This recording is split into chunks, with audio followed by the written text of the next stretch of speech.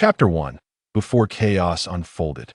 In the primordial void, an unrelenting tempest of chaotic energies surged all around, shrouding the expanse in a pallid haze akin to that of a mere egg. Within this boundless chaos, time was rendered insignificant, and the scene persisted through countless epochs.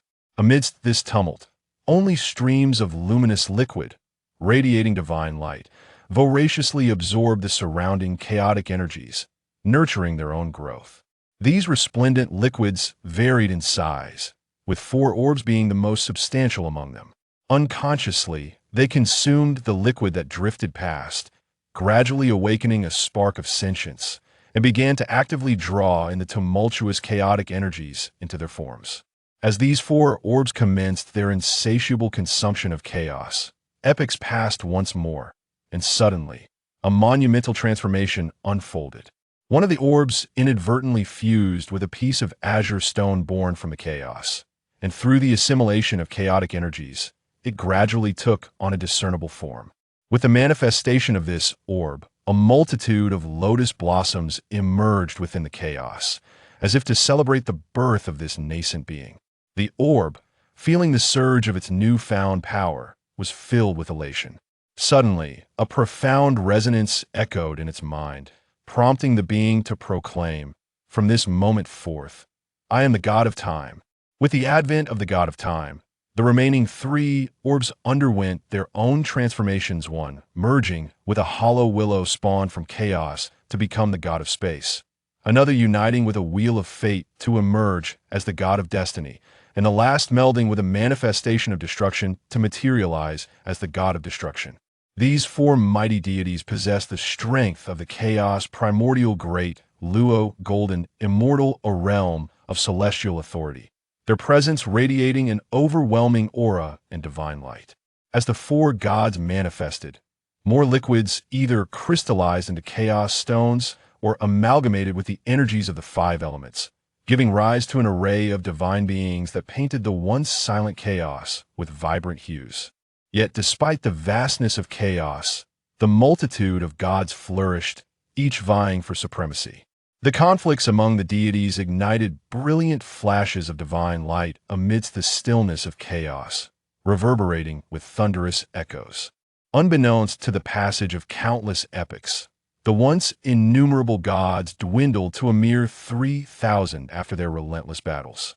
Among them, 12 stood supreme. These were the first to emerge. The gods of time, space, destruction, destiny, the 5 elements, reincarnation, the demon god, the immortal god, the chaos god, the life god, the yin-yang god, and the cause and effect god. The multitude of lesser gods aligned themselves under these 12, thus marking a temporary cessation of the chaos god wars.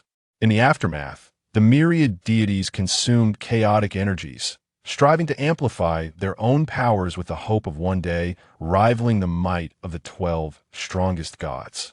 Deep within the boundless chaos, a magnificent blue lotus bloomed, possessing 36 petals. At its center lay a colossal egg, adorned with profound and mysterious runes of the great Tao. Should any god approach and behold these runes, their power would undoubtedly surge, potentially rivaling even the strongest 12. This immense egg rotated ceaselessly, drawing in vast amounts of chaotic energy and the runes surrounding it. Time flowed on, and eventually, the egg cracked with a resounding sound, revealing a towering figure, a brawny man, reminiscent of future generations, emerging from the shattered shell. This giant bore a colossal jade disc atop his head, stood upon the 36-petaled chaotic blue lotus, and wielded a radiant axe. Feeling the resonance of the great Tao within his mind, he opened his eyes, and with a voice that echoed like thunder, declared, "I am Pangu." At the sound of Pangu's proclamation, the 12 gods, who had been in seclusion, along with the remaining 2,000 gods, were startled awake. Their eyes shone with divine light as they turned toward the source of the voice. However, none could discern the identity of the speaker, and after a prolonged silence, they dispersed. Having announced his emergence to the chaos, Pangu traversed the primordial realm upon the 36-petaled chaotic blue lotus. Whenever he encountered the tumult of battling gods, he intervened, slaying them and seizing their essence, his strength growing exponentially with each conquest. After countless epochs of wandering, Pangu reached the threshold of the half-step Great Tao. Yet, this breakthrough did not bring him joy gazing upon the murky chaos surrounding him. He frowned in contemplation. He promptly seated himself upon the 36-petaled blue lotus and began to meditate with the jade disk atop his head. Time passed, and eventually Pangu rose, a glimmer of enlightenment illuminating his gaze. He understood his purpose in this realm only by shattering the chaos could he transcend to the Great Tao. With this realization, Pangu bellowed, wielding his axe and relentlessly cleaving through the chaos. As a being at the half-step Great Tao, Pangu's strikes caused the very fabric of chaos to tremble. His unyielding onslaught sent waves of divine light cascading through the void, awakening the meditating gods, who roared, "Pangu, mere mortal, how dare you act so?" Among the 3,000 chaotic gods, drawn by the allure of the Great Tao, those not slain by Pangu grasped the imminent threat he posed. If Pangu succeeded in breaking through to the Great Tao, they would lose their divine forms and powers, making future transcendence nearly impossible. This was an affront to their very existence, inciting them to unleash their divine might against Pangu. Seeing the 2,000 gods charging toward him, Pangu initially wished to disregard them. However, as they unleashed their most potent attacks, he found their incessant assaults intolerable and decided to respond with lethal force. With Pangu's counterattack, torrents of force intertwined with the essence of the Great Tao erupted forth, prompting the 2,000 gods to hesitate in fear. Yet, it was too late for retreat. Pangu expanded his form to become a colossal titan, and with each movement, he unleashed a torrent of divine power, sweeping away the surrounding gods before turning his attention to the remaining 12. Despite Pangu's superior power, he was simultaneously engaged in breaking through the chaos while fending off the coordinated assaults led by the 12 supreme gods, leaving him momentarily unable to vanquish them. The battle raged on for several epochs, and the 36-petaled chaotic blue lotus beneath Pangu and the jade disk above him shattered, scattering amidst the rifts in chaos. In the wake of this destruction, Pangu surveyed the remaining gods and bellowed, "Ja!" At the sound of his voice, the surrounding gods recoiled as if struck, retreating in disarray. Seizing the moment, Pangu swung his axe, cleaving through the chaos. However, at that moment, his axe shattered entirely, and the nascent world began to coalesce. Enraged, Pangu waved his hand, transforming the remnants of his axe into 3 treasures: the Taiji diagram, the Pangu banner, and the Chaos Bell. With the emergence of these 3 artifacts, the elemental forces of the new world stabilized, with pure energies rising and turbid energies descending. Yet before the world could fully take shape, the remaining gods once again encircled Pangu, launching their attacks. Furious, Pangu unleashed his divine might, annihilating these weakened gods. Among them, the god of space made a decisive choice, shedding his divine form to enter the realm Pangu had newly forged, followed closely by the gods of immortality and demons, as well as the god of the universe. The god of time, heavily wounded and having lost a significant portion of his essence to Pangu, summoned what little power remained to flee into the depths of chaos, seeking to recover.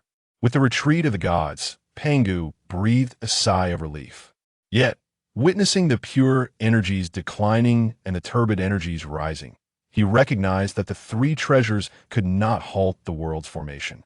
He could only lament, raising his hands to the heavens and grounding his feet, growing taller with each passing moment.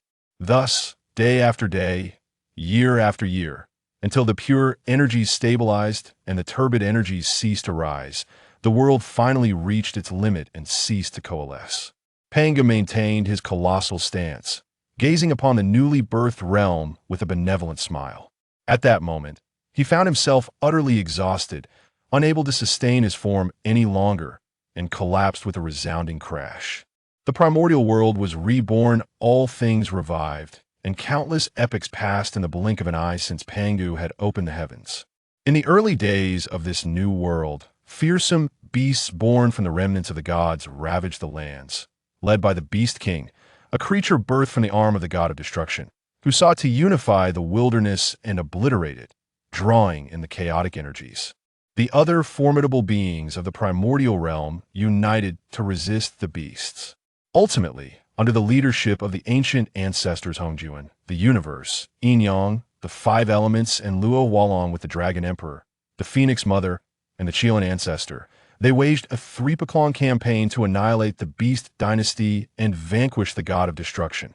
After the calamity of the ferocious beasts had passed, the world began to rejuvenate, enveloped in a serene clarity. In the eastern expanse of the primal chaos, atop a divine mountain radiating with the brilliance of sword light, stood a three-leaved sword grass, swaying gently with the caress of the breeze. Surrounding it were a monkey, a majestic tiger, a formidable serpent, and a black bear, all greedily eyeing the three-leaved sword grass, their mouths secreting a viscous white liquid. Within the three-leaved sword grass, a soul had been in slumber for an unfathomable number of epochs, only just awakening to the surrounding spectacle. Startled, it exclaimed, "Do not come any closer." Struggling, this soul endeavored to command its body to flee from this perilous vicinity. Yet, no matter how fervently it tried, it found itself unable to move an inch. Sensing the unfolding scene, the soul let out a woeful roar. Is this truly my fate? Am I, the illustrious martial god of the great Xia, doomed to die once more? Has the heavens conspired against me? Crack! Just as the martial god, Wu Qingxuan, was unleashing his invective, a low rumble of thunder echoed from the heavens. Startled, he recoiled, glancing upward at the pristine sky, daunted into silence. He dared not continue his tirade against the heavens. The thunderous sound that reverberated contained an overwhelming divine might. Did one not witness how the colossal beasts encircling him had retreated a considerable distance? At that moment, Wu Qingxuan pondered inwardly, "Where on earth am I? What grants these creatures such immense power? Even I, once a martial god, find it inscrutable. Moreover, how have I been transformed into a mere blade of grass? Is it possible that I am destined to perish yet again?" As Wu Qingxuan ruminated, a surge of information flooded into his soul. Upon comprehending the essence of this revelation, his countenance shifted dramatically. He realized that he was in the primordial world, shortly after the cataclysm of the ferocious beasts, during a time when the three clans had only just begun to rise.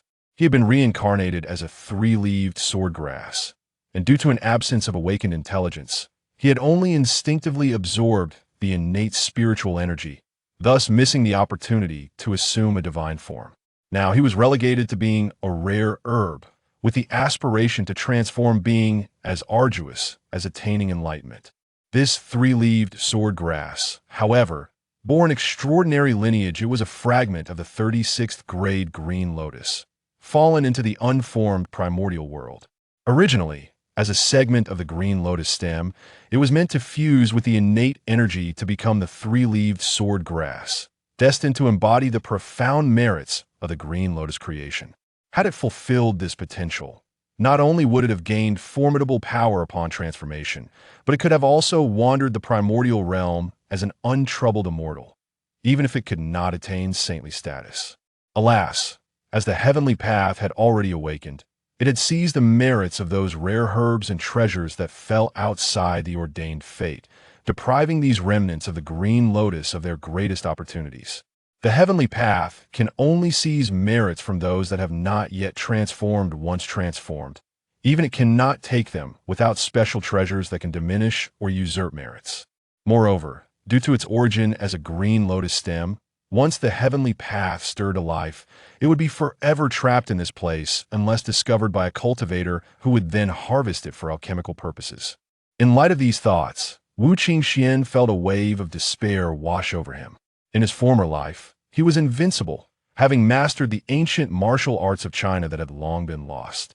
Though those ancient texts were but fragmented remnants, compounded by the absence of spiritual energy, Wu Qingxuan's cultivation had stagnated at the innate realm. Nevertheless, even then, conventional firearms posed no threat to him. However, during a mission to obliterate an island nation, While he succeeded in eliminating the nefarious emperor of that land, he was ultimately vanquished by the empire's guards, who sacrificed their lives to drain his existence. Unexpectedly, after his demise, he found himself manifesting in this primordial world. However, he had transformed into a blade grass, surrounded by numerous formidable beasts that coveted him. In such a perilous situation, Wu Qingxuan felt an overwhelming sense of despair. Nevertheless, Wu Qingxuan was a paragon of invincibility in his previous realm, possessing an unwavering spirit. Not to mention, he had yet to succumb to death. Even in the face of imminent demise, he would not relinquish hope. Seizing the moment when the ferocious beasts, frightened by the wrath of heaven, retreated momentarily from their pursuit, Wu Qingxuan closed his eyes and diligently practiced the breathing technique he had mastered in his past life, absorbing the innate spiritual energy to strengthen himself. This breathing technique was imparted to him by his master during his foundational training in childhood. It was the only internal cultivation method he had learned. In the later days of the Great Xia, the various martial arts created by predecessors had long faded into the annals of history, leaving only fragments to attest to their existence. Wu Qingxuan's master claimed to be a descendant of Zhang Sanfeng. As for its authenticity, Wu Qingxuan was uncertain. What he knew was that upon meeting him, his master declared him a once-in-a-millennium martial arts prodigy and imparted all his knowledge to him. Through this breathing technique, Wu Qingxuan had cultivated to become a preeminent master in an era of diminished spiritual energy and lost martial practices, earning the title of Martial God at this moment. As he activated the breathing technique, Wu Qingxuan felt waves of refreshing energy flowing into his body, invigorating his spirit and filling him with joy. He dared not hesitate, continuously drawing in the innate energy. As time passed, several celestial beasts in the divine mountain that had yet to take form, tigers, monkeys, pythons, and black bears, gathered once more around Wu Qingxuan, their desires ignited by the radiant aura of the three-leaf blade grass. They believed that by devouring this singular blade grass, they would attain immense fortune. However, there was but one three-leaf blade grass, insufficient for them all. Thus, they cast ferocious glances at one another, awakened by the malevolent aura surrounding him. Wu Qingxuan recognized the urgency of his situation. If he did not take form soon, even if he cultivated to a higher realm than them, evading death would be improbable. Resolving this, Wu Qingxuan turned his attention inward, focusing intently on the breathing technique. Gradually, the influx of innate spiritual energy into Wu Qingxuan's body intensified, and he began compressing it within this juncture. The innate energy in his dantian thickened, coalescing into a brilliant golden orb. Martial Dao Golden Core. Upon forming the golden core, Wu Qingxuan felt a surge of elation. This was the Martial Dao Golden Core, an existence he had never dared to dream of in his past life. With this thought, he glanced at the distant struggle among the four beasts. A cold smile creeping onto his lips as he calmed his excitement and resumed the breathing technique. In the blink of an eye, a decade had slipped by, due to his practice of only the most fundamental cultivation methods.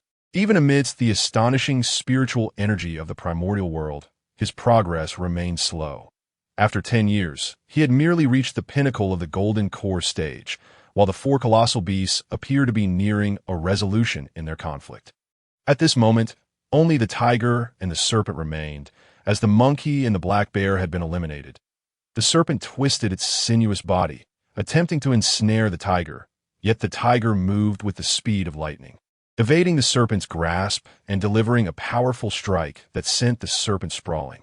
Observing this, Wu Qingxuan realized that it would not be long before the two remaining beasts decided the victor.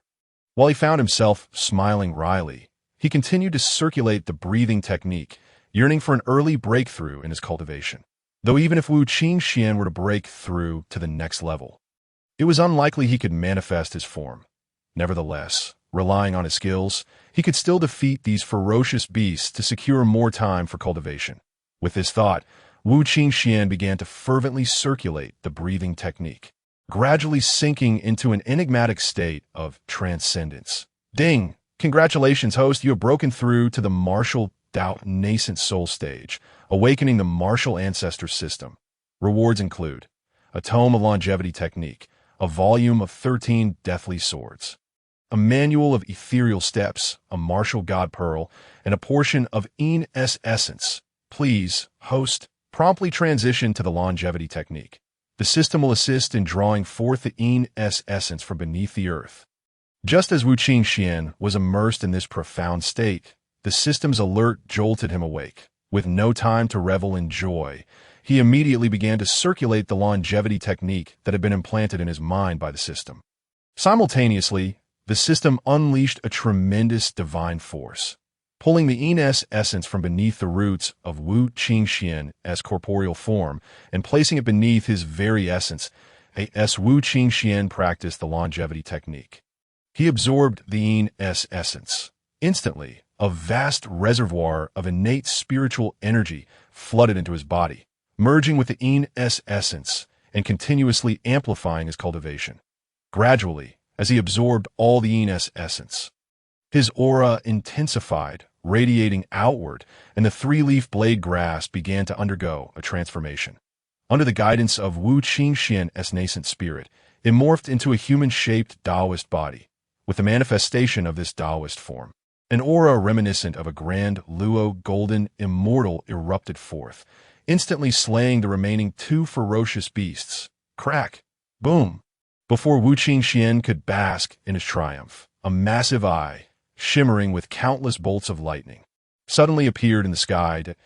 As it manifested, it gazed coldly upon Wu Qingxuan, subsequently unleashing 9 bolts of pitch-black lightning. Sensing this, Wu Qingxuan dared not be complacent.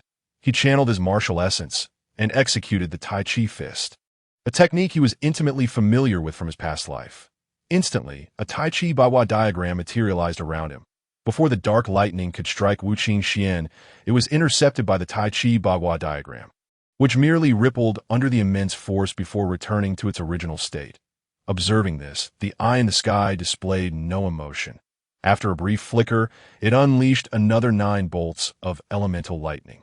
Wu Qingxuan, sensing the heightened power of these 9 bolts, did not dare to be careless, channeling his martial essence to reinforce the Tai Chi Baiwa diagram. Boom! As the lightning descended, explosive sounds reverberated throughout the divine mountain, gradually echoing into the distance.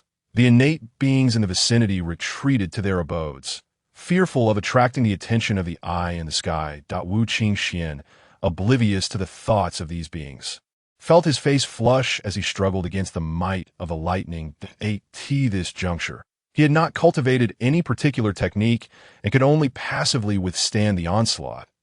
As time gradually passed, the elemental lightning was followed by the yin-yang divine lightning, destruction divine lightning, life divine lightning, heaven and earth divine lightning, causality divine lightning, fate divine lightning, and purple cloud divine lightning.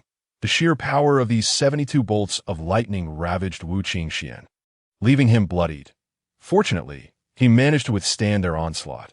Seizing the opportunity while the eye gathered divine lightning, Wu Qingxuan hurriedly absorbed the innate spiritual energy to recover his injuries and replenish his martial essence. Boom! As time progressed, the eye in the sky unleashed another 9 bolts of gray divine lightning. Upon the appearance of the gray lightning, Wu Qingxuan sensed a deadly aura surging toward him, just as he felt he was on the brink of death. The martial god pearl within his mind suddenly emerged, devouring the gray lightning entirely. Having absorbed the gray lightning, the martial god pearl spun energetically, radiating divine light that enveloped the eye in the sky. Before the eye could react, it was stripped of a substantial amount of merit and fortune, returning to Wu Qingxuan's mind, where it resumed its rotation, emanating a layer of divine light that shielded him. After the martial god pearl had plundered the merit and fortune from the eye, a flicker of rage appeared in its cold gaze. However, once the divine light engulfed Wu Qingxuan, the eye seemed to lose interest in him, lingering for a moment before gradually dissipating. Having survived the transformation lightning tribulation, Wu Qingxuan was drenched in cold sweat. In that moment when the gray lightning descended, he genuinely believed he was about to perish. But fortunately, the intervention of the martial god pearl bestowed by the system had ensured his safety. Not dwelling on this further, after taking form, Wu Qingxuan immediately settled down, absorbing innate spiritual energy to restore his injuries and martial essence. After a considerable time, he rose to his feet, feeling a powerful aura coursing through him, excitement swelling in his heart. At the very instant he transcended the lightning tribulation, Wu Qingxuan knew he had now reached the realm of the Grand Luo, Golden Immortal. In the entire primordial world, what sort of individuals could manifest as Grand Luo, Golden Immortals? Such beings are rare in the world, existing as formidable deities during the era before the sages emerged, dominating the primordial chaos and establishing their own sections now, with the calamity of fierce beasts having just passed. Aside from the great deities like Kong Xuan who have attained the merits of ending this catastrophe and are currently in seclusion to break through their cultivation. The remaining ancestors of the dragon, phoenix, and Qilin clans possess at most the early stages of the Hunyuan Golden Immortal realm. Beyond them, the Deluo Golden Immortals have become the pinnacle powers of the current primordial world. It can be said that he has just activated the system and already received tremendous benefits. With the system's assistance, he absorbed a source of innate energy. This source not only significantly enhanced Wu Qingxuan's cultivation, but also provided him with remnants of information leading to the location of the yang source, which he could retrieve when he travels through the primordial world. After a moment of excitement, Wu Qingxuan surveyed his surroundings and, rather than rushing out of this nameless divine mountain, he chose to sit cross-legged and delve into the system to comprehend its functionalities. The Wu ancestor system is quite simple, comprising only two functions, the exchange system and the system mall. The exchange system allows Wu Qingxuan to sell any worldly item to the system in exchange for exchange value. This exchange value can then be used to redeem various divine arts, magical weapons, and elixirs from the system mall. Moreover, the techniques from the martial arts world have been amplified countless times by the system, rendering them powerful enough to rival the various top-tier inheritances of the primordial realm. Wu Qingxuan opened the system mall and gazed at the dazzling array of products, including the heaven-defying creation elixir, the Xiantian sword body elixir, the supreme technique Xuanwu true art, the sacred heart scripture, the Tao heart demon cultivation method, and the war god codex, each capable of leading directly to the great Tao. Wu Qingxuan's mouth watered at the sight, yet regrettably, his pockets were empty, compelling him to reluctantly close the system mall. After reviewing the system's functions, Wu Qingxuan revealed a look of understanding. Skimming past the system, he turned his attention to the Wu God Pearl rewarded by the system. According to the system, this pearl currently holds no rank. It was previously capable of absorbing that purple lightning due to a residual energy left by the system, serving as a life-saving measure for Wu Qingxuan. After its initial use, the pearl's function was temporarily rendered inactive until its rank could be elevated to at least that of a top-grade innate spiritual treasure. However, although the Wu God Pearl currently lacks offensive and defensive capabilities, it possesses a remarkable ability. It can obscure heavenly secrets, perfectly shielding Wu Qingxuan's own fate. Even the heavenly Tao would find it impossible to probe into his destiny unless a great Tao entity intervened. This function is precisely what Wu Qingxuan needs at this moment, for he embodies the transformation of a fragment from the 36th grade Chaos Green Lotus, carrying the legacy of its creation. Though the 36th grade Chaos Green Lotus has been completely destroyed, its essence has disintegrated into various innate spiritual treasures and roots, losing the power of the great Tao and unable to reassemble. Nonetheless, each innate root and treasure derived from it retains a trace of legacy, rendering them top tier among their kind. This also applies to his cultivation talent. The heavenly Tao recognized this, and after Pangu's demise, it promptly absorbed the merits of creation from those spiritual roots and treasures. Except for the ordained ones, Wu Qingxuan himself had previously been siphoned of his own merits of creation and half of the Green Lotus legacy, establishing a significant karmic connection with the heavenly Tao. Initially unable to manifest, he eventually awakened the system through a fortuitous turn of events, which granted him the Yin source, enabling his transformation. Upon his transformation, the heavenly Tao sensed him immediately, leading to the descent of 81 bolts of diverse thunder, intent on obliterating this anomaly. Unfortunately, the Taiji Bawa diagram he conjured was exceedingly powerful, and the heavenly Tao was at that moment exceedingly weak, limiting its capacity to act. Even the final 9 bolts of chaotic divine lightning were consumed by the Wu God Pearl, sealing off all of Wu Qingxuan's vital energy, and simultaneously seizing a portion of the merits of creation and the luck of the Green Lotus. If not for this, even with the Wu God Pearl, Wu Qingxuan might have been slain by the heavenly Tao. Besides its ability to obscure heavenly secrets, the Wu God Pearl also contains a space rich in spiritual energy, along with a fragment of chaotic soil. Once Wu Qingxuan acquires innate spiritual roots, he can implant them within this soil, facilitating their growth and shortening their maturation period. Just as Wu Qingxuan contemplated this, a sudden shift occurred around him, as streams of profound yellow merit and formless luck energy flowed from the Wu God Pearl into his being. Upon sensing this, a joyful expression blossomed on Wu Qingxuan's face. Through faint recollections, he realized that the merits of creation and luck energy the Wu God Pearl had recently plundered from the heavenly Tao far exceeded what he had previously possessed, now comparable to the merits acquired by the Sanqing. With this merit of creation shielding him, even if the heavenly Tao were to discover him, it would not dare to strike unless it could first strip him of this merit. However, such treasures capable of depriving merits are exceedingly rare. Even the heavenly Tao, despite overseeing the primordial realm, cannot obtain such artifact. At least, during Wu Qingxuan's previous life, he had never heard of such treasures existing in the primordial realm. Feeling a refreshing sensation coursing through him, Wu Qingxuan ceased his contemplations and turned his gaze back to the once mighty but now dull Wu God Pearl. To elevate the rank of this pearl, he needed to seek innate spiritual treasures for it to absorb their Tao rhythms and innate restrictions, thereby enhancing its own rank. Recognizing this method for elevating the Wu God Pearl's rank, Wu Qingxuan nodded in understanding, silently recalling memories from his past life regarding the primordial realm, pondering where he might find unclaimed spiritual treasures at this time. After much thought, Wu Qingxuan could only think of the 3 immortal islands and the Buzhou Mountain. The 3 immortal islands would require time to search, and with one of the 3 clans, the Dragon Clan, residing in the 4 seas, he momentarily set aside the idea of the 3 immortal islands. Ultimately, only Buzhou Mountain remained in his mind. While the Qilin clan occupied Buzhou Mountain, they could not truly claim it as their own.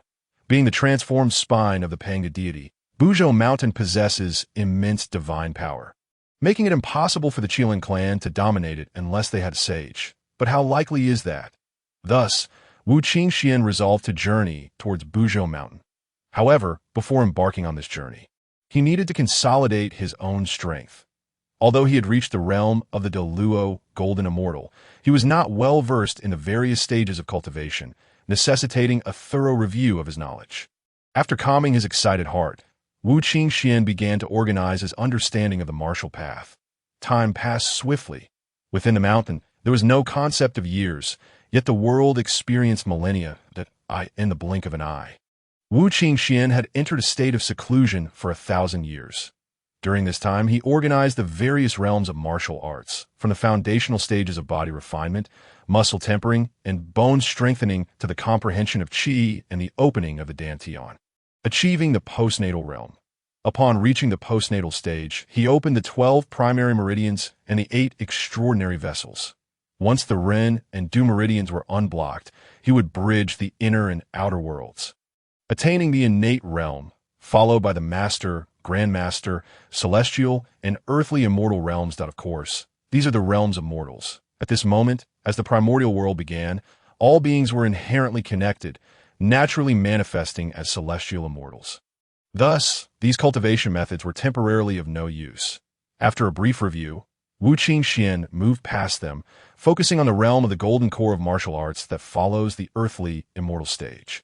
The golden core of martial arts corresponds to the earthly immortal, while the Yuan Ying stage corresponds to the celestial immortal.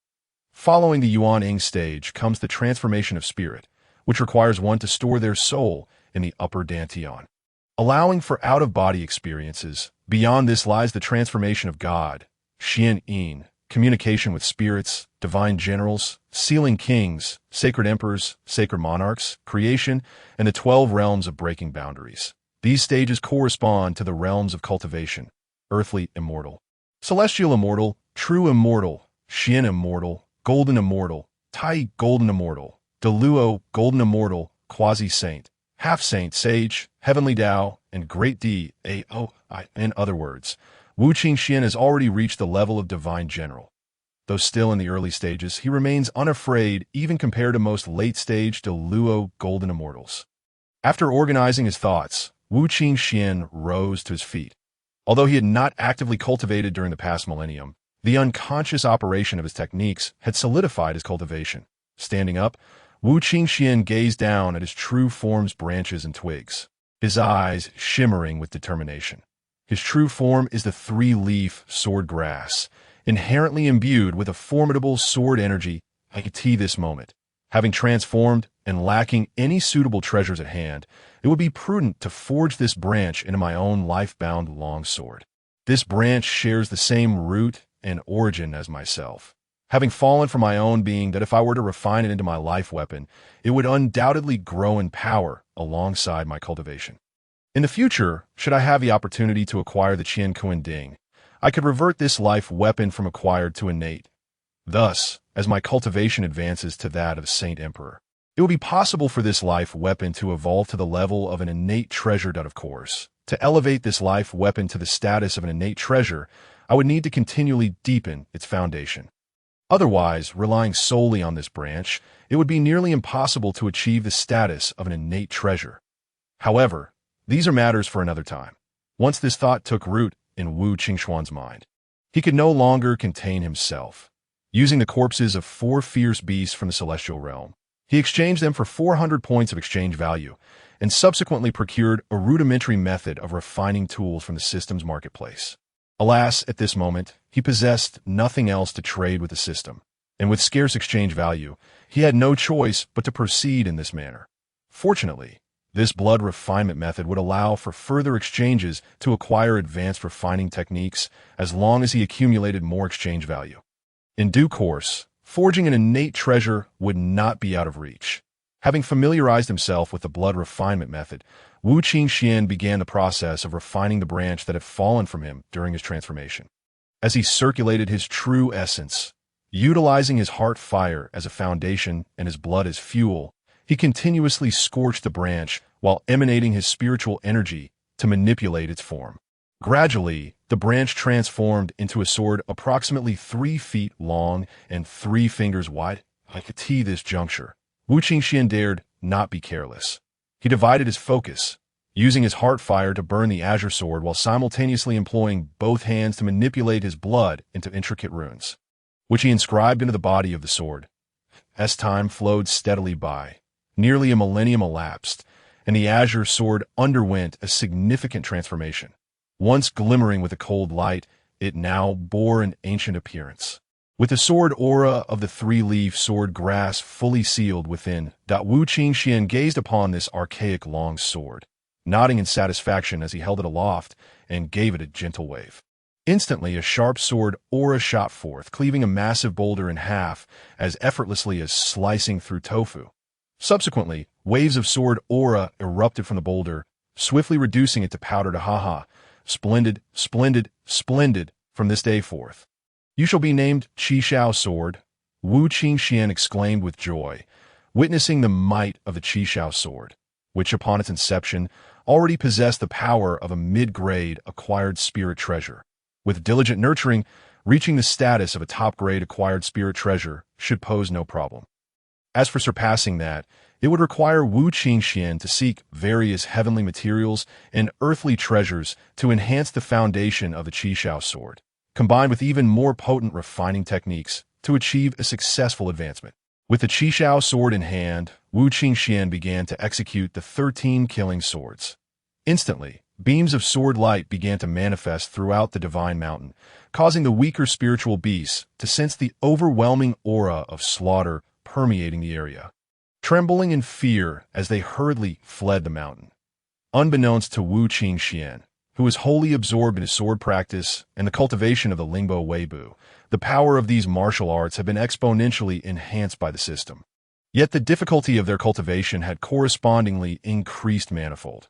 Even with Wu Qingxuan's extraordinary martial talent and his innate affinity as a three-leaf swordgrass, it took him several millennia to reach a consummate mastery of the 13 killing swords and Lingbo Weibo. Just as Wu Qingxuan contemplated taking a break, he suddenly sensed three formidable pressures emanating from the east, south, and central regions. These pressures exuded an aura of sovereign dominance, indiscriminately enveloping the entirety of the primordial world, save for those areas safeguarded by innate prohibitions. Overwhelmed by this force, Wu Qingxuan nearly crumpled to the ground, hastily circulating his true essence to stabilize himself and avoid being forced to kneel. I am the ancestral dragon of the primordial world, here to establish the dragon clan, destined to be the foremost among all primordial scales, governing the 4 seas under heaven, and I shall cleanse the filth of the 4 seas henceforth. Let heaven bear witness. I am the ancestral Qilin of the primordial world, here to establish the Qilin clan, destined to be the foremost among all terrestrial beasts, governing the vast lands under heaven. And I shall stabilize the primordial earth henceforth. Let heaven bear witness. We are the ancestral Phoenix and Huang of the primordial world, here to establish the Phoenix clan, destined to be the foremost among all avian creatures, governing the skies of the primordial world, and we shall protect the heavens from harm henceforth. Let heaven bear witness. With the eruption of their might, the 3 voices resonated throughout the primordial world, enveloping it in an overwhelming presence. Although the heavenly Tao had yet to awaken consciousness, it instinctively recognized the benefits that the 3 clans would bring to the development of the primordial realm. Thus, it opened the eye of heaven, observing the ancestors of the 3 clans with an emotionless gaze, the mighty beings of the primordial world and various innate deities, upon witnessing the eye of heaven, dared not even breathe, bowing their heads in reverence, unwilling to meet its gaze. After scrutinizing the ancestors of the 3 clans, the eye of heaven released a cascade of fragrant golden light, a manifestation of heavenly merit. This signified the heavenly Tao's recognition of the contributions the 3 clans would make to the primordial realm, thus honoring their ancestors with this merit.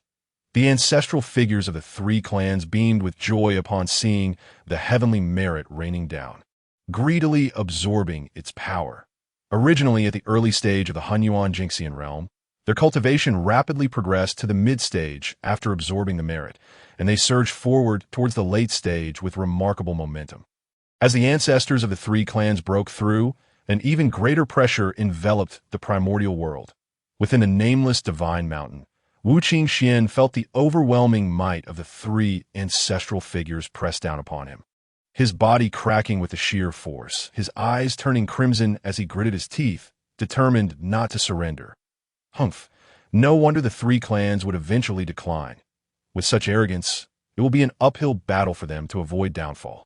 I only regret my insufficient cultivation at this moment. Otherwise, I would surely teach them a lesson. Wu Qingxuan thought fiercely, circulating his true essence to withstand the pressure of the Hunyuan Jingxian. This oppressive force persisted for several millennia, during which the ancestors of the 3 clans absorbed the heavenly merit, gradually stabilizing their cultivation. The ancestral dragon, having the highest cultivation, reached the pinnacle of the Hunyuan Jingxian realm after absorbing the heavenly merit. Meanwhile, the Phoenix ancestor, Huang ancestor, and Qilin ancestor, though slightly inferior, managed to stabilize themselves at the late stage of the Hunyuan Jingxian realm. Sensing their powers surging, the ancestors of the 3 clans cast cunning glances at one another. Previously, their cultivation had surged simply from patrolling a portion of the primordial territory in the name of heaven. If they were to extinguish one another, dominating the primordial realm, could they not leverage the vast merit to break through to the realm of Hunyuan de Luo Jingxian? However, while the ancestral dragon's cultivation was marginally superior to that of the Phoenix and Qilin leaders, once battle commenced, the Phoenix and Qilin clans would undoubtedly join forces to eliminate him first. Thus, after a flicker of greed in his eyes, the ancestral dragon suppressed his desires, retracting his aura and swiftly retreating to the depths of the East Sea, back to the Longshu. the Phoenix Ancestor. Huang Ancestor and Qilin Ancestor, perceiving the ancestral dragon's retreat, exchanged knowing glances, understanding each other's intentions. An alliance. However, having just broken through, they still needed to consolidate their respective avian and terrestrial clans. Hence, after a silent agreement, they each returned to their ancestral territories. Once the ancestors of the three clans had returned to their domains, Wu Qingxuan finally relaxed, wiping the sweat from his brow, his heart filled with indignation. The sense of helplessness he experienced in the face of the three clans' might was something he never wished to endure again.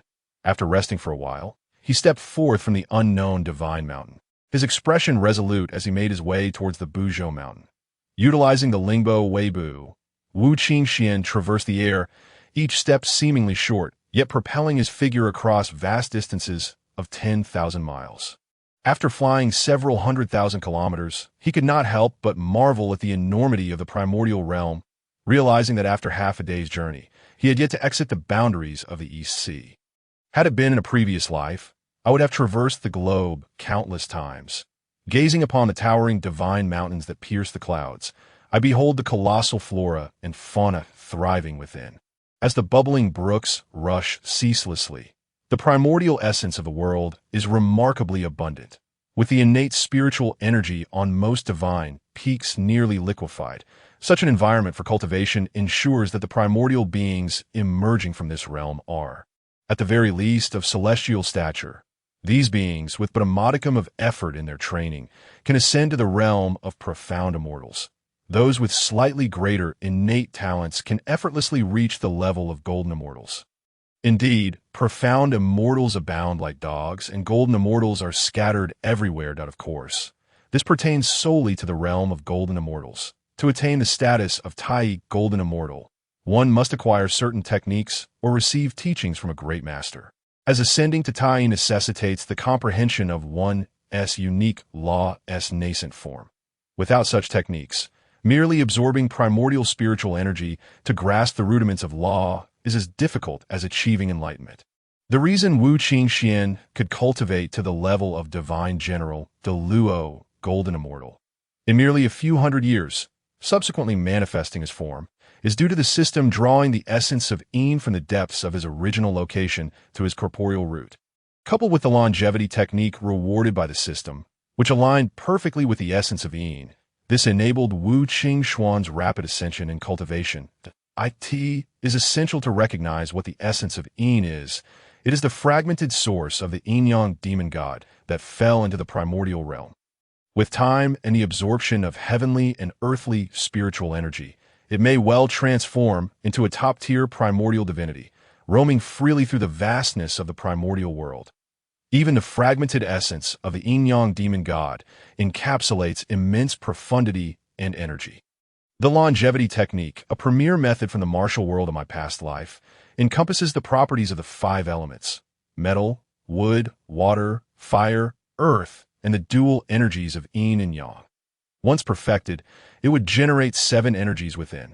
And after the system's enhancement, achieving mastery over the properties laws would result in a cascade of 7 intertwined laws upon striking, each complementing the others, making it exceedingly difficult for foes to withstand. Taking into account these myriad factors, Wu Qingxuan could elevate his cultivation to the early stages of the Luo Golden Immortal in a short period, a feat unattainable by ordinary individuals, as he soared toward the seemingly close Zhaoyang Mountain. He took in the breathtaking scenery of the primordial realm below. Present, the 3 clans had only recently been established, with the ancestral dragon, the Phoenix Ancestor, the Phoenix Matron, and the all in seclusion, digesting the rewards bestowed by the celestial path. Meanwhile, the cultivators of the 3 clans were preoccupied with enhancing their own powers due to the influx of fortune, resulting in a temporary tranquility devoid of turmoil. Thus, the primordial realm remained relatively peaceful, with only the occasional primordial beings discovering rare treasures, which led to minor skirmishes that Wu Qingxuan paid no heed to these conflicts, unless some ill-fated soul obstructed his path. He would unleash the lethal 13 swords to eliminate them and seize their possessions. Not even their corpses were spared. If they had manifested, he would exchange them with the system for unmanifested divine beasts. He would summon his heart fire for a delightful roast. Alas, the primordial world had yet to witness the existence of wine, as the destined wine deity had yet to emerge that Wu Qingxuan, at this moment, had no time to ponder the art of brewing. Thus he could only stifle his cravings, awaiting the opportunity to explore Jiayang Mountain before seeking the method to produce wine in silence. Wu Qingxuan continued his journey toward the seemingly close Jiayang Mountain. Yet it took him over 100 years to reach the vicinity. A mere 100 kilometers from its base, that it was not that Wu Qingxuan wished to delay his flight. Rather, upon arriving at this location, he felt an overwhelming pressure surrounding Jiayang Mountain. With only a few hundred epochs having passed since Pangu opened the heavens, even the might of Pangu was beyond the reach of Wu Qingxuan. A Deluo, golden immortal. Not even the celestial path could withstand it, compelling Wu Qingxuan to obediently descend to the ground and hasten toward Jiayang Mountain. Fortunately, the skill he cultivated, the wave glide step, was not only applicable in the skies, but also enabled him to move even more swiftly upon the ground, akin to a divine ability that allowed him to traverse vast distances with each step. Before long, he arrived at the foot of Jiayang Mountain. Beholding the majestic stature of Jiayang Mountain, Wu Qingxuan felt as if he were witnessing the scene of the great Pangu, who, upon perceiving the convergence of heaven and earth, raised his hands to the sky and planted his feet firmly on the ground. Lost in thought for a long while, Wu Qingxuan began his ascent up Jiayang Mountain. Yet, as he stepped onto the mountain, he felt a sudden heaviness in his body. He hesitated, fearing that if he employed the wave glide step, he might tread upon a place his body could not endure. Would he not be crushed by Pangu's overwhelming pressure?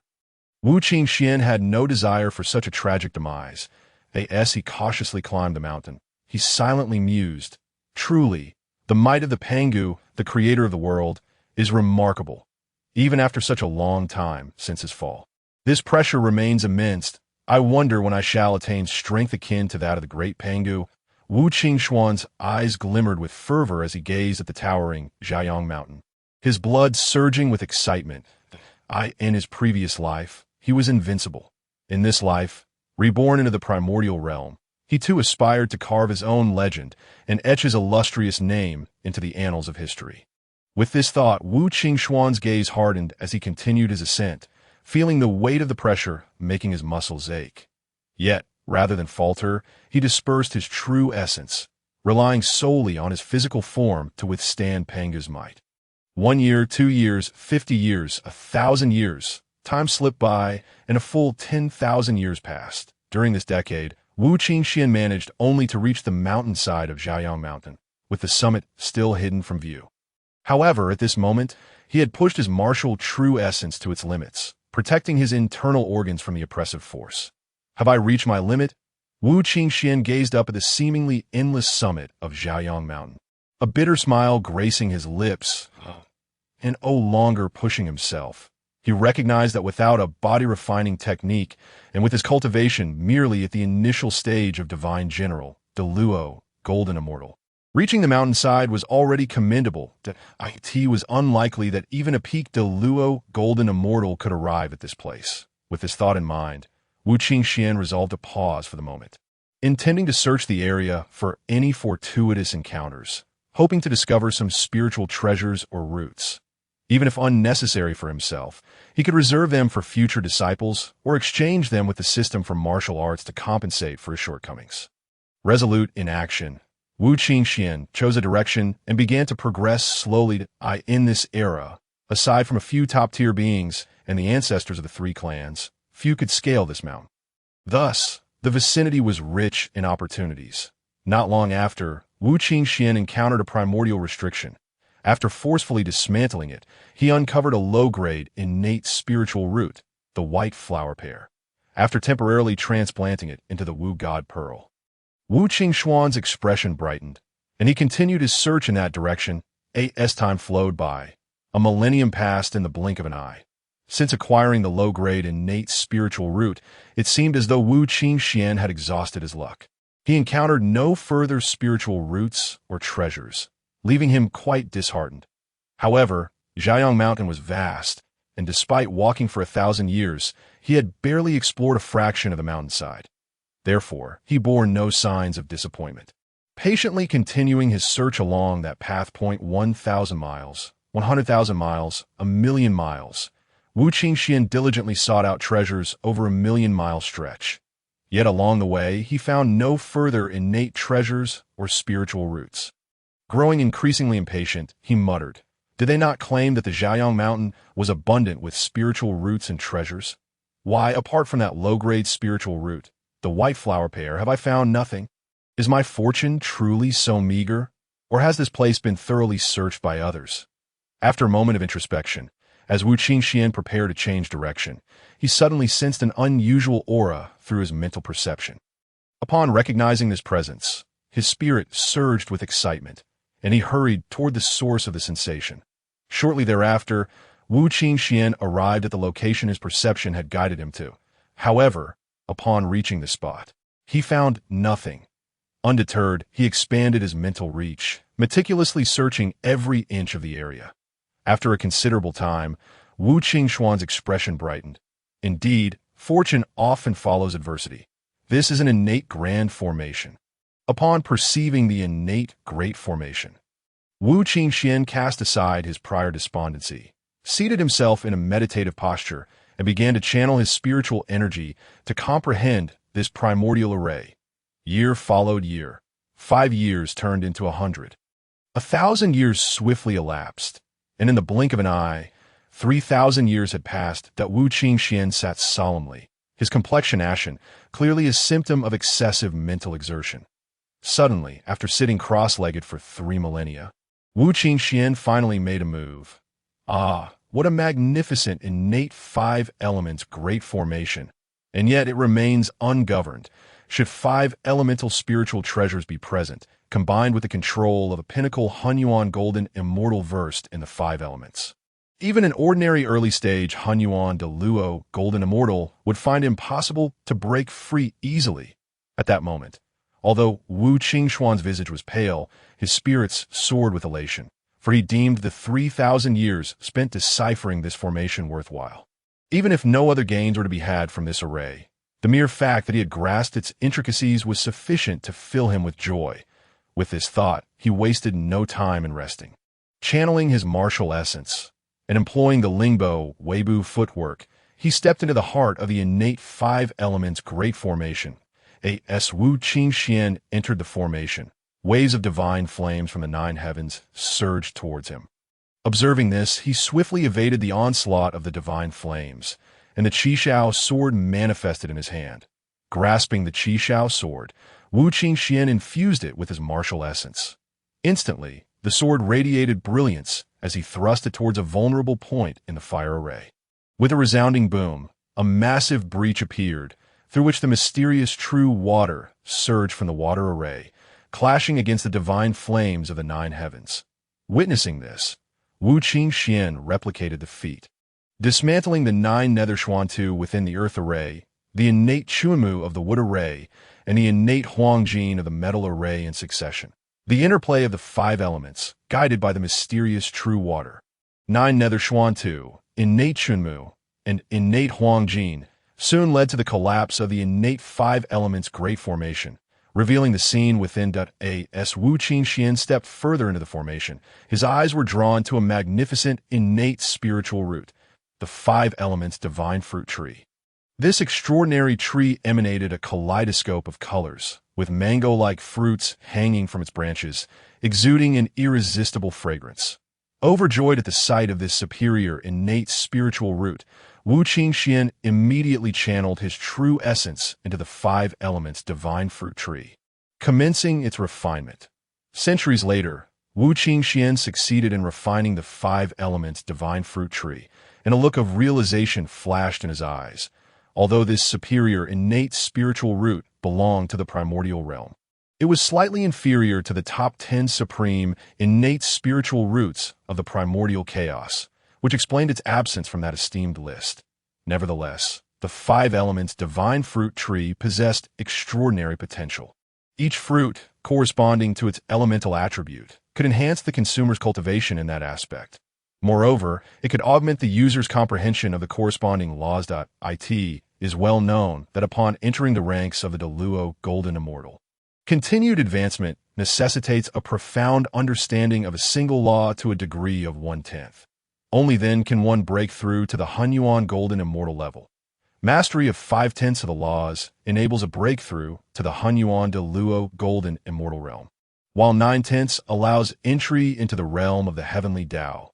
Achieving 9.9/10 signifies a half-step into the Great Tao realm, that is, the pinnacle of the Hunyuan Wijidian Deluo Golden Immortal.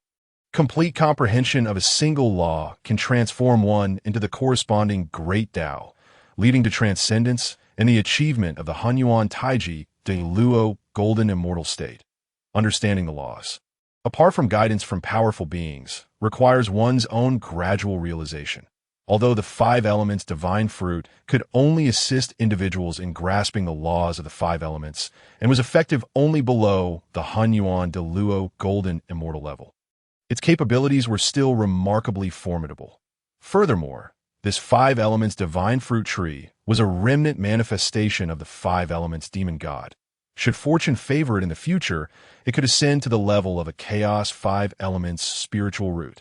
Once that milestone is reached, even a Hunyuan Deluo Golden Immortal could rely on its fruits to enhance the speed of law comprehension, of course. That is a matter for another time. Given the extraordinary abilities of the 5 elements divine fruit tree, its growth cycle is exceedingly lengthy, requiring 50,000 years to blossom, another 50,000 to bear fruit, and an additional 50,000 to mature fully.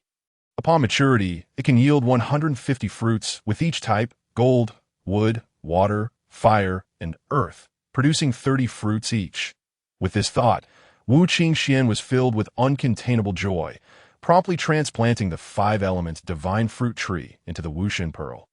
After completing this task, he calmed his excited heart and continued to explore the remnants of the 5 elements great formation, ultimately acquiring 5 mid-grade, innate spiritual treasures before departing this ravaged site with lingering satisfaction.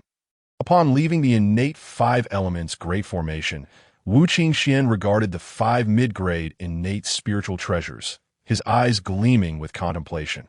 Although his cultivation remained relatively low and he had not yet practiced the Yuan Shun, he could still refine these 5 mid-grade, innate spiritual treasures. However, their potential would not be fully realized without the refinement of the Yuan Shun path.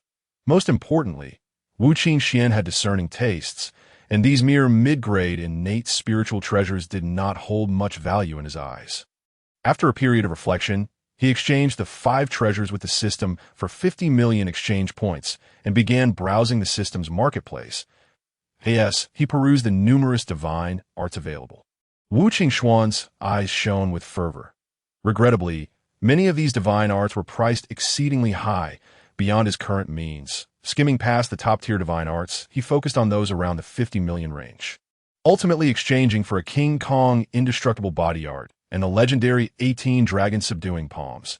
After completing these transactions, Wu Qingxuan sought a suitable location and, utilizing his martial essence along with the 5 elements divine fruit tree, re-established another innate 5 elements great formation, commencing his training in these 2 techniques. With the 3 clans newly established and preoccupied with digesting the heavenly merits and fortunes acquired previously, he anticipated a temporary respite from disturbances. Additionally, the top-tier beings, including Hong Jun, were occupied with their own breakthroughs, striving to transcend and achieve the Hunyuan Deluo Golden Immortal status. Thus, at this moment, no one was likely to approach Buzhou Mountain, prompting Wu Qingxuan to take his time, not rushing to seek further treasures, but instead intending to cultivate on Buzhou Mountain. Firstly, he recognized the need to bolster his combat prowess. Until now, he had only mastered the 13 swords of fatality and the Tai Chi fist from his past life, resulting in a somewhat singular approach to battle. Faced with top-tier deities, he could easily find himself in peril. Secondly, Wu Qingxuan harbored ambitions to ascend to the summit of Buzhou Mountain and uncover what opportunities lay there. Thirdly, having encountered a superior innate spiritual root at this mountainside, he deemed it a substantial stroke of fortune. To seek further opportunities, he would need to ascend to higher altitudes on Buzhou Mountain. Thus, after setting up the 5 elements great formation, Wu Qingxuan sat cross-legged and began to study the two techniques transmitted to him by the system.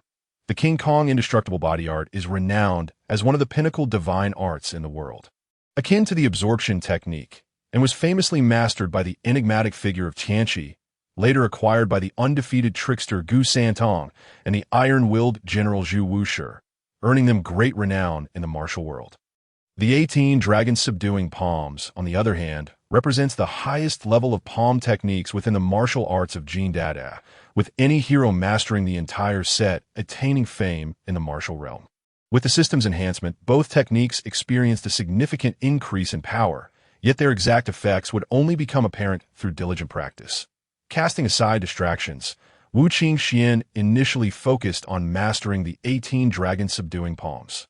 The 18 dragon subduing palms are characterized by their fierce and unyielding nature, comprising a complete set of 18 moves, each containing boundless variations. Furthermore, after system enhancement, the 18 dragon subduing palms now emanated an aura reminiscent of the ancestral dragon.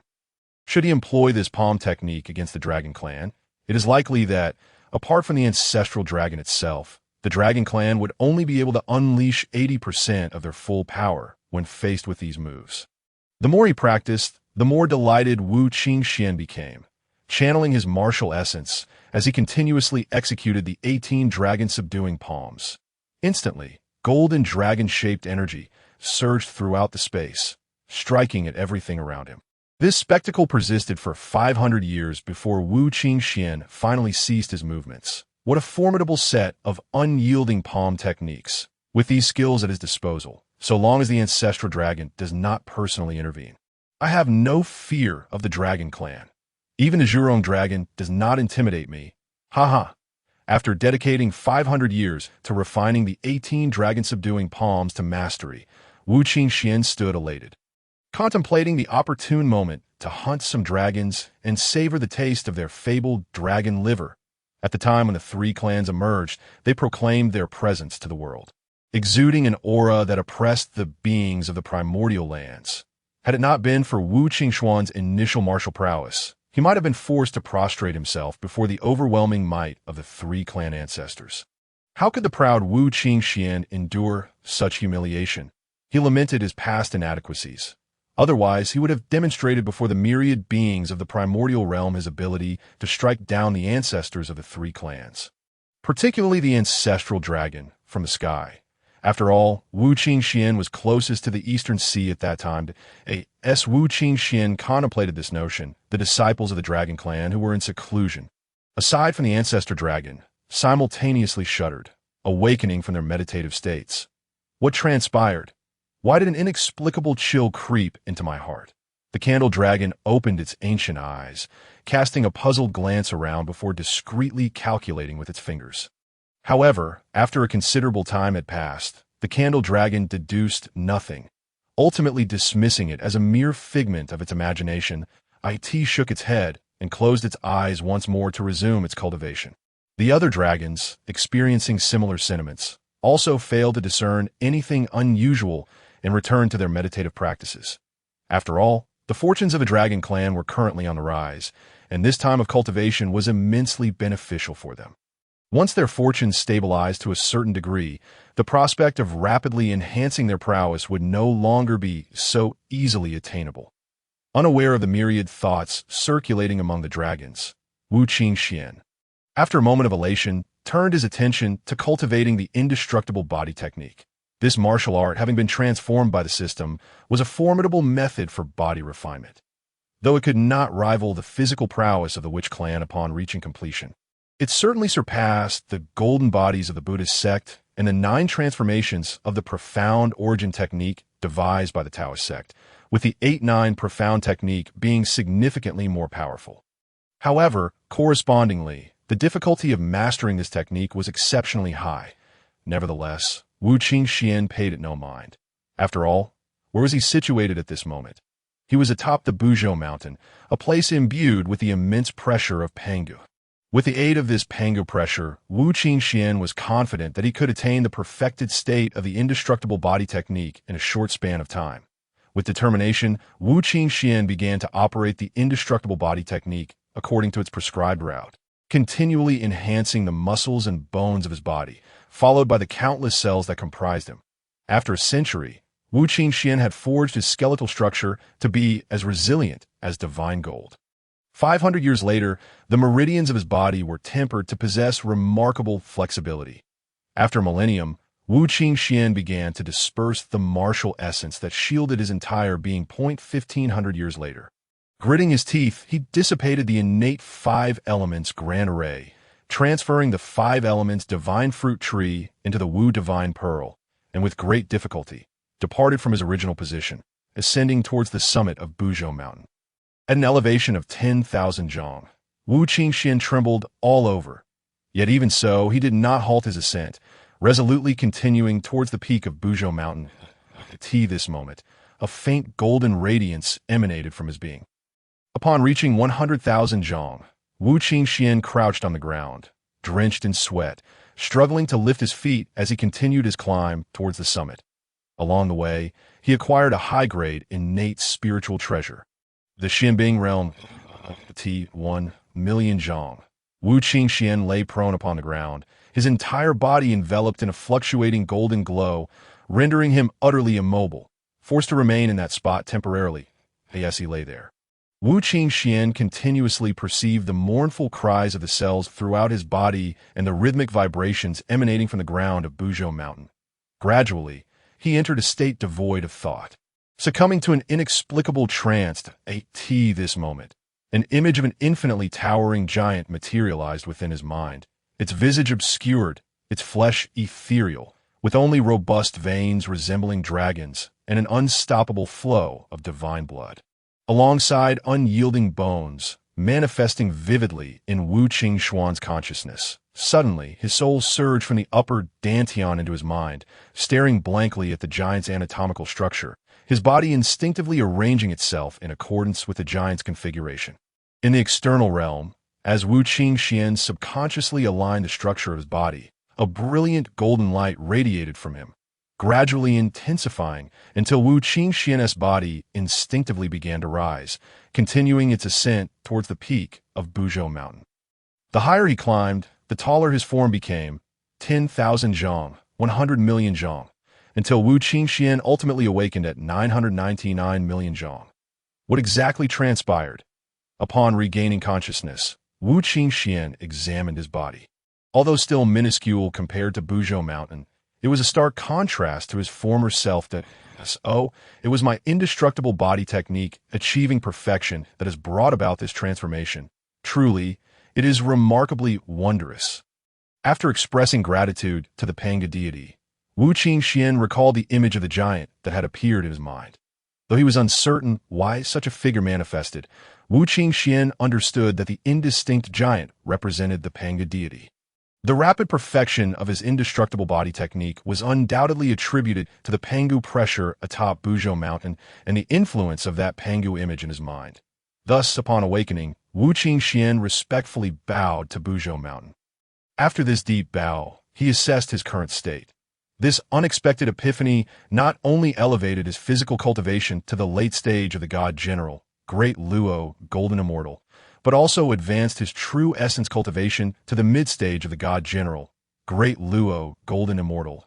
Furthermore, when he deployed the indestructible body technique, even the pinnacle of the Great Luo, Golden Immortal would not be his match, even if he encountered those at the initial stage of the Primordial Golden Immortal. Wu Qingxuan could retreat with ease, even if he could not prevail in battle. The gains from this epiphany were immensely significant. Most crucially, he had unconsciously observed the anatomical structure of the Panga deity and subsequently emulated it to construct the distribution of his internal meridians and bones. Greatly enhancing his potential, he now possessed a clear understanding of the path beyond physical cultivation.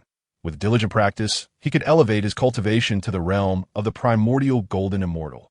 However, as for the Primordial Great Luo Golden Immortal, Wu Qingxuan's current foundation remained insufficient. After examining himself, Wu Qingxuan smiled faintly, dispelling the indestructible body technique. Gazing at the summit of Buzhou Mountain, he no longer hesitated and continued his ascent towards the peak. With the indestructible body technique perfected, Wu Qingxuan's physical form became exceedingly formidable, and with his anatomical structure resembling that of the Panga deity, the pressure exerted by Pangu on Buzhou Mountain diminished significantly. Under these various factors, Wu Qingxuan felt remarkably at ease. Gradually climbing toward the peak of Buzhou Mountain, as time flew by. 5,000 years passed in the blink of an eye, and now, Wu Qingxuan was but a stone's throw away from the summit of Buzhou Mountain. Excitement flickered in his eyes. After nearly 30,000 years of effort, he was on the verge of reaching the peak. During these 30,000 years, Wu Qingxuan not only solidified his physical and cultivation realms, but also acquired several lower and middle-grade innate spiritual roots and mid to high-grade innate spiritual treasures during his ascent. After exchanging the unnecessary items with the system, he amassed a substantial amount of exchange value. However, Wu Qingxuan was momentarily uncertain about what to redeem. After all, his dragon subduing 18 palms, Tai Chi fist, and 13 deadly swords had not yet reached perfection. He was wary of overextending himself. Although the indestructible body technique had reached perfection due to the Pangu pressure atop Buzhou Mountain and the previous epiphany, the exchange value he possessed could only procure a body refinement technique slightly superior to the indestructible body technique. For Wu Qingxuan's current level of cultivation, this would not yield a significant enhancement. Therefore, after much contemplation, Wu Qingxuan chose not to redeem anything as he gazed at the summit of Buzhou Mountain, which was now within reach. A fervent glint sparkled in his eyes. Shaking off distractions, Wu Qingxuan took a deep breath, adjusted his state, and stepped onto the peak. Rumble! As Wu Qingxuan set foot on the summit of Buzhou Mountain, a cacophony of thunderous roars erupted. Wu Qingxuan's expression shifted, and he hastily activated his martial essence, pushing the indestructible body technique to its utmost limit. Yet, after a considerable time, he sensed no danger. Just as he began to harbor doubts, the peak of Buzhou Mountain suddenly trembled. Shortly thereafter, a bottomless cavern materialized beneath his feet. Wu Qingxuan's gaze flickered as he regarded the suddenly appearing cavern. From within, he sensed no threat. Instead, an unusual sensation washed over him, as if a voice urged him to descend, promising immense opportunities awaited him below. After a moment's hesitation, Wu Qingxuan remained vigilant, channeling his martial essence and the indestructible body technique, executing the light step to leap into the cavern. His descent was rapid, yet despite this swiftness, Wu Qingxuan lost track of time. The surroundings were enveloped in darkness, obscuring any view of the environment. Eventually, after what felt like an eternity, Wu Qingxuan discerned that he had reached the cavern's base. As his feet touched the ground, his spirit surged, and he projected his spiritual energy to survey the surroundings. This cavern was vast beyond measure, with swirling earth evil energy permeating the air, had it not been for Wu Qingxuan's cultivation and martial arts. Coupled with his formidable physique, an ordinary individual practicing spiritual cultivation would have found it exceedingly challenging to endure. Even if this individual possesses the realm of the primordial golden immortal, he would still be tainted by the surrounding malevolent aura, suffering significant losses to his cultivation at best, or descending into the path of demonic corruption, forsaking kin and kindred entirely. Witnessing the scene unfold around him, Wu Qingxuan felt a profound shock in his heart. Yet his footsteps continued to follow the solitary path at the cave's base, advancing slowly. The passage was shrouded in impenetrable darkness, with only the swirling malevolent energy surrounding him. Wu Qingxuan lost track of time during his journey. Suddenly, a radiant white light emerged ahead in the pitch-black tunnel. Upon seeing the white glow, Wu Qingxuan's spirit surged, and he instinctively quickened his pace, racing towards the source of illumination. Before long, his eyes brightened as he found himself beside a massive pool of water, which emanated a tricolored luminescence. At the center of the pool stood a colossal white 12-petal lotus pedestal. Surrounding this white lotus were numerous lotus pedestals ranging from the 3rd to the 10th tier. Among them, the 3rd-tier lotus pedestals were the most abundant, totaling 72, while the remaining lotuses added up to 36, perfectly aligning with the celestial and terrestrial numbers. Each lotus pedestal radiated a purifying white light. And as Wu Qingxuan stood enveloped in its glow, the bitterness and exhaustion accumulated over 30,000 years of climbing the unyielding mountain vanished entirely. Could this truly be the three radiances, divine water, and the unparalleled innate spiritual treasure? The 12-petal pure world white lotus that had never appeared in the primordial era? Wu Qingxuan remained in a daze for a considerable time, enveloped in a sensation of profound comfort, as if his entire being had been purified by the pure world white lotus, leaving him feeling incredibly light. Only at that moment did he regain his senses, murmuring to himself before his expression transformed into one of uncontainable excitement. This was indeed a monumental fortune, with the 12-petal pure world white lotus. One could surely dominate the fortunes of martial arts. With fervent eyes, Wu Qingxuan gazed at the 12-petal pure world white lotus, in a swift motion. He seated himself cross-legged upon the lotus, which resembled a celestial body encircled by stars, eagerly channeling his martial true essence to begin refining the 12-petal pure world white lotus. In the primordial realm, time was the least valuable commodity. A mere mortal's lifetime scarcely spanned a century. While in the primordial world, even beings at the heavenly immortal level would slumber for over 100 years. Wu Qingxuan undertook the refinement of the 12-petal pure world white lotus. Monumental changes unfolded in the primordial realm. Since the emergence of the three clans, who proclaimed their dominion over the seas, the skies, and the earth, their powerful members had retreated into seclusion, but a temporary tranquility enveloped the primordial world. However, after the three clans remained in seclusion for over 10,000 years to assimilate the merits and fortunes of the heavenly Tao, their strength surged dramatically. They then embarked on campaigns across the primordial seas, filling the skies and the earth with a stench of blood. For the three clans, those who refused to submit faced extermination, and their tyrannical methods instilled fear in countless primordial races, forcing them into reluctant submission beneath the three clans' might. Once the three clans had secured their territories, their gazes turned towards the remaining two clans, each harboring ambitions of unifying the primordial realm and transcending through the immense power of fortune. In this turbulent landscape, the Dragon Clan held significant power, boasting a peak primordial golden immortal ancestor and a mid-primordial golden immortal Zhulong, which placed immense pressure on the Phoenix and Qilin clans. Reluctantly, the two clans formed an alliance to resist the formidable dragon. Upon learning of the alliance between the Phoenix and Qilin clans, the ancestor dragon swiftly mobilized the Dragon Clan's forces, using the subservient races as vanguards. With thousands of true dragons forming the central army, marching towards the alliance of the Phoenix and Qilin clans in a grand display of might, but a great battle was imminent, and the primordial realm was enveloped in a chilling aura of impending slaughter. Those wandering cultivators, fearful for their lives, hastily sealed themselves within their caves, terrified of inadvertently being swept into the conflict between the three clans and subsequently perishing at their hands, as the conflict among the three clans loomed. They had previously united the races inhabiting their territories, ruthlessly exterminating those who opposed their rule, thus contravening the original intention of their ancestors in creating the primordial realm. Consequently, a wave of ominous calamity began to manifest in the skies.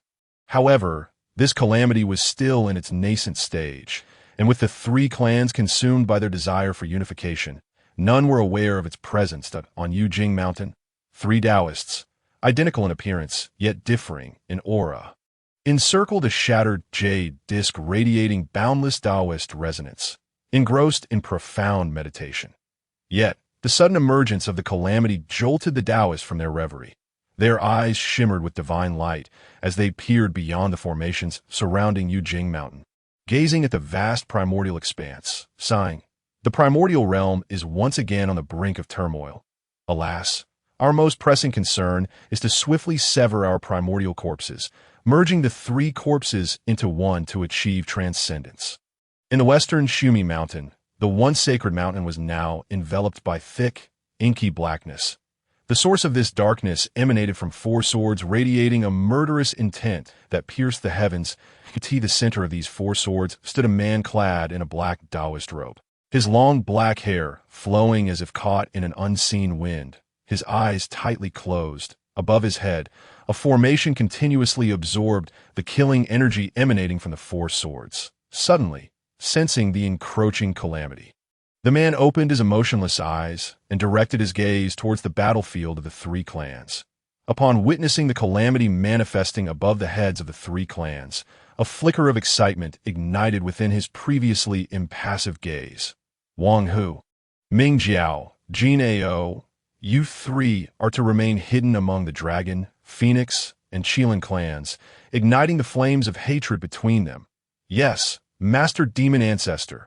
As soon as the man's command was uttered, a creature resembling a fox, radiating a yellowish flame of desire, alongside a black serpent with a single horn and emerald flames, and a golden turtle exuding an aura of frost, transformed into a gust of black wind, speeding towards the heart of the primordial realm. Let the battle commence. When the three clans have fully awakened the great calamity, it shall be the day of my Luo Ho's transcendence. Ha ha. Luo Ho's maniacal laughter echoed, and with a wave of his hand, he sent the four swords brimming with murderous energy and the formation deep into the battlefield, continuously absorbing the bloodshed and ferocity generated by the conflict among the three clans to fuel his own growth. As the intensity of the battle among the three clans escalated, the might of the four swords surged correspondingly, foreshadowing an impending upheaval that would astonish the entire primordial realm upon their emergence. Wu Qingxuan remained oblivious to the events unfolding in the primordial realm, seated cross-legged upon the 12-petal pure world white lotus, continuously channeling his martial true essence and spiritual energy into the lotus. Time gradually passed, and as Wu Qingxuan infused more of his essence and spirit into the 12-petal pure world white lotus, it underwent a transformative metamorphosis. The immaculate white lotus radiated a brilliance that enveloped Wu Qingxuan, and waves of joy and warmth enveloped his heart. The Wu Qingxuan's essence was derived from a segment of the chaotic azure lotus, sharing a common root with the 12-petal pure world white lotus. As he continued to infuse his true essence and spiritual energy, the lotus gradually sprouted tender shoots. Moreover, the lotus's power surged in tandem with the emergence of these shoots, as waves of purity radiated outward from the 12-petal pure world white lotus. The malevolent aura touched by the white light was instantaneously purified, and a golden aura of merit began to pervade the space that Wu Qingxuan sat solemnly at the center of the pure world white lotus, his hands gliding gracefully as he urged the true essence to invigorate the lotus. Roar! As the light of the pure world white lotus intensified, a tremor rippled beneath it, and a surging, ferocious roar reached Wu Qingxuan's ears. He felt dizzy for a moment, then sensed something new within his consciousness, prompting him to act swiftly and guide his soul into his mind. Upon entering, he immediately perceived a condensed essence of the chaotic law surging towards him.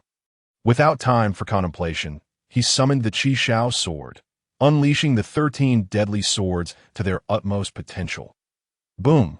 With a resounding explosion that shattered the chaotic laws, Wu Qingxuan finally found the moment to gaze upon the creature that had launched an attack against him. Before him stood a being shrouded in an ominous gray mist, its back adorned with a multitude of gray tentacles. Its eyes bulged like bronze bells, and it opened its gaping maw, continuously roaring at him. As the creature's ferocious roars filled the air, a violent aura permeated Wu Qingxuan's consciousness. Gradually, a trace of this malevolence began to taint Wu Qingxuan's very soul, igniting a simmering desire for slaughter within him. Desperately, he urged his martial essence, striving to resist the encroaching brutality, yet he found himself increasingly at a disadvantage. Fortunately, at a critical juncture, the 12th grade pure world white lotus emanated a purifying energy that surged into Wu Qingxuan's mind, aiding him in dispelling the violent aura that had infiltrated his consciousness. The purifying energy washed over him. Wu Qingxuan felt a jolt of clarity, prompting him to act without hesitation. Channeling this energy, he unleashed a series of 13 strikes, severing the creature's mental fragments into oblivion and continuously purifying the remnants with a pure world energy. After a considerable duration, pure strands of spiritual power began to manifest within Wu Qingxuan's consciousness. And only then did he exhale a sigh of relief. What on earth is this creature? Why is it so tenacious? Wu Qingxuan murmured, withdrawing from his consciousness with a lingering sense of trepidation. Had it not been for the assistance of the pure world White Lotus, he feared he might have been overwhelmed by the creature's malevolent aura, losing his sanity and becoming a mere puppet, forever stripped of control over his own existence. Suddenly, a message surged into Wu Qingxuan's mind, a transmission from the pure world White Lotus. It revealed that this was but a remnant consciousness of the chaotic demon god, explaining the creature's bizarre and formidable abilities. After receiving the information from the 12th grade pure world White Lotus, Wu Qingxuan nodded in understanding. It turned out that during the primordial creation of the universe by the Pangu god, the chaotic demon god had inadvertently been slain by Pangu, with a portion of its essence absorbed to replenish Pangu's own vitality, while the remnants lingered in the primordial realm, fortuitously located at the foot of the unyielding mountain. Subsequently, as Pangu transformed into myriad beings, he sensed the source of the demon god's essence nestled within his spine, drawing upon the earthly calamities and tribulations that arose during creation, causing it to grow rapidly. Thus, he summoned the 12th grade pure world White Lotus to suppress this demon god's essence. However, over the years, the pure world White Lotus remained ungoverned, and the unyielding mountain, being the center of the primordial realm, had accumulated vast amounts of earthly calamity and tribulation energy, leaving the pure world White Lotus with merely the power to suppress, yet unable to annihilate the demon god's essence entirely. It was only with the arrival of Wu Qingxuan that the pure world White Lotus sensed a potential breakthrough to the 13th grade, combined with Wu Qingxuan's martial essence, that it finally unleashed its full power, obliterating the remaining consciousness of the chaotic demon god. After assimilating the information imparted by the pure world White Lotus, Wu Qingxuan's gaze flickered with determination as he commanded his martial essence to absorb the 12th grade pure world White Lotus into his body. He then turned his attention to the bottom of the pool, where he discovered a mass of pure essence. Beside this essence lay a pearl radiating the aura of a high-grade, innate spiritual treasure. Wu Qingxuan first secured the demon god's essence, then began to toy with the pearl. Upon infusing it with a surge of true essence, he was astounded, his expression shifting to one of elation.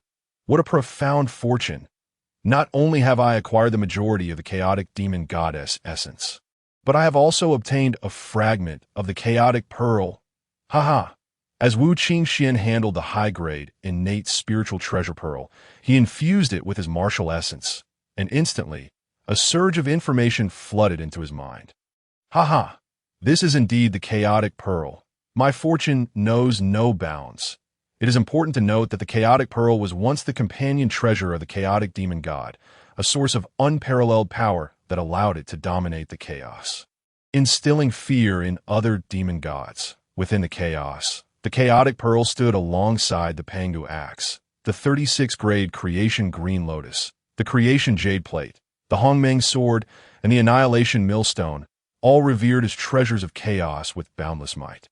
Had it not been for Pangu's mastery over the laws of strength and his comprehension of the myriad paths through the creation jade plate, the chaotic demon god would never have been vanquished before it could unleash the full potential of the chaotic pearl, which was tragically shattered by the Pangu axe. Now, while the chaotic pearl in Wu Qingxuan's possession was merely a high-grade innate spiritual treasure, its essence significantly diminished. The prospect of gathering the remaining fragments to restore its former glory as a chaotic treasure was fraught with difficulty. Nevertheless, the inherent abilities it possessed were exceedingly formidable. This chaotic pearl contained a fragment of a chaotic world and had the capacity to shield against heavenly secrets.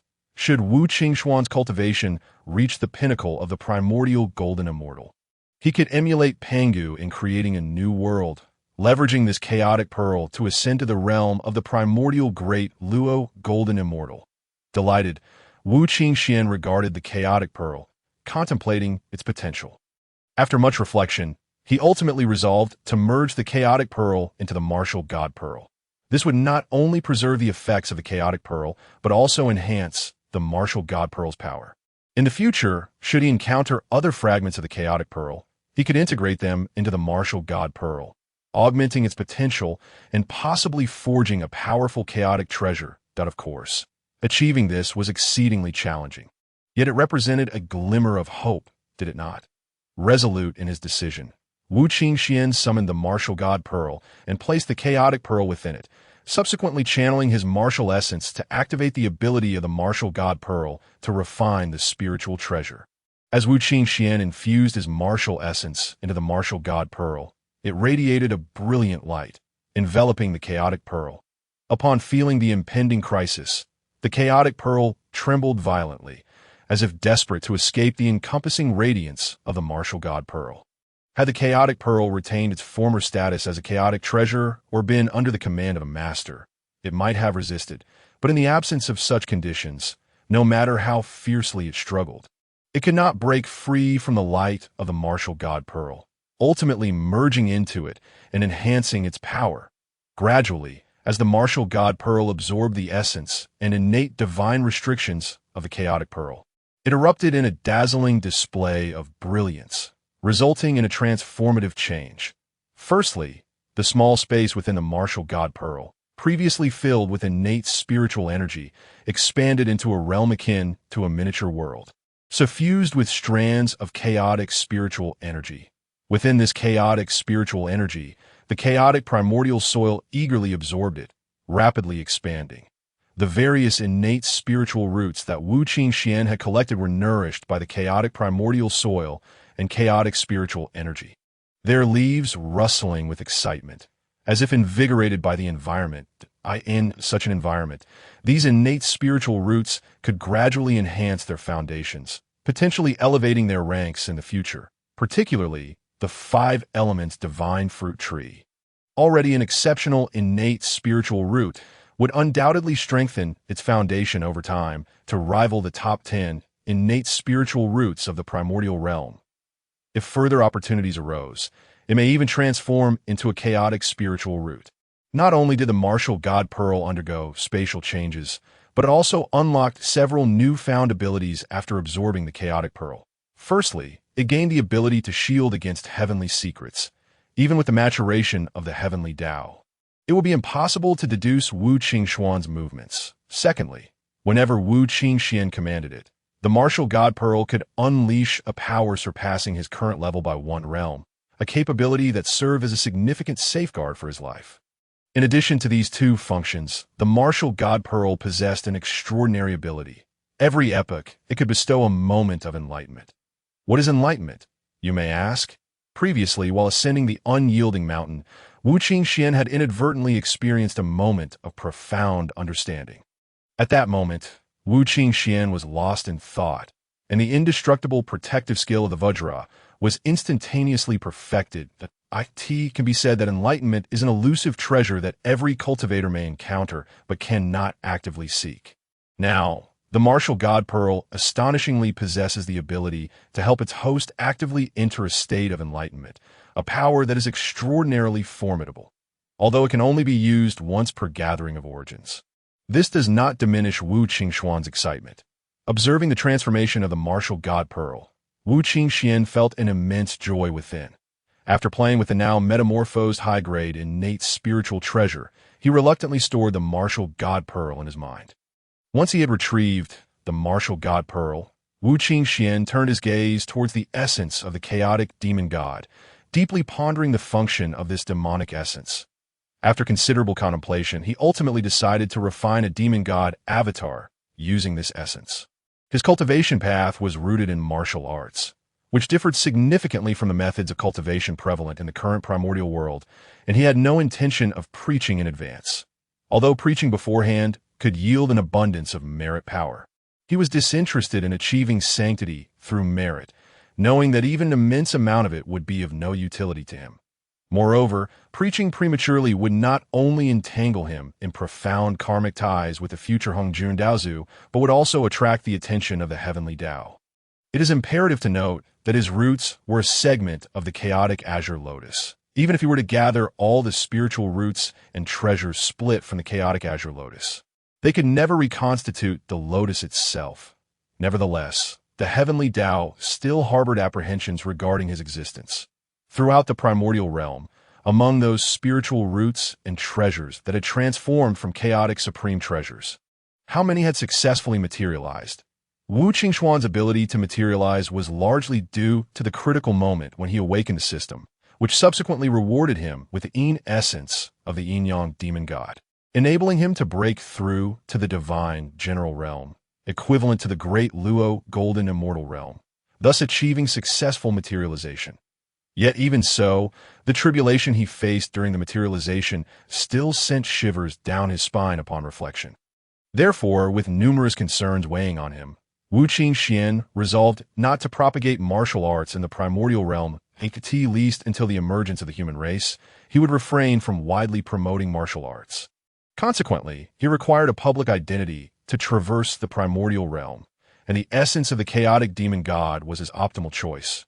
Using the demonic essence to forge an avatar, he would retain the same potential as his roots, which would undoubtedly become a powerful ally in the future. With this thought in mind, Wu Qingxuan utilized the exchange value obtained from the worthless innate spiritual treasures during his ascent of the unyielding mountain and further exchanged the high-grade innate spiritual treasure, the Xianbing mirror, with the system for a top-tier method of avatar refinement. After comprehending this avatar refinement technique, Wu Qingxuan began to meditate on it. A millennium later, he opened his eyes, circulating his martial essence and continuously infusing it into the chaotic demon god essence. After refining the essence, he focused his thoughts like a blade, splitting his soul into two parts, one large and one small. As his soul divided, Wu Qingxuan felt an explosive sensation in his head, and after spitting out a mouthful of blood, his complexion turned ashen. Ignoring the injuries he sustained, Wu Qingxuan plunged the smaller portion of his soul into the chaotic demon god essence, which he subsequently placed within the 12-petal pure world white lotus. Having completed these actions, Wu Qingxuan finally breathed a sigh of relief, sitting cross-legged atop the three-light divine water. While absorbing the divine water to heal his injuries, he simultaneously absorbed the pure spiritual energy left over from annihilating the remnants of the chaotic demon god's consciousness to restore his damaged soul. Time flows differently in the primordial realm, and in the blink of an eye, over a millennium passed, as Wu Qingxuan cultivated within the three-light divine water. After more than 1,000 years of cultivation, he had successfully repaired the injuries caused by the division of his soul. Only then did Wu Qingxuan exhale in relief and slowly open his eyes, cultivating the laws and the demonic path, as well as the immortal way, places great importance on the primordial spirit.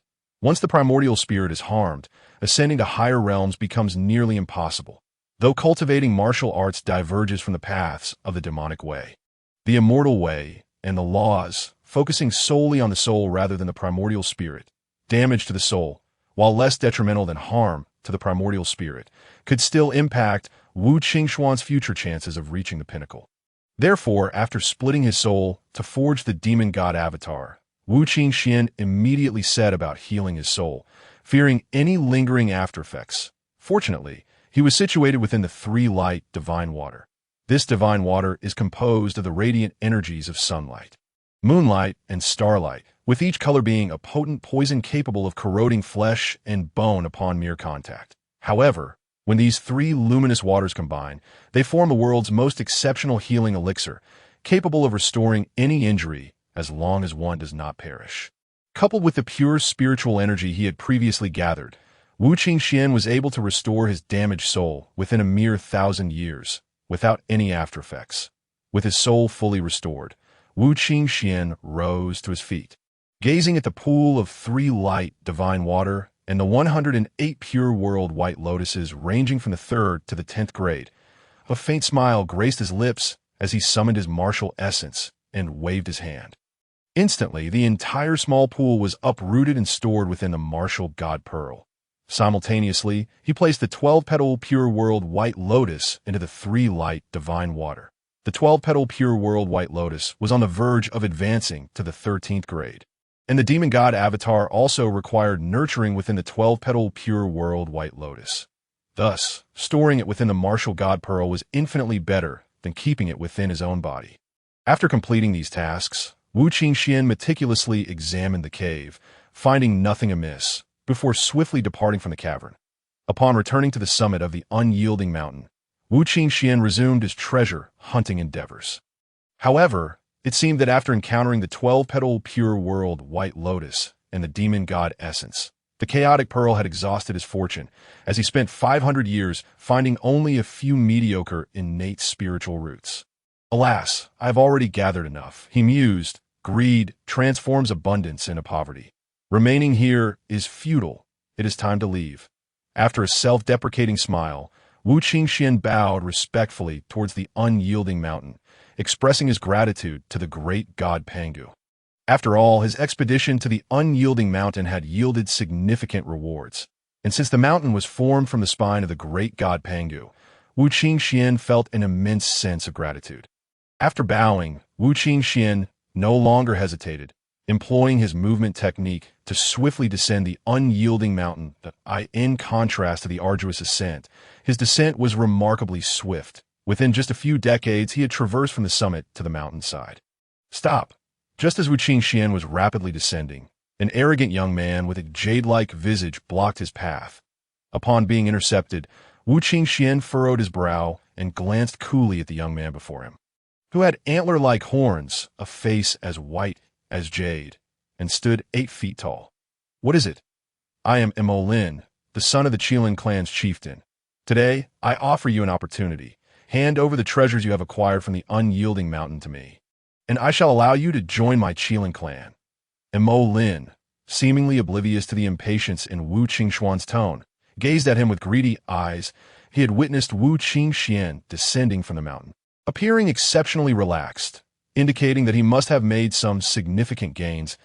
As treasure seekers in the unyielding mountain increased, the majority returned empty-handed, while the Qilin clan's territory lay close to the mountain. Those wandering cultivators faced oppression from the Qilin ancestral clan, suffering greatly.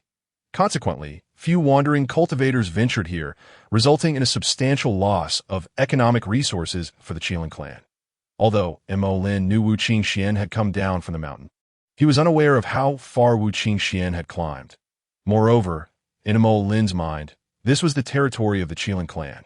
Even experts from the Dragon and Phoenix clans would not dare to act recklessly here, which emboldened him to confront Wu Qingxuan with such arrogance. He believed Wu Qingxuan would not dare defy him.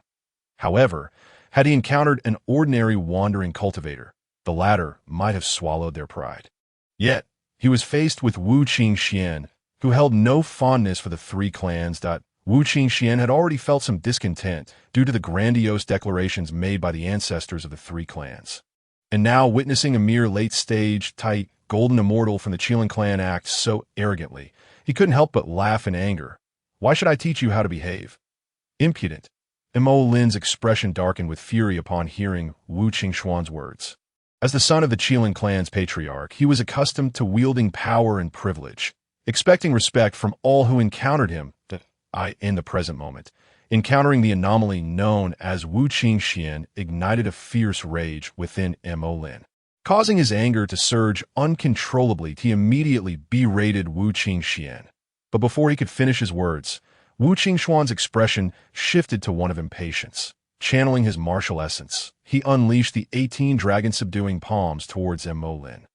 As Wu Qingxuan exerted his power, a golden dragon-shaped force surged forth from his hand, writhing and twisting as it hurtled towards Mo Lin. Upon witnessing this dragon-shaped attack, Mo Lin's countenance shifted to one of terror. He sensed a profound aura of dragon might emanating from the force, reminiscent of the ancestral dragon's majesty, causing his complexion to pale significantly. In an instant, he gathered a strand of true fire to counter the dragon-shaped energy. Yet, alas, Mo Lin's cultivation was vastly inferior to Wu Qingxuan's, and before his true fire could even make contact, it was dissipated by the dragon force. Seeing this, Mo Lin transformed into his true form, attempting to withstand the dragon energy with sheer physical might. With a thunderous crash, Mo Lin was sent flying by the dragon-shaped force, his scales shedding like leaves, blood spewing from his mouth. That Wu Qingxuan's eyes sparkled upon seeing the magnificent beast. A fusion of a lion's head, deer's antlers, tiger's eyes, elk's body, dragon scales, and a bull's tail. Without waiting for Mo Lin to react, he swiftly moved and struck Mo Lin's head with a resounding slap, rendering him dazed and unconscious. Noticing Mo Lin's plight, Wu Qingxuan smiled faintly as he stored him temporarily within the divine martial pearl, then swiftly departed from this place of strife. The vicinity was perilously close to the Qilin clan, which often sent its members to the unworldly mountains for treasure hunting and to temper their bodies under the pressure of Peng, the young master of the Qilin clan. Mo Lin's disappearance would undoubtedly cause an uproar among his kin. Although Wu Qingxuan held no fear of the Qilin clan, he recognized the potential trouble it could bring. Thus he chose to leave the area with great haste. The further he descended the mountain, the more at ease he felt, his speed increasing exponentially. Soon, Wu Qingxuan had descended from the unworldly mountains. After some contemplation, he chose a direction towards the east, flying while immersing his spirit into the divine martial pearl. Using his mental prowess and martial essence to create a seed. While Mo Lin remained unconscious, he implanted this seed into Mo Lin's sea of consciousness.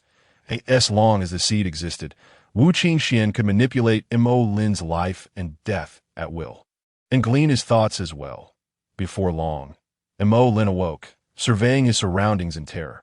However, before he could fully comprehend the situation, Wu Qingxuan transferred him outside the divine martial pearl, Mo Lin, upon seeing Wu Qingxuan's seemingly amused gaze, trembled and hastily bowed, exclaiming, "Great deity, spare my life. I was unaware of your vast powers, and I humbly seek your forgiveness." Wu Qingxuan, hearing Mo Lin's words, sensed the thoughts within his heart and chuckled softly. "You are quite perceptive that I desire to take you as my steed. Are you willing?" Although Mo Lin had just been moved outside the divine martial pearl, he had glimpsed a mere fraction of its immense power. This glimpse transformed the once arrogant Mo Lin into an unexpectedly docile creature. He even speculated in his heart that he might be a supreme being born at the dawn of creation. Upon sensing Mo Lin's thoughts, Wu Qingxuan chuckled again. "I wish to take you as my steed. Are you amenable?" Upon hearing this, Mo Lin immediately prostrated in midair, reverting to his true form, and respectfully addressed Wu Qingxuan. "Mo Lin is willing. I pay my respects to my lord." Wu Qingxuan smiled slightly at this, and in a flash, seated himself upon Mo Lin's back, patting his head as a signal to fly eastward. As the son of the Qilin progenitor, Mo Lin possessed an exceptionally pure bloodline, his mastery over fire rivaling that of the vermilion bird. Currently, Mo Lin's cultivation was still low, having only grasped the true fire of 3 virtues. Yet, if he were to reach the level of the great Luo golden immortal and comprehend the innate divine abilities of the fire Qilin, even Wu Qingxuan would require considerable effort to subdue him. It is well known that the stunning fiery blaze is one of the 10 greatest divine fires of the Primordial Era, ranking alongside the southern brightly fire and the purple tenuity heavenly fire. Immensely powerful, just slightly inferior to the true fire of the sun coupled with Wu Qingxuan's guidance. It would not be inconceivable for Mo Lin to achieve the status of a primordial golden immortal in the future. Just as Wu Qingxuan settled himself upon Mo Lin's back to organize his gains from the unworldly mountains, a surge of calamity energy unexpectedly manifested within his mind that Wu Qingxuan frowned. Although he was not skilled in divination, he understood that this calamity energy was related to Mo Lin. After all, since his emergence, he had seldom engaged in conflict and had focused instead on treasure hunting and cultivation in the unworldly mountains. How could calamity energy possibly target him? Moreover, it was evident that this calamity energy had entered his mind immediately after he took Mo Lin as his steed, indicating a direct connection to him. Wu Qingxuan let out a bitter laugh as he summoned his merit power to cleanse the calamity energy. However, the merit power expended caused his expression to darken. That small amount of calamity energy had consumed a full 1% of his merit power. It is important to note that Wu Qingxuan's merit power was not the same as that of the heavenly Tao. It was the merit of creation, belonging to the great Tao, the same merit through which the 3 pure ones attained sainthood. To waste such merit in this manner left Wu Qingxuan feeling a profound sense of loss, perplexed at how simply taking Mo Lin as a steed could lead to such a predicament. Even in this era of the Dragon Han calamity, Mo Lin was not a central figure in the great calamity. How could he carry such significant calamity energy? Under the heavenly Tao, minor forces can change, but major forces remain unalterable. To the grand scheme of the calamity, Lin was but an insignificant minor force. Wu Qingxuan's expression grew grim, yet the situation was now set in stone and lacking proficiency in divination. He could only swallow this bitter fate. Unbeknownst to Wu Qingxuan, the reason he had attracted such heavy calamity energy was entirely due to employing the 18 dragon subduing palms against Lin. The 18 dragon subduing palms contained an intense aura of the ancestral dragon, except for the ancestral dragon himself. Any other dragon encountering the energy of the 18 dragon subduing palms would suffer significant losses in combat power. Upon learning of Lin's disappearance, the Qilin clan dispatched experts to search for him, ultimately discovering traces of his blood and the surrounding dragon might at the last location he was seen. The Qilin clan's experts employed secret techniques based on Lin's blood, but with Wu Qingxuan bearing the divine martial pearl, concealing the heavenly secrets, they could not deduce the truth and assumed Lin had perished. Given the overwhelming dragon might found at the site of Lin's disappearance, the Qilin clan concluded that the dragon tribe must have acted against their young master. After all, when the Qilin and Phoenix clans formed an alliance, the dragon tribe had suddenly attacked, resulting in a fierce battle that left all three clans with heavy losses, leading to an irrevocable enmity. Therefore, it was only natural that the dragon tribe would target their young master. Upon learning of the dragon tribe's alleged slaying of their young master, the Qilin clan was filled with righteous indignation, with the progenitor of the Qilin clan vowing to make the dragon tribe pay dearly. They simultaneously contacted the Phoenix clan while preparing for war. That it was also because Wu Qingxuan had ignited the conflict between the three clans that such overwhelming calamity energy had come to surround him. Wu Qingxuan, unaware of the truth, could only grimace as he accepted this bitter fate, silently vowing to find ways to accrue more heavenly merit in the future to avoid using his merit of creation as expendable resources during future tribulations. Additionally, he recognized the need to quickly learn some divination techniques. After all, in any world, information is the most crucial asset. In the primordial world, the best method to acquire information is through divination techniques. Mastering this art, combined with his innate foresight, would undoubtedly allow him to seize every opportunity. With these thoughts in mind, Wu Qingxuan began to contemplate his next steps, shaking off distractions as he sat upon Lin's back. Enjoying the scenic views along the way as they traveled, Wu Qingxuan remained leisurely atop Lin, occasionally observing the skirmishes between the subordinate races of the three clans with great interest. After the clashes, he took on the responsibility of collecting the fallen. Such actions elicited eye rolls from Lin. Yet as Wu Qingxuan was his master, he dared not express his disdain. However, as the number of corpses Wu Qingxuan collected grew, the heavenly Tao unexpectedly bestowed merit power upon him, leaving Lin in awe and increasingly convinced of Wu Qingxuan's profound and inscrutable nature. Upon perceiving Lin's thoughts, Wu Qingxuan smiled faintly, remarking that the conflicts among the three clans were disrupting the primordial realm. Moreover, the current primordial world was rife with spiritual roots and celestial herbs. Thus, the three clans would not devour each other's corpses to strengthen themselves. The bodies left in the aftermath of the great battles obstructed the vast wilderness, with restless spirits wandering among them, unattended. Over time, this would give rise to malevolent spirits, disturbing the primordial world. After clearing the corpses, Wu Qingxuan would use his martial essence to guide these souls into the blood sea, where although there was no reincarnation for the time being, at least these souls would have a place to exist. This was also why he collected the corpses, as the heavenly Tao sensed that his actions benefited the wilderness, thus bestowing merit upon him. After storing the merit, Wu Qingxuan continued his journey atop the back of Lin. 5 centuries later, Wu Qingxuan found himself amidst a colossal mountain range, which would one day become the ancestral vein of the wilderness, Kunlun Mountain.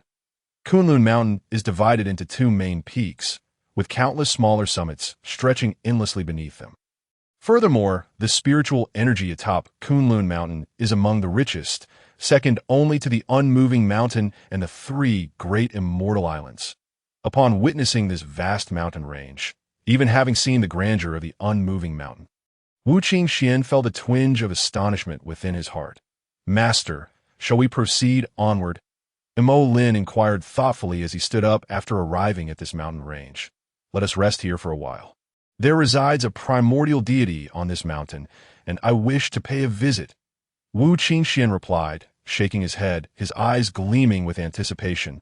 He was currently in the western Kunlun, where, according to mythology, a primordial deity known as the Queen Mother of the West resided. The Queen Mother of the West possessed profound magical powers and was one of the few among the 3,000 guests of the Purple Cloud's palace with deep fortune. She was not enamored with fame or wealth, possessed self-awareness, and despite being conferred the title of the foremost female immortal by the Tao ancestor Hong Jun, she remained humble, dedicating herself to years of seclusion to comprehend the principles of the universe. In contrast to the other foremost male immortal, the East King, she was truly a paragon of virtue. The humble Taoist Wu Qingxuan happened to wander this place today and seeing the divine mountain exuding an aura of immortality. I believe it must be the abode of a great deity. Thus, I wish to pay my respects, and I hope for the esteemed friend to make an appearance upon reaching the foot of the mountain. Wu Qingxuan channeled his martial essence and called out, "Rumble!" As Wu Qingxuan's voice faded, a thunderous sound resonated from Kunlun Mountain. Immediately, the peak of Kunlun Mountain twisted, revealing a breathtaking scenery within that I am the humble Taoist Queen Mother of the West. Since you have come to visit today, I am quite pleased and shall extend my hospitality. Please, come in. Upon hearing the ethereal voice of the Queen Mother, Wu Qingxuan momentarily lost himself in reverie. However, he quickly regained his composure and, upon witnessing the grand magical formation at the mountain's summit opening up to unveil the celestial realm within, he took a step forward, entering the western Kunlun with Mo Lin. You possess remarkable cultivation.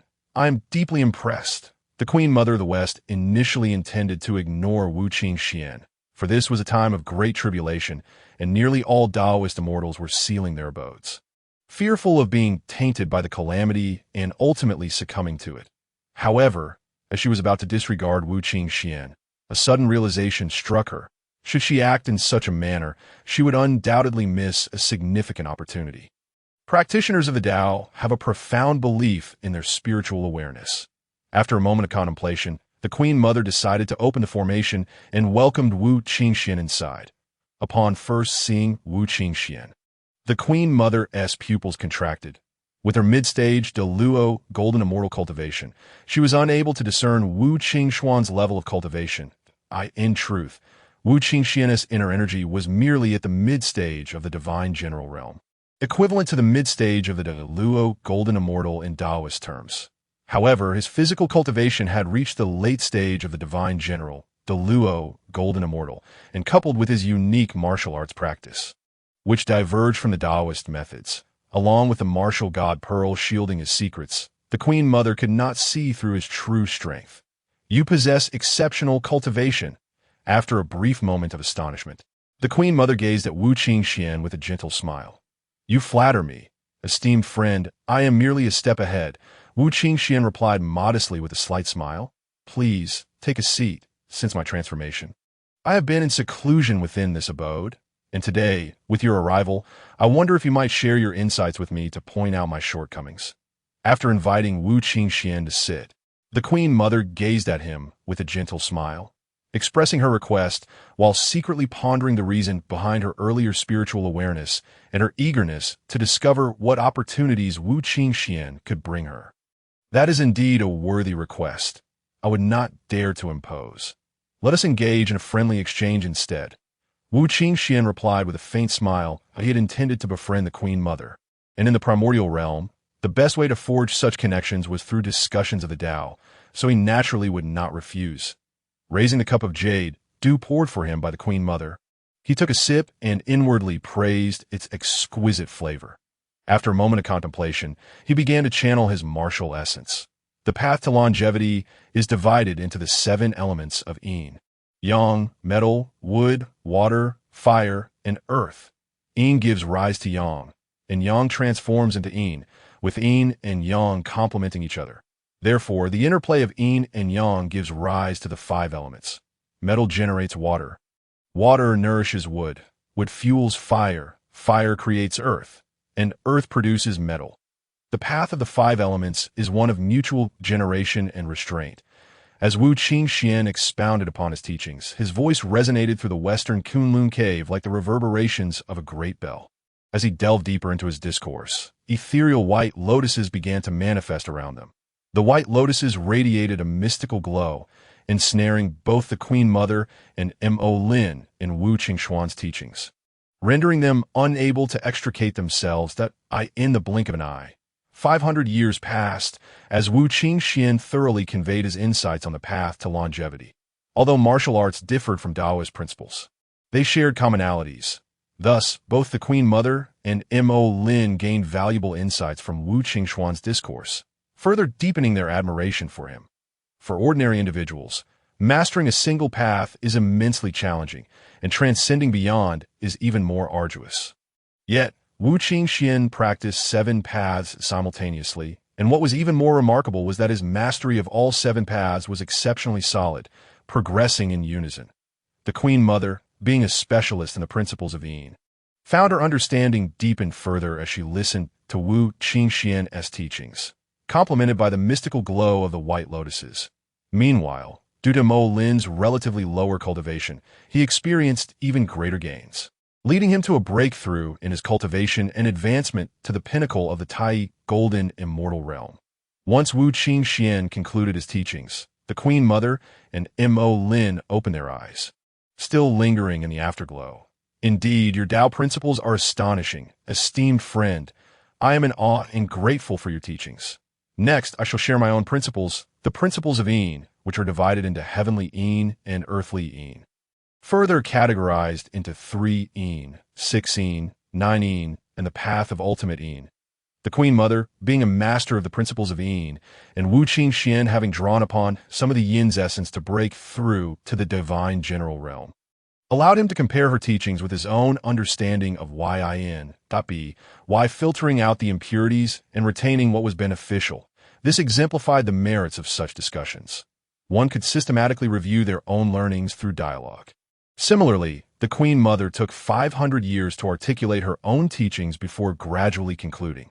Your understanding of the principles of Yin indeed possesses unique insights. I am impressed.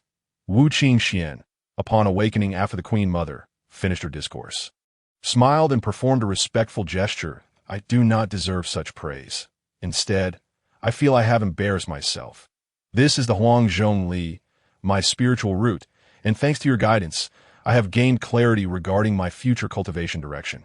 I hope you will not think ill of me for this. Upon hearing Wu Qingxuan's compliment, the Queen Mother's cheeks flushed slightly. In comparison to Wu Qingxuan's understanding of the Tao, she felt she had much to learn. With a wave of her hand, 3 golden glowing plums appeared in her palm, each bearing the character Li on their crystalline surface. Upon seeing the Huangzhong Li in the Queen Mother's hand, Wu Qingxuan's pupils slightly constricted. Is this not the foremost among the 10 exceptional innate spiritual roots of the primordial realm? The Huangzhong Li? You truly are blessed with great fortune. Indeed, this is the foremost among the 10 exceptional innate spiritual roots of the primordial realm, blooming once every 10,000 years, bearing fruit once every 10,000 years, and requiring another 10,000 years to mature, yielding 30 fruits in total. Ordinary innate beings who consume it can immediately attain to Luo. However, if one uses this fruit to break through to the Luo, they will find it nearly impossible to advance further in their lifetime. Moreover, it is the weakest among the Luo.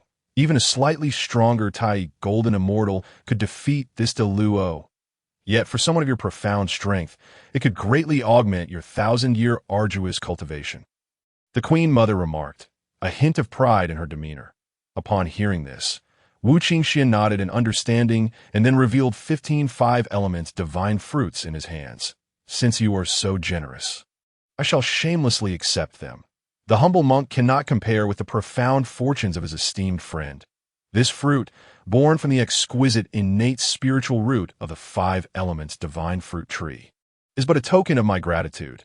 I implore you, dear friend, do not refuse it. Upon hearing Wu Qingxuan's words, Shi Wangmu felt a tinge of helplessness in her heart. Yet, observing the resolute expression on Wu Qingxuan's face. She understood that if she were to decline, he would likely not accept the Huang Zhongli either. After a moment of contemplation, Shi Wangmu accepted the 5 elements divine fruit from Wu Qingxuan's hand. And before him, she delicately plucked one fruit, her rosy lips parting slightly as she savored its flavor. Indeed, the 5 elements divine fruit possessed a unique taste, and the humble monk expressed his gratitude. After relishing the fruit, Shi Wangmu opened her beautiful eyes and smiled at Wu Qingxian, saying, "You are too modest, dear friend. The 5 elements divine fruit bears an abundant harvest. Should you finish yours, I shall gladly provide you with more. If you have no other matters to attend to, I shall take my leave." Seeing that Shi Wangmu appreciated the gift, Wu Qingxian smiled gently and, after exchanging pleasantries, prepared to take his leave. "Currently, we are in a time of great tribulation. Your departure may expose you to disastrous influences. Moreover, I have noticed that your steed is the progeny of the Qilin ancestor. If the 3 clans were to discover your identity, it could spell trouble for you. Therefore, it would be prudent to stay at my humble abode for the time being and wait until after the tribulation to make further plans." Initially, Shi Wangmu had not paid much attention, but now she realized that Mo Lin was indeed the offspring of the Qilin ancestor. Coupled with Wu Qingxuan's prior guidance and the exquisite fruit he had gifted her, she developed a favorable impression of him, prompting her to extend an invitation to stay. Hearing Shi Wangmu's concerned words, Wu Qingxian smiled slightly, replying, "Is not great tribulation also great opportunity? Besides, I shall not actively involve myself in the tribulation as for the matter of Mo Lin. I have no qualms. Should the 3 clans come, I shall meet them head-on. I harbor no desire for conflict, yet I am not one to shy away from it. Rest assured, once I locate a suitable dwelling, I shall most certainly invite you to gather at my abode for a pleasant meeting." With that, without waiting for Shi Wangmu's reply, Wu Qingxian performed a respectful gesture and mounted Mo Lin. Channeling his martial essence to accelerate their flight towards the eastern as for why he had come to Kunlun without visiting the 3 purities, it was due to the many secrets he harbored. As future ordained saints, the 3 purities would undoubtedly be closely monitored by the heavenly Tao and Hongjun. This was not yet the time for their emergence. Thus Wu Qingxian would not approach them unbidden. Watching Wu Qingxuan's unconstrained figure depart, especially his words that great tribulation may also be a great opportunity, Shi Wangmu's eyes sparkled with brilliance, inwardly reflecting, "My friend Qingxian shall surely carve out a place for himself in the vast wilderness." It was time for me to devote myself to diligent cultivation. I must not lag too far behind him. With that, Shi Wangmu beamed a radiant smile, and in that moment, the surrounding flora and fauna seemed to lose their color, leaving only the brilliance of her smile in the realm. Regrettably, such a beautiful scene went unseen by anyone. On the other hand, after departing from the western Kunlun, Wu Qingxian soared towards the eastern sea. His purpose was to seek the 3 immortal isles, Penglai, Yingzhou, and Fangzhong. Among them, Penglai Island is the largest. According to later myths, it was claimed by the Eastern King who sought to establish an immortal court there, hoping to vanquish the witch and demon clans with the title of the foremost male immortal and the abundant resources of Penglai Island, only to be ultimately destroyed by the demon clan. That battle shattered the spiritual veins and springs of Penglai Island, which later became a gathering place for wandering cultivators. Now, as Wu Qingxian arrived in the wilderness, he certainly would not relinquish such a fine dwelling to the arrogant Eastern King. As for whether he could find Penglai Island, Wu Qingxian paid it no mind. He might lack confidence in locating the other 2 islands, needing a stroke of luck and some favorable fortune to encounter them. However, he had already learned the location of Penglai Island while absorbing the essence of Yin. The essence of Yin is intrinsically linked to that of Yang, both stemming from the split of the yin-yang demon gods. The source of Yang resides directly above Penglai Island. Thus, once Wu Qingxian reaches the eastern sea, he can easily sense the Yang essence and find Penglai Island. Along the way, Wu Qingxian continued to collect corpses and seek out high-quality exotic beast meat, which he had Mo Lin roast with the 3 talents true fire. This natural, uncontaminated beast meat left Wu Qingxian savoring every bite, and even Mo Lin had been spoiled over time, craving roasted meat every few days. Because of these roasts, Wu Qingxuan began to contemplate methods of brewing wine during his cultivation in the world of the wilderness. Wine would not emerge until the wine god Edi and Dukong appeared. With the witch and demon clans yet to manifest, the wine god was still unknown and elusive, rendering wine unattainable. With leisure time on his hands, and being someone who had traversed from a later era, Wu Qingxuan held a deep appreciation for culinary delights. After some study, he began to grasp the methods of brewing wine, eagerly awaiting the opportunity to put them into practice. The journey continued, and after a leisurely flight of over 100 years, Wu Qingxuan and Mo Lin reached the skies above the eastern At this point. Mo Lin felt a tremor of fear. After all, the Qilin clan and the Dragon clan had long been mortal enemies. And as the progeny of the Qilin ancestor, he naturally felt apprehensive about appearing in the heart of the Dragon clan's territory. Yet, as Wu Qingxuan was his master, Mo Lin could not defy his words, and thus steeled himself to fly deeper into the eastern sea.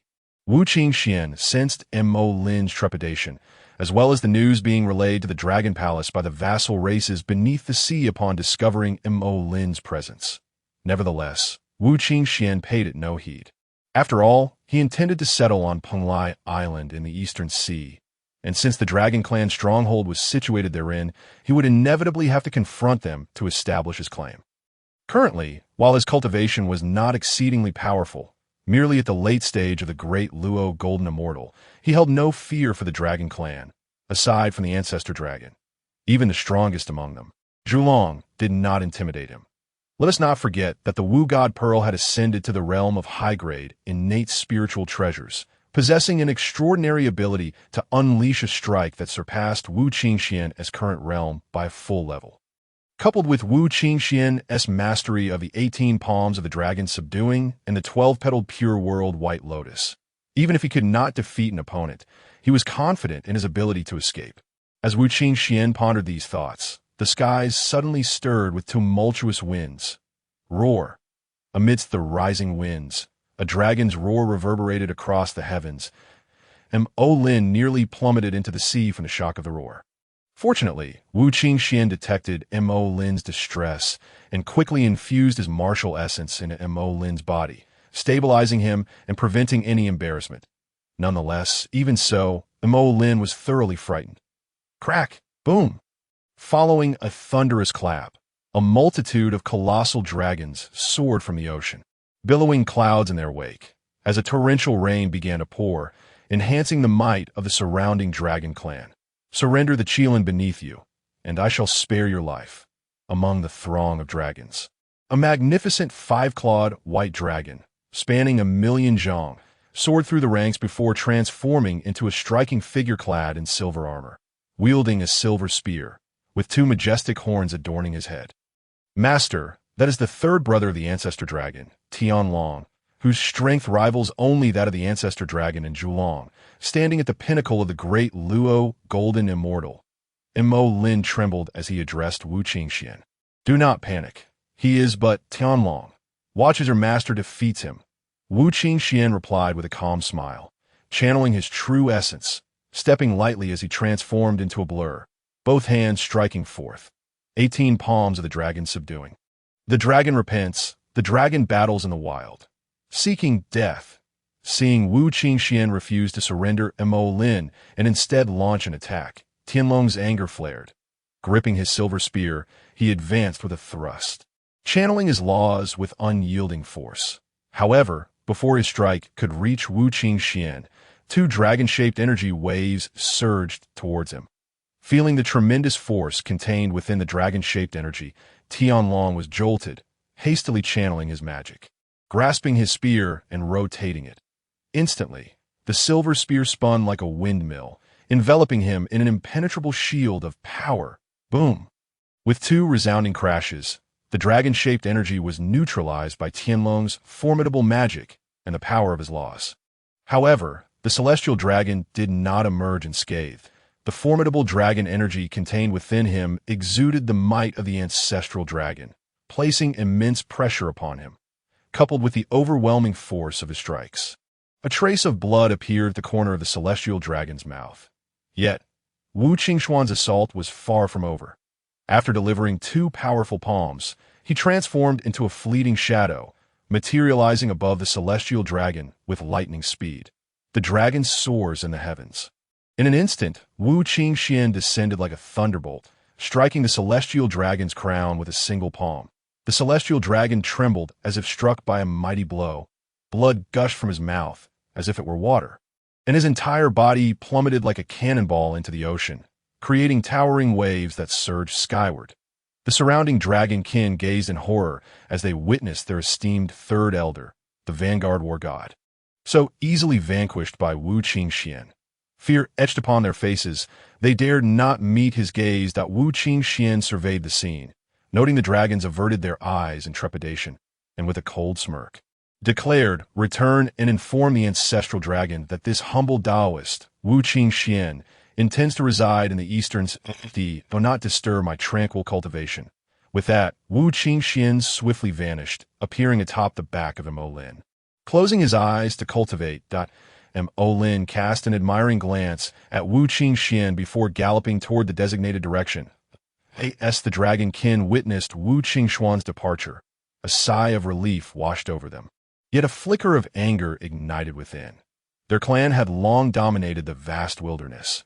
Even the Qilin and Phoenix clans needed to join forces to withstand their might. When had they ever endured such humiliation? However, Wu Qingxuan's strength was overwhelming. They were no match for him and could only bide their time, silently vowing to seek retribution from Wu Qingxuan once their second elder and clan leader emerged from seclusion. Previously, the Qilin and Phoenix clans had allied to assault the dragon kin, while the ancestral dragon and Zhulong battled the formidable beings from those two clans. Although they had triumphed, both the ancestral dragon and Zhulong had not emerged unscathed and were currently in seclusion. Were it not for this, how could they remain complacent while such a significant event unfolded in the Eastern Sea? With these thoughts, the dragon kin hastily transformed into their true forms, diving into the sea to retrieve the unconscious celestial dragon and quickly return to the dragon palace in the Eastern Sea. Meanwhile, Wu Qingxuan remained vigilant against a potential attack from Zhulong. The reason he had refrained from slaying the celestial dragon and the other dragons was that he could not afford to completely offend their clan. Otherwise, should the dragon kin go berserk, they would pursue him with the combined might of the Qilin and Phoenix clans, which would undoubtedly pose a considerable headache for him. Though he was tempted by the prospect of dragon liver, he had to exercise restraint for the time being. Nevertheless, he was acutely aware that this matter was far from over. At least until he had defeated Zhulong, the dragon kin would continue to seek revenge against him. Only after he had decisively bested Zhulong, the second strongest among the dragons, would they be wary of his power and fear pushing him into alliance with the other two clans, thereby bolstering their enemy's strength. However, after waiting for quite some time, Wu Qingxuan saw no sign of Zhulong's appearance to confront him.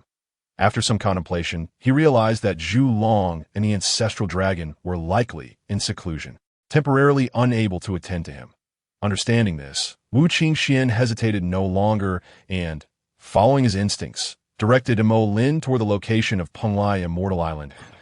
As Wu Qingxuan rode upon Mo Lin's back in search of Penglai Immortal Island. News of his battle with the celestial dragon spread rapidly throughout the wilderness. In no time, the realm was abuzz. Some cultivators deemed Wu Qingxuan reckless for creating chaos within the dragonkin's stronghold, inviting his own demise. Others, however, applauded his actions, hoping he would vanquish more dragons to alleviate their frustrations, for the dragon kin had offended too many on their rise to power, and countless had fallen victim to their wrath.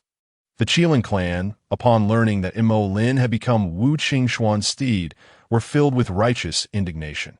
Were it not for Wu Qingxuan's presence within the Eastern Sea dragonkin's stronghold, they would have eagerly sought him out to exact revenge. As for the Phoenix ancestors, they contemplated how to win Wu Qingxuan's favor, for it appeared he possessed unique methods to counter the dragonkin. Once in their possession, defeating the dragons would be a mere formality. However, with Wu Qingxuan currently in the Eastern Sea, they could only wait for his emergence.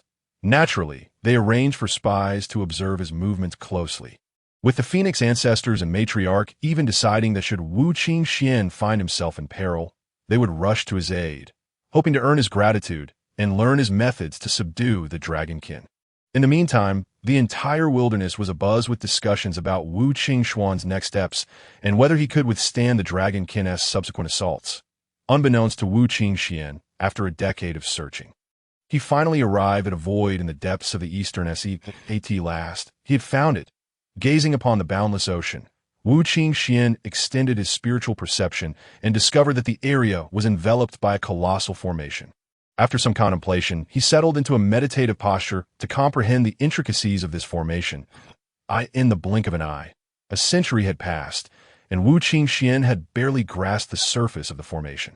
500 years later, he had achieved less than 10% comprehension that a millennium later he discerned the name of the formation, the 8 trigrams 9 palaces illusory array. This formation, a grand amalgamation of entrapment, illusion, and lethality, could only be unraveled by reaching the pinnacle of the mixed Yuan Daluo golden immortal realm. After careful consideration, Wu Qingxuan resolved to step directly into the formation. Since he could not dismantle it, he would employ cunning. The formation, albeit powerful, was ultimately unguarded, and there must be weaknesses within, which Wu Qingxuan was determined to uncover. With this thought in mind, he no longer hesitated, storing Mo Lin within the Wu God Pearl, and then stepped forward into the formation. As he entered, myriad illusions flooded Wu Qingxuan's mind, while the entire formation exuded a chilling air of slaughter. Yet, Wu Qingxuan stood undaunted, maintaining his mental fortitude. He employed the Ling Bo Wei Bu technique. Traversing the 8 trigrams directions, Qian, Dui, Li, Zhen, Sun, Kan, Jin, and Kun. Subsequently, he rotated counterclockwise through the 9 palaces of the formation. As time passed, Wu Qingxuan's vision brightened, revealing a serene scene of a spiritual deer frolicking upon an island, surrounded by blossoms and birdsong, with spiritual essence flowing like liquid, a veritable paradise filled with spiritual roots and ethereal beings. Entering the island, Wu Qingxuan beheld this harmonious and breathtaking sanctuary and murmured, "Today I finally understand what constitutes an immortal realm. Such beauty surpasses even the West Kunlun. A paradise such as this must not fall into the hands of the arrogant, lest it be destroyed in due time." After indulging in the scenery for a while, Wu Qingxuan stepped forward to a colossal stone tablet, unhesitatingly channeling his martial essence into it to begin refining it. This tablet was the core of Penglai Immortal Island. Its very heart. Should he refine it, Penglai Immortal Island would belong to him. Unless he perished, no one could seize it from him. As time went by, Wu Qingxuan soon grasped control over Penglai Immortal Island, along with the 9 palaces' 8 trigrams illusory array. Aha! At last, I have a foothold. After refining the stone tablet, a smile graced Wu Qingxuan's face as he began to roam around Penglai Immortal Island. The island was immense. Upon counting, Wu Qingxuan discovered a total of 108 inferior innate spiritual roots, 36 medium innate spiritual roots, 2 superior innate spiritual roots, and no exceptional innate spiritual roots. In addition to these, there are over 100 inferior innate spiritual treasures, more than 10 medium innate spiritual treasures, and 5 superior innate spiritual treasures. Furthermore, at the center of Penglai Immortal Island stood an enormous palace, which, according to the information within the stone tablet, was an exceptional innate spiritual treasure capable of both offense and defense. The sheer value of these items constituted a tremendous fortune. Elated, Wu Qingxuan took a small piece of chaotic soil from the Wu God Pearl and placed it into the earth before transplanting the superior innate spiritual roots into the Wu God Pearl. Having completed these tasks, he then made his way toward the core of Penglai Immortal Island. After meticulously counting the spiritual treasures and roots within the periphery and center of Penglai Immortal Island, Wu Qingxuan sliced a small piece of chaotic soil from the Wu God Pearl and integrated it into the island's foundation. Though merely a small fragment, its weight was astonishingly heavy, far surpassing that of an entire continent. Moreover, once the chaotic soil was embedded in the ground, it would rapidly expand.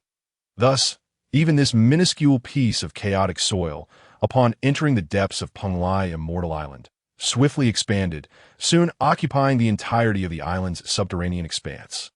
The various inferior and medium innate spiritual roots on Penglai Immortal Island inserted their roots into the soil formed from the chaotic essence. Suddenly, a cacophony erupted, as if filled with exuberance. Every entity possesses a spirit. Although these primordial roots lack consciousness, they still embody a profound spirituality. They firmly anchor their roots into the soil formed from the chaos, fully aware of the immense support that this primordial essence offers for their growth, which brings them great joy. Upon witnessing this, Wu Qingxuan smiled faintly and continued his leisurely journey towards the heart of the Penglai Immortal Island. Before long, Wu Qingxuan arrived at the core of the Penglai Immortal Island, where his eyes were met by a colossal dragon radiating golden light. This dragon stretched an astonishing 99,999 zhang in length, and he could see the sight of this magnificent creature.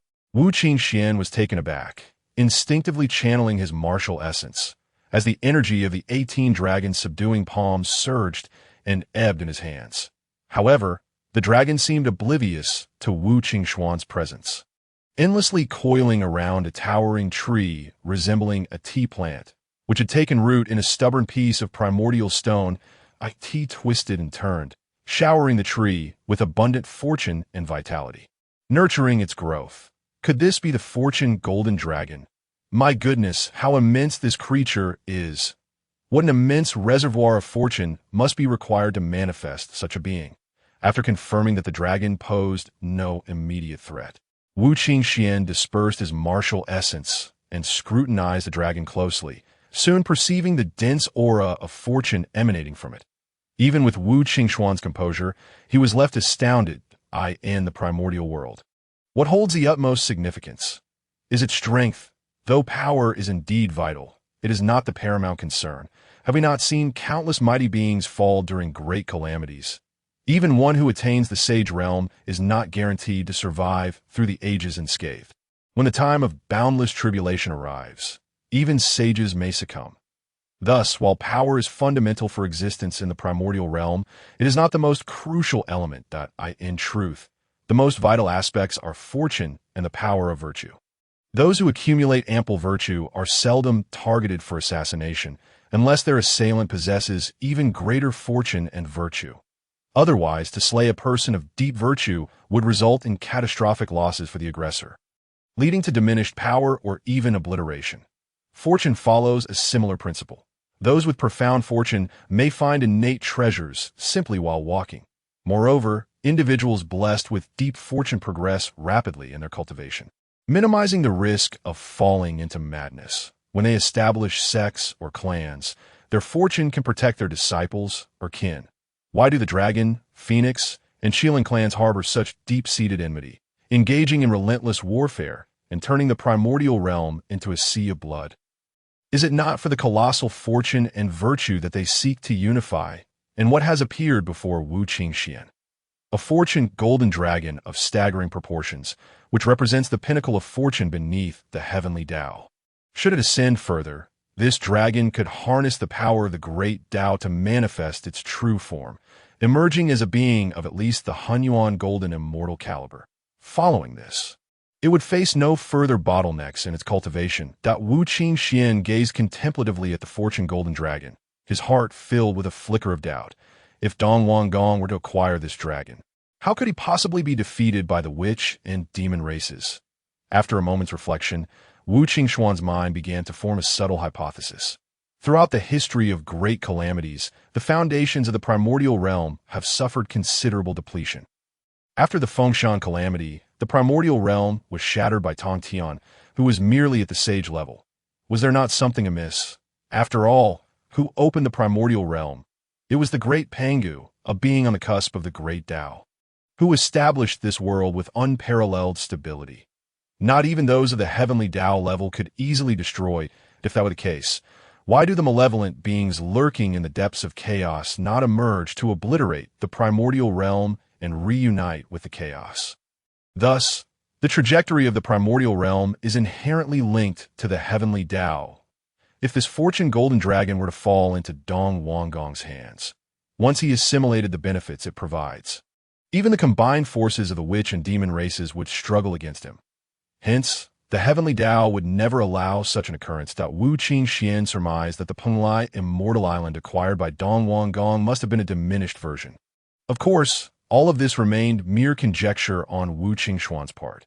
Whether or not his assumptions held true, only when Wu Qingxuan's cultivation reached a certain level could he ascertain the truth behind the heavenly Tao's influence during the primordial calamities. Casting aside his distractions, Wu Qingxuan chose not to dwell further on the matter.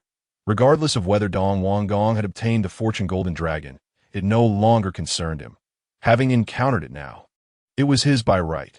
With this thought, a smile graced Wu Qingxuan's face. He did not rush to refine the fortune golden dragon, but instead turned his gaze to the towering tea plant. Channeling his martial essence into the tree, he received a response that conveyed profound information. Creation itself. To his astonishment, this was none other than the supreme primordial spiritual root, the enlightenment tea tree. What a delightful surprise.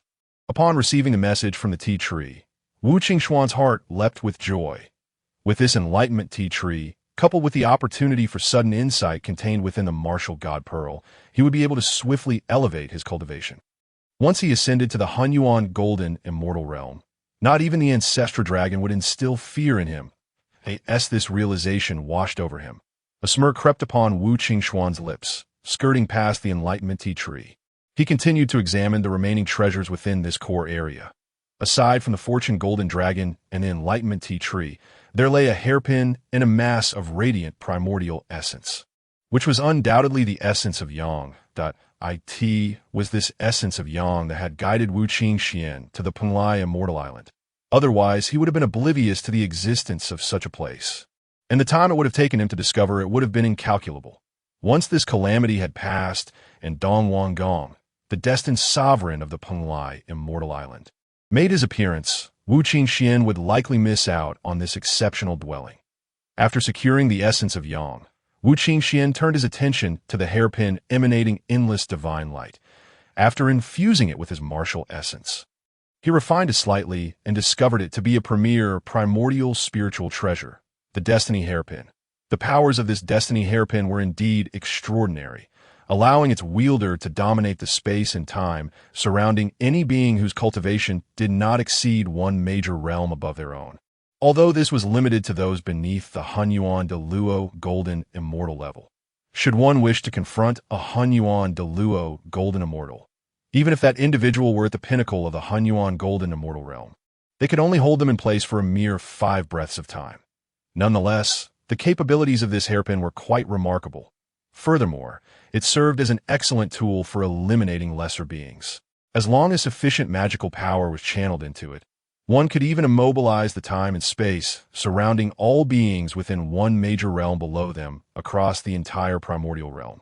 After stowing the destiny hairpin away, Wu Qingxuan composed himself, calming his excitement before finally focusing on the fortune golden dragon. With a swift motion, he approached the magnificent beast and enveloped it in his martial essence. Commencing the process of refinement, as time gradually passed, over 3,000 years elapsed while Wu Qingxuan refined the fortune golden dragon. During this period, the calamity's aura thickened in the skies above the primordial realm, compounded by the machinations of the entities under Luo who, such as the wraith fox, the moth, and the golden turtle, who incited conflict among the experts of the dragon, phoenix, and Qilin clans. Over these 3 millennia, numerous core disciples from each clan mysteriously perished at the hands of the others, leading to inevitable clashes whenever they crossed paths. It was evident that when the ancestral dragon, phoenix ancestor, Queen Huan, and Qilin ancestor emerged from their seclusion, a brutal war would erupt among the clans. As the calamity's aura grew ever denser, the majority of disciples within the 3 clans became tainted by its influence, with the stronger practitioners becoming increasingly affected. Now, the elite among the 3 clans, including the 4 great beings in seclusion, were shrouded in the calamity's aura, fixated on breaking through their current limits in a bid to decimate the other 2 clans and unify the primordial realm.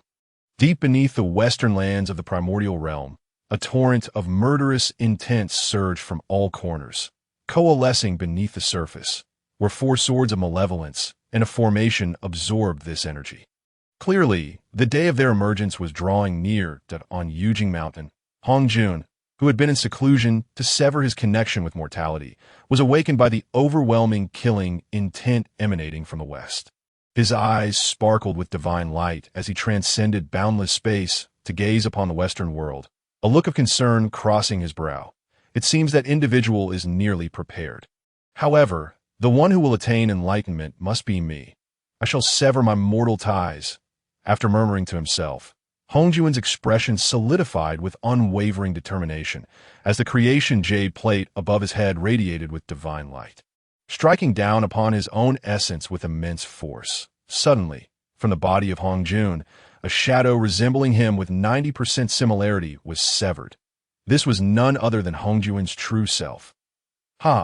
With the severing of the three corpses, the great calamity will conclude, and it shall be the day of my enlightenment. Luo Ho, I shall ultimately surpass you. However, seizing the remaining moments, I must invite a few friends to join forces against you. The fiend who defies the heavenly order and disrupts the primordial realm. The sorrow etched on Hongjuan's brow dissipated with the severance of his true self. Replaced by a smile, he stored the three corpses and the creation jade plate within his body, took a stride out of Jade Capital Mountain, and headed towards the vast primordial land, intent on summoning his old friend to confront Luo Ho on Penglai Immortal Island. Wu Qingxuan remained unaware that Hongjun had already severed his true self and that his cultivation had reached the pinnacle of Hunyuan Golden Immortal. As Hongjun emerged from Jade Capital Mountain to invite powerful allies to resist Luo Ho, it heralded the impending eruption of the Dragon Han calamity, after 3,000 years of relentless refinement. The Fortune Golden Dragon was nearing successful transformation under Wu Qingxuan's influence.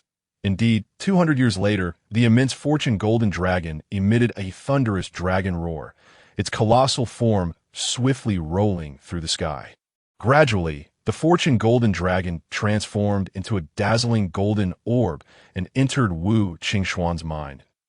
As the Fortune Golden Dragon penetrated his consciousness, it showered him with abundant fortune energy, prompting Wu Qingxuan to instinctively commence the operation of the longevity technique.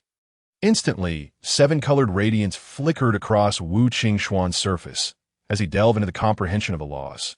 Simultaneously, the source of yang within the martial god pearl was subconsciously extracted by Wu Qingxuan, who tirelessly operated the martial essence to absorb and refine the yang source. With the augmentation of fortune energy, Wu Qingxuan's understanding of the laws progressed remarkably smoothly, and his cultivation surged rapidly. Before long, Wu Qingxuan ascended to the realm of King, Hunyuan Golden Immortal. I, Wu Qingxuan, have never been inferior to others. The Hunyuan Golden Immortal is merely a beginning. In the future, I shall tread upon the supreme realm and behold the vistas above the pinnacle. A rich smile spread across Wu Qingxuan's face as he laughed heartily. Congratulations, my lord, on your ascension to the realm of the mighty. May you achieve transcendence soon. And Mo Lin, who had been tending to the innate spiritual roots of Penglai Immortal Island, immediately realized Wu Qingxuan's breakthrough into the Hunyuan realm upon hearing his laughter and sensing his previous aura. Thus, he hurried to offer his congratulations. After all, he was now Wu Qingxuan's steed. The stronger Wu Qingxuan became, the higher his own status would rise. That it is worth noting that the dignity of being a steed varies greatly, depending on the master. Serving a weak master and a powerful one yields vastly different treatment.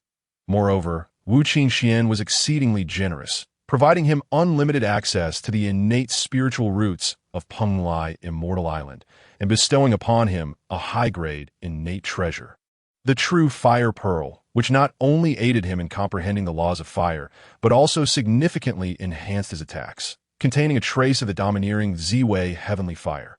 Once unleashed, even a mere Deluo Golden Immortal would be reduced to ashes. At this moment, Mo Lin was filled with immense admiration for Wu Qingxuan. Enough, here are some enlightenment tea leaves. Take them to enhance your strength. You are currently at the pinnacle of Tai Golden Immortal, which is rather inadequate. As my steed, you should at least reach the Deluo realm, achieving the Deluo Dao fruit as soon as possible. Thus, when I ride you in a battle, it won't be too embarrassing. Upon hearing Mo Lin's flattery, Wu Qingxuan's eyes gleamed with divine light. He glanced at Mo Lin's solid foundation with satisfaction, then retrieved a leaf of enlightenment tea and tossed it to Mo Lin, instructing him, "He, thank you for your gracious gift. My lord, I shall not disappoint you, and will certainly attain the Deluo Dao fruit soon." Mo Lin accepted the enlightenment tea with a joyful expression, bowing to Wu Qingxian as he pledged. "All right, you may leave now.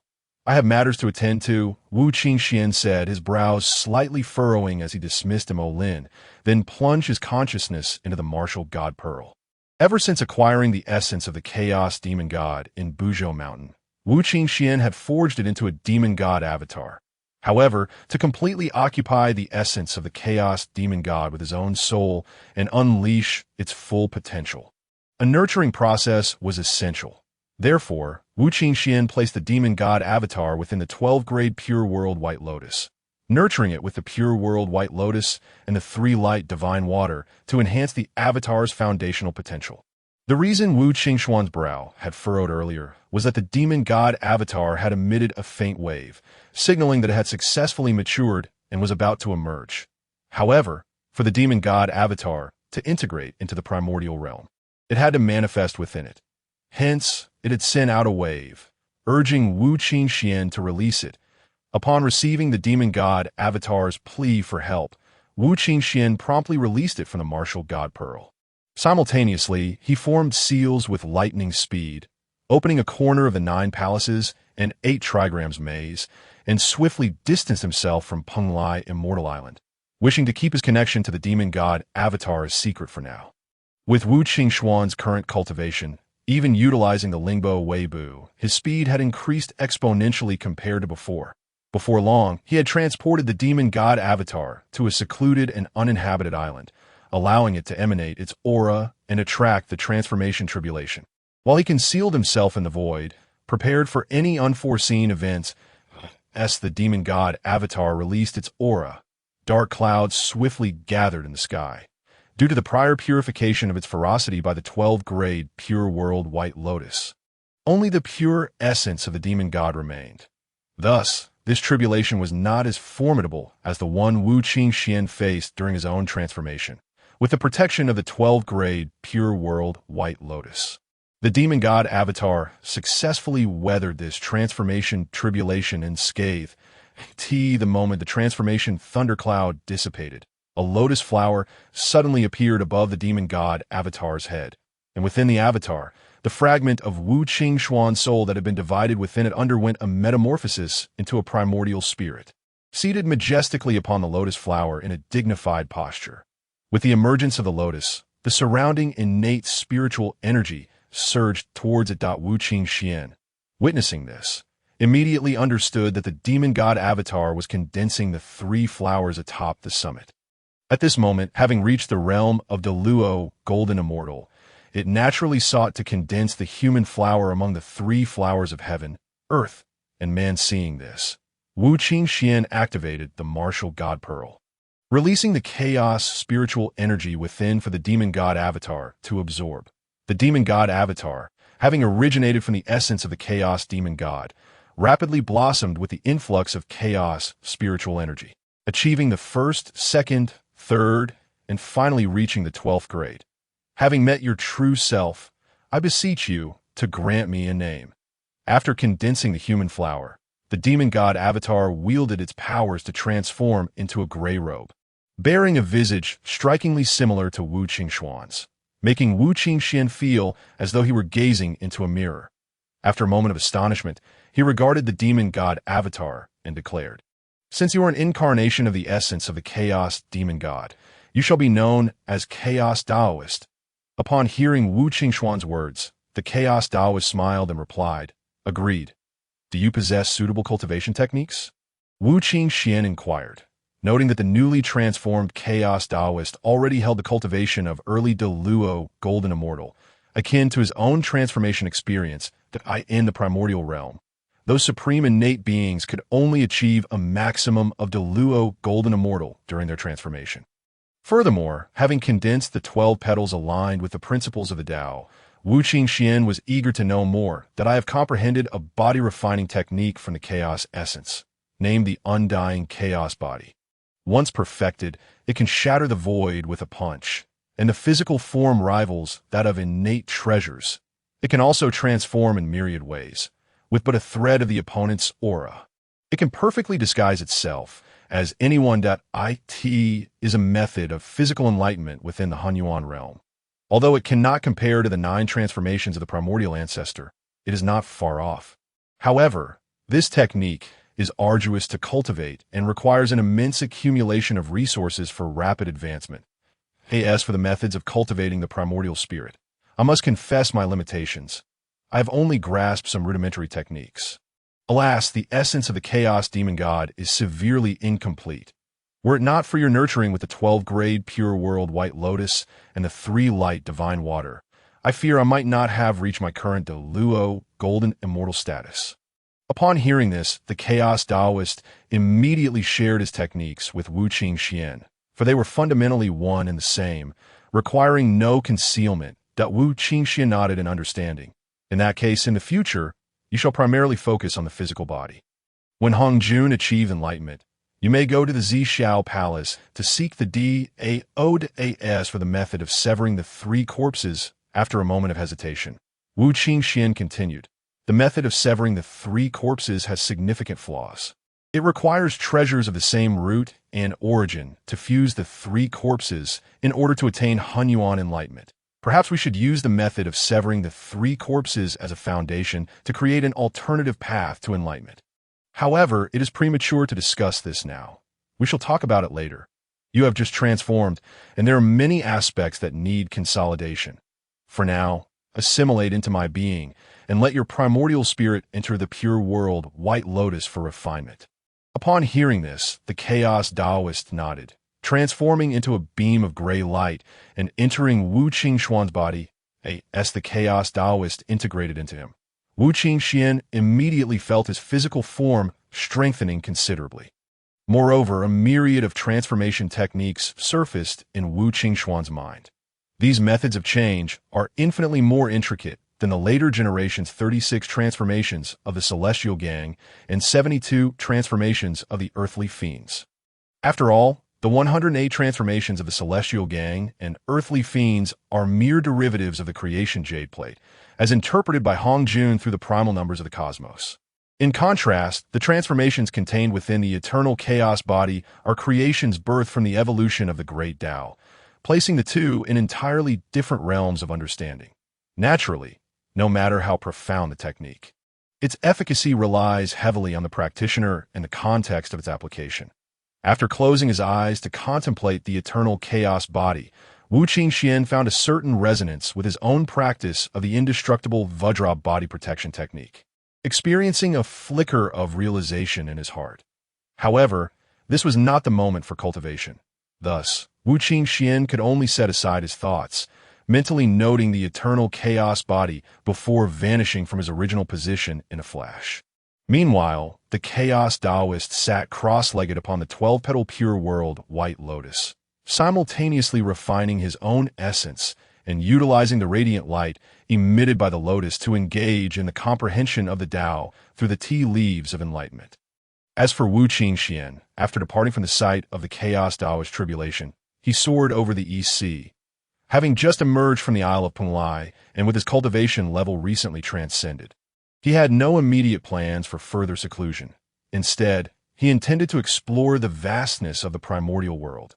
Firstly, his cultivation had already reached the realm of the primordial golden immortal, and the longevity technique he had been practicing had ceased to provide him with any further assistance. He required a new technique to cultivate. However, the methods available in the system's marketplace that could directly lead to enlightenment or even grant access to the Great Tao were prohibitively expensive. Unless Wu Qingxuan were to exchange his recently acquired innate spiritual roots and innate spiritual treasures with the system, he would find himself unable to afford them. Nevertheless, while he could part with those treasures, Wu Qingxuan's own martial path and strength were substantial enough that he did not heavily rely on spiritual treasures. Additionally, the chaos Taoist currently possessed no superior methods for cultivating his primordial spirit, and thus had no immediate need for spiritual treasures. Therefore, Wu Qingxuan was indifferent to the treasures. However, he was unwilling to exchange even the lower-grade innate spiritual roots with the system. Most of these roots, apart from a select few, could provide him with vast resources that in the future, whether he established a martial sect, taught disciples, or sought to comprehend the art of brewing, these spiritual roots would serve as excellent materials for satisfying his culinary desires. Consequently, Wu Qingxuan resolved to continue his journey through the primordial world in search of opportunities to earn some exchange value. Furthermore, with a great calamity on the horizon, Wu Qingxuan found himself exceedingly envious of the companion's spiritual treasure. The Qingxuan cauldron, belonging to Qingxuan Taoist, it was important to note that his current life-bound longsword, Qi Xiao, was merely a mid-grade postnatal spiritual treasure, even if Wu Qingxuan sought materials to enhance Qi Xiao's grade. It would still remain a postnatal treasure, providing little aid in his current circumstances. However, should he obtain the Qingxuan cauldron and exchange it for a profound method of artifact refining, leveraging the chaos stone rooted in the enlightenment tree, he could undoubtedly elevate Qi Xiao to a higher level of refinement. Without further contemplation, Wu Qingxuan leisurely soared above the East Sea, holding a jade wine flask crafted from innate white jade. Of course, it did not contain wine, but rather the tea of enlightenment. Sipping the tea while scanning the vicinity for exceptional spiritual roots, spiritual treasures, or innate divine prohibitions, 500 years swiftly passed. During this time, Wu Qingxuan's harvest was meager, not due to a lack of fortune, but rather because the East Sea served as the stronghold of the Dragon Clan, where many opportunities were seized by them. Just as Wu Qingxuan prepared to depart the East Sea and venture towards the primordial continent, a sudden spark of intuition flashed at his mind. Oh, I did not expect there to be a place of opportunity in the East Sea that I cannot afford to miss. With a smirk, Wu Qingxuan activated the wave-walking step and hastened towards the location sensed by his intuition. Before long, he arrived at the site of his perception. However, before he could prepare to break the formation, the sea erupted in a tumultuous surge. Accompanying the monstrous waves was a colossal serpent, 1,000 miles in length, its body a fiery red, with a human face and a serpentine form, a single eye reminiscent of a bronze bell glimmering with an air of majesty and dominance. None other than the second most powerful being beneath the Dragon Clan's ancestral dragon. The Zhulong, this is the territory of my Dragon Clan. Begone. Upon emerging, Zhulong cast a cold glare at Wu Qingxuan and spoke dismissively. Ha! What audacious words! The East Sea belongs to all beings of the primordial world. When did it become the exclusive domain of your Dragon Clan? If you wish to fight, then let us fight. Do you think I fear your clan? Wu Qingxuan retorted with a cold laugh. Noticing the ominous dark mist that flickered between Zhulong's brows, he immediately understood the source of Zhulong's agitation. It was the burden of calamity, otherwise as a second-in-command of an ambitious race. It would be unwise to recklessly offend others and increase enmity toward his clan. You seek death. Time delayer, blade of time. Go! Upon hearing Wu Qingxuan's words, Zhulong's expression turned icy, channeling his magical power. He unleashed a temporal law that rapidly enveloped Wu Qingxuan, followed by a transparent blade emanating a misty glow, slicing through the air towards him. As Zhulong made his move, Wu Qingxuan's martial essence surged with tremendous speed. However, before he could launch his attack, he sensed a thick, viscous aura surrounding him, causing his true essence to flow sluggishly. Realizing this, Wu Qingxuan let out a cold snort, unleashing the power of the 7 attributes within him. Breaking through the constraints of the temporal law, with a swift turn of his body, he vanished from sight, 18 palms of the dragon subduing. The dragon battles in the field, after dispersing the temporal law that enveloped Zhulong. Wu Qingxuan swiftly maneuvered to evade the blade of time, appearing behind Zhulong and striking with a palm. What? It is you. Very well. I shall see how this dragon subduing 18 palms can subdue my Dragon Clan. Zhulong exclaimed, his eyes narrowing as he recalled the words spoken by the white dragon upon his emergence from seclusion. He immediately recognized Wu Qingxuan as the one who had previously openly offended their clan. And the audacity of Wu Qingxuan's Dao technique daring to claim to subdue dragons enraged him. Unfazed by Zhulong's words, Wu Qingxuan unleashed a dragon-shaped energy wave, sensing a temporal fluctuation, without a glance at the damage caused by the dragon-shaped energy. He vanished, creating countless afterimages that enveloped the surroundings. The myriad afterimages appeared incredibly real, delivering relentless attacks, fists, palms, and claws striking at the surrounding space. Zhulong, employing time displacement, found himself positioned behind Wu Qingxuan. However, before he could launch his attack, he saw a multitude of Wu Qingxuan's afterimages rushing towards him, causing Zhulong to hastily evade that, in truth, the attacks from Wu Qingxuan's afterimages were mere illusions. The real Wu Qingxuan had silently appeared behind Zhulong, delivering a powerful strike to his back. Time rewind. After being struck by Wu Qingxuan, Zhulong spat a mouthful of crimson blood, his expression darkening as he summoned his magical power, enveloping himself in the temporal law to revert to his state prior to his injury. And without hesitation, unleashed his full magical energy, pushing the temporal law to its limits. Time chains. Instantly, chains of time condensed from Zhulong's body, rapidly twisting and ensnaring Wu Qingxuan.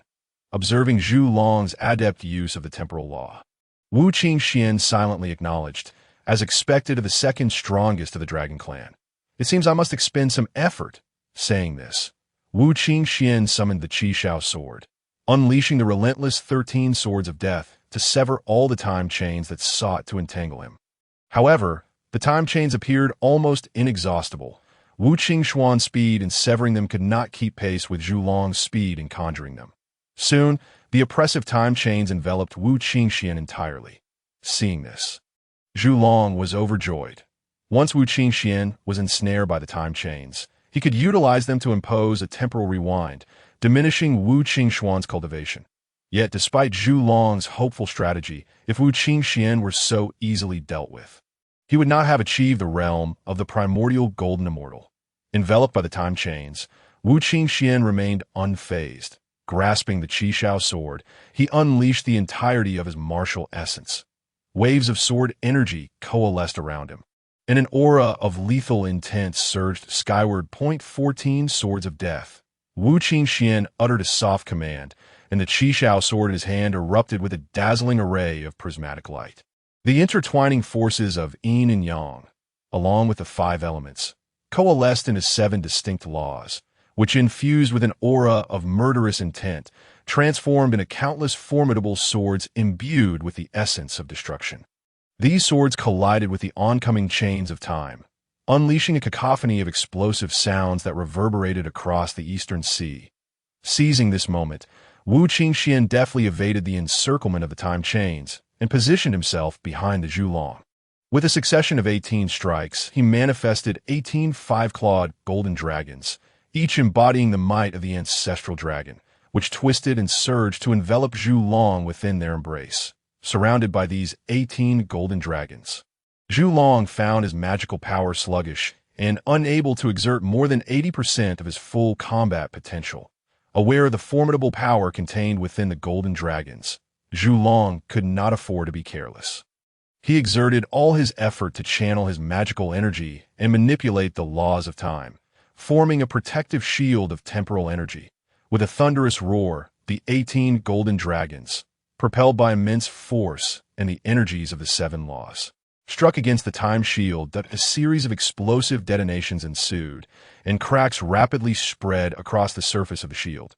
Before long, the time shield could no longer withstand the onslaught and shattered completely, revealing the Zhulong within.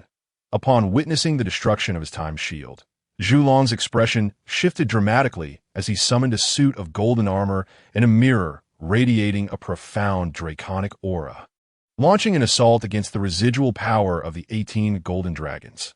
After shattering the time shield, the power of the golden dragons diminished significantly, and Zhulong's counterattack dispersed them. Just as Zhulong began to breathe a sigh of relief after dispersing the golden dragons, he suddenly sensed a lethal danger. Without a moment's hesitation, he channeled a continuous stream of magical energy into his armor.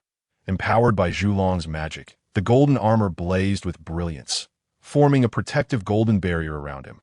Just as this barrier was completed, Wu Qingxuan, wielding the Qishao sword, unleashed a razor-sharp sword aura aimed at Zhu Long's rear. However, the barrier formed by Zhu Long's armor proved exceptionally sturdy, several hundred times harder than the previous time shield, indicating that this golden armor was at least a top-grade innate spiritual treasure. Upon witnessing this, Wu Qingxuan marveled at the wealth of the dragon clan, while outwardly he surged his martial essence.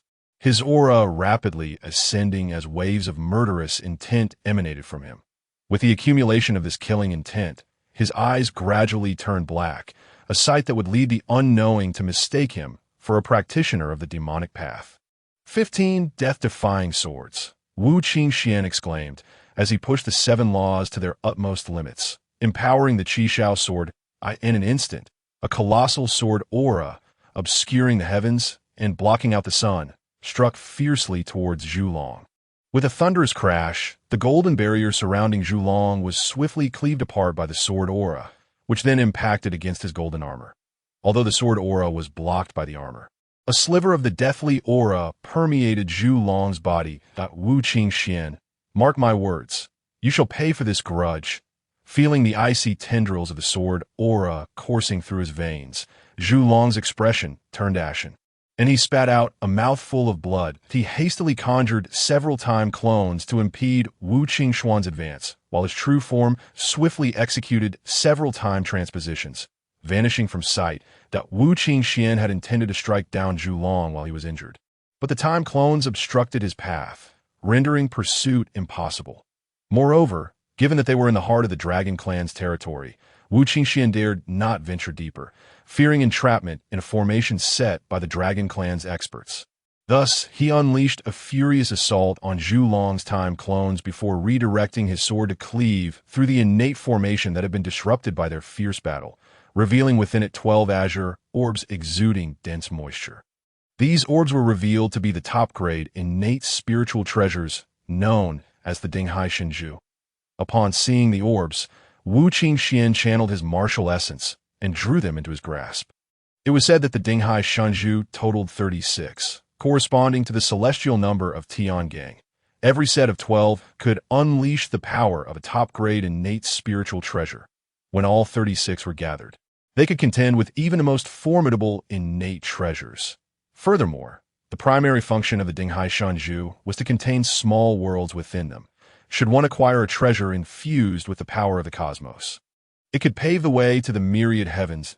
At that point, with the aid of the heavens, one could wield inexhaustible magical power, relying on the celestial forces to wear down their adversaries.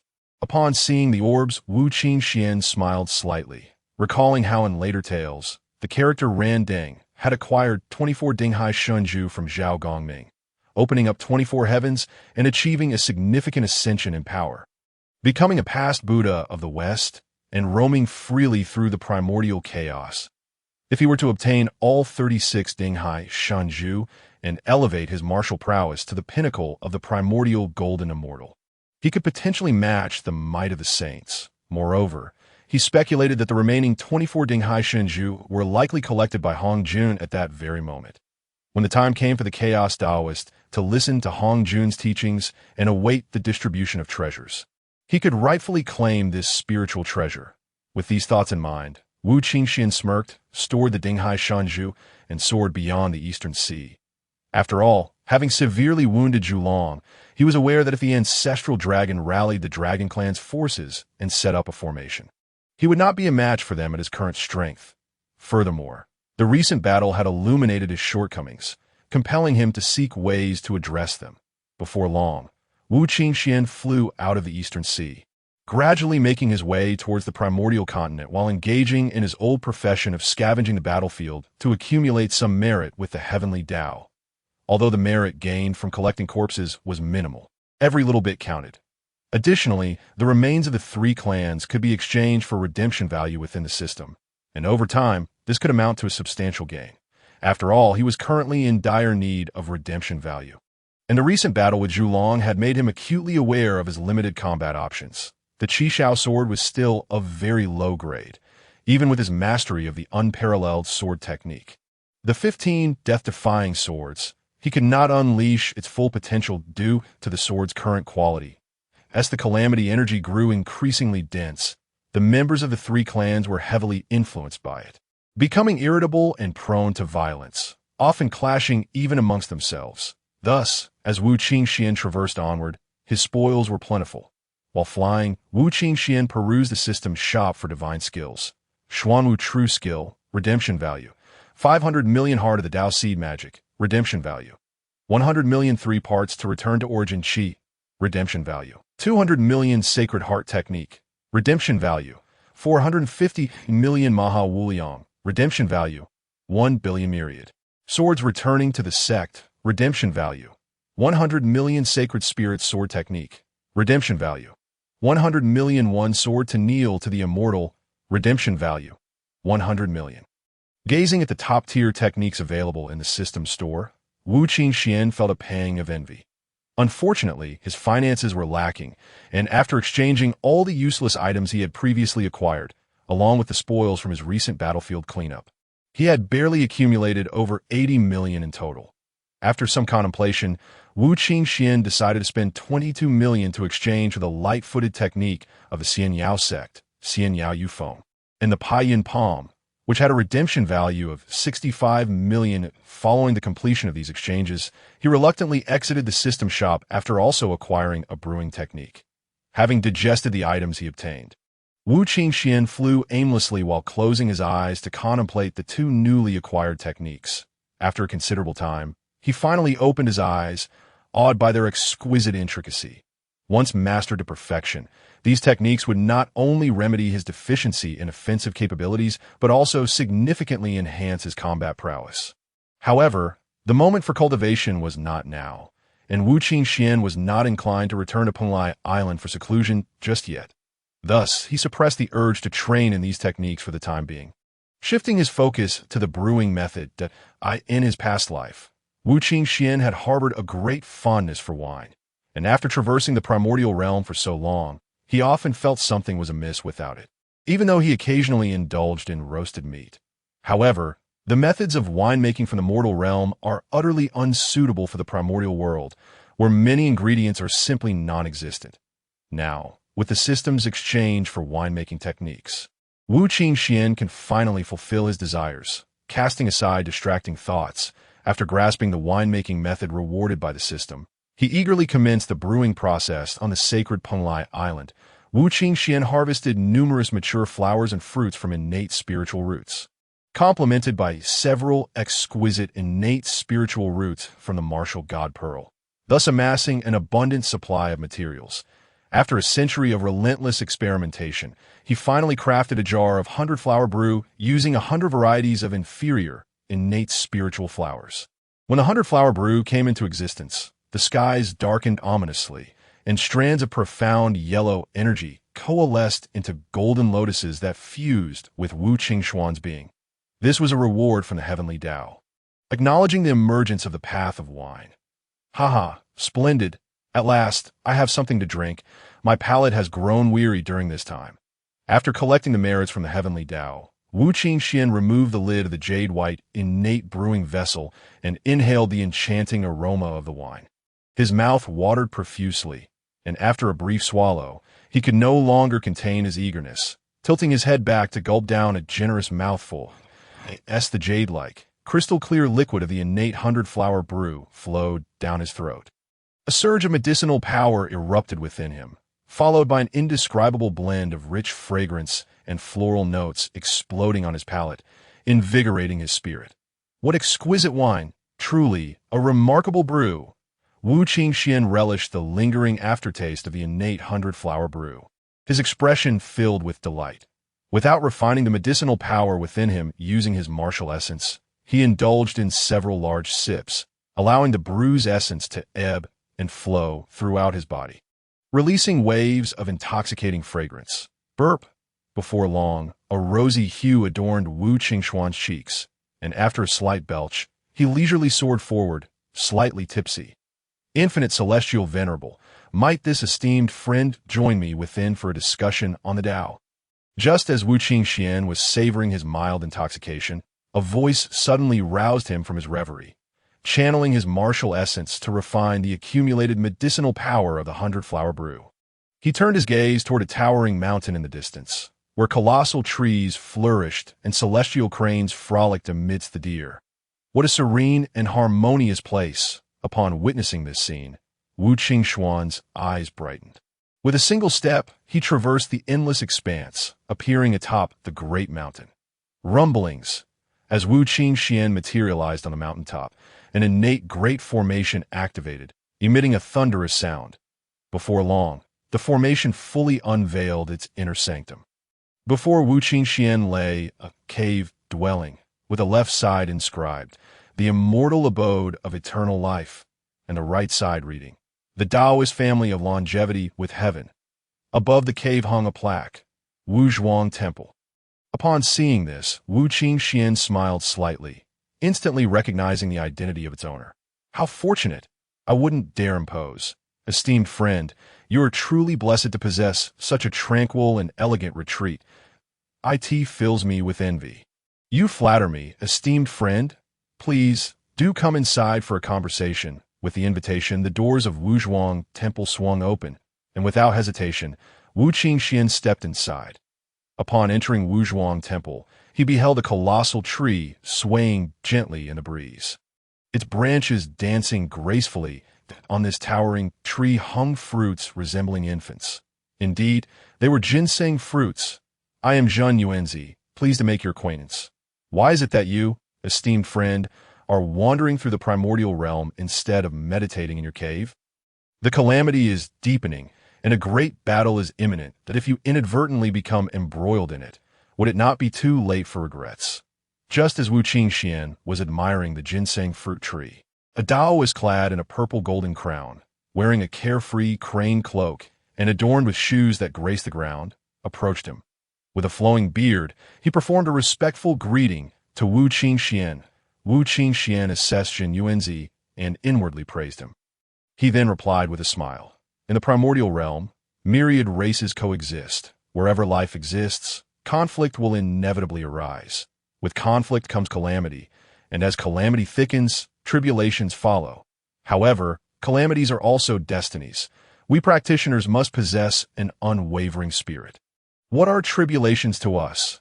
If one fears tribulations and remains in seclusion, solely focused on cultivation, when the time of immense tribulation arrives, even the heavens would be engulfed. Where then shall one hide? Thus, I traverse the primordial realm, seeking opportunities while experiencing the myriad forms of life, fortifying my own state of mind. Upon hearing Wu Qingxuan's words, Zhen Yuanzi's face reflected astonishment. Esteemed friend, you are indeed a person of great wisdom and fortitude. While it is true, the myriad beings in the primordial realm are countless. Even I tremble at the thought of calamity, and before you, I feel quite embarrassed. You are too modest, esteemed friend. Each person has their own fateful path. What suits my path may not necessarily suit yours. Besides, you possess a profound source of fortune, with a cave rich in spiritual energy, rare in the primordial realm, coupled with a ginseng fruit tree among the top 10 innate spiritual roots of the primordial world. If I were in your position, I might also choose to sit in my cave, observing the changing tides of the primordial realm. Seeing Zhen Yuanzi's expression of embarrassment, Wu Qingxian offered a half-serious, half-joking smile.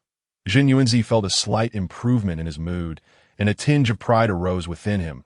He not only possessed a ginseng fruit tree, but also a top-tier innate spiritual treasure. However, being unfamiliar with Wu Qingxian, he refrained from elaborating and instead guided Wu Qingxian to a seating area, where they sat opposite each other. Once seated, Zhen Yuanzi waved his hand, and 9 ginseng fruits descended from the tree, landing before Wu Qingxian. Today, since you have come here, I cannot fail to extend my hospitality. Please, do sample these 9 ginseng fruits. Having long heard of these ginseng fruits, also known as herb-returning elixirs, which were produced during the primordial chaos, they bloomed once every 3,000 years, bore fruit after another 3,000 years, and matured after yet another 3,000 years, with the first viable fruit only appearing after 10,000 years. In such a span, only 30 fruits would be produced. The fruits resembled infants, complete with limbs and features. If a being were fortunate enough to obtain one and merely inhale its scent, they would live for 360 years. Consuming one would grant them 47,000 years of life. This fruit held a mutual restraint with the five elements, falling when encountering metal, wilting with wood, dissolving in water, scorching with fire, and merging with earth.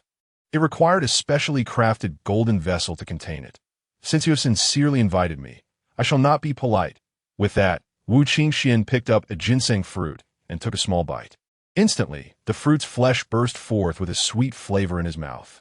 Soon after, a surge of life energy infused Wu Qingxuan's entire being, refreshing even his soul. Wu Qingxuan felt invigorated and quickly finished the fruit. After a moment of reflection with closed eyes, he opened them and remarked, "Truly, it is one of the top 10 innate spiritual roots of the primordial world.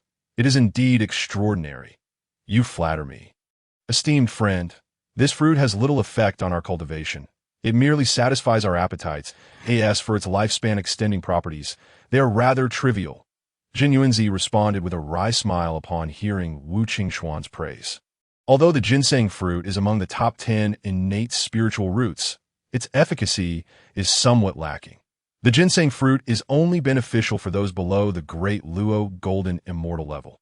For those who have reached the late stages of the Great Luo Golden Immortal realm, it holds no value to AS for extending lifespan. Its effectiveness is the most trivial of all that in the primordial realm. Where innate spiritual energy is abundant, anyone with a modicum of talent can cultivate to the golden immortal realm that stage.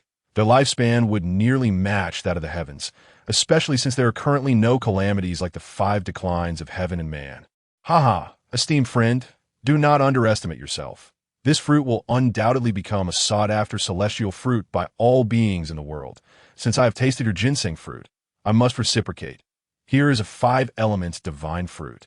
Please do give it a try. Though it does not rank among the top 10 innate spiritual roots, it possesses its own unique flavor. Wu Qingxuan said meaningfully to Zhang Yuanzi, smiling as he handed over the 5 elements divine fruit. Zhang Yuanzi's face showed surprise upon seeing the 5 elements divine fruit presented by Wu Qingxuan. Previously, he had not expected any return for his invitation. He was merely intrigued by the drink Wu Qingxuan had consumed and planned to seek it later. Now, witnessing the 5 elements divine fruit tree, he felt astonished that, in certain aspects, the 5 elements divine fruit tree far surpassed his ginseng fruit tree. Since it is a gift from a friend, I shall not decline. Forgive my boldness, but may I inquire if the drink you enjoyed while passing through this mountain was wine? Might I exchange some ginseng fruits for a taste to satisfy my cravings? Zhang Yuanzi was inclined to refuse, yet he recognized that even if he declined, Wu Qingxuan would not retract his offer. Rather, it might provoke Wu Qingxuan's displeasure. Furthermore, with Wu Qingxuan's profound cultivation, he remains inscrutable to him, igniting a desire for camaraderie in his heart. Thus, he discreetly tucked it away, subsequently gazing at Wu Qingxuan with a look of bewilderment. In Wu Qingxuan's memories from his past life, Jin Yuanzi was undoubtedly a quintessential homebody. Aside from befriending the 3 pure ones and the 3,000 guests of Zhixiao Palace during lectures, he had only one close friend, Hong Yun, rarely stepping outside his abode. Upon hearing Zhang Yuanzi's words, Wu Qingxuan finally understood why Zhang Yuanzi had so suddenly invited him in. He had caught a whiff of the fragrant wine. Men, even those enlightened in the wild primordial world, cannot resist the allure of fine spirits. Moreover, this wine had never graced the wild primordial realm until Wu Qingxuan utilized the system's brewing techniques, bestowing merit upon the world, thus revealing the existence of wine to its denizens. However, while they were aware of wine's existence, they remained oblivious to its true nature. It was only when Zhang Yuanzi caught the aromatic scent emanating from the jade pot in Wu Qingxuan's hand as he soared through the primordial skies that he began to speculate, leading to his invitation. Not to mention the matter of trade, my friend, your proposal greatly appeals to me, and my heart yearns for friendship. And this mere wine is but a trivial concoction made from low-grade, innate spiritual roots during my leisure time. Hardly worth mentioning. However, can one enjoy wine without meat? Pray wait a moment. Having come to this realization, Wu Qingxuan smiled faintly, feeling somewhat solitary in his drinking, if only he had a friend or two to share the wine with. Its true essence could be fully realized. After exchanging a few words with Zhang Yuanzi, Wu Qingxuan took a single step and vanished from the five. The next moment, he flew over 1,000,000 miles, striking down a primordial creature resembling a black bear. Skillfully skinning it and extracting its tendons, he then harnessed the water attribute from his martial essence to cleanse the flesh before swiftly returning to the five. Seeing Wu Qingxuan arrive with a corpse in tow, Zhang Yuanzi's face broke into a bittersweet smile. Curiosity piqued regarding Wu Qingxuan's intentions. Ignoring Zhang Yuanzi's expression of mirth, Wu Qingxuan summoned his inner fire and began to roast the meat. Occasionally sprinkling some powder made from low-grade innate spiritual roots atop, in no time, an alluring aroma wafted toward Zhang Yuanzi's nostrils, causing him to gulp involuntarily. Ah, my friend certainly knows how to indulge. Haha. I have a penchant for culinary delights, which is why I delve into such pursuits. This is but a minor skill, hardly worth mentioning. Come, let us feast upon meat and drink wine together. Upon hearing this, Wu Qingxuan chuckled heartily, retrieving a jar of 100 flowers brew from the Wu God Pearl, and began to drink with Zhang Yuanzi. The two indulged in their meal for a full century, only concluding as the roasted meat had vanished. Thank you, my friend, for your hospitality. Now that we are satiated with wine and meat, shall we discuss the Tao? Zhang Yuanzi's face flushed with a deep hue, and after a hearty belch, he addressed Wu Qingxuan. Since you are interested, I see no reason to decline. Allow me to begin. The path of longevity. Wu Qingxuan responded with a smile and commenced to narrate his martial way.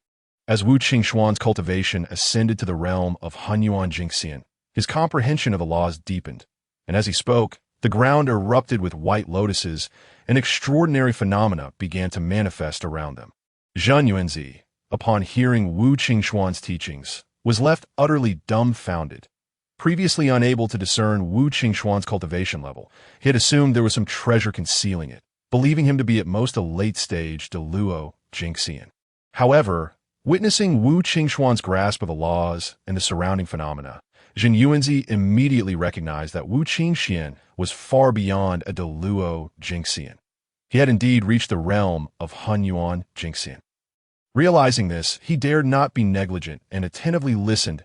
This moment, Wu Qingxuan had reached the pinnacle of the Hunyuan Jingxian realm, and his discourse summoned forth various phenomena, some cold and shadowy, others blazing with heat, and still others filled with a menacing aura.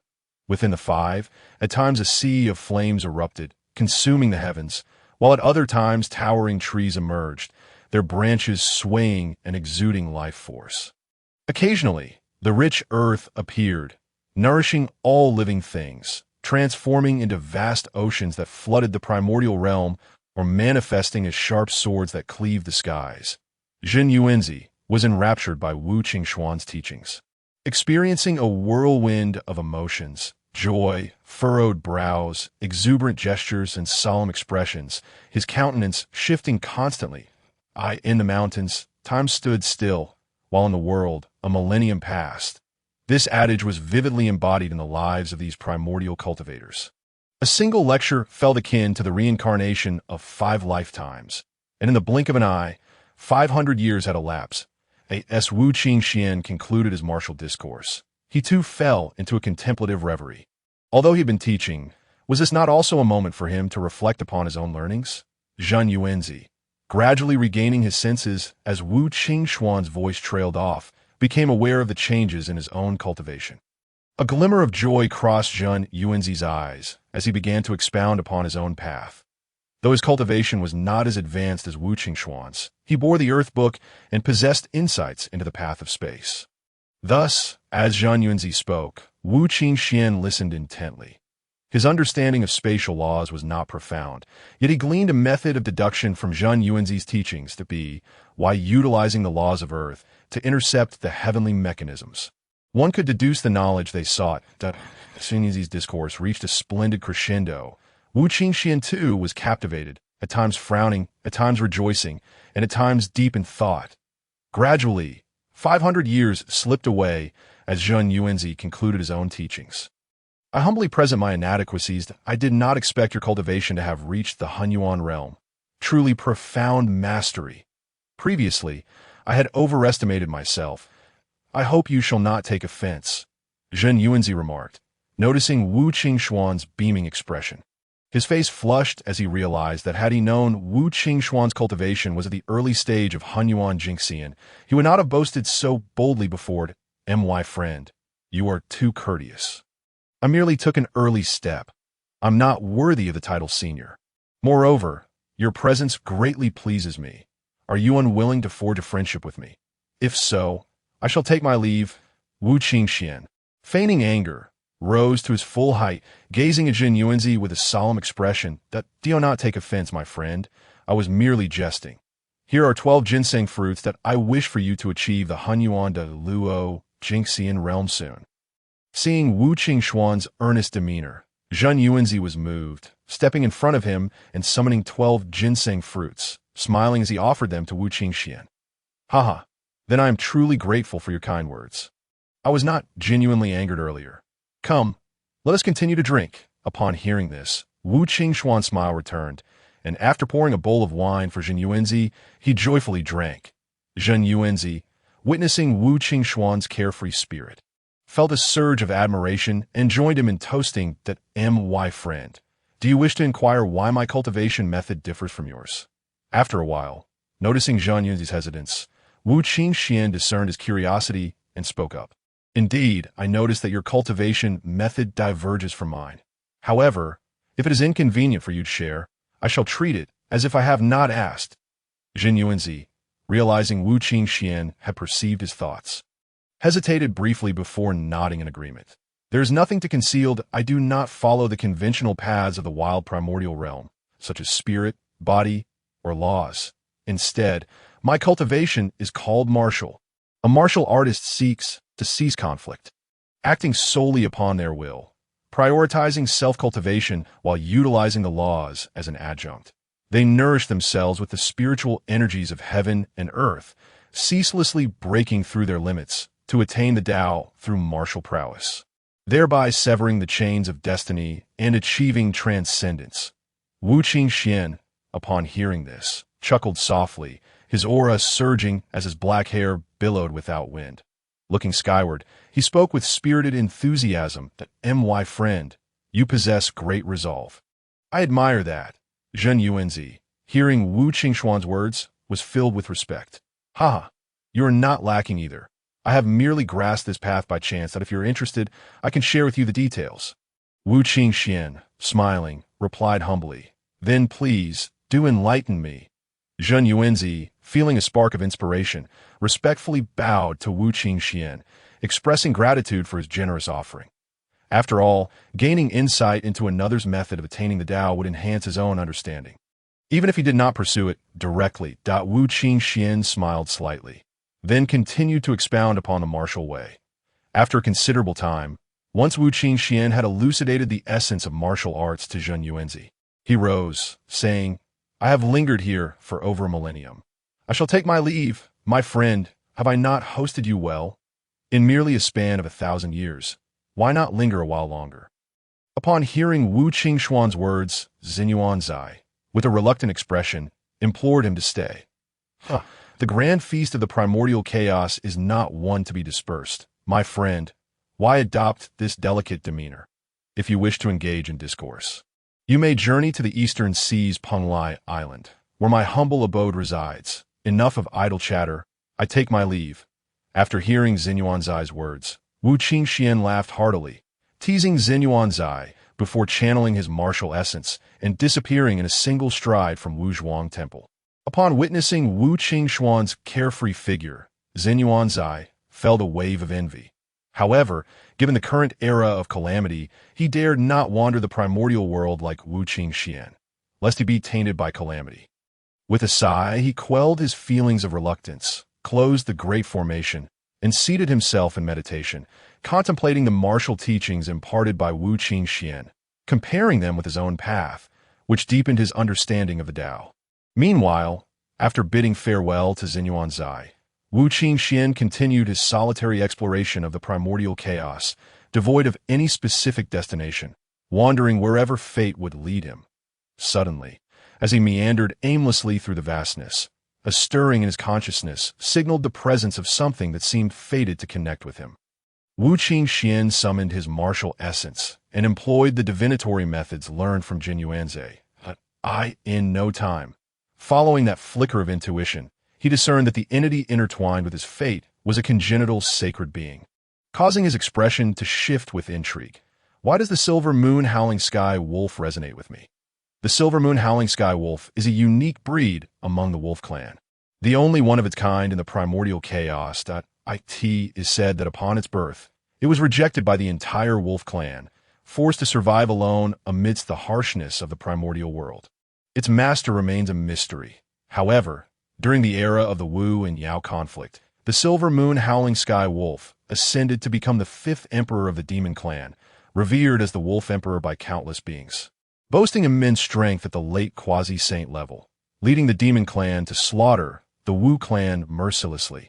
Yet during the third battle of the Wu and Yao, the Silver Moon Howling Sky Wolf mysteriously vanished from the demon clan, leading to various rumors. Some claimed it betrayed its kin and hid from the world, while others whispered of its demise at the hands of the Wu clan. The specifics remain unknown until the era of the journey to the west, where scattered records hint that the Silver Moon Howling Sky Wolf transformed into the reincarnation sovereign of the six realms created by Hutu, reaching the semi-saint level, suppressing reincarnation with unparalleled might. Wielding a supreme, innate spiritual treasure, the world-devouring golden wheel. Contemplating this, Wu Qingxuan, after a moment of reflection, decided to investigate further. Channeling his martial essence, he concealed himself as a golden dragon of the early Great Luo Jingxian stage and a giant sky wolf. Merely an early Jingxian, hovering above the battlefield where the Silver Moon Howling Sky Wolf, marked by a crescent moon on its forehead, stood defiantly. Although the Silver Moon Howling Sky Wolf was merely at the Jingxian stage, it faced the Great Luo Jingxian dragon with unwavering resolve.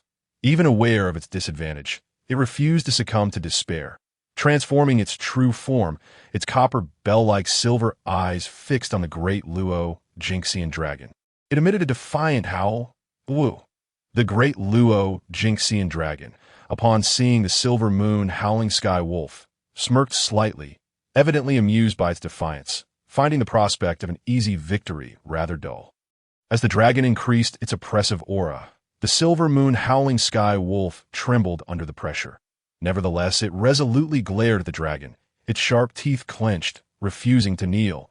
After a prolonged standoff, the dragon, losing interest, prepared to unleash its power and obliterate the Silver Moon Howling Sky Wolf.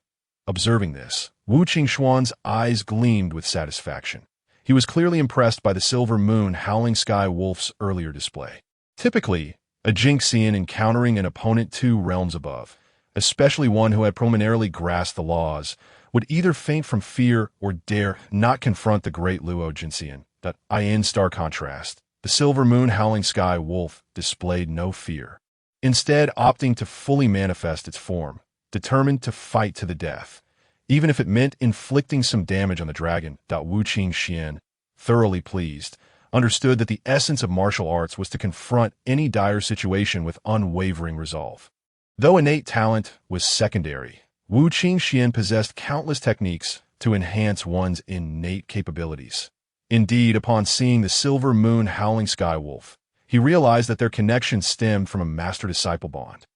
His presence above the battlefield was not to intervene, but to observe how the Silver Moon Howling Sky Wolf would react against an adversary 2 realms superior, should it perform poorly. Despite their bond, Wu Qingxuan would not hesitate to sever it. Now, having passed his test, Wu Qingxuan would not allow the dragon to slay the Silver Moon Howling Sky Wolf. He immediately activated his martial essence and unleashed the 18 dragon-subduing palms upon the early Great Luo Jingxian dragon. The dragon, initially poised to kill the Silver Moon Howling Sky Wolf and depart from this realm, was suddenly overwhelmed by a sense of fatal danger. Just as it contemplated retreating, it was struck dead by a dragon-shaped energy infused with 7 laws and immense power. The Silver Moon Howling Sky Wolf, poised to self-destruct and retaliate against the dragon, froze in shock upon witnessing the dragon's demise. Young one, would you be interested in becoming my disciple? Wu Qingxuan, descending from the heavens. smiled after taking a sip of the 100 Flowers brew, his demeanor inviting. The silver moon howling sky wolf, tensed at first, fearing Wu Qingxuan's intentions, relaxed upon hearing his words and cautiously inquired, "What would I gain by becoming your disciple?" "Haha, spirited lad, I admire your pride, but remember, excessive pride can lead to your downfall," Wu Qingxuan responded, unleashing a profound, killing intent that bore down on the silver moon howling sky wolf. The wolf's fur bristled in response. A voice in its mind warning against provoking Wu Qingxuan, lest it lose even the ability to self-destruct. Acknowledging Wu Qingxuan's lack of malice, the silver moon howling sky wolf conceded, "Forgive my impertinence. Esteemed one, I spoke without thinking. Please, punish me as you see fit." Seeing the silver moon howling sky wolf relent, Wu Qingxuan bore no intention of accepting it as a disciple, his expression tinged with helplessness. He understood that without demonstrating some capacity of his own, even if he killed it, the wolf would not agree to apprenticeship. "Very well, consider yourself fortunate that you share a bond with me. Should any other being dare speak to me so, I would have taught them a lesson. Listen closely. I am Wu Qingxuan, the martial ancestor, creator of the martial path through which one attains enlightenment. Though I am merely at the Hunyuan Jingxian stage now, even the pinnacle of Hunyuan Jingxian cannot contend with me. Should you accept me as your master, you shall become my foremost disciple, and I will impart to you the martial arts that I, in time, transcending the Tao, will not be beyond your reach." After this declaration, Wu Qingxuan channeled his martial essence, demonstrating his martial arts to the silver moon howling sky wolf. Although many aspects of Wu Qingxuan's demonstration eluded the wolf's understanding, the display nonetheless captured its attention. With a rebellious spirit, the silver moon howling sky wolf found Wu Qingxuan's martial path appealing and immediately bowed, proclaiming, "Disciple Silver Moon pays homage to my master. Ding! Congratulations to the host for accepting a foremost disciple. Rewards, technique, 9 scripture, sword art, drawing the blade slash, body refinement, dragon elephant prajna skill, task triggered, cultivation, nurture the disciple." When the host's foremost disciple reaches the great Luo Jingxian realm, rewards include technique, great Huang Ting, lightness skill, snow trackless, divine power, creation divine eye. When the host's foremost disciple reaches the Hunyuan Jingxian realm, rewards include technique, 3 points returning essence, lightness skill, ascending to immortality steps, supreme treasure, sword soul, unparalleled sword. When the host's foremost disciple reaches the Hunyuan Great Luo Jingxian realm, rewards include technique, Xuanwu, true skill, body refinement, divine elephant suppressing prison strength, chaos spiritual treasure, world suppressing tower. After the silver moon howling sky wolf became his disciple, a sudden notification echoed in Wu Qingxuan's mind. Upon hearing the system prompt, Wu Qingxuan couldn't afford to observe the silver moon and plunged his consciousness into the system. After a considerable time, a look of astonishment flickered in Wu Qingxuan's eyes. "What a bountiful reward! All right, rise. Since you have become my disciple, I shall not be stingy today. I will impart to you the 9 scripture, the dragon elephant prajna skill, and the blade drawing slash. Should you encounter any uncertainties, feel free to ask me, that I hope you will diligently cultivate in the future. Do not bring shame upon me." With that, Wu Qingxuan pointed his finger to the center of Silver Moon's forehead, transferring the 9 scripture, dragon elephant prajna skill, and blade drawing slash entirely to him. Silver Moon received the martial arts information imparted by Wu Qingxuan and could not help but sit cross-legged on the ground. Channeling the newly acquired 9 scripture and dragon elephant prajna skill to transform his own magical power into martial true energy. Observing Silver Moon engrossed in his training, Wu Qingxuan smiled faintly. Circulating his martial true essence, he waved his hand, setting up a primordial 5 elements great array beside Silver Moon. With his eyes gleaming with divine light, the Qishao sword suddenly appeared in Wu Qingxuan's hand, and he thrust it towards the empty space behind Silver Moon. Boom! As Wu Qingxuan's sword struck, an intense explosion resonated around, and a primordial divine restriction shattered into fragments. The golden will burst forth from the divine restriction, attempting to flee like lightning. Yet, how could Wu Qingxuan allow this spiritual treasure to escape? With his martial true essence in operation, he swiftly intercepted the golden wheel's escape route and seized it with one hand. The golden wheel, caught by Wu Qingxuan, erupted with dazzling divine light, struggling to break free from his grasp. Seeing this, Wu Qingxuan let out a cold snort, unleashing his martial true essence. Submit. The golden wheel was suppressed by Wu Qingxuan's full force. Its radiant, divine light gradually retracted back into the wheel, and it quieted down. He, the life treasure of Silver Moon, the shattering wheel, would have sensed his danger and likely unleashed its divine power to rescue him, even if I had not intervened, subsequently whisking him away. After subduing the shattering wheel, Wu Qingxuan toyed with it for a while. This will contain a staggering 47 strands of primordial divine restriction. Clearly, it was a top-tier primordial spiritual treasure, merely a step away from being a primordial supreme treasure, even surpassing the 4 great lotus platforms and the Hunyuan Golden Dipper in strength, gazing at the tranquil shattering wheel in his hand. Wu Qingxuan smiled faintly and infused his martial essence into it. Gradually, as Wu Qingxuan's martial essence continued to flow into the shattering wheel, its form began to shift, evolving from a golden wheel into a crescent-shaped blade approximately 5 feet 5 inches long, with a handle connecting to its crescent edge, transforming from a wheel into a curved blade. Upon seeing the curved blade in his hand, a smile graced Wu Qingxuan's face. When he first encountered Silver Moon, he sensed a sharp blade aura within him. This was also the primary reason Wu Qingxuan chose to impart not only the 9 scripture, but also the dragon elephant prajna skill and blade drawing slash to Silver Moon. Silver Moon was exceptionally suited for the unparalleled path of the blade. Once he could transform his inherent blade aura into a blade heart, he would become an invincible force among his peers. Moreover, the shattering wheel possessed the ability to manipulate various elements to form diverse offensive and defensive laws, and it also contained a thread of spatial lawit was this spatial law that endowed the shattering wheel with the capability to shatter flesh, break through space, and grant its wielder the ability to traverse dimensions instantaneously. With such an ability, once Silver Moon mastered his blade techniques, the combination of their powers would render even the physical form of an ancestral witch unable to withstand his onslaught. After transforming the shattering wheel into a blade that harmonized with his martial path, Wu Qingxuan pondered for a moment and continuously infused 36 seals of true essence into the shattering wheel. As these seals penetrated the wheel, its once radiant divine light dimmed significantly. Wu Qingxuan performed this action because Silver Moon's cultivation was merely at the early stage of the golden immortal realm.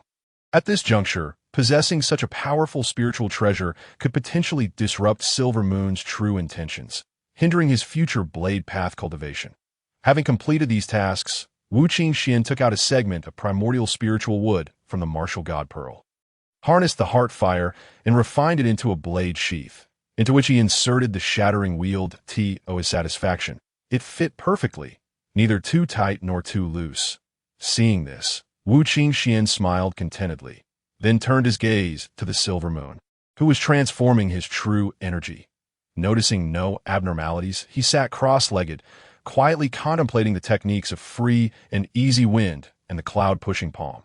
The free and easy wind was an unparalleled lightness skill cultivated by the founder of the free and easy sect, Xiaozi, in the world of martial arts from his previous life. Once executed, the practitioner would appear as if gliding on the wind, graceful and carefree. After the system's modifications, this technique became extraordinarily swift. Imbued with a thread of spatial law, once mastered, it would rival the highest level escape techniques, and compared to those, free and easy wind would be even more agile, allowing for devastating damage when combined with martial arts. As Wu Qingxuan guarded Silver Moon while cultivating the free and easy wind, the primordial realm was not at peace. With Zhulong's injuries healed, a surge of rage brewed within him, seeking vengeance for the wounds inflicted by Wu Qingxuan. However, he was acutely aware of Wu Qingxuan's might and knew he was not yet a match for him. Thus, he resolved to spare no effort in enhancing his own power to avenge the humiliation of the past. Yet, even the most extraordinary heavenly materials and earthly treasures could not aid Zhulong in reaching the mid-stage of the Hunyuan Golden Immortal Realm. After some contemplation, Zhu Long recalled the great aspirations of the ancestral dragon, which had garnered rewards of merit and fortune from the heavenly Tao, rapidly elevating the strength of the entire dragon clan. Realizing he could no longer aspire to such greatness, Zhu Long concluded that the only path remaining was to unify the primordial realm. Once he succeeded, the dragon clan would hold supremacy over all, and through this power they would shape the primordial world, thus acquiring immense merit and fortune, enabling him to swiftly enhance his cultivation and ultimately confront Wu Qingxuan for revenge. With this thought, thick calamity energy enveloped Zhu Long's head, clouding his intellect. Unaware of this phenomenon, Zhu Long rallied the Dragon Clan army, setting forth towards the primordial continent. In an instant, the once azure sky of the primordial realm was shrouded in tangible black calamity energy. The denizens of the primordial realm trembled in fear at the sight of this ominous transformation, hastily activating their innate formation within their lairs, sealing themselves away, and refraining from venturing into the primordial expanse. As Zhu Long led the Dragon Clan army, their fortune rapidly diminished. This sight alarmed the ancestral dragon, stirring a violent killing intent within him. He did not blame Zhu Long for the significant loss of fortune. Instead, he placed the blame on the Phoenix and Qilin clans. Consequently, the ancestral dragon broke free from his seclusion, unleashing a tempest that threatened to engulf the entire primordial realm. News of the Dragon Clan's mobilization swiftly reached the Phoenix and Qilin clans. The Phoenix ancestor, Phoenix matriarch, and Qilin ancestor immediately assembled their forces, rallying their kin and the various avian and beast armies under their banner, marching towards the western front. Meanwhile, Wu Qingxuan was deeply engrossed in his practice of the free and easy wind. Just as he approached a critical juncture, the sudden surge of calamity energy jolted him from his meditation. Furrowing his brow, he gazed towards the sky of the primordial realm, where he knew a life-or-death battle among the three clans was about to commence. This conflict would mark the beginning of their decline. Master, what is happening?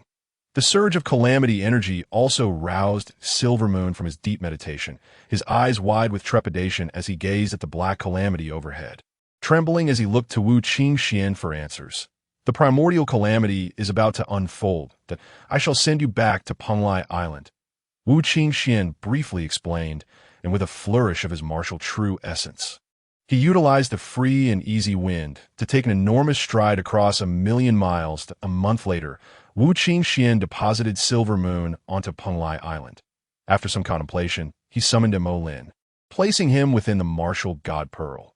Having completed these matters, Wu Qingxuan transmitted his future plans to the West Queen Mother and Zhen Yuanzi while hastening towards the heart of the battle among the three clans. Fellow Taoist, please hold. Just as Wu Qingxuan approached the core of the three-clan battle, a voice called out, causing him to stagger mid-flight, nearly plummeting from the sky. The phrase, fellow Taoist, please hold, had led to the downfall of many powerful beings in the later tales of the investiture of the gods. Even with Wu Qingxuan's serene disposition, he could not help but feel a twinge of unease upon hearing those words. Fellow Taoist, are you untroubled?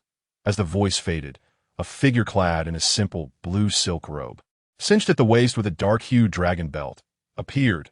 His white hair was elegantly tied up with a jade ribbon, and his pair of eyes seemed to reflect the essence of 3,000 laws, unmistakably marking him as a being of profound wisdom, an unforgettable sight.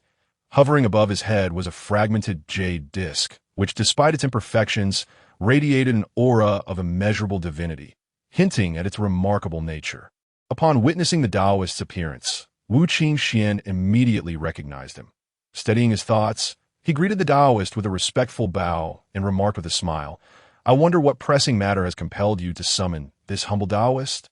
The Taoist, observing Wu Qingxuan's deep cultivation, continued, now that the calamities of the primordial chaos have begun, causing immense suffering to its denizens, it is evident that there are unseen forces at play.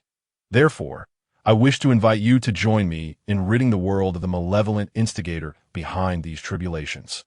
And together, we shall restore clarity to the primordial realm.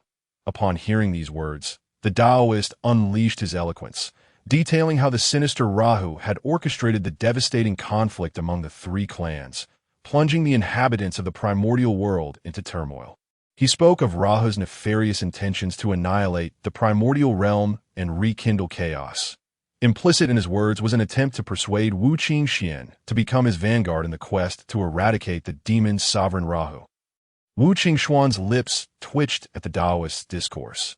Were it not for his knowledge of the future, he might have been swept away by the fervor of the Taoist's rhetoric, eager to confront Rahu, the source of chaos in the primordial realm. "You overestimate my humble abilities, dear Taoist," he replied, "and my cultivation is still lacking, and I fear I may not be sufficient to contend with that demon's sovereign. Moreover, if what you say is true, and Rahu is indeed the root of this chaos, then should he be slain, tremendous merits will surely follow. However, my fortune is too meager to bear such a monumental reward. Thus, I must entrust this critical task of saving the primordial realm to you. Nevertheless, you are correct. As cultivators of the primordial realm, it is our duty to benefit the world. When you confront the demon sovereign, though my cultivation may be humble, I am willing to lend my strength for the sake of the beings of the primordial realm. Allow me to handle the demon warriors under Rahu's command." As a small contribution to our cause, Wu Qingxuan spoke with earnest conviction, his rhetoric rivaling that of the Taoist. Taken aback by Wu Qingxuan's words, the Taoist, who prided himself on his persuasive skills, realized he had encountered a worthy opponent.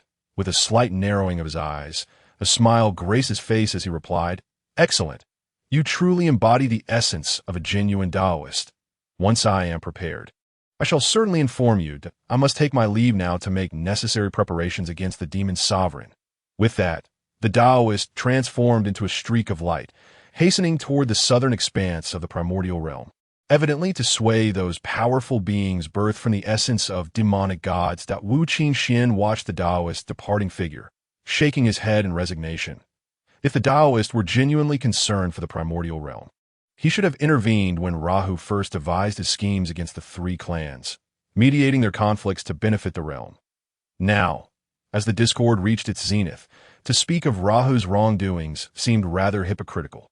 Under the heavenly decree, the three clans were destined to decline, making way for future generations. Rahu's actions were merely in accordance with the heavenly order, should Rahu emerge victorious in the impending battle. The landscape of the primordial realm would be irrevocably altered, and the Taoist would inevitably be cast into the ranks of the malevolent, for history has always favored the victors, casting aside distracting thoughts.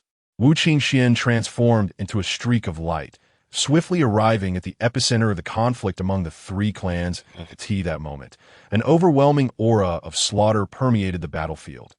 Immersed in this atmosphere, Wu Qingxuan continuously absorbed the essence of this fierce intent, nurturing the deadly 13 swords of the Reaper. The three clans were entangled in a fierce struggle, their eyes bloodshot as they faced their adversaries. When a magical energy was depleted, they resorted to their physical forms, and when even that failed, they reversed the laws, self-destructing to take their enemies with them. The brutality of this conflict sent shivers down the spines of the powerful beings covertly observing the battle. Not only the three clans, but even their vassal races were engulfed in the aura of calamity, their expressions frenzied as they relentlessly attacked their foes. The battlefield devolved into chaos, while the ancestral dragons, candle dragons, and heavenly dragons sat above, their eyes filled with murderous intent as they gazed upon the ancestral figures of the Phoenix and Qilin. As time passed, the battle raged on for over 1,000 years. Strangely, one would expect such a prolonged conflict to leave the ground littered with corpses and blood, yet this battlefield remained inexplicably pristine. There were no bodies, nor even traces of blood, and the atmosphere of slaughter had diminished significantly. This was all due to Wu Qingxuan, who, while comprehending the murderous aura above, was discreetly collecting the fallen of the three clans. The blood and murderous intent were being absorbed by the four swords of slaughter and the array hidden beneath the ground. Unbeknownst to the three clans, with the passage of a millennium, their vassal races suffered devastating losses, with even the core disciples of the clans perishing in droves. At this juncture, the higher echelons of the three clans could no longer remain idle. Though their minds were clouded by the calamity, they instinctively understood that if they continued down this path, even a victory would not secure their hold over the primordial realm. Thus, the leaders of the three clans mobilized. Intent on capturing the leaders of their enemies first, the higher-ups clashed. The calamity in the skies surged, waves of palpable malice cascading over the beings of the primordial realm. Many of the primordial beings, particularly those known as the demon race in later generations, became tainted by this calamity. The powerful beings observing from the periphery also retreated, despite their curiosity about the outcome of the conflict. Fearing contamination by the malevolent aura, should they fall victim to it, they would face dire consequences, either expending vast amounts of merit to cleanse the calamity or risking entanglement in the next great calamity. In the primordial world, merit was a rare commodity. Even Wu Qingxuan, having collected countless bodies over the years, could not amass enough merit to forge a single merit golden wheel, highlighting the scarcity and preciousness of such virtue. The notion of willingly facing calamity was beyond their contemplation. Having witnessed the ferocity of the three-clan conflict, fear gripped their hearts, leaving them devoid of the courage to confront the calamity directly. In an instant, the battlefield was reduced to a tableau of strife, with only Wu Qingxuan remaining, while the high-ranking members of the three clans engaged in life-and-death combat. The ground was drenched in the blood of the clan leaders, causing the four long swords and the array beneath to tremble violently, signaling that their emergence was imminent. Meanwhile, the architect of the three-clan conflict, Rahu, watched from his perch in Shumi Mountain as the aura of calamity gradually enveloped him. Another 300 years passed, and as the calamity seeped into Shumi Mountain, many from the three clans began to regain their senses.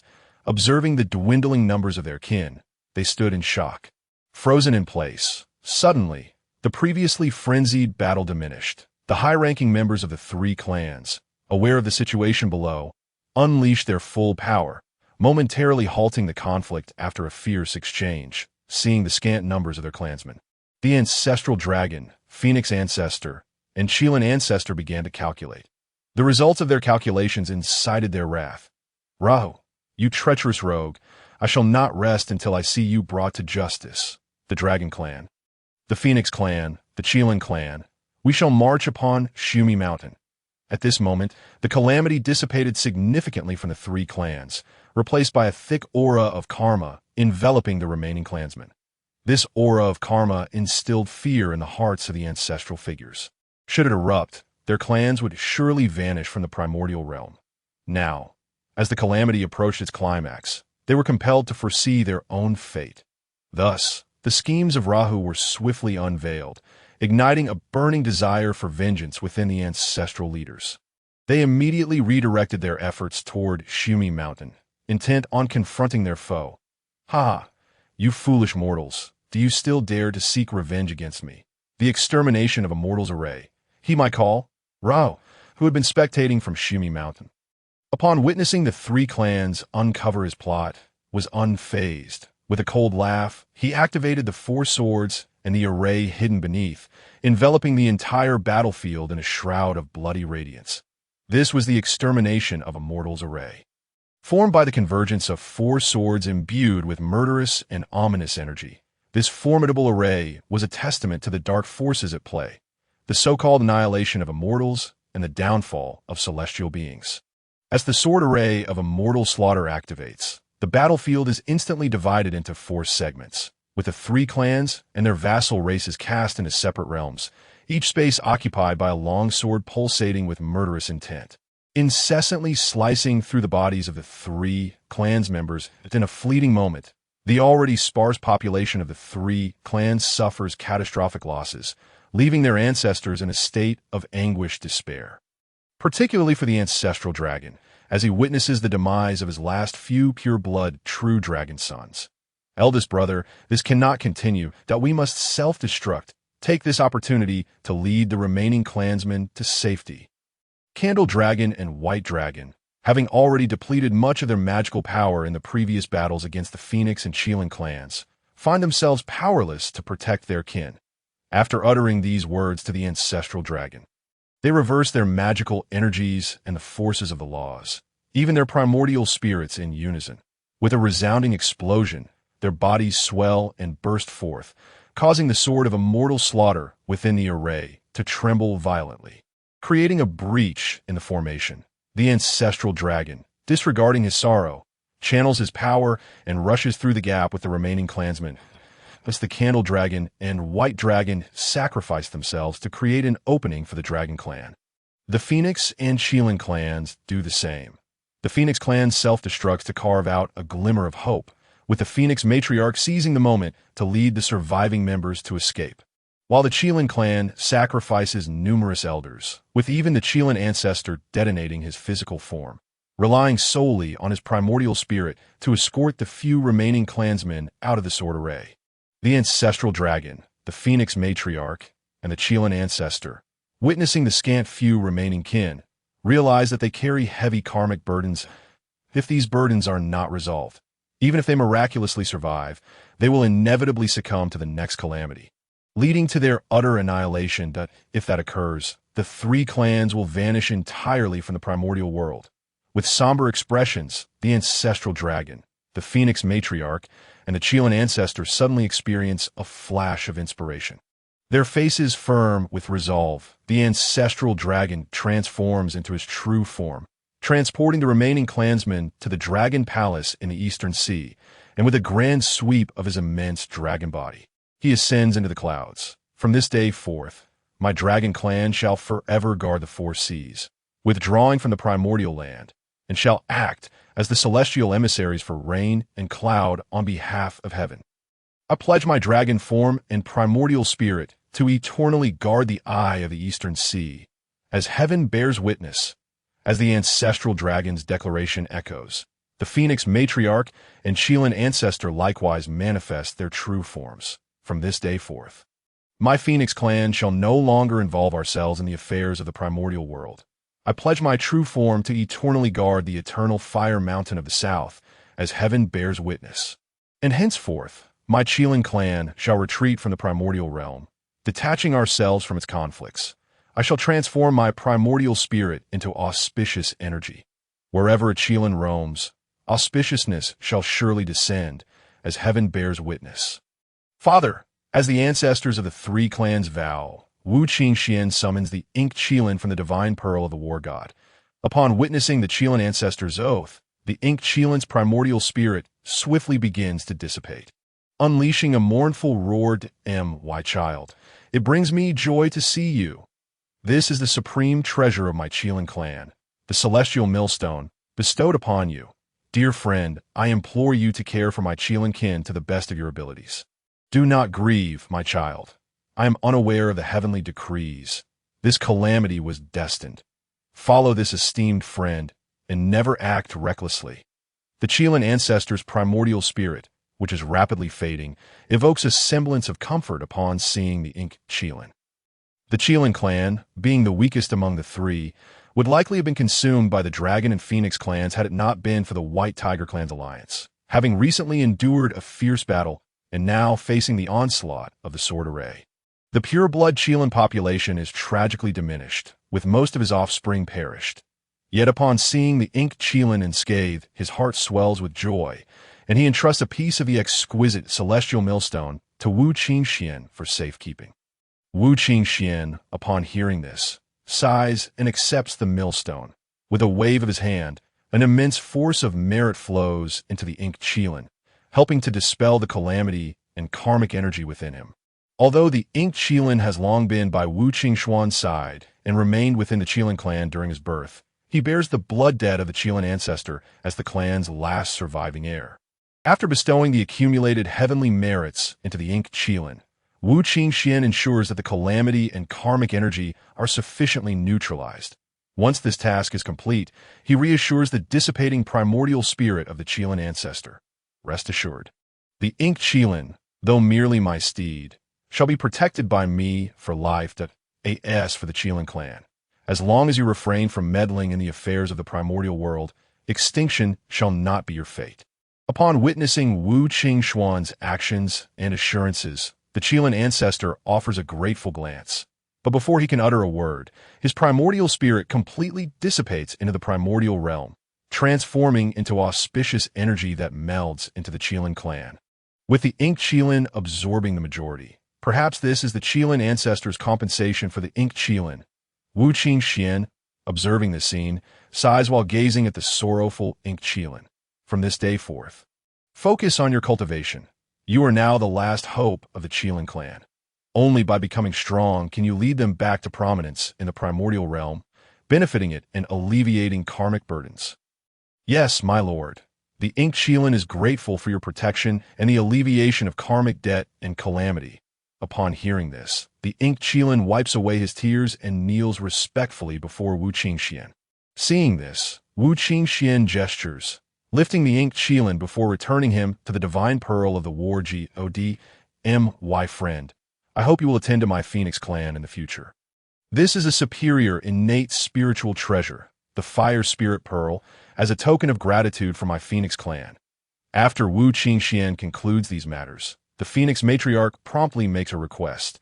She lingers after her vow, wishing to entrust Wu Qingxuan with the well-being of the Phoenix clan. Though she cannot fathom why she feels this way, having only met him once, an instinct tells her that Wu Qingxuan is immensely powerful. In due time, I shall accept your offspring as my disciple. You need not worry. Do not linger here. Your Phoenix clan's fortunes lie not in my hands, but upon the journey ahead. Wu Qingxuan, upon hearing this, does not accept the Fire Spirit Pearl, but instead offers a profound reminder to the Phoenix matriarch. Upon hearing his words, she is momentarily taken aback. For years, she and the Phoenix ancestor have been devoted to cultivation, leaving them with only a single daughter.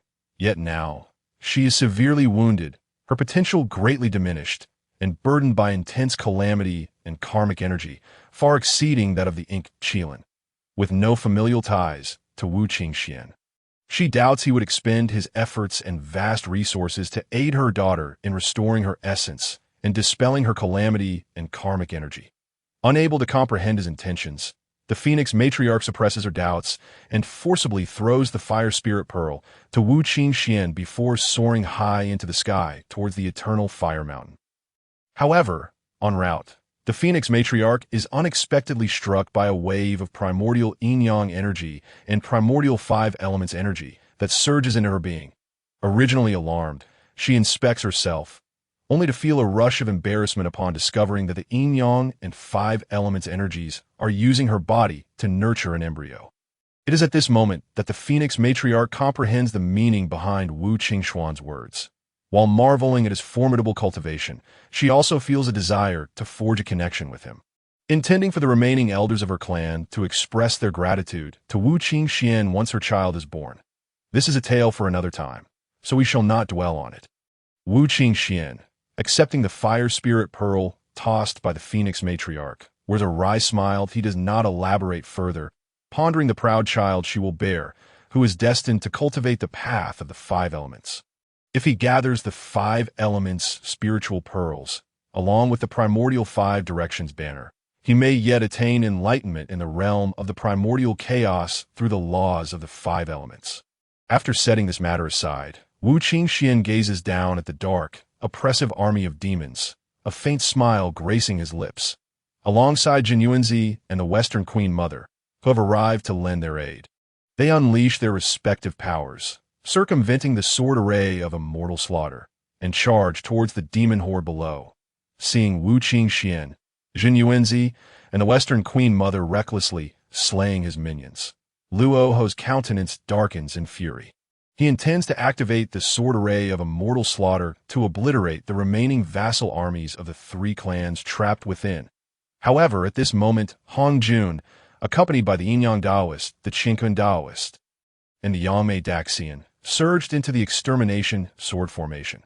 Originally, Hong Jun had intended to wait for Wu Qingxuan to fall into the extermination grand formation, allowing him to further deplete its power before making a move. Yet, he did not anticipate Wu Qingxuan's cunning maneuver, as he deftly circumvented the extermination sword formation and charged directly toward the stronghold of Lu, wreaking havoc and slaughtering at will. What perplexed him was the unexpected appearance of Jin Yuanzi and the West Queen Mother, who should not have manifested in the world of Hong Huang at this time, now entangled with Wu Qingxuan. However, he had no time to ponder this further, as the actions of Wu Qingxuan and his allies provoked Lu, who was controlling the extermination grand formation, to a furious rage, poised to annihilate the armies of the three clans ensnared within the formation. Left with no choice, Kong Xuan had to lead the three innate demons into the extermination grand formation prematurely. This was not due to any benevolence on Kong Xuan's part, nor a reluctance to see the three clans suffer catastrophic losses, but rather because two pivotal innate beings, a white tiger and a black tortoise, were trapped within the extermination sword formation, and he could not allow their emergence. Thus, he disregarded any schemes against Wu Qingxuan and directly plunged into the formation to rescue the three clans' armies ensnared within the extermination sword. In the western Shumi Mountain, black demonic energy transformed the once radiant divine mountain into a dark, foreboding realm. Any cultivator below the rank of Tai, Golden Immortal, who entered would likely be instantaneously tainted by the demonic aura. Plunging into the path of demonic corruption, Wu Qingxuan unleashed the indestructible protective power of his martial arts, his entire being radiating a brilliant gold, joining forces with Zhen Yuanzi, enveloped by the Earth Book, and the West Queen Mother, shrouded by the Kunlun Mirror, to form a triad formation of heaven, earth, and humanity, relentlessly slaughtering the surrounding demonic forces. Zhen Yuanzi and the West Queen Mother had been in their respective abodes, quietly cultivating and observing the impending calamity. However, upon receiving Wu Qingxuan's sudden message, which spoke of great opportunities and merits, they deliberated in secret. Although the calamity of the three clans was nearing its conclusion, the impending war between Dao and Demon loomed, shrouded in chaotic uncertainties, leaving them with no fruitful calculations after prolonged contemplation. Reflecting on Wu Qingxuan's character, despite having only once discussed Dao with him, they recognized his profound cultivation and, from their observations, that he was not one to exaggerate. Thus, after much contemplation, they decided to take the risk and venture out, confident in their considerable fortunes and strength, believing they could retreat safely even in the face of danger. Consequently, they emerged from their abodes and began to secretly observe the heart of the battle as the three clans faced decline. The battlefield underwent a dramatic shift. Wu Qingxuan suddenly revealed his plan to them, and Zhen Yuanzi and the West Queen Mother exchanged glances, their trust in Wu Qingxuan compelling them to form the triad formation alongside him and charge deeper into Shumi Mountain. Friend, there are simply too many demons. At this rate, I fear I shall be unable to fulfill my subsequent plans, Zhen Yuanzi remarked with a wry smile, gazing at the seemingly endless demonic horde in response. Wu Qingxuan turned to observe the weary expressions of the West Queen Mother and Zhen Yuanzi. After a moment of contemplation, he unleashed the full force of his martial essence, letting out a fierce roar as he activated his combat prowess. Unleashing the 18 dragon-subduing palms and the cloud-dispersing palm in rapid succession, Wu Qingxuan's power erupted. The winds and clouds around him surged. Golden dragons and overwhelming palm shadows relentlessly smashed through the surrounding demonic forces, shattering bones and rending flesh as the 7 laws continuously eroded them, inducing profound suffering. Under Lohu's command, the 10 great demon gods, including the Wanghu, the Jinao, and the Mingqiao, formed a demonic cloud formation in an attempt to withstand the frenzied onslaught of Wu Qingxuan. However, their cultivation fell drastically short compared to Wu Qingxuan's. Even with their formation, they could not withstand the onslaught of his 7 laws and palm strength, and the formation quickly crumbled, with the remaining demonic forces scattering in disarray. Only then did Zhen Yuanzi and the West Queen Mother feel a measure of relief, joining Wu Qingxuan in maintaining the triad formation to vanquish the fleeing demons. Meanwhile, as Wu Qingxuan, Zhen Yuanzi, and the West Queen Mother were busy dispatching the demonic forces, the extermination sword formation also experienced a tempestuous turn of events. Upon Kong Xuan's entry into the formation, Luohu's expression changed dramatically. Kong Xuan, you wretched child, our battle has now ensnared several fellow Taoists. How utterly despicable. As the protagonist of this calamity, Luohu was acutely aware that a confrontation with Kong Xuan was inevitable, a battle that would determine the fate of Dao and demon alike. The victor would attain enlightenment and sanctification, dominating the fluctuations of Hong Huang, while the vanquished, even if they did not perish, would be eternally suppressed by the victor, their hopes of resurgence nearly as elusive as transcending the Tao itself. Thus, Liu had long been preparing in secret, and the extermination grand formation was a scheme devised specifically for Hong Jun to this end. He had not hesitated to sow discord among the three clans, inciting them to engage in a brutal conflict, leading to their utter decline, bearing the immense karmic burdens of that hidden mastermind. However, just as he reveled in his ambitions, Hong Jun suddenly attacked him alongside three powerful innate demons, igniting Laohu's fury while simultaneously warning Yang Mei, Qingxuan, and Yin Yang that this was their struggle within the demonic path, and they must not become mere pawns in Hong Juan's game.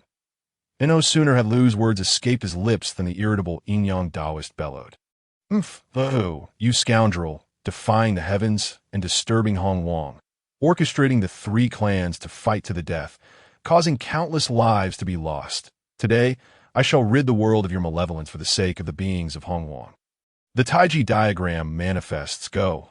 With that, the Yin-Yang Taoist summoned the innate treasure, the Taiji diagram, transforming it into a golden bridge that stabilized the murderous intent of the extermination sword, and began to channel his powers to fully suppress the extermination sword. Liu, upon hearing this, inwardly cursed the Yin-Yang fool, mobilizing his powers and laws to rescue the extermination sword from the Taiji diagram's grasp, causing the extermination grand formation to operate with renewed vigor.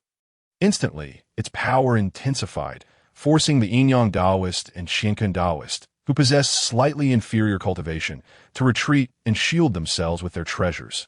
Meanwhile, within the realm of the extermination sword, Hong Jun and Yang Mei, trapped in their respective spaces, witnessed Liu's full eruption and promptly employed their abilities to protect themselves. Yang Mei Daxian exerted all her strength to unleash her spatial laws, sending forth waves of fragmented spatial power toward the extermination sword, aiming to dislodge it first, thereby significantly reducing the formation's potency. In contrast, Hong Jun, unhurriedly utilizing the Panga banner, shattered the ever-changing sword energies within the extermination sword, employing less than half of his strength. His rationale for this was that these innate demon gods, having manifested from their primordial essence, posed a significant threat to his future control over Hong Wang. Therefore, Hong Jun sought to leverage Liu's hand to eliminate Yang Mei, Qingxuan, and Yin Yang, ensuring that even if Liu retained the extermination sword formation, he could use the three corpses to dismantle it. Unbeknownst to Yang Mei, Qingxuan, and Yin Yang regarding Hong Juan's intentions, each exerted their utmost efforts to control the swords within their respective spaces, thereby alleviating the pressure on the other three. The violent clash of laws and powers wreaked havoc on the spiritual veins and essence of the Western lands. The impending war among the three clans had already inflicted severe damage on the Western veins and essence. And now, with the full force of five top-tier beings unleashed, the Western lands teetered on the brink of collapse. On the other side, after Wu Qingxuan, Xinyuanzi, and the West Queen Mother dispersed the demonic army, they sensed the violent tremors of the Western veins. Xinyuanzi immediately cast the Earth Book, continuously channeling laws and powers into it to help the Western veins withstand the residual onslaught of the five supreme deities. Wu Qingxuan, alongside the West Queen Mother, relentlessly worked to restore the Western veins, aiming to stabilize them as time elapsed. Suddenly, Hong Jun feigned weakness, enduring the piercing energy of the extermination sword, and was sent reeling, spitting blood. Liu, witnessing this, was perplexed as to why Hong Jun had suddenly become so feeble. However, this did not hinder his elation. He immediately conjured two avatars, one wielding a spear imbued with a fierce intent to kill, shrouded in a dense aura of destructive laws, charging towards the Yin-Yang Taoist within the slaying immortal sword's domain. The other avatar commanded the earth-shattering pickaxe, treading upon the 12th grade Black Lotus, advancing towards the Qingxuan Taoist situated in the realm of the trapping immortal sword, while his true form pursued the wounded Hong Jun. The Yin-Yang Taoist and Qingxuan Taoist, already beleaguered by the two divine swords, found themselves utterly overwhelmed by the sudden arrival of the Luo Hua avatar, akin to the final straw that broke the camel's back, leading to their demise at the hands of the Luo Hua avatar.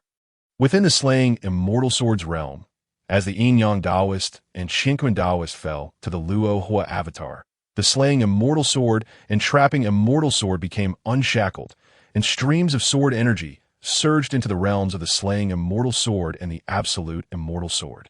Seeing this, Yang Mei was taken aback, exclaiming, "Hong Jun!" Having battled Hong Jun numerous times, Yang Mei found it hard to believe that Hong Jun could be so careless as to be struck by the sword energy of Luo Hua's absolute immortal sword. Furthermore, even if he were to endure a blow from the absolute immortal sword, it was inconceivable that Hong Jun would exhibit any sign of weakness, allowing Luo Hua to seize the opportunity to eliminate the relatively weaker Yin Yang and Qingxuan. Realizing this, Yang Mei comprehended Hong Jun's intentions, and an overwhelming fury surged within him. Transforming into his true form, a hollow willow tree, a pearl materialized within him, and as the pearl emerged, the space within the slaying immortal sword trembled. With the pearl manifesting alongside the willow tree, unleashing the laws of space in a spectacular eruption. Instantaneously, the space of the slaying immortal sword quivered, and a passageway appeared. Witnessing this, the great immortal Yang Mei hastily surged through the opening, abandoning the ongoing battle. Meanwhile, the long-waiting Wu Qingxuan seized the moment as Yang Mei burst forth, darting into the realm of the trapping immortal sword. He swiftly grasped the Qingxuan cauldron and Qingxuan fan from the Qingxuan Taoist. And while Luo Hua was preoccupied with Hong Jun, he struck the trapping immortal sword, creating an opening before swiftly exiting. The reason he refrained from collecting the Taiji diagram of the yin-yang Taoist from the slaying immortal sword was twofold. Firstly, time was of the essence. Although Luo Hua was engaged with Hong Jun, the realm of the slaying immortal sword was still within Luo Hua's grand formation. Seizing an opportunity while Luo Hua was occupied with Hong Jun, he managed to catch Luo Hua off guard. However, had Wu Qingxuan been overly greedy and ventured through the trapping immortal sword space to the slaying immortal sword, Luo Hua would undoubtedly have pursued him relentlessly. Should the grand formation become fully sealed, he would likely meet the same fate as the Qingxuan and yin-yang Taoists. Secondly, the Taiji diagram was destined to be a divine treasure of Tai Ching, and each divine treasure could only be refined by its destined master. Even if others obtained it, they could not assimilate it, much like the shattering world golden wheel. Although it could be suppressed, in his hands, it would merely be a piece of scrap metal, incapable of serving him. Moreover, with the Qingxuan cauldron and Qingxuan fan in his possession, Wu Qingxuan felt content, awaiting the final confrontation between Hong Jun and Luo Hua. While Wu Qingxuan took advantage of Yang Mei's breach of the slaying immortal sword space, Luo Hua relentlessly engaged Hong Jun. In the midst of battle, both Luo Hua and Hong Jun noticed Wu Qingxuan's figure. However, Wu Qingxuan moved too swiftly for them to react, and at that critical juncture, the outcome of the battle between the Tao and the demon was at hand. Thus, they had no time to pursue Wu Qingxuan, for his acquisition of the Qingxuan Taoist treasures did not presently affect their confrontation. Consequently, upon witnessing Wu Qingxuan exit the slaying immortal sword formation, neither pursued him. Instead, they unleashed their utmost power, attacking each other with fervor. After slaying the yin-yang and Qingxuan, Luo Hua returned to his true form, wielding the god-slaying spear, standing upon the 12th grade annihilation Black Lotus, radiating boundless divine light as he launched relentless assaults on Hong Jun. Yet, Hong Jun, adorned with an abundance of treasures, was fortified by the creation jade disc and the Panga banner, with the former even exhibiting a tendency towards the chaotic spiritual treasure, wielding the power of 3,000 laws, yielding formidable defensive and offensive capabilities. Coupled with Hong Jun's 12th grade merit golden lotus and a myriad of spiritual treasures aiding him, Luo Hua found it impossible to gain the upper hand over Hong Jun. After a protracted struggle, Luo Hua's expression grew impatient. Forcing Hong Jun back with a single thrust, he exited the absolute immortal sword's realm, exclaiming, "Haha, young Hong Jun, now that you are without allies, let us see how you will escape my slaying immortal sword formation." Slaying immortal sword formation, arise. Instantaneously, as Luo Hua commanded the slaying immortal sword formation, a shroud of sinister energy enveloped the vicinity of Mount Xiumi, obscuring the situation from external observers. outside the slaying immortal sword formation. Zheng Yunzi and the Queen Mother of the West looked on in admiration at Wu Qingxuan. They had not anticipated his audacity in seizing the opportunity to infiltrate the slaying immortal sword formation, which exuded an aura of terrifying malevolence during the fierce battle between Hong Jun and other top-tier powers, and he had succeeded. While they admired Wu Qingxuan, they also feared that he might face retribution from the victor, fellow Taoist. Your gains have already been substantial. Perhaps it is wise to withdraw now. Indeed, once they determined a victor, they would not spare Wu Qingxuan. Why not retreat now? Zheng Yunzi and the Queen Mother of the West urged Wu Qingxuan to depart. No need. These two spiritual treasures were acquired through my own merit. Moreover, even if they decide the winner, they would not dare to act against me. You need not worry, Wu Qingxuan replied with a smile, his eyes gleaming as he peered through the sinister energy coalescing within the slaying immortal sword formation, observing the clash between the two Hong Jun and Luo Hua as the protagonists of this grand duel between the Tao and the demon. Displayed an array of tactics and profound magical powers, each having deeply comprehended their respective laws to an extraordinary degree. Just a step away from achieving enlightenment and becoming saints, this battle raged for a millennium, with the collision of laws and magical powers placing immense strain upon the entire Western land, fracturing the Earth's veins. Even the main vein of the Western realm emitted mournful cries. It was only through the combined efforts of Zheng Yunzi's Earth script, Wu Qingxuan's martial essence, and the Queen Mother of the West's magical energy that the repercussions of Hong Jun and Luo Hua's clash were mitigated. Otherwise, the entire Western terrain, save for the main vein, would have been shattered by the aftershocks of their battle. At this juncture, Wu Qingxuan finally comprehended why the West would later become so desolate and why the duo from the West displayed such shamelessness. It was due to the catastrophic destruction wrought by the conflict between Hong Jun and Luo Hua. Not to mention the cultivation of spiritual treasures, even the innate spiritual roots were exceedingly scarce. The Western duo had no choice but to frequently venture eastward to seek fortunes to develop the West. Meanwhile, within the slaying immortal sword formation, the battle between Hong Jun and Luo Hua had reached a fever pitch. Ignoring the toll on his resources, Luo Hua relentlessly channeled his magical energy and laws, commanding the slaying immortal sword formation to assail Hong Jun continuously. Despite Hong Jun's numerous protective treasures, the protracted conflict had placed immense pressure on him, causing his magical energy and laws to wane under the relentless onslaught of the slaying immortal sword formation, driving him to the brink of collapse. Haha. Young Hong Jun, this battle is mine. Slaying immortal sword. Trapping immortal sword. Absolute immortal sword. Give me death. Seeing Hong Jun in such a precarious state filled Luo Hua with elation. He unleashed the last remnants of his magical energy, channeling the power of the laws into the slaying immortal sword formation. Instantly, within the slaying immortal sword, for swords imbued with potent malevolence and karmic energy radiated blinding light, their energies intertwining as powerful sword auras relentlessly cleaved towards Hong Jun. Taoist Luo Hua, do you truly believe that I cannot breach your slaying immortal sword formation?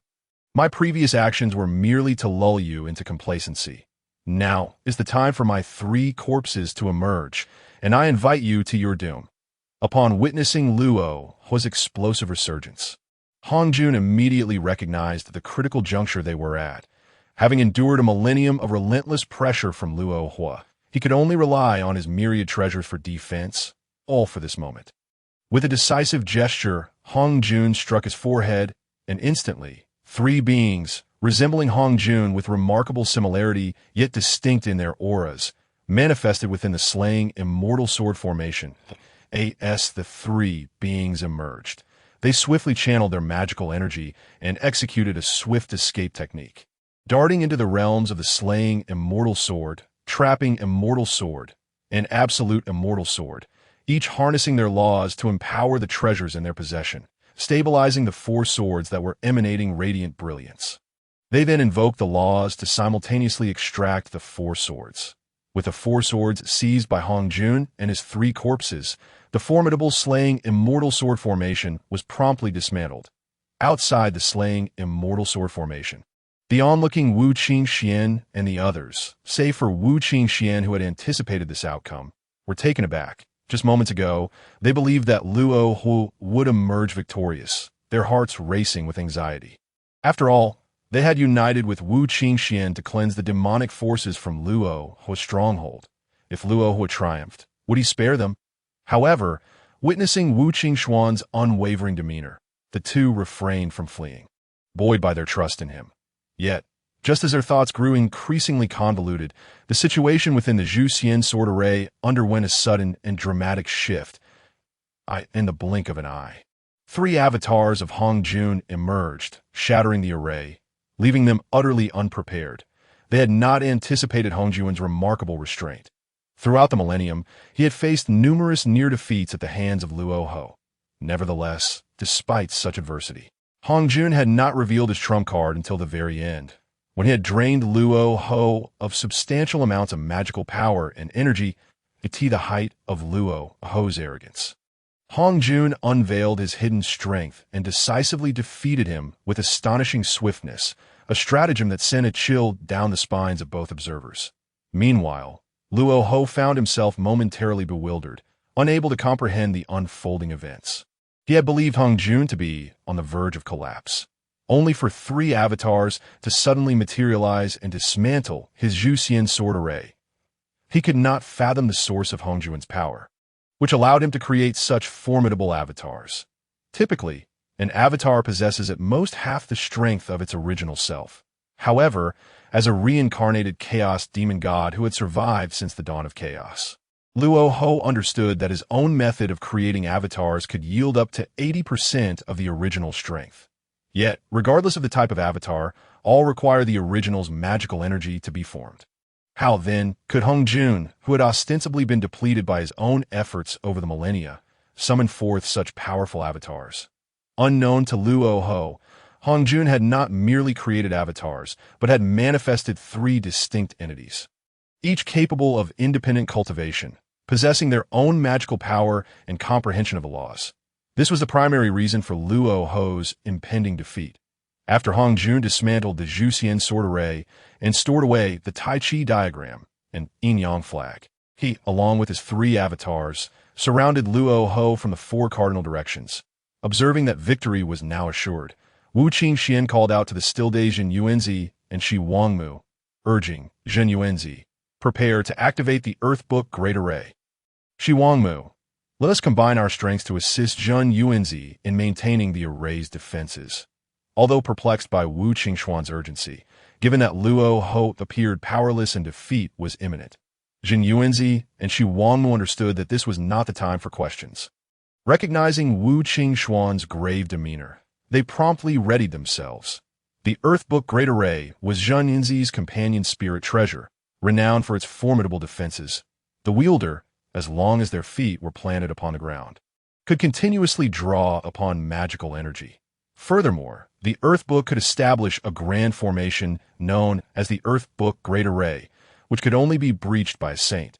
With Wu Qingxuan's martial essence and the innate 5 elements Great Array, combined with Shi Wangmu's yin laws and the temporal powers contained within the Kunlun mirror, the trio's combined might should suffice to withstand the aftershocks of Luo Hu's impending self-detonation. Just as Wu Qingxuan contemplated this, the battlefield shifted dramatically. Realizing he was surrounded, Luo Hu understood that he had lost this battle of Tao and demon. Yet, as a dignified demon lord and embodiment of demonic laws, he could not accept the prospect of perishing at the hands of his adversaries. His enmity with Hong Jun had begun at their emergence from chaos, and they had battled for countless years without a clear victor. Now, to be defeated by Hong Jun was unacceptable, as his thoughts raced. An idea formed in Luo Hu's mind. Seeing the 4 Hong Jun avatars prepare to strike, a sinister smile crept across his face.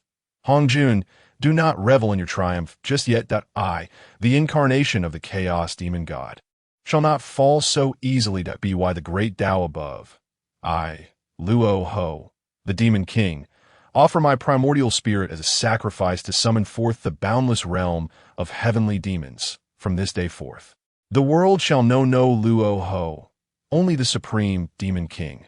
Thus, as the Tao rises, the demon shall hide. As the Tao diminishes, the demon shall emerge. The greater the Tao, the greater the demon. Let the great Tao bear witness. With a resounding roar, Luo Ho, as an entity born of the chaos demon god's essence and intelligence, was a product of the great Tao itself. This moment, the heavenly Tao had yet to fully mature. And Luo Ho's oath to the great Tao was immediately met with a response. Granted, a voice, ethereal yet imbued with supreme authority, echoed in the ears of all present as a 36-story pagoda materialized from the chaos above them. This pagoda, inscribed with 3 great Tao symbols, proclaimed, Heavenly Demon Pagoda. It emanated an aura of unimaginable terror, a primordial treasure of innate origin, possessing 49 innate divine prohibitions. Upon witnessing the pagoda, Luo Ho's eyes gleamed with malice. Just as his primordial spirit was about to be drawn into the pagoda, he reversed his magical energy, inflating his demonic form like a balloon, preparing for self-detonation. Hongjuan's expression changed drastically at this sight, akin to having consumed something foul. Yet he could not prevent Luo Ho's self-detonation in time. He hastily withdrew his 3 avatars, channeling their magical energy into the innate 5 elements flag and the creation jade disc to counter the impending cataclysm. Meanwhile, urged by Wu Qingxuan, Zhen Yunzi swiftly initiated the pre-prepared Earth Book Great Array. As the array ascended, waves of terrifying energy began to batter it, causing fractures to ripple through the western Earth's veins. Even the main vein emitted mournful cries on the brink of complete collapse. This was due to Luo Ho, in his moment of self-detonation, activating contingencies he had laid within the western Earth veins, dragging them into the explosion. Fortunately, owing to Wu Qingxuan's foresight, the main vein, despite its lamentations, did not succumb to destruction alongside Luo Ho. Luo Ho's primordial spirit was on the verge of being consumed by the heavenly demon pagoda, destined for the realm of heavenly demons. However, the force of his self-detonation did not reach the anticipated magnitude. Realizing he would no longer have the opportunity to wield the god-slaying spear or the 12th grade Black Lotus, as he would be confined to the realm of heavenly demons, he coldly resolved to detonate his primordial spirit to trigger the 2 treasures first. Wu Qingxuan felt a sense of relief upon seeing Luo Ho's impending self-detonation dissipate. Yet suddenly, a series of dangerous premonitions flooded his mind, causing his heart to race anew. Hastily, he activated his martial essence within his eyes to survey the surroundings, only to discover Luo Ho's primordial spirit preparing to detonate the 2 treasures. Realizing the gravity of the situation, Wu Qingxuan's expression shifted as he quickly conveyed a message to Zhen Yuanzi and Shi Wangmu, then invoked the indestructible body of Vajra, stepping lightly upon the winds of freedom to appear beside Luo Ho's primordial spirit. Not if I can help it. Hand them over. With his martial essence surging, an immense force coalesced in Wu Qingxuan's hands. One hand grasped the god-slaying spear, while the other seized the 12th grade Black Lotus. Damn it, you again. You shall not thwart me. Luo Ho's primordial spirit seethed with fury upon realizing Wu Qingxuan had come to disrupt his plans. He fervently channeled his primordial spirit, unleashing his laws into the 2 treasures. However, had Luo Ho been at his peak, Wu Qingxuan might have felt a measure of trepidation at this moment. Luo Ho was but a shadow of his former self, having battled Hongjun for a millennium. His spirit weakened, and much of it drawn into the heavenly demon pagoda. With the myriad factors at play, Wu Qingxuan managed to seize the god-slaying spear first, suppressing Luo Ho's mark within it with his martial essence, before exerting all his strength to claim the 12th grade Black Lotus. Yet upon losing the god-slaying spear, Luo Ho's rage surged, and he detonated the primordial spirit mark contained within the 12th grade Black Lotus. Resorting to a strategy of mutual destruction, as he triggered the explosion, the 12th grade Black Lotus trembled violently, emitting mournful cries. With a deafening boom, a petal blew apart, causing Wu Qingxuan's hands to be bloodied and mangled. Upon witnessing this, Wu Qingxuan's expression shifted slightly. Grasping the remnants of the Black Lotus, he activated the martial God Pearl, drawing the lotus within and conjuring the innate 5 elements divine fruit tree to establish the innate 5 elements great array. He then prompted the 12th grade pure white lotus to jointly suppress the residual explosion of Luo, Ho's primordial spirit mark. Nevertheless, even so, the 12th grade black lotus was still ravaged by the explosion of Luo, Ho's primordial spirit mark, losing 3 of its petals, reducing it from a top-tier primordial treasure with 43 innate divine prohibitions to a superior primordial treasure with merely 36. Fortunately, Wu Qingxuan managed to quell the ensuing chaos. Otherwise, should the 12th grade annihilation black lotus and the god-slaying spear, both comparable to innate supreme treasures, self-destruct, it is likely that even the Earth Book Grand Formation would prove insufficient to withstand the cataclysm. Once the Earth Book Grand Formation is breached, coupled with the hidden schemes of Luo, who beneath the western main vein, and the subsequent detonation of the ground itself, the resulting devastation would not merely equate to a sum of 1 plus 1. Should such an event transpire, even if Wu Qingxuan were to survive, he would undoubtedly suffer grave injuries, while both Zheng Yuanzi and Shi Wangmu would stand no chance of survival. After placing the severely damaged Annihilation Black Lotus into the 3-light divine water, Wu Qingxuan employed his martial essence to cast a seal upon the god-slaying spear, ensuring that Luo, whose primordial spirit mark, would not escape to wreak havoc. Only then did he swiftly exit from the martial god pearl, with Luo, whose primordial spirit, being absorbed by the heavenly demon tower and transported to the heavenly demon realm, which clings to the edges of the primordial world. This fierce battle finally came to a close. Sensing the conclusion of this calamity, the Way of Heaven bestowed a vast amount of profound merit upon those cultivators who had contributed to the primordial world. First among them was Hong Jun, the principal figure of the Dao Magic War, who vanquished Luo, who, thus eliminating the mastermind that had disrupted the 3 clans, earning 6 layers of heavenly merit. Next, Wu Qingxuan, for his deeds in exterminating the demon race, alongside Zheng Yuanzi and Shi Wangmu, who he had summoned, also received immense merit for utilizing the Earth Book Grand Formation to shield the western main vein from the repercussions of Luo, whose self-detonation.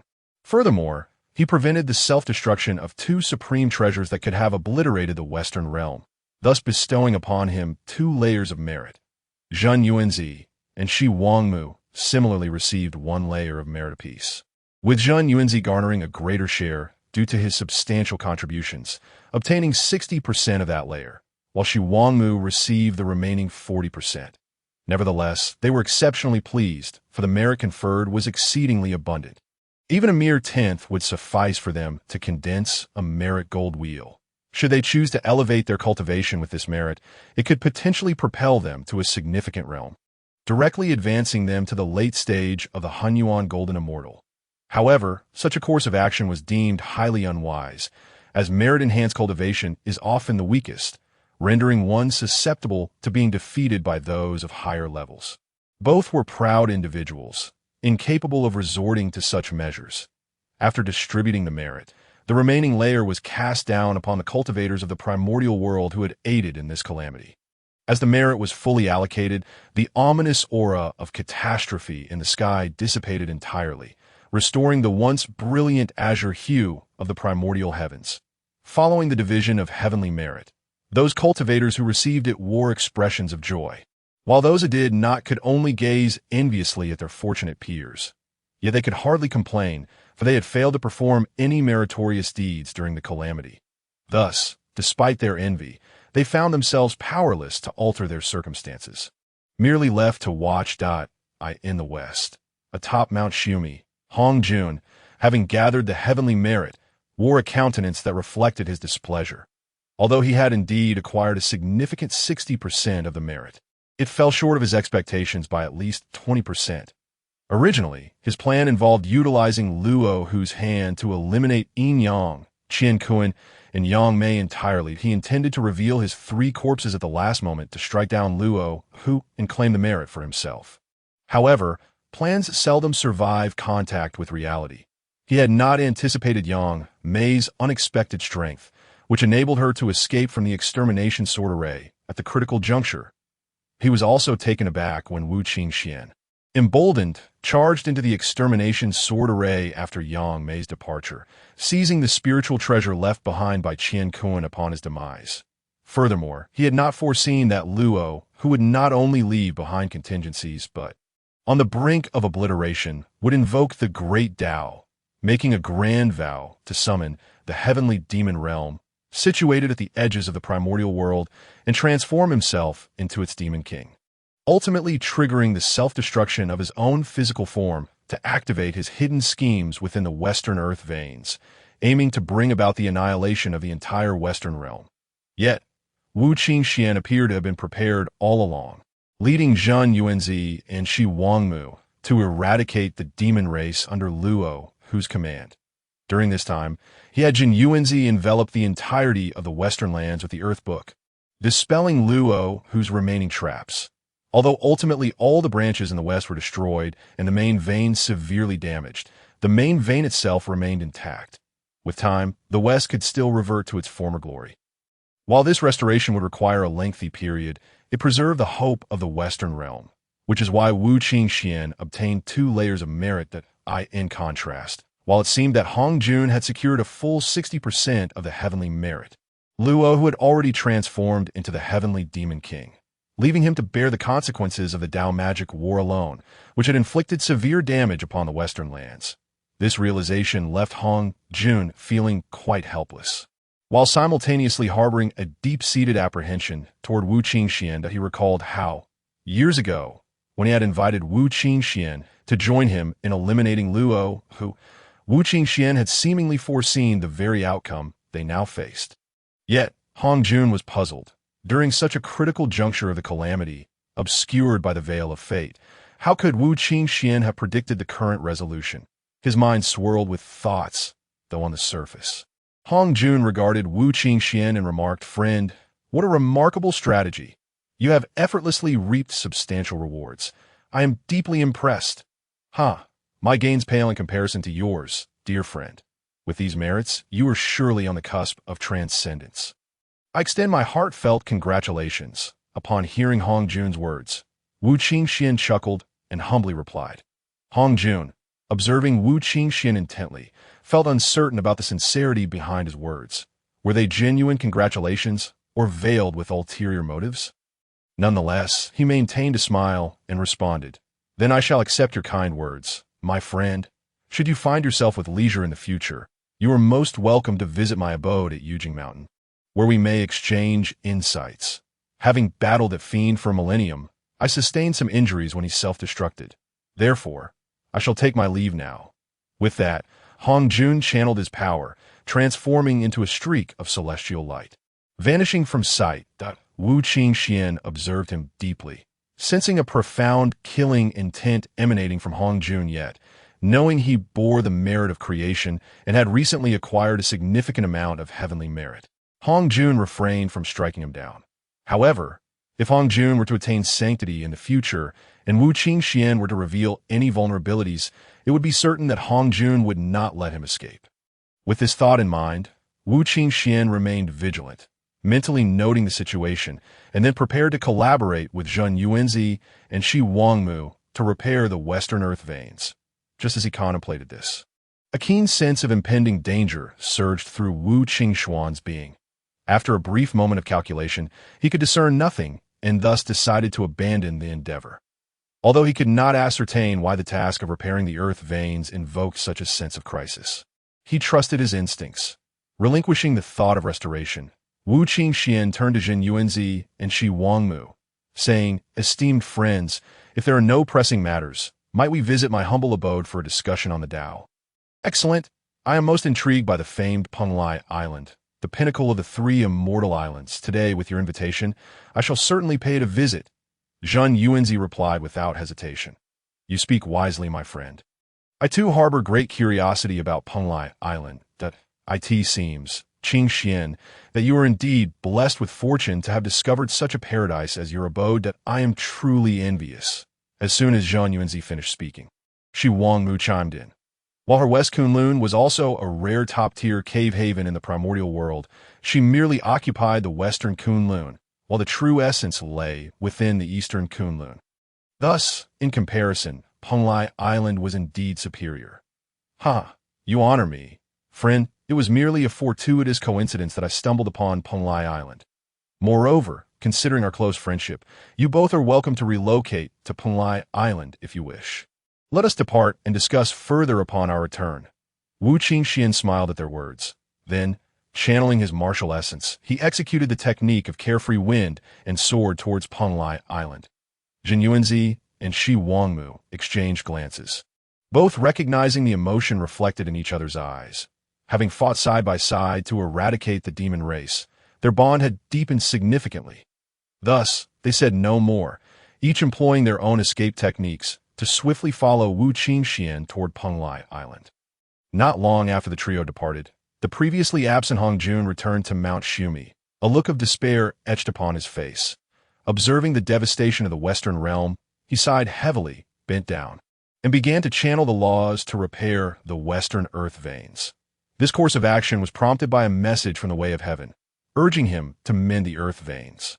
Otherwise, the severe damage sustained by the West, coupled with the continuous influx of malevolent energy, would inevitably transform the Western realm into a domain of demons. As the future Tao ancestor, Hong Jun could not permit such an outcome to unfold.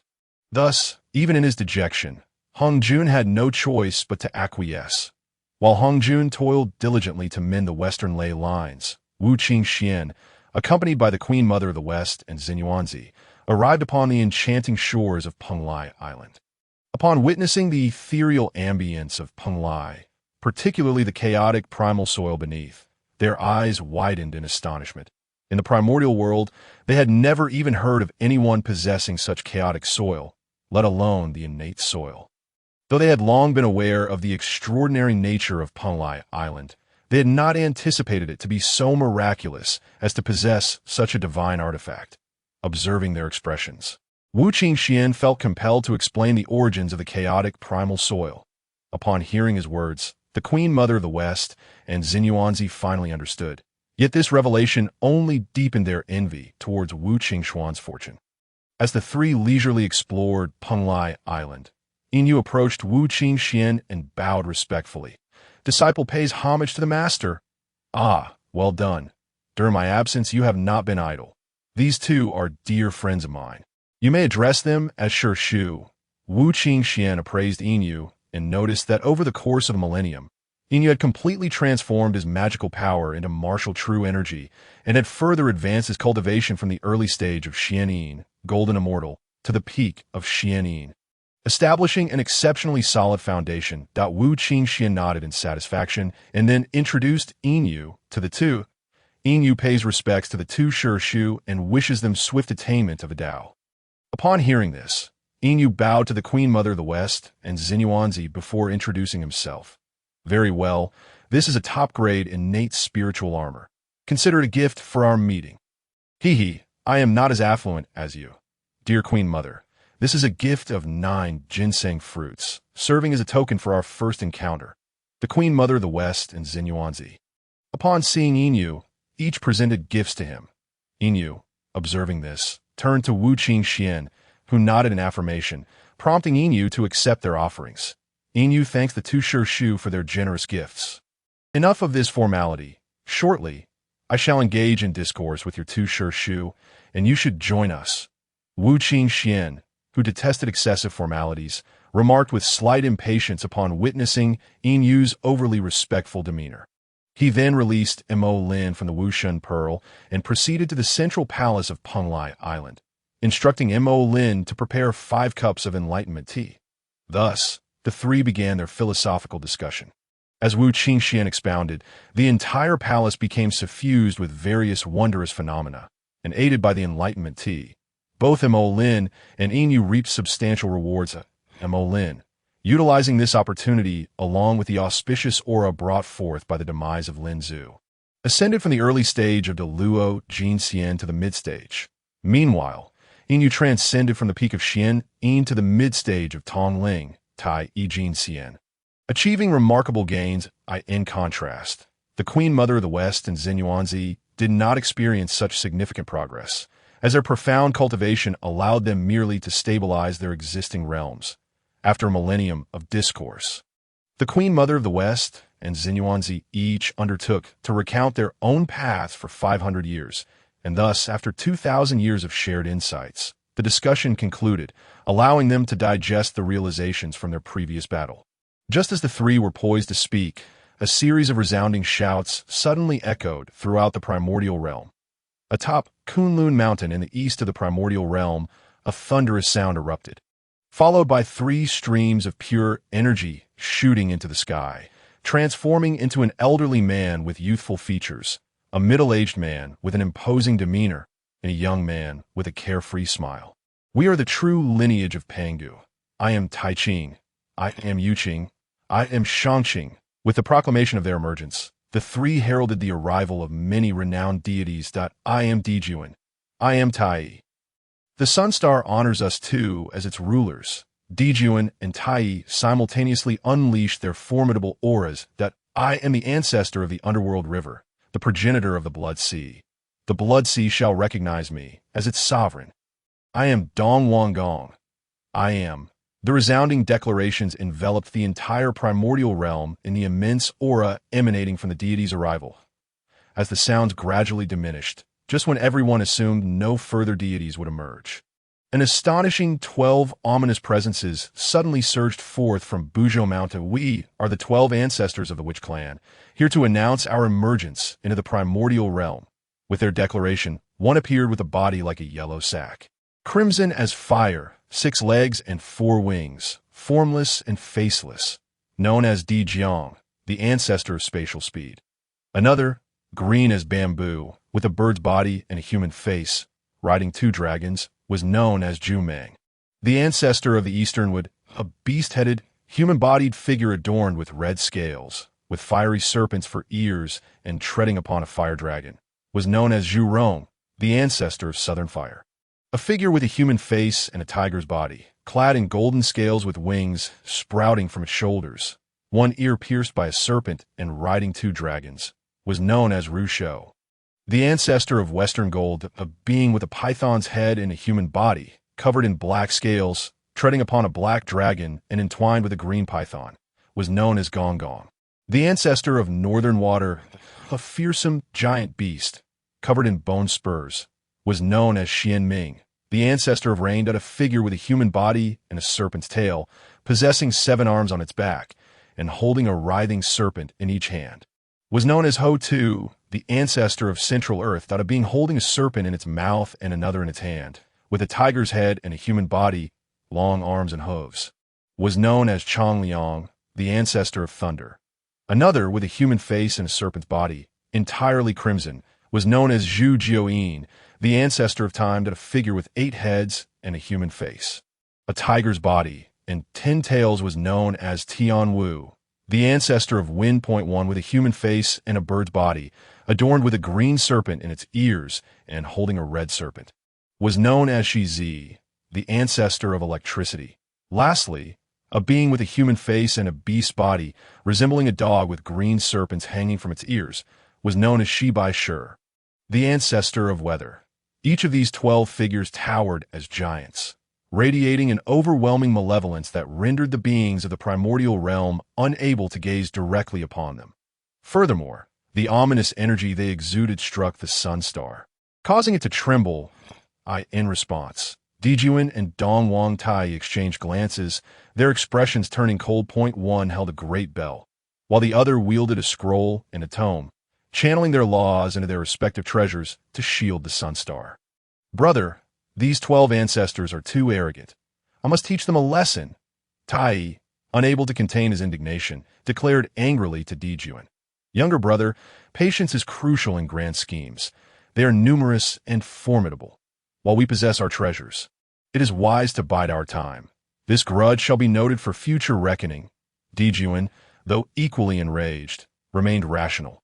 The 12 ancestors each bore astonishing auras, the weakest among them at the late stage of Deluo Jinxian. Whereas they were merely 2 brothers, should a conflict arise, unforeseen circumstances could easily ensue. Thus Dijuan chose to endure the indignation for the time being. However, he meticulously noted this grudge in his ledger, promising future retribution. As each deity emerged, The primordial realm buzzed with activity. Previously, the overwhelming might of the three clans had cast a shadow over the realm, stifling the other races. The recent calamity had compelled the beings of the primordial realm to remain in their abodes, fearful of venturing forth. Thus, during that time, few beings roamed the primordial lands. Now, with the emergence of each deity, the inhabitants understood that the calamity had finally passed, and the primordial realm was secure once more.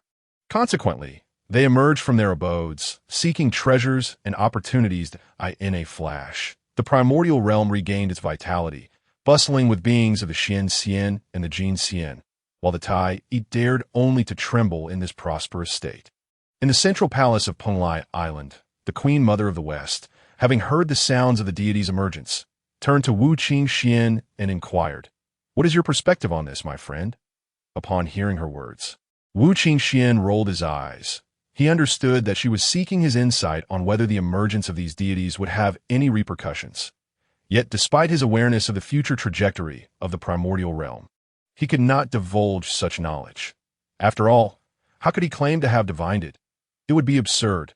Even sages could not predict such matters, as only those of the celestial Tao could forecast the grand trends. While minor fluctuations remained elusive, indeed, in the primordial world, minor trends shifted constantly. Who possessed the ability to predict them? Upon hearing Wu Qingxuan's response, the Queen Mother of the West cast him a knowing glance. During the calamity, Wu Qingxuan had accurately grasped numerous opportunities, leading her and Xinyuanzi to significant gains. Thus, she wished to ascertain whether there were any plans following Wu Qingxuan. However, upon witnessing Wu Qingxuan's reluctance to elaborate, she could only resign herself to the situation. "Haha, Qingxuan, I never imagined you possessed such a side," remarked Jin Yuanzi, casting a glance at the exquisitely beautiful Queen Mother of the West. After exchanging some knowing glances with Wu Qingxuan, he let out a hearty laugh, employing the laws of space to vanish from Penglai Fairy Island. "Humph, that old rascal Jin Yuanzi. I too must return to Zikenlun." The Queen Mother of the West felt a flush rise to her cheeks at Jin Yuanzi's words. After uttering a brief remark to Wu Qingxuan, she hesitated for a moment, her body poised to leave, but instead turned to him and said, "Qingxuan, if you find yourself with leisure, do come to Zikenlun to discuss the Tao with me." With that, the Queen Mother of the West executed her escape, employing a technique of evasion to depart from Penglai Fairy Island. "Master, am I to acquire another masteress wife?" Silver Moon mused, observing the Queen Mother's demeanor. A faint smile gracing her otherwise frosty visage as she regarded Wu Qingxuan. "How audacious! You dare to jest with your master? Off you go to diligently cultivate.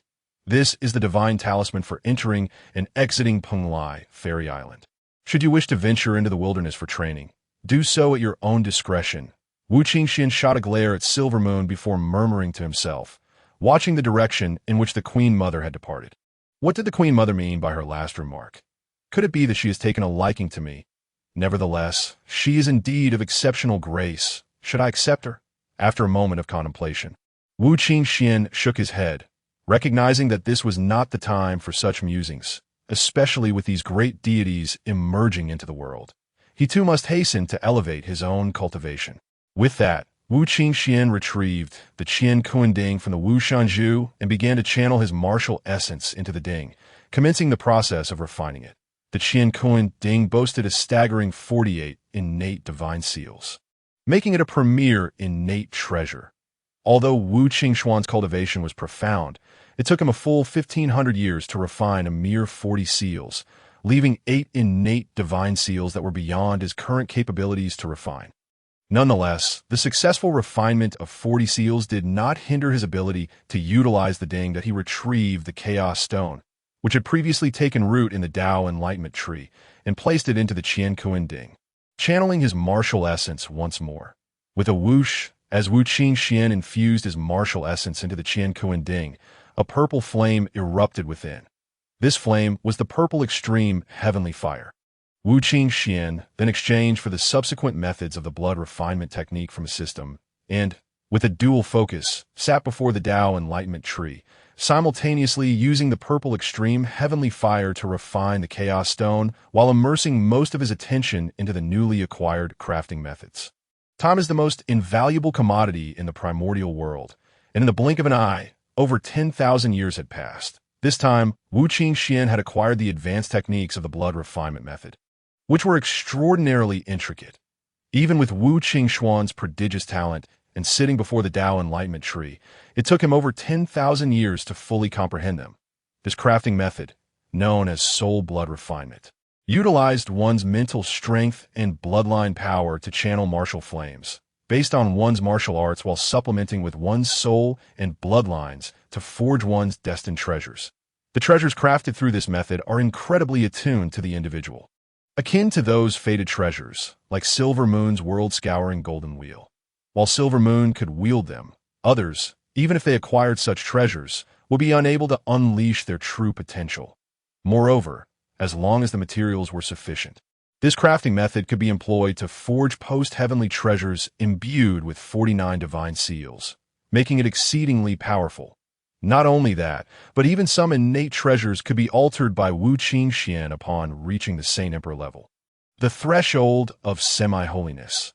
Even innate treasures could have their properties transformed, infusing them with one's martial arts, creating martial treasures, or merging them into one's destined treasures, thereby granting those treasures the abilities and laws of the incorporated innate treasures. Such power was truly unparalleled. This was also the primary reason Wu Qingxuan took over 10,000 years to master the soul blood refinement technique. Upon grasping the soul blood refinement, Wu Qingxuan began to merge his soul with his bloodline power. Channeling the martial flames, as time gradually flowed by, another 500 years passed, and beads of cold sweat began to form on Wu Qingxuan's forehead, a sign of excessive strain on his mental and bloodline energies. Nevertheless, he grit his teeth and persevered. Just as Wu Qingxuan was on the verge of collapse, a flame erupted from within him. With the emergence of this flame, the chaotic spiritual energy within the Wu Shunju surged forth, continuously flooding into the flame. After the flame consumed the innate spiritual energy, it rapidly grew, a raging fire enveloping the Wu Shunju, to the point where even the purple extreme heavenly fire contained within the Qian Kuan Ding seemed to cower in fear. Retreating into the ding, refusing to stir, causing the process of refining the Chaos Stone to slow considerably. Upon witnessing the manifestation of his martial flames, Wu Qingxuan let out a sigh of relief. He then consumed 25 five-elements divine fruits, 9 ginseng fruits, and utilized the 3 light divine water to replenish his depleted mental and bloodline energies. Once he had dispelled the sweat from his body using martial essence, Wu Qingxuan retracted his martial flames and began to concentrate on refining the Chaos Stone within the Qian Kuan Ding. As Wu Qingxuan channeled his martial flames into the Qian Kuan Ding, the purple extreme heavenly fire within had yet to respond before it was consumed by Wu Qingxuan's flames. Under his control, the martial flames relentlessly scorched the Chaos Stone within the ding.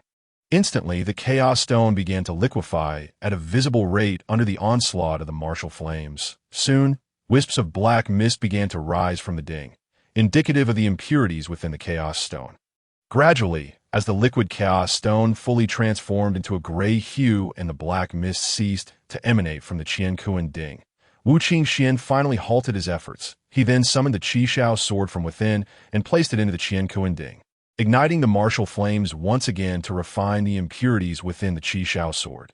The Qi Shao sword had previously been hastily crafted by Wu Qingxuan using the blood refinement method, achieving the status of a mid-grade post-heavenly spiritual treasure. Yet it contained not a single divine seal. Thus, having obtained the pinnacle of crafting techniques, Wu Qingxuan naturally sought to reforge the Qi Shao sword. As the martial flames licked at the sword, the impurities were consumed into nothingness, and the Qi Shao sword took on a crystalline, jade-like appearance. Following the soul blood refinement method, Wu Qingxuan merged his mental strength with his bloodline, controlling the liquid Chaos Stone to flow into the Qi Shao sword. Upon encountering the liquid, the Qi Shao sword greedily absorbed it, as if it understood the immense benefits that the liquid would confer in a short while. once the Qishao sword had completely absorbed the liquid chaos stone. Wu Qingxuan retrieved numerous innate spiritual materials from the Wu Shenzhu and infused them into the Qishao sword. The sword transformed from its jade-like clarity into one radiating a spectrum of colors, with beams of sword energy emanating from it. Seeing this, Wu Qingxuan smiled faintly, channeling his martial essence as his hands shifted in a complex dance, following the principles of soul blood refinement to form divine seals, which he then infused into the Qishao sword. As the seals were inscribed, the Qishao sword trembled violently, producing a resounding sword cry that echoed within the Wu Shenzhu. After embedding a total of 49 divine seals into the Qishao sword, it suddenly blazed with light, a sword energy soaring as if to cleave space itself within the Wu Shenzhu, stirring the small world contained within into a tempest of chaos. Upon witnessing this, Wu Qingxuan harnessed his martial essence to compress the sword energy back into the Qishao sword before shifting his hands once more to channel his martial essence into the Qiankuan ding. Instantly, the ding began to whirl, emanating a force capable of reversing the cosmos and inverting yin and yang. As the energies of the Qiankuan surged forth, they continuously integrated into the Qishao sword, causing it to lurch and thrash within the confines of the ding. If yearning to escape the suffocating aura of the Qiankuan ding, the Qishao sword found itself ensnared, unable to break free despite its frantic attempts. Reluctantly, it began to absorb the essence of the Qiankuan under the guidance of Wu Qingxuan's will. As time flowed on, with the Qishao sword absorbing an increasing amount of Qiankuan's energy. The postnatal divine restrictions within it gradually transformed into innate divine restrictions. However, this metamorphosis from postnatal to innate divine restrictions required an immense amount of fortune, and the further along the transformation progressed, the greater the fortune required. After converting 1, 2, and eventually 30 postnatal divine restrictions into innate ones, the remaining postnatal divine restrictions of the Qishao sword suddenly collapsed with a thunderous roar that it seemed that the sword could endure no more than 30 innate divine restrictions. Witnessing this, Wu Qingxuan's expression shifted slightly.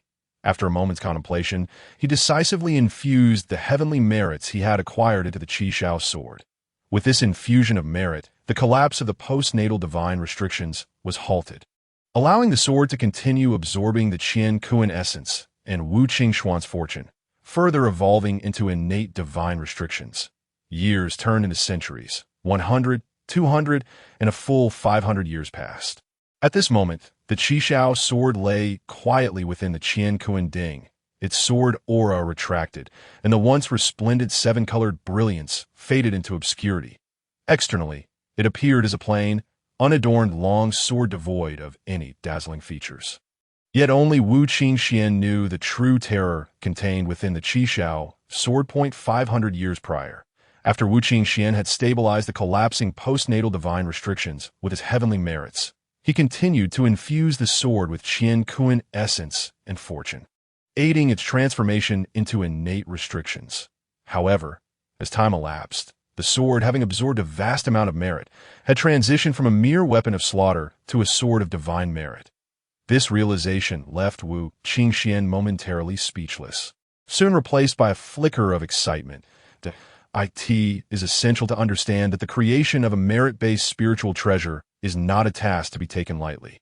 Otherwise, when the later generations of the Shangqing sect established the Jie and found themselves without a treasure to suppress its fortune, they cannot simply infuse a high-quality, innate spiritual treasure with merits, nor could they request the Yuqing to forge 2 postnatal treasures and infuse them with merit. If that were the case, wouldn't they have 2 postnatal merit treasures? The reason Shangqing did not proceed in such a manner is that crafting a merit-based spiritual treasure is far from simple. Each merit-based treasure is almost always born from the nurturing of the heavens and the earth, embodying a specific destiny upon its emergence. To artificially create one is akin to an arduous journey toward enlightenment. The essence of merit-based treasures is absent in ordinary spiritual treasures. Over the course of 500 years, the Qishao sword continuously absorbed vast quantities of Wu Qingxuan's heavenly merits, gradually endowing it with the nature of a merit-based treasure, coupled with the immense martial essence Wu Qingxuan infused during its refinement. And considering that martial arts is a manifestation of the great Tao, it was inevitable that this would one day emerge into the world as a significant path. Under these numerous factors, the Qishao sword transformed into a merit-based treasure. As the Qiankuan Ding completed its rotation, the Qiankuan energy within was entirely absorbed by the Qishao sword. Suddenly, the sword transmitted a message to Wu Qingxuan. Upon receiving this message, Wu Qingxuan smiled slightly, swiftly departed from the Wushan Pearl, and stepped out of the palace, disregarding the bustling activity of Penglai Island. After navigating through the intricate 9 palaces and 8 trigrams formation, he emerged beneath the vast expanse of the primordial world. Subsequently, Wu Qingxuan retrieved the Qiankuan Ding from the Wushan Pearl, and as it materialized in the primordial realm, the Qishao sword erupted forth from the Ding, bursting forth in a dazzling display of 7-colored radiance. With a resounding roar, the Qishao sword unleashed its power, causing dark clouds to rapidly coalesce in the sky. Within these clouds, purple lightning danced restlessly, seemingly poised to strike. Yet upon sensing that the Qishao sword was a merit-based treasure, the calamity clouds began to disperse. However, the Qishao sword would not allow this. It charged directly into the clouds and devoured them whole. Wu Qingxuan stood astonished, then chuckled in disbelief. Initially, he had wondered why the Qishao sword, already imbued with 43 innate divine restrictions, communicated its need to undergo a heavenly tribulation. Generally, those endowed with merit, provided they do not commit acts against the heavens, are spared from such tribulations, and the same holds true for merit-based treasures. Each of these treasures carries a certain destiny, and the heavens do not impose arbitrary retribution upon them. Now, witnessing the Qishao sword's actions, Wu Qingxuan finally understood that it was not seeking to endure a tribulation. Rather, it was aiming to absorb the divine lightning from the calamity to strengthen itself. Observing the rapid movements of the heavenly tribulation, which seemed to hesitate in striking the Qishao sword, Wu Qingxuan couldn't help but twitch his lips in amusement. After a lengthy moment, the Qishao sword became enveloped in crackling purple lightning, emitting a resonant sword cry. Having absorbed all the calamity clouds, it then spiraled gracefully through the air before circling around Wu Qingxuan, akin to a playful child eager to impress its parents and earn their praise. Seeing the Qishao sword's jubilant demeanor, Wu Qingxuan smiled gently and channeled his martial essence into the sword. Instantly, the Qishao sword unleashed a torrent of soaring sword energy, stirring the clouds above into a tempestuous dance of chaos. Well done! In the days to come, you shall accompany me through the primordial realm. Wu Qingxuan exclaimed joyfully, his heart swelling with delight at the sword's might. Congratulations to the island master on acquiring a divine weapon. Just as Wu Qingxuan reveled in his triumph, a group of beings from Penglai Island, led by 2 youthful figures, one male and one female, both possessing the cultivation of the golden immortal realm, approached him, bowing in reverence to convey their congratulations.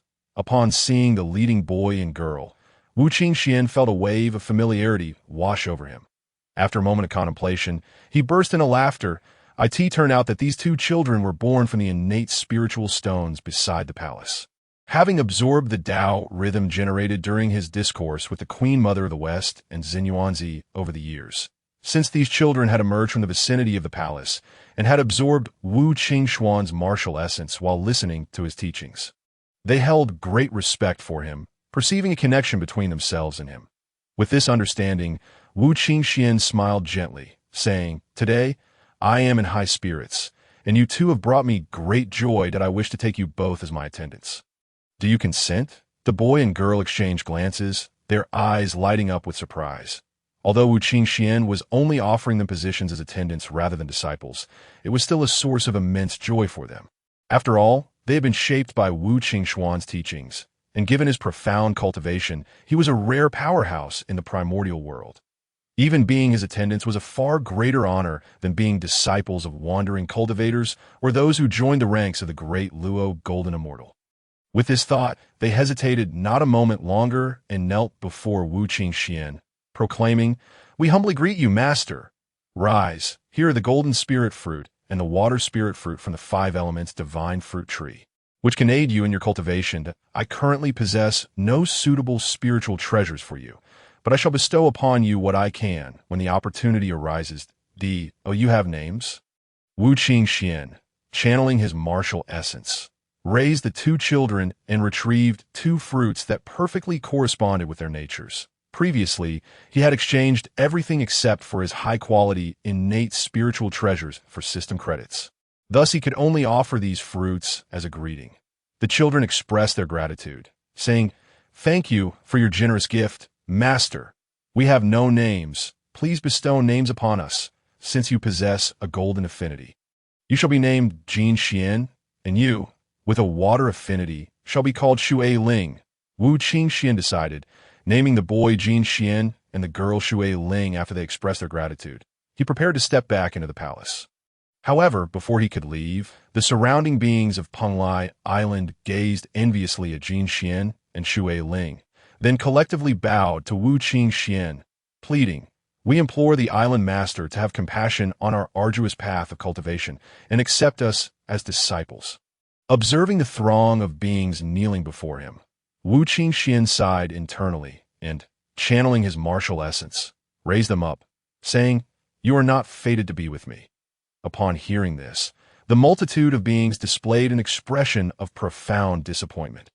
However, since Wu Qingxuan has spoken thus, they find themselves powerless and can only depart with expressions of profound disappointment.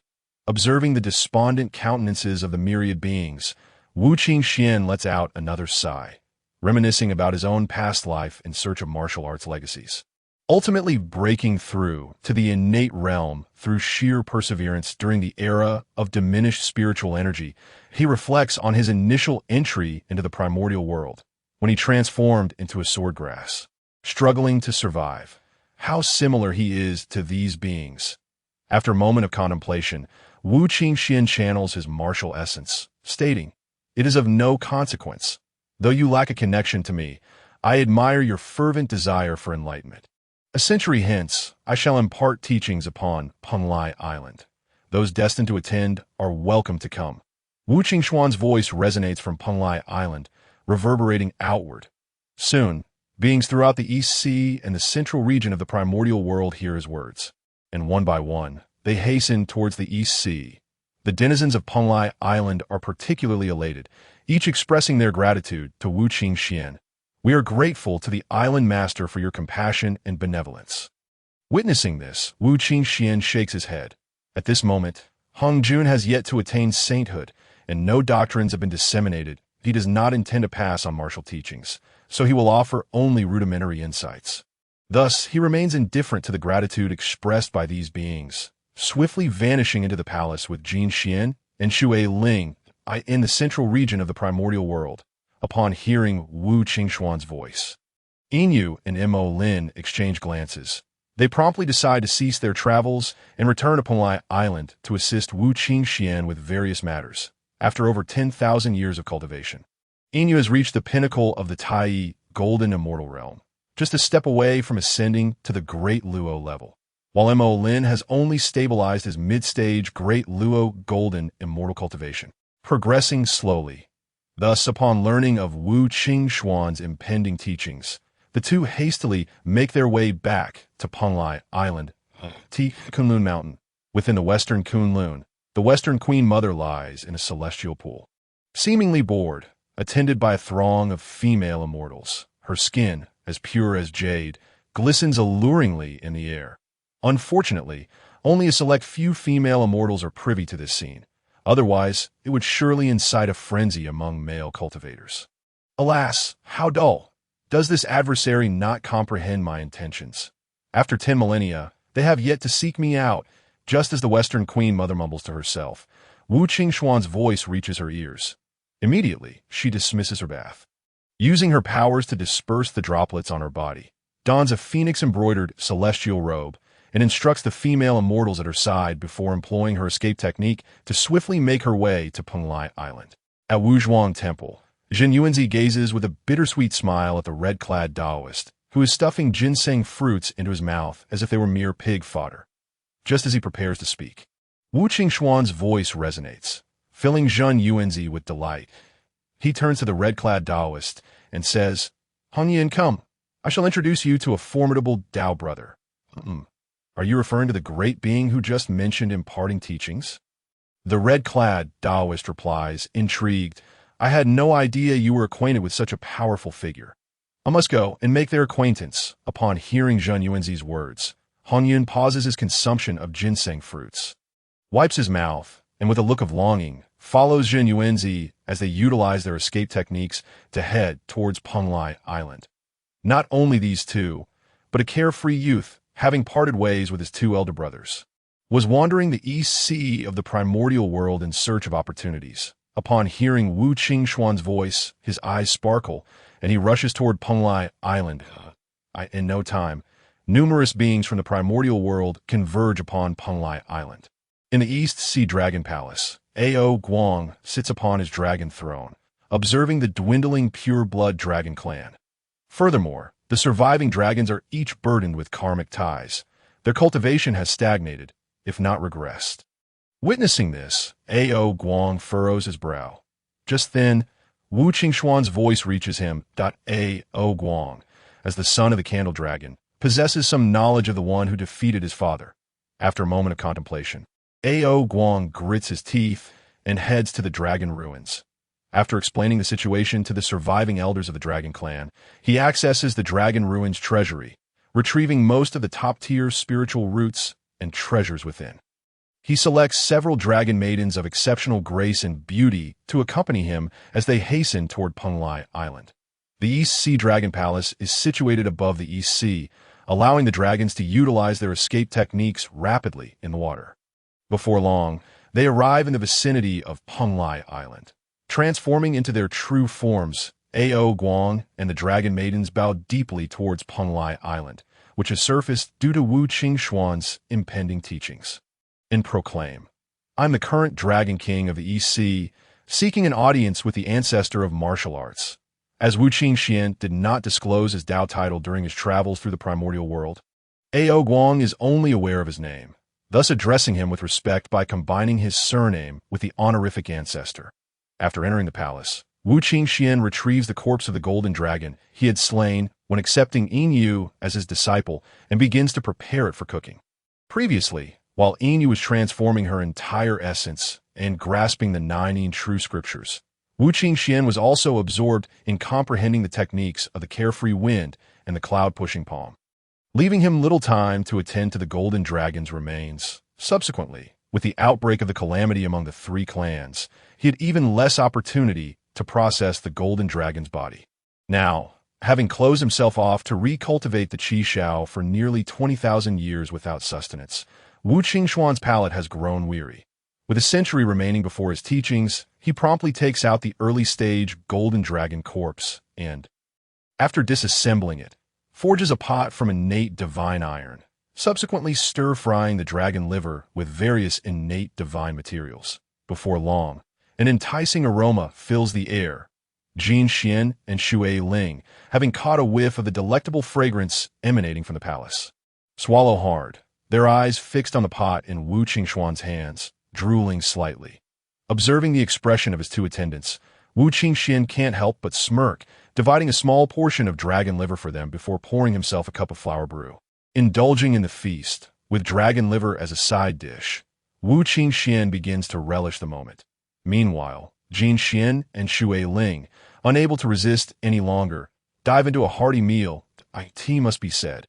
The dragon liver is indeed a rare delicacy, brimming with immense energy, enhanced by the myriad innate spiritual materials and Wu Qingxuan's martial true fire, perfectly unleashing its potential. Consuming this dragon liver not only boosts cultivation, but also fortifies the body. Particularly for Jin Xian and Shui Ling, whose cultivation is still low, after partaking of the dragon liver of the great Luo golden immortal level, their faces flush, and they, realizing the importance of the moment, promptly sit cross-legged to digest the energy contained within Wu Qingxian. observing the two attendants, smiles gently and channels his martial essence to aid them in assimilating the medicinal properties of the dragon liver. Before long, both attendants experience a surge in their aura, breaking through to the initial stage of the golden immortal realm. "Thank you, Master." Jin Xian and Shui Ling express their gratitude, bowing deeply to Wu Qingxuan as they digest the energy of the dragon liver. Realizing their cultivation has ascended, there is no need for thanks. It is your profound foundation that has facilitated this breakthrough. I have merely provided assistance. Continue to eat. Wu Qingxuan replies with a smile, lifting up his two attendants before resuming his enjoyment of the dragon liver and flower brew, reveling in the moment.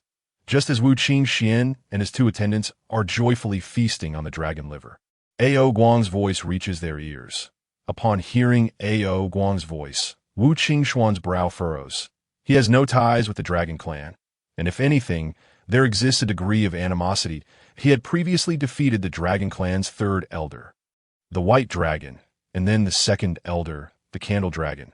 The dragon clan would not harbor deep animosity towards him, but they would certainly not make a point to appear before him either.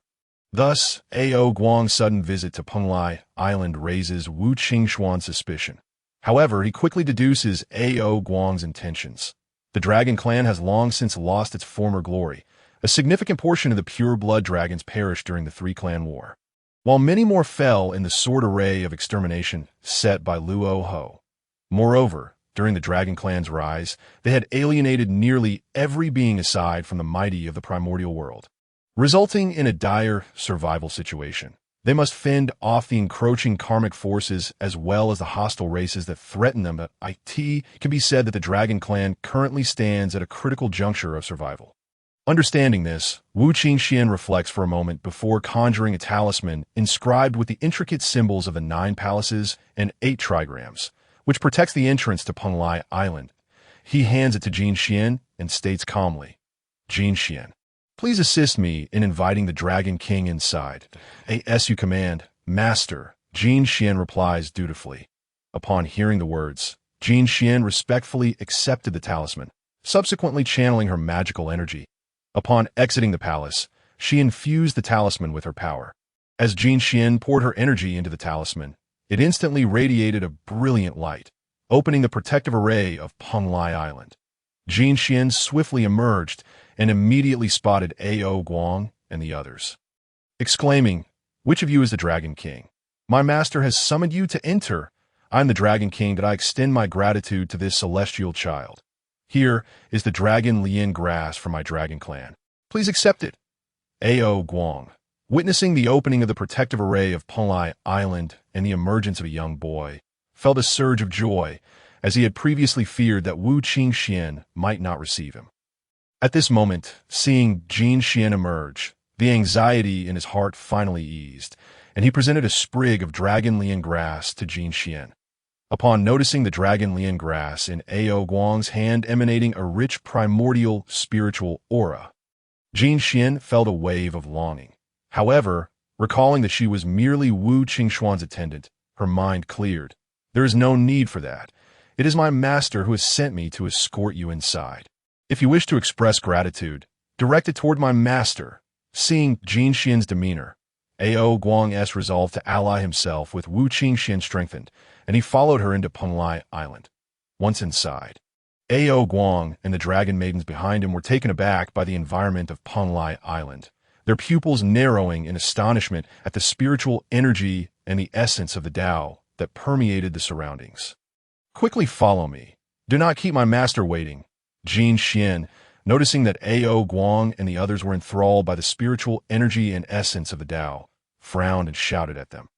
Startled by her voice, Ao Guang and the others snapped back to reality, embarrassment washing over their faces as they offered apologetic smiles to Jin Xian before following her into the palace. Upon entering, Ao Guang beheld the massive corpse of a golden dragon sprawled across the palace, while Wu Qingxuan, a tall figure with a carefree demeanor, reclined on a mat, indulging in both wine and dragon liver. Ao Guang's lips twitched as he bowed respectfully. Addressing Wu Qingxuan, "I, Ao Guang, the current Dragon King of the EC, pay my respects to the martial ancestor. Rise." What brings you here? Although Wu Qingxuan was aware of Ao Guang's intentions, he feigned ignorance and inquired with an air of curiosity. This is a gift from my dragon clan to the martial ancestor, seeking your protection for our clan. After hearing Wu Qingxuan's words, Ao Guang retrieved all his spiritual roots and treasures, placing them before Wu Qingxuan with sincere intent that Wu Qingxuan observe the array of spiritual roots and treasures presented by Ao Guang, noting that among them were 2 items exuding the aura of supreme innate treasures. Remarkably, within the items Ao Guang had brought forth, he discovered 2 of the 5 elements spiritual pearls he sought, the gold spirit pearl and the water spirit pearl. With a sense of admiration for Ao Guang's decisiveness, Wu Qingxuan remarked, "Oh, your dragon clan was once a top-tier lineage in the primordial realm. Why would you choose to become a vassal beneath my banner? Martial ancestor, you jest. Our dragon clan currently faces tremendous hardship. We beseech your compassion." A hint of bitterness crossed Ao Guang's face as he spoke. Were it not for the unprecedented crisis confronting the dragon clan, he would have been incensed by Wu Qingxuan's casual consumption of dragon liver in his presence and would have rushed back to inform the ancestor dragon, and Zhu Long, to teach Wu Qingxuan a lesson. However, the current circumstances left him no choice but to suppress his dissatisfaction, prostrating himself before Wu Qingxuan in hopes of gaining his protection. Wu Qingxuan observed the groveling Ao Guang and reflected. To be able to bend and stretch, he truly is a ruler capable of leading his clan through the primordial realm. Very well. Considering your clan has previously benefited the primordial realm, you should not perish within it. I shall grant you protection. However, let me make myself clear. Henceforth, your clan must not abuse my influence to wreak havoc in the primordial realm. Aside from controlling the rain, do not cause disturbances. Otherwise, before others can act, I shall personally obliterate your clan to do you understand? Wu Qingxuan warned sternly, his gaze fixed on Ao Guang. This humble king will abide by the martial ancestor's decree and will ensure the dragon clan remains restrained. Here is a selection of dragon maidens I have chosen for you. Martial ancestor, please accept them, as they may assist you with mundane matters. Moreover, their dragon dance is unparalleled in the primordial realm and can provide you with entertainment in your leisure. Ao Guang, after assuring Wu Qingxuan, proceeded to introduce the dragon maidens behind him. Humph, what a martial ancestor! Living quite luxuriously, I see. And no wonder you have been too preoccupied to visit me in the West Kunlun for millennia. Just as Ao Guang finished speaking, a voice tinged with coldness and jealousy echoed in the ears of Wu Qingxuan and Ao Guang. Startled by the voice of the West Queen Mother, Wu Qingxuan paused for a moment before chuckling helplessly. My friend, you jest. For the past 10,000 years, I have been refining my innate spiritual treasures. When would I have the leisure to indulge in such pleasures? As the words fell, a stunning celestial maiden adorned in a flowing cloud phoenix gown and crowned with a jade dragon hairpin gracefully entered the palace. It was none other than the West Queen Mother, who, over 10,000 years ago, had received a talisman from Wu Qingxuan, allowing her to enter and exit the protective array of Penglai Island. Moreover, the West Queen Mother had concealed her presence while approaching the island, and Wu Qingxuan had not been attentive to matters beyond the island. Thus, he did not notice her arrival until she entered the palace. Upon hearing the West Queen Mother's words, a bitter smile appeared on Wu Qingxuan's face. He had not ventured outside for nearly 20,000 years, not even once leaving to enjoy the luxuries of life. Upon hearing Wu Qingxuan's explanation, the West Queen Mother's expression softened slightly as she approached him, her eyes carrying a hint of authority as she scrutinized Ao Guang, exuding the demeanor of a mistress, which left Ao Guang feeling anxious and inwardly lamenting. I have truly stepped on a landmine with my flattery. Enough, Ao Guang. You may take these dragon maidens back, but remember my words that in the future, when I teach the Tao, you may bring some talented members of your clan to Penglai to listen to my teachings. Wu Qingxuan observed Ao Guang trembling under the West Queen Mother's gaze, cold sweat beading on his forehead. Gently rubbing his brow, he spoke to Ao Guang in a nonchalant manner. Upon hearing this, Ao Guang felt as if he had received a reprieve, bowing deeply to Wu Qingxuan before offering a respectful bow to the West Queen Mother. He then turned to lead the dragon maidens out of the palace. Wait, Since these dragon maidens have come, and they are all of excellent demeanor and appearance, let them stay. The palace is vast, and having only 2 attendants is rather inconvenient. These dragon maidens can assist in taking care of the martial ancestor's daily needs. I trust the martial ancestor would not fault me for taking the liberty. Just as Ao Guang was about to leave, the West Queen Mother's calm voice halted him, prompting him to turn with a look of despair towards Wu Qingxuan. At that moment, Ao Guang felt utterly defeated. This was his first experience in such matters. Yet unexpectedly, he encountered the West Queen Mother, who seemed to be Wu Qingxuan's partner. Her unpredictable nature left Ao Guang unsure of how to proceed. Keeping the dragon maidens was problematic, and sending them away was equally, so he could only seek assistance from Wu Qingxuan. Wu Qingxuan, perceiving Ao Guang's expression, felt a twitch at the corner of his mouth, and noted that the West Queen Mother appeared somewhat different, lacking her usual grace and poise. Regardless, Ao Guang was now under his command, and after a moment of contemplation, he discreetly nodded to Ao Guang. Seeing Wu Qingxuan's nod, Ao Guang's countenance brightened, and after giving the dragon maidens a few instructions, he swiftly used his evasion technique to exit the palace. Jin Xian, Shui Ling, a powerful being has arrived. Please assist me in inviting them in. Remember, do not be negligent. After Ao Guang departed, Wu Qingxuan suddenly sensed a potent surge of pure energy rapidly approaching Penglai Island. After a brief calculation, he discerned the identity of the visitor and instructed Jin Xian and Shui Ling accordingly. My friend, since these dragon maidens are left by you, I entrust their training to you. I must attend to a distinguished guest and shall not remain here any longer. Feel free to make yourself comfortable. After the 2 attendants departed, Wu Qingxuan collected the dragon corpse from the ground, leaving behind even the sought-ed dragon liver, and activated his martial essence to gracefully depart the area. He had a nagging feeling that something was amiss with the West Queen Mother today. Although he could not pinpoint precisely what it was, he could only attribute it to the idiosyncrasies that women seem to exhibit every few hundred years out of thousands. The West Queen Mother, observing Wu Qingxuan's flustered demeanor, burst into a fit of laughter, her smile radiant. In an instant, the entire palace seemed to bask in the radiant glow of the smile from Zhuangmu. Regrettably, Wu Qingxuan did not have the opportunity to appreciate this beautiful scene. At this moment, Wu Qingxuan had entered the main hall, seated himself upon the throne, and retrieved a set of tea utensils crafted from primordial spiritual jade. He then took out the Wudao tea leaves and the 3 light divine water, igniting the flames of martial arts to heat the divine water before commencing the brewing of the Wudao tea. Just as he finished brewing the tea, Jin Xian and Shui Ling entered the main hall, escorting a young Taoist clad in a blue robe, exuding an air of nonchalance. This must be the martial ancestor, right? I am a humble disciple of the upper purity, one of the 3 pure ones. I hope you will not take offense at my unannounced visit today. Upon entering, the young Taoist caught a whiff of the fragrant Wudao tea. His eyes lighting up, he performed a respectful bow towards Wu Qingxuan and introduced himself with a smile. My friend speaks in jest as a true disciple of Pangu, endowed with the divine blessings of the great Pangu. Your fortune runs deep. Your very existence is that of a transcendent being at the pinnacle of the great Luo, golden immortal. Today, your visit to my humble abode brings great honor. How could I possibly take offense? Please, this Wudao tea is a serendipitous acquisition of mine, and I hope you will not disdain it. Upon seeing the upper purity, Wu Qingxuan's eyes sparkled.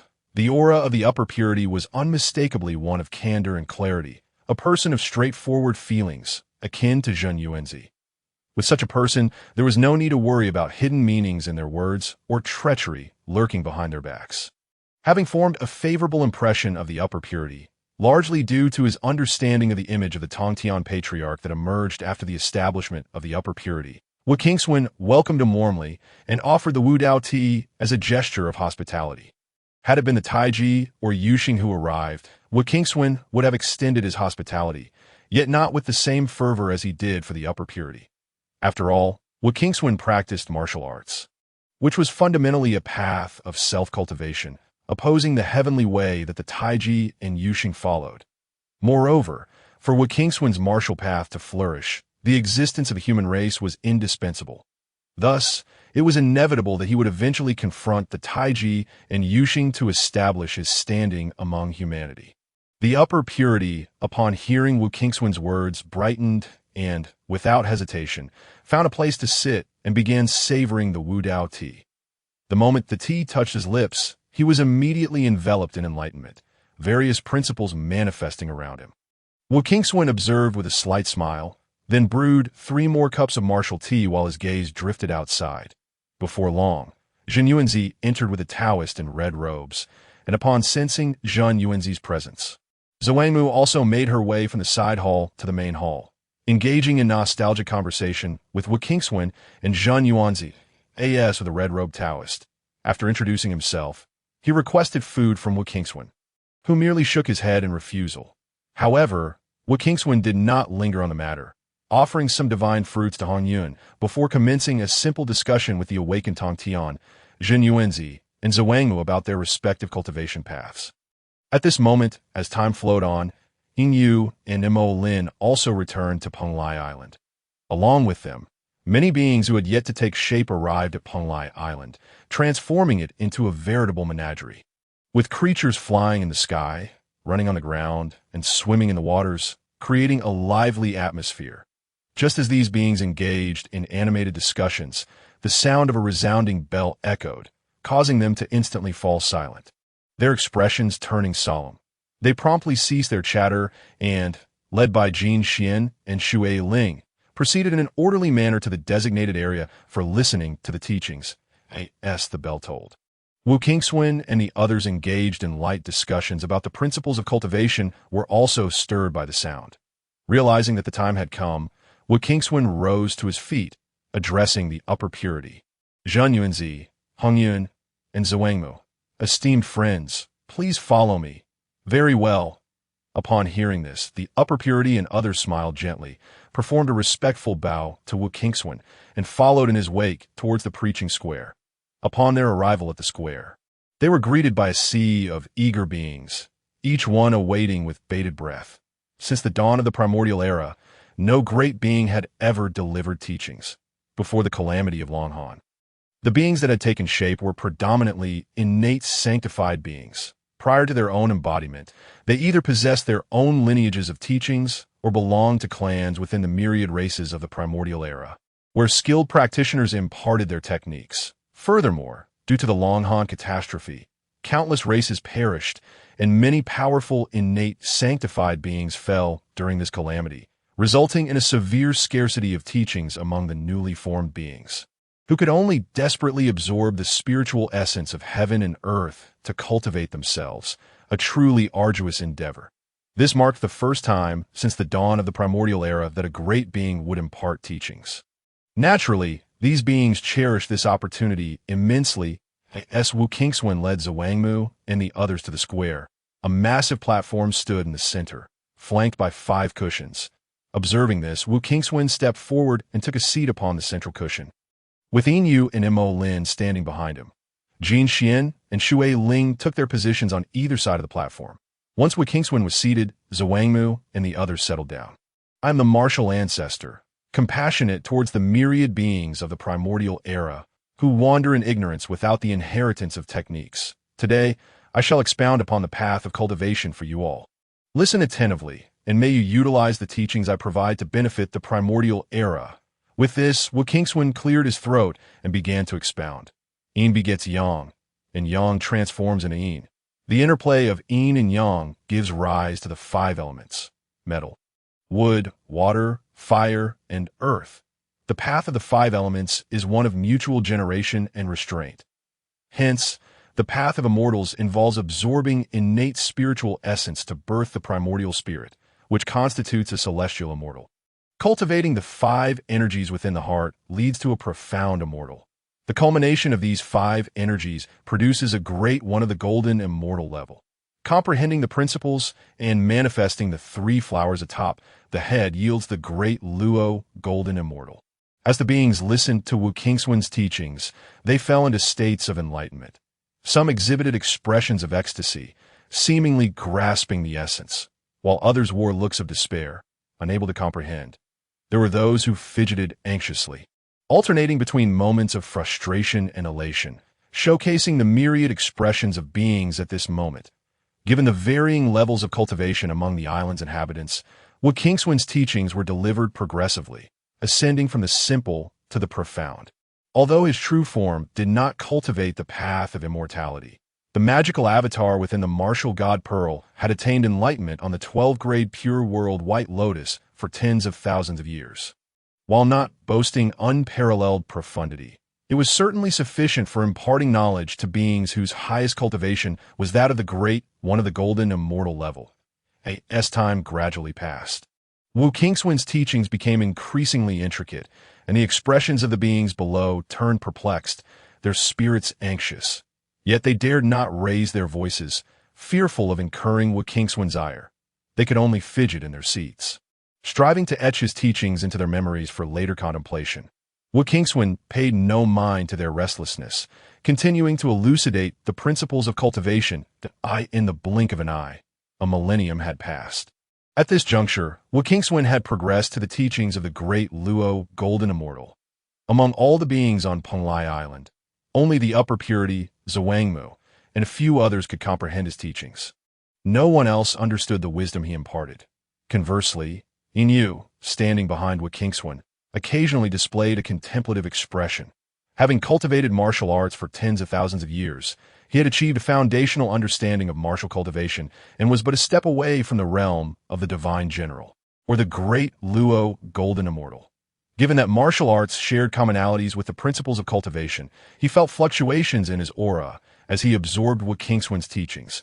Noticing this change in Yin, Wu Qingxuan smiled subtly and, during his lecture, seamlessly integrated elements of martial arts into his discourse, leading Yin to a moment of profound realization. Sitting cross-legged behind Wu Qingxuan, he began to channel the 9 Yin true scripture to transcend his current cultivation. After another 500 years of teachings, Yinyu's aura surged dramatically, and a divine General S, Great Luo Golden Immortal, presence erupted forth. The upper purity and the others observed as Yinyu transcended to the Great Luo Golden Immortal level. However, he did not gather the human flower among the 3 flowers needed for the early stage of the Great Luo Golden Immortal, which left them puzzled. Among the 4, only Jin Yunzi and Zhuangmu were aware that Yinyu practiced Wu Qingxuan's martial arts, while the upper purity and Hongyun remained oblivious to Wu Qingxuan's true nature. Thus, Shanqing and Hongyun expressed their concerns regarding any potential issues arising with Yinyu, casting anxious glances towards Wu Qingxian. However, Wu Qingxian appeared oblivious to the changes in Yinyu, continuing his discourse as if in a world of his own, with a portion of his consciousness delving deep into the system. As Yinyu ascended to the realm of the divine general, the system's rewards promptly followed. Ding! Congratulations to the host for completing the first ring of the cultivation task. Your disciple Yinyu has broken through to the divine general, the great Luo Golden Immortal realm. The host is rewarded with the following techniques: the Grand Yellow Court Lightness Technique, the Snow Trackless Divine Eye, and the Genesis Divine Eye. Upon receiving all the rewards from his system, a refreshing glimmer radiated from Wu Qingxuan's eyes. Simultaneously, his mind was flooded with an abundance of information detailing the cultivation methods of the Grand Yellow Court and the Snow Trackless Technique. Yet, this was not the moment to delve into such matters. After delivering his teachings for 500 years, Wu Qingxian concluded this session. As his voice faded, the surrounding phenomena gradually dissipated. With the conclusion of Wu Qingxuan's teachings, the audience awakened from their reverie. Acknowledging the end of the discourse with deep bows, we thank the martial ancestor for imparting the great Tao. This lecture spanned 2 millennia. Henceforth, you shall tread your own paths and refrain from using the teachings of this seat for nefarious purposes that burden the primordial expanse. You may disperse now. Upon hearing this, Wu Qingxian channeled his martial essence, lifting everyone effortlessly, and spoke calmly that we shall diligently abide by the martial ancestor's decree. After a final bow, the gathering dispersed in an orderly fashion. Following their departure, a dense aura of profound yellow energy materialized outside the Penglai Immortal Island, subsequently soaring towards Wu Qingxian. Observing this, Wu Qingxian smiled faintly and collected the merits. Shangqing, Zhuangmu, Zenyuanzi, and Hongyun watched in astonishment as Wu Qingxuan received the merits. They had not anticipated that such actions could yield merits, and each began to ponder the implications. Meanwhile, as Wu Qingxuan received the merits, in Yujing Mountain, Hongjun, having painstakingly restored the Western Earth veins, returned to Yujing Mountain, intending to assimilate the insights from the previous battle. However, before he could meditate, he sensed that an opportunity had seemingly been snatched away from him. After a moment of silent calculation, he found nothing and had to abandon the endeavor. On another note, Wu Qingxuan, upon receiving the merits, smiled subtly. Earlier, while reforging the Qi Shao, he had infused all the heavenly Dao merits, save for the great Dao merits, in a Qi Shao, leaving himself devoid of merits. This moment was fortuitously opportune to replenish his requirements. After collecting the merits, Wu Qingxuan observed the expressions of those around him and immediately discerned their thoughts. This time, I, the poor Taoist, have expounded upon the path from celestial immortal to great Luo, golden immortal. Unless one speaks of the paths beyond the great Luo, golden immortal, the mixed Yuan golden immortal's path, you will scarcely gain any merits from your own teachings, in any endeavor. Only the pioneer reaping the first fruits of labor can garner substantial rewards. Those who follow, while they may taste some sweetness, will find that the returns hardly justify the time and resources expended. Upon hearing Wu Qingxuan's words, Shangqing and the others could only smile wryly and nod in agreement. Previously, they had merely been envious of the merits Wu Qingxuan had acquired. It is well known that in the primordial realm, merits are akin to a universal remedy. Possessing merits greatly enhances one's safety, even deterring those of higher cultivation from recklessly striking them down. In truth, even without Wu Qingxuan's reminder, once they regained their composure, they would realize that such a method of acquiring merits was unrealistic. They had simply been momentarily envious of Wu Qingxuan's effortless acquisition of merits. Hearing the fellow Taoist discourse, the poor Taoist has gained immensely and must return to digest these insights. Shangqing, having calmed himself, performed a respectful gesture towards Wu Qingxuan and cheerfully took his leave. You may depart, fellow Taoist. Should you find leisure in the future, feel free to visit me here in Penglai, and I shall be ready to welcome you. In response, Wu Qingxuan returned the gesture and smiled. Excellent. Shangqing nodded at Wu Qingxuan's words before utilizing his evasion technique to leave Penglai Immortal Island. After Shangqing's departure, Zenyuanzi and Hongyun also bid their farewells in succession. In an instant, only Wu Qingxuan and Zhuangmu remained. Wu Qingxuan felt somewhat uneasy under Zhuangmu's gaze. After clearing his throat, he addressed her. I understand your sentiments, dear friend, yet I am presently disinclined to discuss such matters. Upon hearing Wu Qingxuan's words, disappointment flickered in Zhuangmu's eyes. However, being a proud individual, she did not press the matter further. Instead, she gathered her energy, preparing to depart with her evasion technique. Yet before Zhuangmu could execute her technique, Wu Qingxuan interposed himself before her, continuing, However, should you be willing to wait for me, the day I attain enlightenment shall also be the day we become Tao partners. Upon hearing this, a glimmer of light sparkled in Zhuangmu's beautiful eyes. Is this truly the case? Indeed, it is true. Wu Qingxuan, captivated by the stunning smile that illuminated Zhuangmu's exquisite visage, momentarily lost himself, but after a brief pause, he solemnly assured her, Very well, I shall await your day of enlightenment. With those words, Zhuangmu gazed tenderly at Wu Qingxuan before turning to employ her evasion technique and exit Penglai Immortal Island. Wu Qingxuan watched Zhuangmu's retreating figure, standing in contemplation for a moment before returning to the palace. At this moment within the palace, a group of dragon maidens had tidied the premises, and upon seeing Wu Qingxuan's entrance, they all bowed in unison. We greet our lord. Wu Qingxuan was taken aback by the sight of the dragon maidens, and soon realized they had all been trained by Zhuangmu. With a wry smile, he addressed them. There is no need for such formalities. From now on, you shall take good care of this palace. Having said this, Wu Qingxuan swiftly entered the Wushan Pearl. As Wu Qingxuan stepped into the Wushan Pearl, the Chaos Taoist sensed his presence and immediately appeared beside him from the 12th grade Pure World White Lotus.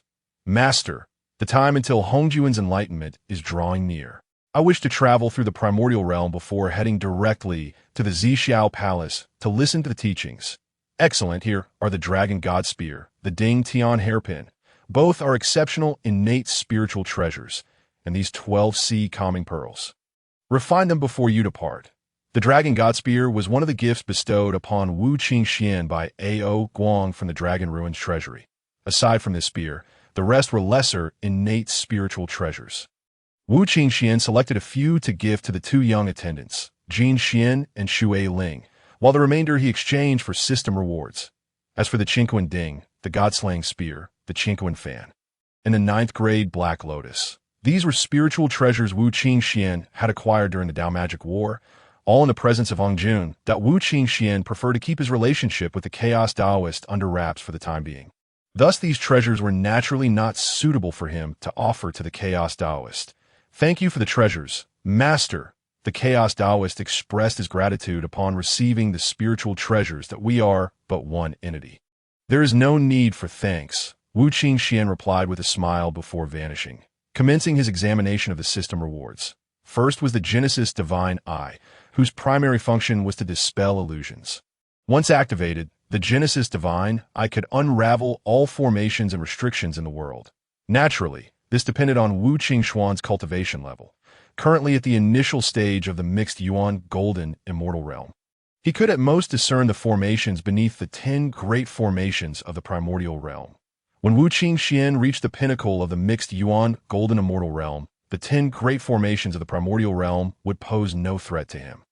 After achieving enlightenment, even the formations of chaos could be unraveled, and at the peak, even the great Tao could be glimpsed. The second ability was the dispelling of laws.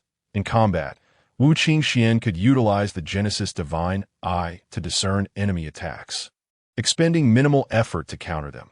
The third ability pertained to time and space. The left eye governed time, while the right eye governed space. Each contained two potent ocular techniques, namely the time reversal and the space divine blade.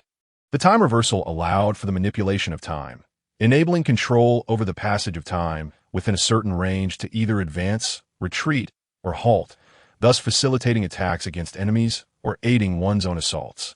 The Space Divine Blade unleashed a blade imbued with the laws of space. Depending on the user's cultivation, it could potentially breach the chaos itself. The fourth ability, which Wu Qingxuan could not yet wield, was the Genesis capability, the specifics of which remained unknown to him. However, to initiate the creation of the world, Wu Qingxuan's cultivation must at least reach the late stage of the Hanyuan Dou Jingxian to possess the capability to wield this eye technique.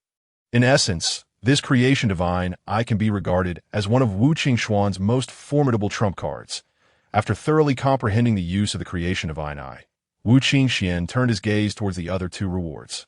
One of them was the Great Yellow Court, which, after being transformed by the system, became exceptionally suitable for those who cultivate the principles of yin and yang. It is a technique that can directly lead to enlightenment, surpassing the longevity technique in efficacy. However, the longevity technique is a method that harmonizes the 7 principles of cultivation. Once mastered to perfection, it can significantly enhance Wu Qingxuan's combat prowess. After much contemplation, Wu Qingxuan decided to absorb the essence of the Great Yellow Court and integrate it into the longevity technique. Nevertheless, before commencing his cultivation, Wu Qingxuan needed to impart this technique to Yinyu. After all, Yinyu had only been practicing the 9 Yin True Canon, which could only be cultivated to the pinnacle of the Daoyuo Jingxian. With this thought in mind, Wu Qingxuan summoned Yinyu and, after teaching her the Great Yellow Court and the snow-treading technique, he sent her off to train amidst her profuse gratitude. He then retreated to the depths of the palace to focus on merging the Great Yellow Court into the longevity technique. As time flowed inexorably, over 50,000 years passed in the blink of an eye. During Wu Qingxuan's 5,000 years of seclusion, the Chaos Taoist refined all the spiritual treasures and subsequently requested Wu Qingxuan to escort him away from the Penglai Immortal Island, all without alarming anyone. Shortly after the Chaos Taoist departure, Mo Lin and Yinyu, having digested the insights gained from their previous teachings, also left the Penglai Immortal Island to wander through the primordial wilderness. Wu Qingxuan instructed Jin Xian and Shui Ling to activate the island's protective formation every 500 years, allowing the inhabitants to freely decide their fates. Wu Qingxuan harbored no particular thoughts about these beings. As their innate talents were rather mediocre, he had always been cautious about accepting disciples. Throughout the 50,000 years, for the first 30,000 years, Wu Qingxuan diligently attempted to incorporate the essence of the Great Yellow Court into the longevity technique. In the last 10,000 years, he utilized the power of yin and yang from the Great Yellow Court to deduce and differentiate the 5 elements that it took him over a decade to finally elevate the longevity technique to the stage of enlightenment. Thus, the time left for Wu Qingxuan to cultivate was less than 10,000 years. During this final period, relying on the Tao fruit tea and the 5 elements divine fruit tree to comprehend the powers of the 5 elements. He successfully reversed the yin and yang, ultimately elevating his cultivation to the mid-stage of the King's Seal, Hunyuan Jingxian. That at Wu Qingxuan's current level, advancing further required an immense expenditure of time. One need only consider how long it took Hong Jun to reach the pinnacle of Hunyuan Jingxian from the inception of the primordial universe. Therefore, Wu Qingxuan felt relatively content with his current cultivation progress. Upon exiting his seclusion, Wu Qingxuan calculated the time and, in a flash, arrived back in the palace. The dragon maidens, upon seeing Wu Qingxuan emerge, bowed respectfully and proceeded to brew tea for him, knee to shoulders, and allow him to indulge in a life of luxury. Just as Wu Qingxuan was savoring this moment, in the central region of the primordial wilderness, atop Yujing Mountain, Hong Jun summoned the 3 corpses, who sat in formation. Between the 4 Hong Jun figures lay a jade disc radiating the essence of 3,000 principles. As the disc rotated, beams of divine light enveloped the 4 Hong Jun figures. Under the influence of these divine radiances, the 3 corpses of Hong Jun continuously gravitated toward the main body, seemingly poised to reintegrate into it. Yet, each time they approached the final step, the 3 corpses found themselves unable to fully merge. After a lengthy struggle, the main body of Hong Jun opened his eyes and sighed in resignation. Is it still impossible? Alas, perhaps this is the will of heaven, unalterable. Before the Tao Demon War, Hong Jun had engaged in a transaction with the heavenly Tao, from which he derived immense benefits. The creation jade disc was predominantly gathered through the heavenly Tao. However, acquiring certain things necessitates relinquishing others, and thus, having reaped numerous advantages from the heavenly Tao, he must now bear the corresponding consequences, namely, to merge with the Tao and rectify its deficiencies. Once he merges with the Tao, Hong Jun would be devoid of any freedom. Unless he could one day transcend the heavenly Tao, he would be forever subject to its control, not in the sense of domination, but rather in a balance of powers, where neither could overpower the other. Hong Jun had never desired such a fate. Should the 3 corpses unite, he would instantly achieve the status of Hunyuan Daiyuo Jingxian, transcending the cosmos itself, even wandering through chaos at will. Unfortunately, after digesting the insights from the Tao Demon War, he had been unable to unite the 3 corpses for nearly half a yuan hui. He understood that this was not due to a lack of comprehension regarding the 3 corpses, but rather because the heavenly Tao was obstructing him, preventing his unification and enlightenment to Hunyuan. Even if granted 100 yuan hui, he could not reach that stage. Moreover, the heavenly Tao had recently urged him to swiftly attain enlightenment, with increasing urgency. Should he fail to do so, the heavenly Tao might forsake him and choose another for enlightenment, such as Yang Mei.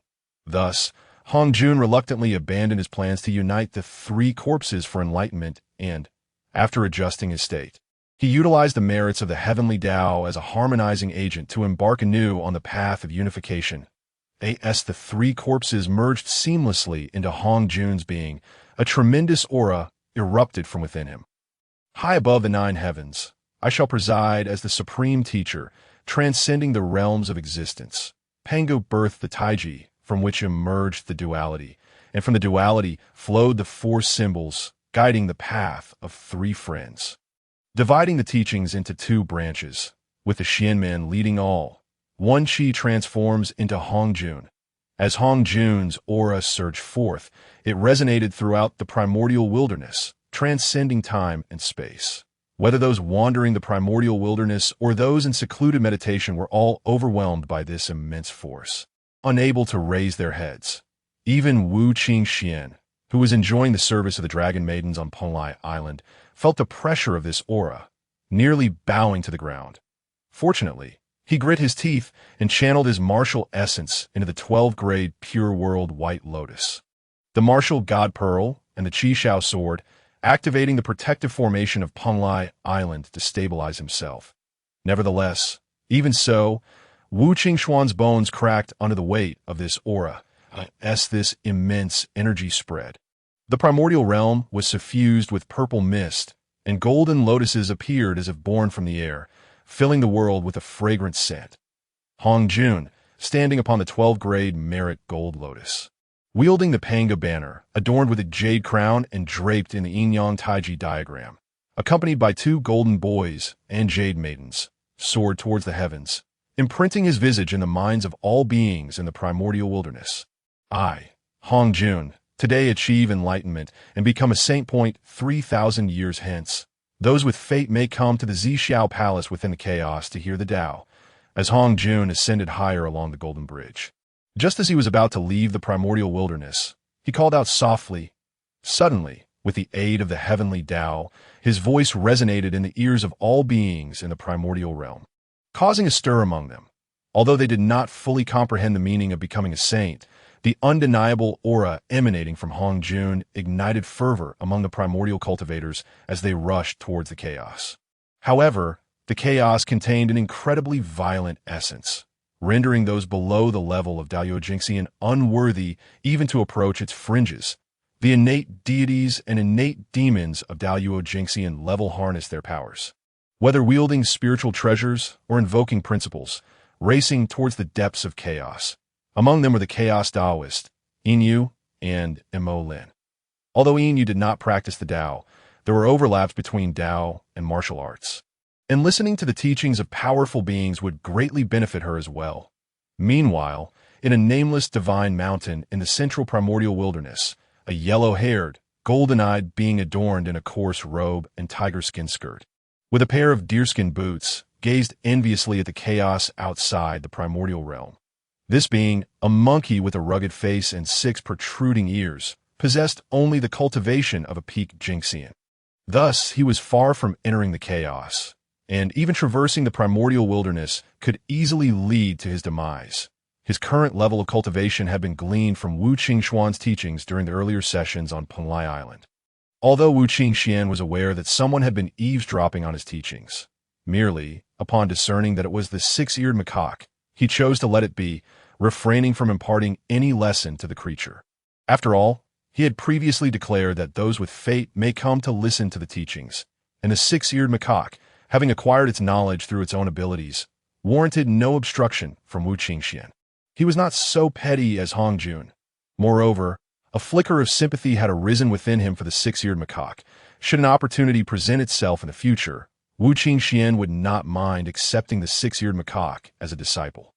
The 6-eared macaque stared blankly at the chaos, and after a brief contemplation, resolved that when the time came for the teachings to be shared, it would employ its innate talent to eavesdrop on the discourse of that formidable being. Unbeknownst to the 6-eared macaque, as this thought took shape, Hong Jun in the chaos had already received the news, for a sage's thoughts can encompass all matters of the primordial world, especially when pondering matters pertaining to a sage. One is inevitably sensed by the sage, unless one's cultivation is exceedingly high or possesses some treasure that obscures the heavenly secrets. Attempting to deceive a sage is a vain endeavor. However, even though Hong Jun was aware of the 6-eared macaque's intentions, he had no inclination to concern himself with it. Following the coordinates provided by the heavenly path, Hong Jun, accompanied by his 2 young attendants, arrived at the Purple Cloud Palace, quietly awaiting the arrival of the fated cultivators of the primordial realm. With the overwhelming aura of Hong Jun's sanctification pressing down, Wu Qingxuan rose to his full height, stretching his limbs before activating the Genesis Divine Eye, his gaze shimmering as it fell upon the Purple Cloud Palace within the chaos. Should he venture to Hong Jun's domain to listen to the teachings? He and Hong Jun were at odds. Now that Hong Jun had attained sanctification, Wu Qingxuan was merely at the mid-stage of the primordial golden immortal. Despite his astonishing combat prowess, even if he expended every means at his disposal, he could at most rival a half-saint. Although the Wu God Pearl could unleash an attack surpassing his realm, it possessed but a single strike of power.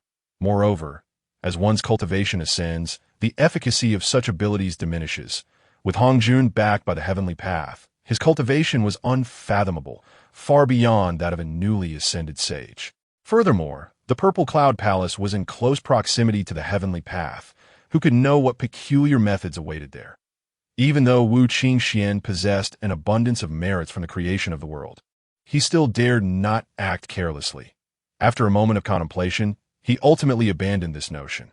After all, with the Chaos Taoist entering the Purple Cloud Palace to listen to the teachings, he could entirely link his spirit with the Chaos Taoist during the discourse, allowing his mental energy to silently descend upon the Chaos Taoist. Thus, while he would not gain the full benefits of personally attending, the difference would be negligible. Furthermore, as many great powers of the primordial realm flocked to attend the teachings, Wu Qingxuan could also take this opportunity to traverse the primordial realm and procure some treasures.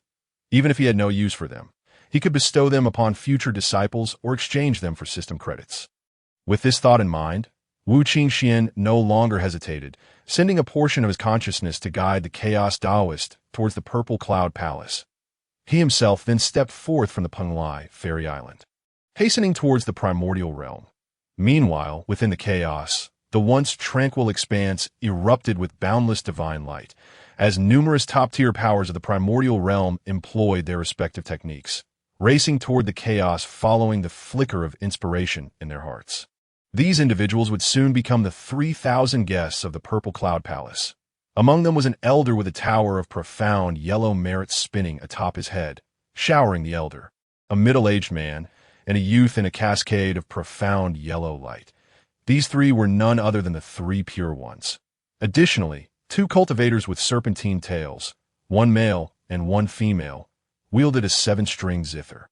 As the music resonated, the surrounding chaotic spiritual energy was violently dispersed. A young man with an imposing demeanor and another with a brazen expression bore a grand bell above his head. As the bell tolled, the chaotic spiritual energy parted, yielding to their advance point 12 colossal figures, relying solely on their physical prowess without any treasures, suppressed the tumultuous chaotic energy beneath their feet, leaping miles with each stride, leaving the surrounding primordial cultivators in utter astonishment.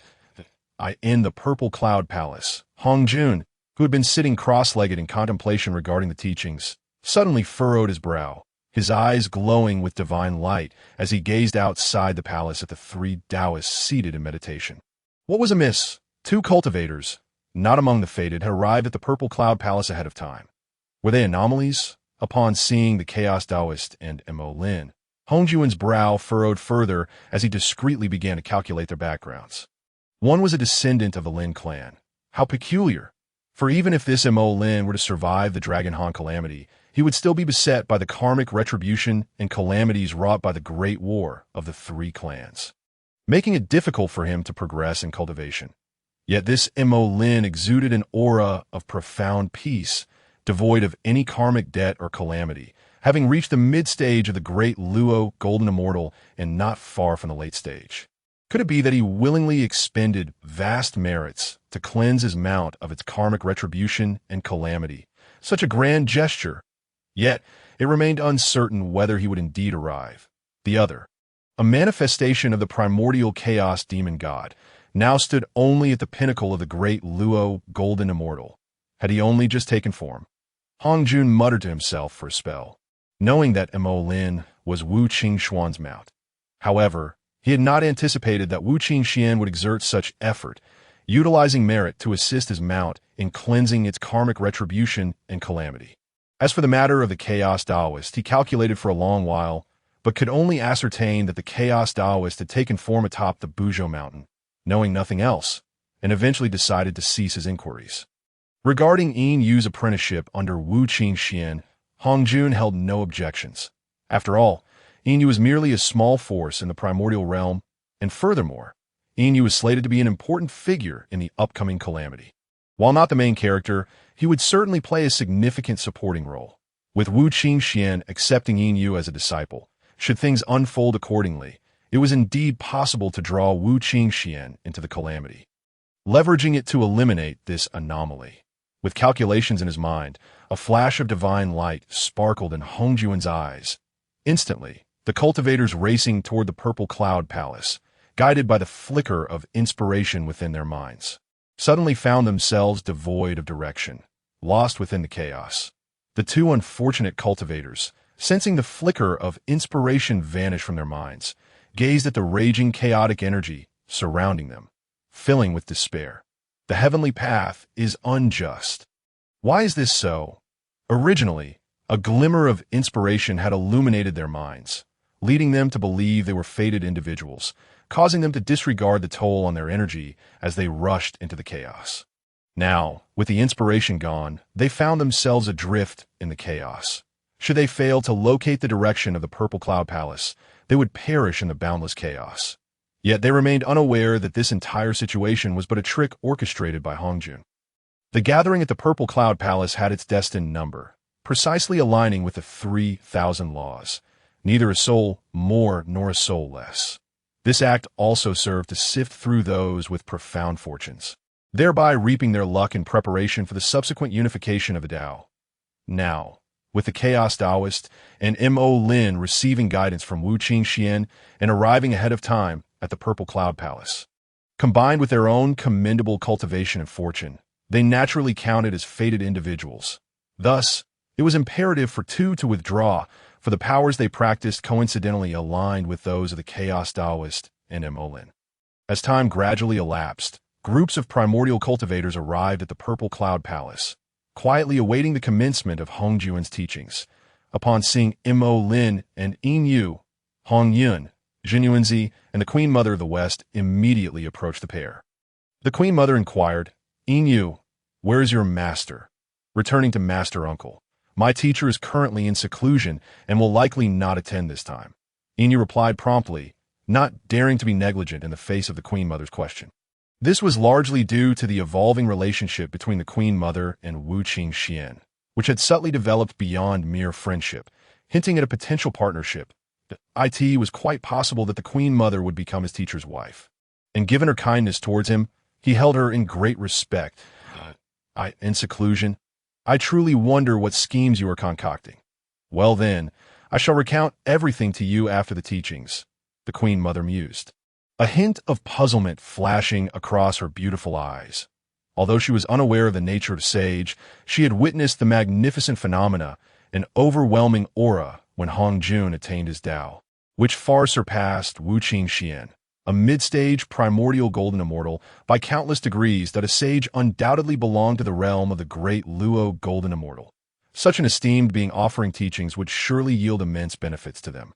Although Wu Qingxuan harbored animosity towards Hongjun, he bore great merits, and given that it was a time for teachings, Hongjun would not dare to publicly slay Wu Qingxuan and tarnish his own reputation. Furthermore, knowing Wu Qingxuan, he was not one to shy away from confrontation, and thus would certainly not abstain from attending the teachings out of fear of Hongjun. After much contemplation, the Queen Mother, unaware of Wu Qingxuan's intentions, resolved to listen intently and later relay the teachings to him. As the moment drew near, a voice called out, "Gentlemen, please enter the Purple Cloud Palace post-haste and prepare to listen to the teachings." While the crowd languidly stood at the Purple Cloud Palace, engaged in hushed whispers with their companions, a young attendant emerged from within, addressing the assembly with a commanding voice. Upon hearing his words, the throng eagerly activated their respective escape techniques, hastening toward the interior of the palace, all vying for front-row seats. After all, the closer one sat, the clearer the teachings would resonate, and the surrounding phenomena during the discourse would be most pronounced, aiding them in assimilating the profound wisdom imparted. As the youthful attendant spoke, numerous eminent figures who had arrived first at the Purple Cloud Palace swiftly employed their escape arts, racing inside, alongside their incantations. They channeled their magical energies to intertwine with the laws, launching attacks against the cultivators ahead of them that, in an instant, The entire purple cloud palace erupted with a dazzling display of multicolored brilliance. As forces of the laws clashed, producing a cacophony of explosive sounds. Despite the fierce confrontation among the cultivators, they could not inflict the slightest harm upon the purple cloud palace, which remained as steadfast as a mountain. Although the three pure ones bore the brunt of the onslaught, the profound powers of Taiji, combined with the postnatal merit treasure, the heavenly yellow Linglong Tower, placed them in an invulnerable position, supported by the deeply cultivated Yuqing and Shanqing. The myriad attacks from the powerful figures failed to touch them, as they settled into the three foremost meditation cushions beneath the Tao platform, after the three pure ones took their seats. A man with a serpent's tail caressed a seven-stringed zither, escorting a similarly tailed woman to seize the fourth position amidst the chaos of cultivation. These two were none other than Fushi and Yuhua. Just as Fushi prepared to occupy the fifth cushion after ensuring his sister was settled, a streak of dark light rushed in, claiming the spot ahead of him. As the darkness faded, it revealed a middle-aged man with a gloomy complexion, Kuanpin. Fushi could only sigh, choosing to sit behind Yuhua, refraining from contending for the last position, which had already been occupied by Hongyun under the escort of Zenyuanzi and Shengmu as for the Chaos Taoist. Inyu and Mo Lin, having received prior counsel from Wu Qingxuan, they too refrained from contesting with the cultivators ahead, finding a forward position to await in silence. The dispute over seating persisted for more than 9 years before it finally concluded. At this moment, the majority of positions had been claimed by the wild cultivators. Just as the attendant calculated the time to close the doors of the Purple Cloud Palace, a voice reached his ears. "Young man, do not close the door. Wait for my two senior brothers." This voice seemed imbued with a potent allure, causing the attendant to hesitate in his actions. The assembly, initially in a state of meditation, turned their attention toward the source of the voice, only to see a Taoist with a pained expression, adorned with a feigned smile, whose hair was styled in a manner reminiscent of a dog's droppings. Swiftly entering the Purple Cloud Palace, upon recognizing the two Taoists, the Chaos Taoist immediately discerned them to be the Western duo, Jin and Zhuanyi. A flicker of disdain crossed his eyes, for as Wu Qingxuan's avatar, he inherited fragments of his predecessor's memories, coupled with an inherent disdain for the so-called Buddhist sect. In prosperous times, they opened their gates, deceiving the populace, yet in troubled times, they shut their doors, claiming to be beings beyond the mundane, unable to engage in worldly disputes. Moreover, the Buddhist path requires one to endure the cycle of reincarnation after death, drinking the Mengpa soup to be reborn, severing ties with past lives. The merits accrued in previous incarnations would only be inherited upon the restoration of one's previous cultivation.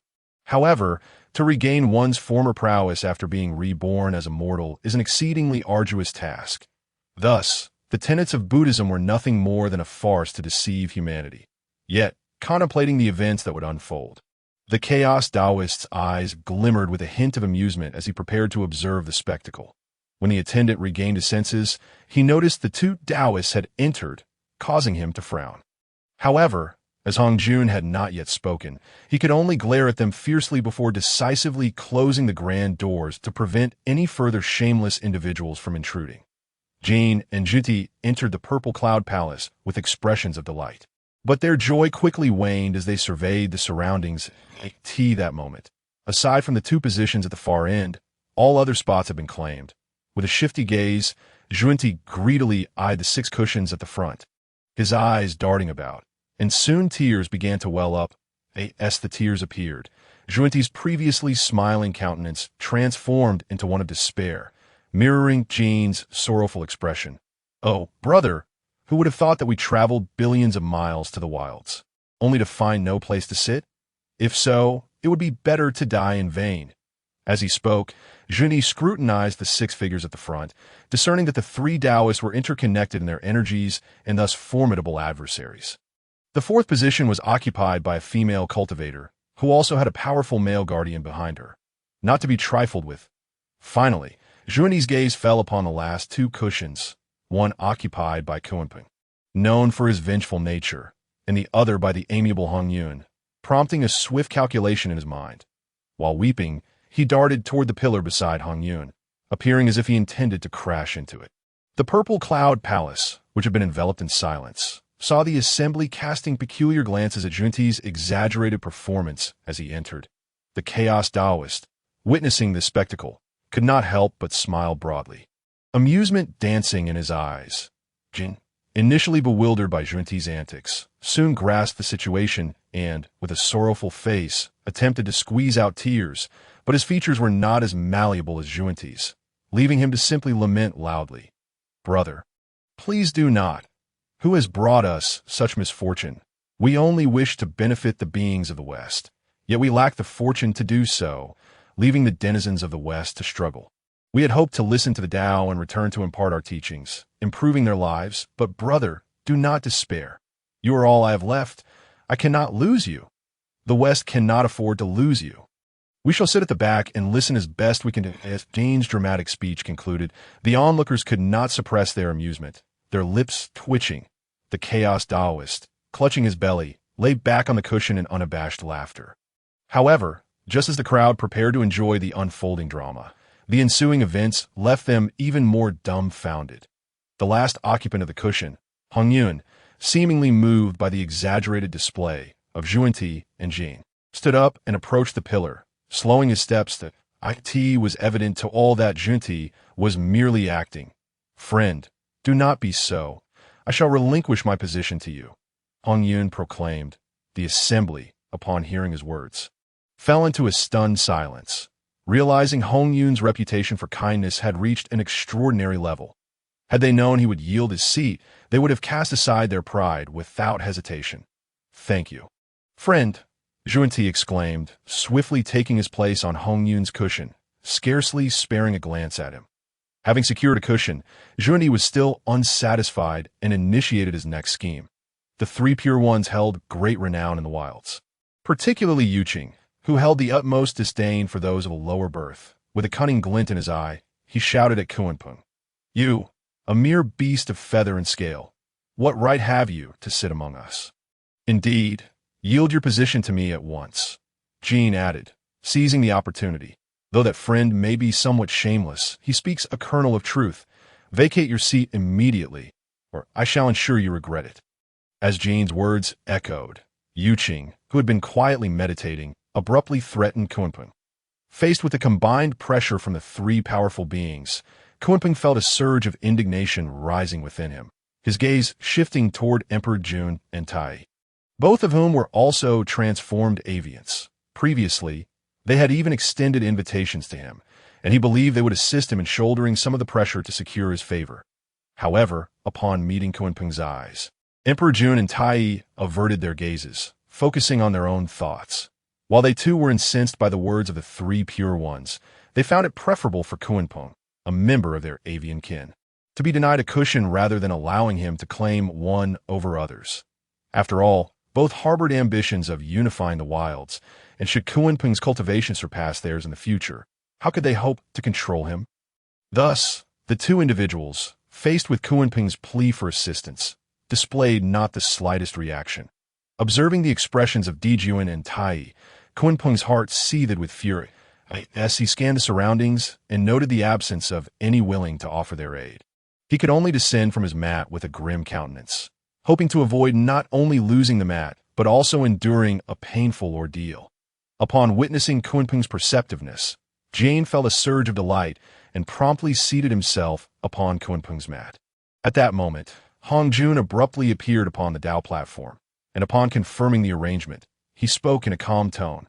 "In the future, when the Tao is expounded, the seating shall remain unchanged as a humble practitioner who has attained the path to sanctity. I shall deliver teachings to the beings of Hong Huang 3 times, each lasting 3,000 years. Today marks the first discourse. The Tao that can be spoken is not the eternal Tao. The name that can be named is not the eternal name. The nameless is the beginning of heaven and earth. The named is the mother of all things." As Hong Jun expounded the Tao, golden lotuses erupted from the ground within the Zixiao Palace, and celestial flowers cascaded like rain. Under the radiance of holy light, the myriad beings of Hong Huang alternated between applause and laughter, expressions of confusion and contemplation, and moments of sighing and despair. In this instant, The myriad forms of existence were vividly manifested. Kuanpeng, seated at the back, listened to the varying tones of the Tao emanating from the front, his countenance growing ever darker. His eyes, filled with animosity, fixated upon the figure of Hongyun, who appeared to be engrossed in enlightenment. His expression shadowy as he plotted against Hongyun. After all, had it not been for Hongyun relinquishing his position, how could Zhuanti have had the opportunity to claim one of the 6 mats at the forefront? Without the mat, how could Zhuanti possibly conspire with Jin and Yuqing to threaten him with displacement? If only he could endure until the Tao ancestor's appearance, the seating arrangement would remain unchanged. Yet, all of this had been jeopardized by Hongyun, and in Kuanpeng's eyes, the root of all misfortune lay with him. Meanwhile, Hongyun remained blissfully unaware of Kuanpeng's enmity, seemingly absorbed in the Tao's resonance, hungrily absorbing its essence to enhance his cultivation. The chaos Taoist, too, felt a soul and a primordial spirit rapidly assimilating the surrounding Tao rhythm, refining himself by discarding the dross and retaining the essence for his growth. The law cannot be transmitted to the 6-eared. Just as the assembly was enraptured by the Tao's melody, Hongjun suddenly paused, causing discomfort and nausea among the crowd. Upon hearing his words, the assembly stirred.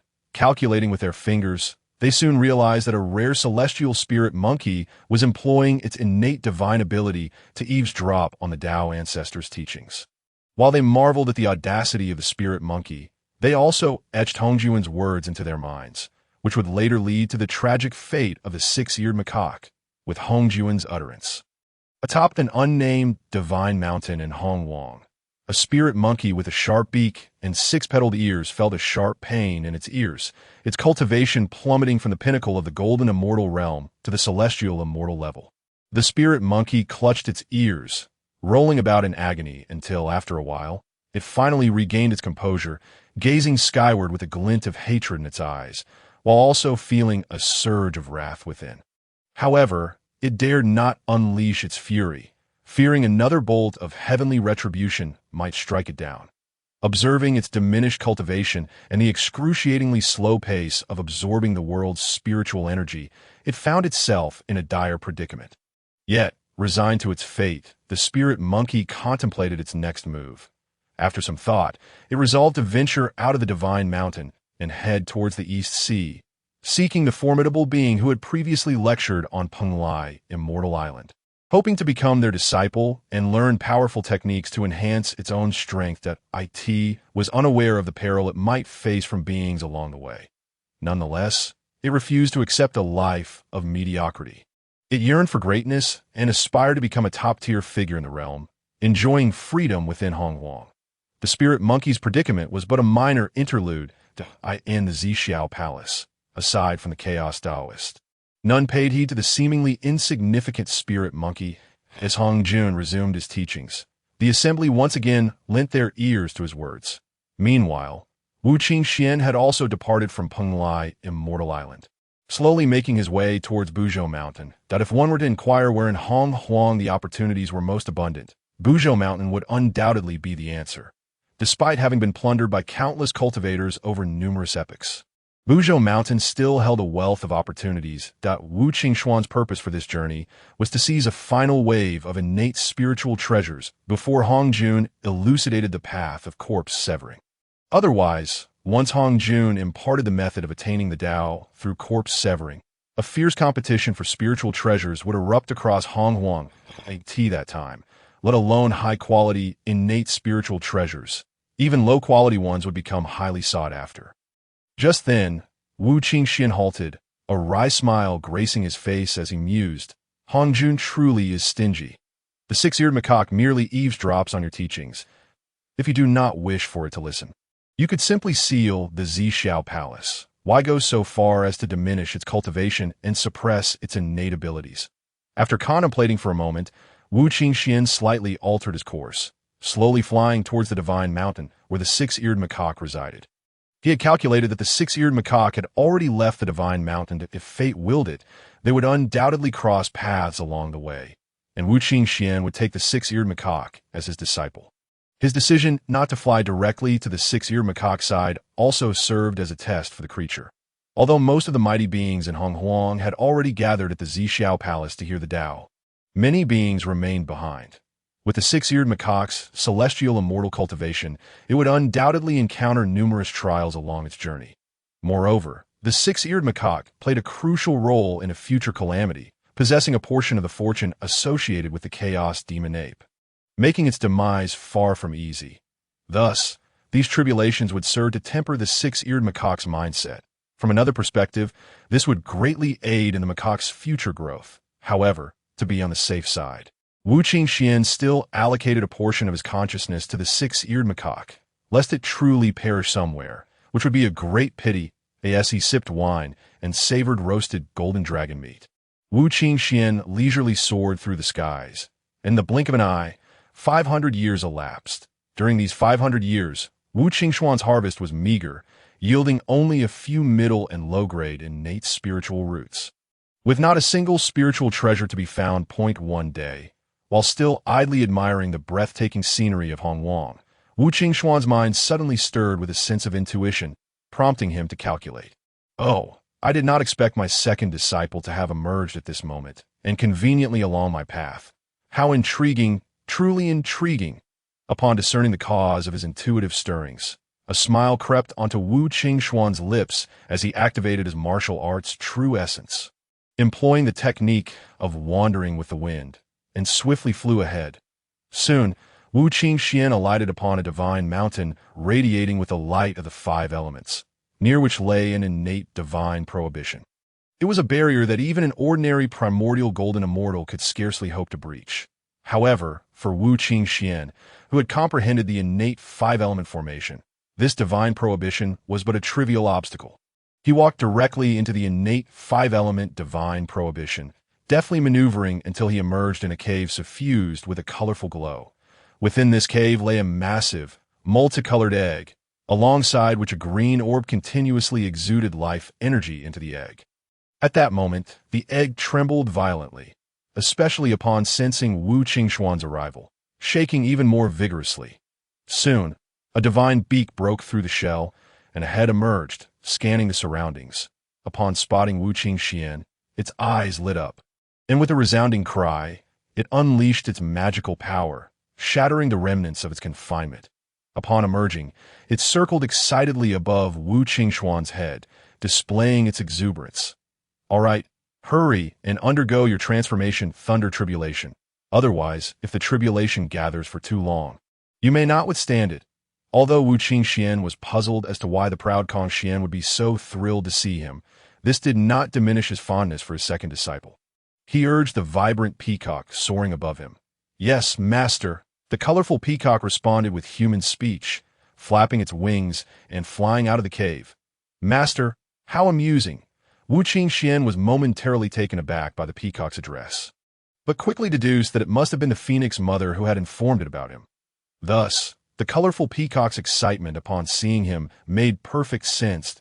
It turned out that after the three clan wars, the phoenix mother, having sworn a heavenly oath to forever guard the everlasting fire mountain, was flying towards the South Bright Fire Mountain when she inadvertently absorbed the primordial yin-yang energies and the five elemental energies that emerged at the dawn of creation, leading to the gestation of two embryos. Originally, the phoenix mother had intended to return to the everlasting fire mountain to nurture the two little ones. However, on the journey back, a subtle instinct stirred within, revealing an environment far more suitable for the growth of the two little ones. Thus, after giving birth to them, she infused their eggs with the essence of Wu Qingxuan, ensuring that upon their transformation, they would seek him out at the unyielding volcano. She would later arrange for them to find a master. This was also the primary reason for the exuberant excitement of the multicolored peacock upon its emergence and subsequent encounter with Wu Qingxuan. During their gestation, aside from absorbing the spiritual energy of heaven and earth, they could only pass the time with the information left to them by their mother phoenix.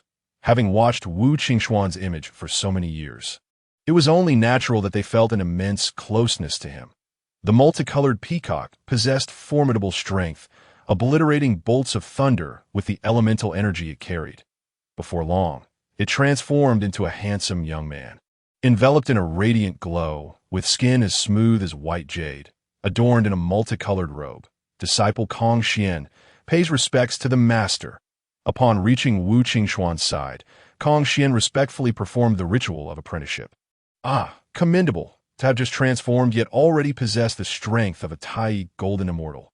This is the water, fire, and metal spirit pearls, which share the same root as your spirit pearl that I in due course. I shall assist you in acquiring the earth spirit pearl, merging the powers of the 5 spirit pearls into your elemental energy, undoubtedly aiding you in your path to enlightenment. After lifting Kong Xuan, Wu Qingxuan presented him with the fire spirit pearl from the Phoenix Mother and the gold and water spirit pearls that Ao Guang had gifted him, advising him accordingly. Thank you, Master, for bestowing these treasures. Kong Xuan exclaimed joyfully as he accepted the 3 multicolored spirit pearls from Wu Qingxuan with deep gratitude. Enough, this is the place of your nurturing, a rare cave in the wilderness that I shall seal this cave for now. And in the future, once you have completed your apprenticeship, you may establish your own sect here. As he spoke, Wu Qingxuan activated his martial essence, sealing the entire 5 elements mountain within the innate 5 elements grand formation. This formation was intricately linked to the 5 elements divine seals, complementing each other. Even a peak Hunyuan golden immortal would find it challenging to breach this defense. As for the saints, they would not even regard this 5 elements cave as worthy. After all, while this cave was impressive, the spiritual energy contained within fell short of meeting the needs of Saint. Thank you, Master. Kong Xuan's face lit up with a smile upon witnessing Wu Qingxuan's actions, expressing his gratitude once more. After assisting Kong Xuan in concealing the cave, Wu Qingxuan continued to explore the wilderness. Kong Xuan, having just emerged into the world, was brimming with curiosity about everything, reveling in excitement throughout their journey. They spent over 100 years frolicking outside. However, along the way, Wu Qingxuan noticed Kong Xuan's burgeoning bloodlust. Whenever they encountered conflicts among cultivators, a fierce rage bubbled within him. Observing this, Wu Qingxuan furrowed his brow in exchange for an ice heart technique and a longevity technique from the system, imparting them to Kong Xuan. He then placed Kong Xuan upon the 12th grade pure world white lotus within the martial god pearl, utilizing the purifying power of the lotus and the ice heart technique to quell the inner turmoil and enhance his mental state. The longevity technique was not only comprehensive but also suitable for anyone with attributes of gold, wood, water, fire, earth, yin, or yang, making it ideal for laying a solid foundation. With Kong Xuan embodying the 5 elements, practicing the longevity technique would yield over 80% efficacy. Once Kong Xuan ascended to the rank of Divine General, he could transform the elemental energies behind him into his innate divine abilities. Coupled with the future 5 elements spirit pearls, the power of his multicolored divine light would undoubtedly surpass its original might by hundreds of times. Kong Xuan, obedient and diligent, began to practice the techniques imparted by Wu Qingxuan as soon as he received them. Seeing Kong Xuan immersed in his training, Wu Qingxuan finally felt at ease and continued his travels. However, the absence of Kong Xuan made the journey somewhat dull. As time gradually passed, the 6-eared macaque emerged from the nameless divine mountain, making his way eastward on foot, unwilling to fly. Despite this, over the course of several centuries, he endured great hardships. His once golden fur had turned dull gray, and his spirit was utterly depleted, his eyes devoid of luster. Nevertheless, he pressed on, convinced that with enough effort, he would eventually reach the eastern as for how he would cross the vast expanse of the eastern sea to reach the Isle of Penglai. He was oblivious, even unaware of its exact location. He only knew that the Isle of Penglai represented his sole opportunity. After hundreds of years of wandering, Wu Qingxuan found himself growing increasingly restless, especially after the joy and laughter Kong Xuan had brought him. Being alone once more left Wu Qingxuan feeling somewhat lonely. Thus, he decided to traverse the connection he had with the 6-eared macaque and appeared above him, observing the pitiful state of the macaque with a sigh before descending from the heavens. The sudden appearance startled the 6-eared macaque, who, summoning his strength, attempted to rise and prepare for an attack from Wu Qingxuan, unsure of when it might come. However, he had encountered far too many dangers along the way. Though he had narrowly escaped each time, he had still suffered severe injuries, were it not for his unwavering will to keep moving forward. He might have collapsed long ago. After several futile attempts to rise, despair washed over the six-eared macaque's face. Wu Qingxuan, witnessing this, shook his head in resignation, channeling his martial essence and waving his hand. Instantly, a pure energy surged into the six-eared macaque's body. The macaque's form, akin to parched earth, eagerly absorbed the martial essence, quenching its thirst like tea that moment. The six-eared macaque felt a jolt of vitality. The injuries within him healed almost instantly, and strength returned to his body. Realizing this, the six-eared macaque glanced curiously at Wu Qingxuan before bowing deeply and saying, "Thank you, great deity, for your rescued. I am but a humble spirit without any possessions. I hope the great deity will leave a name, for in the future, should I attain mastery, I will repay your kindness today." Having lived in darkness for nearly a millennium, the six-eared macaque felt his heart shrouded in despair until Wu Qingxuan's arrival shone like a beacon of light, offering him a glimmer of warmth. "Where do you intend to go?" Wu Qingxuan inquired without answering the macaque's previous words. "I seek to journey to the Isle of Penglai above the Eastern Sea." The six-eared macaque paused at Wu Qingxuan's words, recognizing the familiarity of the voice, yet unable to recall where he had heard it. After pondering for a while without clarity, he replied earnestly. Wu Qingxuan queried, "What is your purpose there?" "To seek a master," the macaque replied. Wu Qingxuan continued, "Are you aware that the journey to the Eastern Sea spans countless miles? With your current cultivation, do you know how long it will take to reach there? Along the way, you will encounter numerous dangers that you cannot withstand. With your celestial being's cultivation, even a mere true immortal can easily slay you. Moreover, even if you do reach the Eastern Sea, the location of the Isle of Penglai remains unknown, and the sea is boundless. How will you find it? Do you still wish to proceed?" Upon hearing Wu Qingxuan's words, the six-eared macaque's eyes filled with confusion. Yet, he quickly regained his focus. Although he was unaware of the saying attributed to Hanjun that the law does not pass to the six ears, he remained determined to seek the Isle of Penglai to find a master. Previously, while eavesdropping on Wu Qingxuan's teachings, he had heard a passage of doctrine that he could not comprehend, yet he instinctively felt its immense value, and he had committed it to memory. Now, with his cultivation diminished and his talent impaired, in his heart, the Isle of Penglai represented his final opportunity. "I still wish to go. Thank you, great deity, for your kindness today. If you have no further matters, I shall continue my journey." Wu Qingxuan, upon hearing the macaque's words, nodded with satisfaction. "Foolish child, having eavesdropped on my teachings, why do you not recognize my voice? Could it be that the great deity is none other than the martial ancestor?" The six-eared macaque trembled at Wu Qingxuan's words, his golden eyes widening in disbelief as he looked at Wu Qingxuan and inquired, "No wonder I felt such familiarity with your voice. Why long-desired master stands before me." With this realization, the six-eared macaque, without waiting for Wu Qingxuan's response, respectfully knelt and bowed. As he bowed, he implored, "I beseech the martial ancestor for compassion, to take me as your disciple, that I, in this lifetime, I vow to serve at your side, fetching tea and water for you, without the slightest negligence." Each bow was executed with all his strength, causing the ground to tremble beneath him. "Enough! Do you think I take disciples merely to fetch tea and water? My disciples are all capable of standing tall amidst the wilderness, deserving of respect from all who encounter them." Wu Qingxuan waved his hand, lifting the six-eared macaque from the ground, and then spoke with an air of arrogance. The six-eared macaque stared blankly at the proud Wu Qingxuan, momentarily unable to comprehend the meaning behind his words, and could only tremblingly inquire, "Wu Ancestor, do you mean still to address you as Wu Ancestor?" Wu Qingxuan, noticing the disbelief in the six-eared macaque's eyes, smiled and retorted. Upon hearing Wu Qingxuan's words, the six-eared macaque's eyes brightened, and in a fit of excitement, he could not help but perform a somersault before kneeling again, exclaiming, "Disciple pays respects to the master." Observing the exuberance of the six-eared macaque, Wu Qingxuan smiled gently, patted its head, and asked, "Do you have a name?" The disciple, being born of heaven and earth, has no name. "I beseech you, master, to bestow one upon me." The six-eared macaque replied respectfully, "In that case, From this day forth, you shall be called Lu Air. Lu Air, your innate talents and potential have been severely diminished.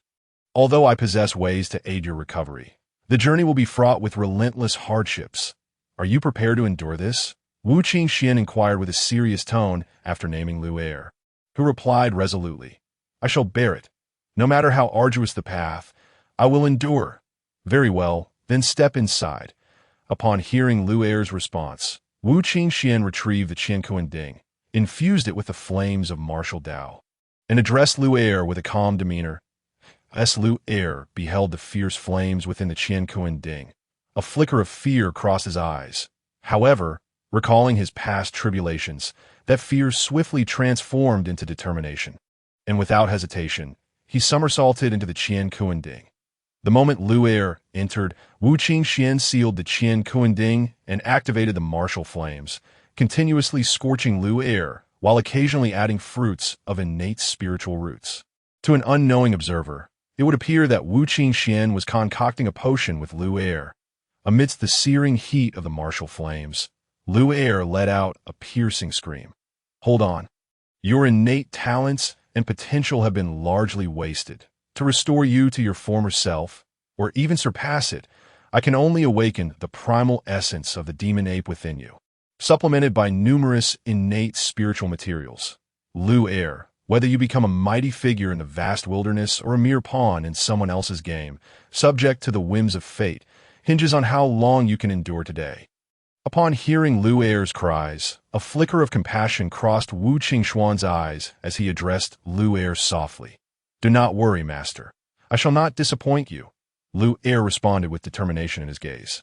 Struggling to voice his resolve, as time passed, within the Qiankuan Ding, Lu Air's originally golden pupils transformed into a blood-red hue, and waves of violent energy erupted from his body, coalescing into a formidable demon ape. The demon ape, wielding a towering staff, roared to the heavens, a fierce aura enveloping the Qiankuan Ding. Wu Qingxuan, witnessing the phenomenon within the Qiankuan Ding, his eyes brightened, continuously feeding his martial essence into the Ding to amplify its power. Simultaneously, he infused the energies of fate and celestial merit, along with the divine waters from the martial god Pearl, into the Qiankuan Ding, merging them with Lu Air's essence. With the infusion of fate and merit, Lu Air's aura grew increasingly formidable, while the divine waters steadily healed his charred body from the martial flames within the Ding. Through this process of restoration and burning, Lu Air's physical form grew ever stronger. Roar! After an indeterminate time, the phantom of the demon ape gradually fused into Lu Air's body under the operation of the Qiankuan Ding, causing Lu Air to swell in size, his eyes blazing red as he roared incessantly. His fists clenched tightly, emanating the laws of battle from within. As these laws manifested, a fierce aura erupted from Lu Air, brimming with martial intent as he relentlessly struck against the Qiankuan Ding, as if seeking to shatter this moment. Although Lu Air's cultivation remained at the pinnacle of the celestial immortal realm, his physical prowess had already reached the peak of the golden immortal realm. Furthermore, having preemptively grasped the laws of battle, this would greatly benefit his future cultivation. This indicated that with sufficient energy and time, Lu Air would encounter no bottleneck, transitioning from celestial immortal to the Luo golden immortal, provided he maintained his foundational strength, allowing his cultivation to ascend without hindrance. Witnessing this, Wu Qingxuan smiled faintly, sealing the primal essence of the demon ape within Lu Air, allowing him to absorb it gradually. After completing this, Wu Qingxuan shook his hands, pouring the spiritual fluids derived from the numerous spiritual materials previously placed in the Qiankuan Ding into Lu Air's body, simultaneously dissipating the fierce aura within him while enhancing Lu Air's potential. Gradually, as the energies of merit and the spiritual fluids flowed in, Lu Air's blood-red eyes regained their golden hue, and the golden radiance intensified, enveloping the Qiankuan Ding. This moment, Wu Qingxuan ceased his actions, observing Lu Air sitting peacefully within the Qiankuan Ding. With a slight smile, he stored the Ding within his body and activated the art of carefree wind, hastening towards the Buzhou mountain. After such a delay, 2,000 years had passed since the teachings at the Zixiao Palace commenced, and Wu Qingxuan was unwilling to linger any longer. Transforming into a gentle breeze, he utilized the spatial laws inherent in the art of carefree wind to leap through space. Swiftly making his way to Buzhou Mountain, while simultaneously immersing his mind in the system all to exchange for suitable cultivation techniques for Lu air. Ultimately, Wu Qingxuan acquired an inner cultivation method from the I Ching Wash Marrow Sutra and a staff technique from the Nine Heavens Breaking Army staff for Lu air's training before closing the system space. Having secured the techniques, Wu Qingxuan observed Lu air immersed in comprehending the body tempering techniques gleaned from the chaotic demon Ape's Phantom, choosing not to rush to impart knowledge, and instead focused entirely on racing towards Buzhou Mountain. With all his might propelling the art of carefree wind, Wu Qingxuan leaped 100,000 miles, swiftly arriving at Buzhou Mountain. Upon his return, a wave of nostalgia washed over Wu Qingxuan as he recalled his arduous ascent of Buzhou Mountain. Reflecting on how similar his past struggles were to those of the cultivators currently endeavoring to scale its heights. With a gentle smile, he brushed aside distractions and continued his ascent towards the mountain summit. Currently, numerous cultivators sought opportunities at Buzhou Mountain, with the lower tiers offering little in the way of fortune. Only the upper echelons and the peak held the promise of significant chances, given Wu Qingxuan's current cultivation. The overwhelming pressure of Pangu posed no challenge to him. In no time, he reached an elevation of 1,000,000 zhang. At this juncture, no traces of other cultivators remained. Coming to a halt, Wu Qingxuan began to circle the mountain, gradually ascending.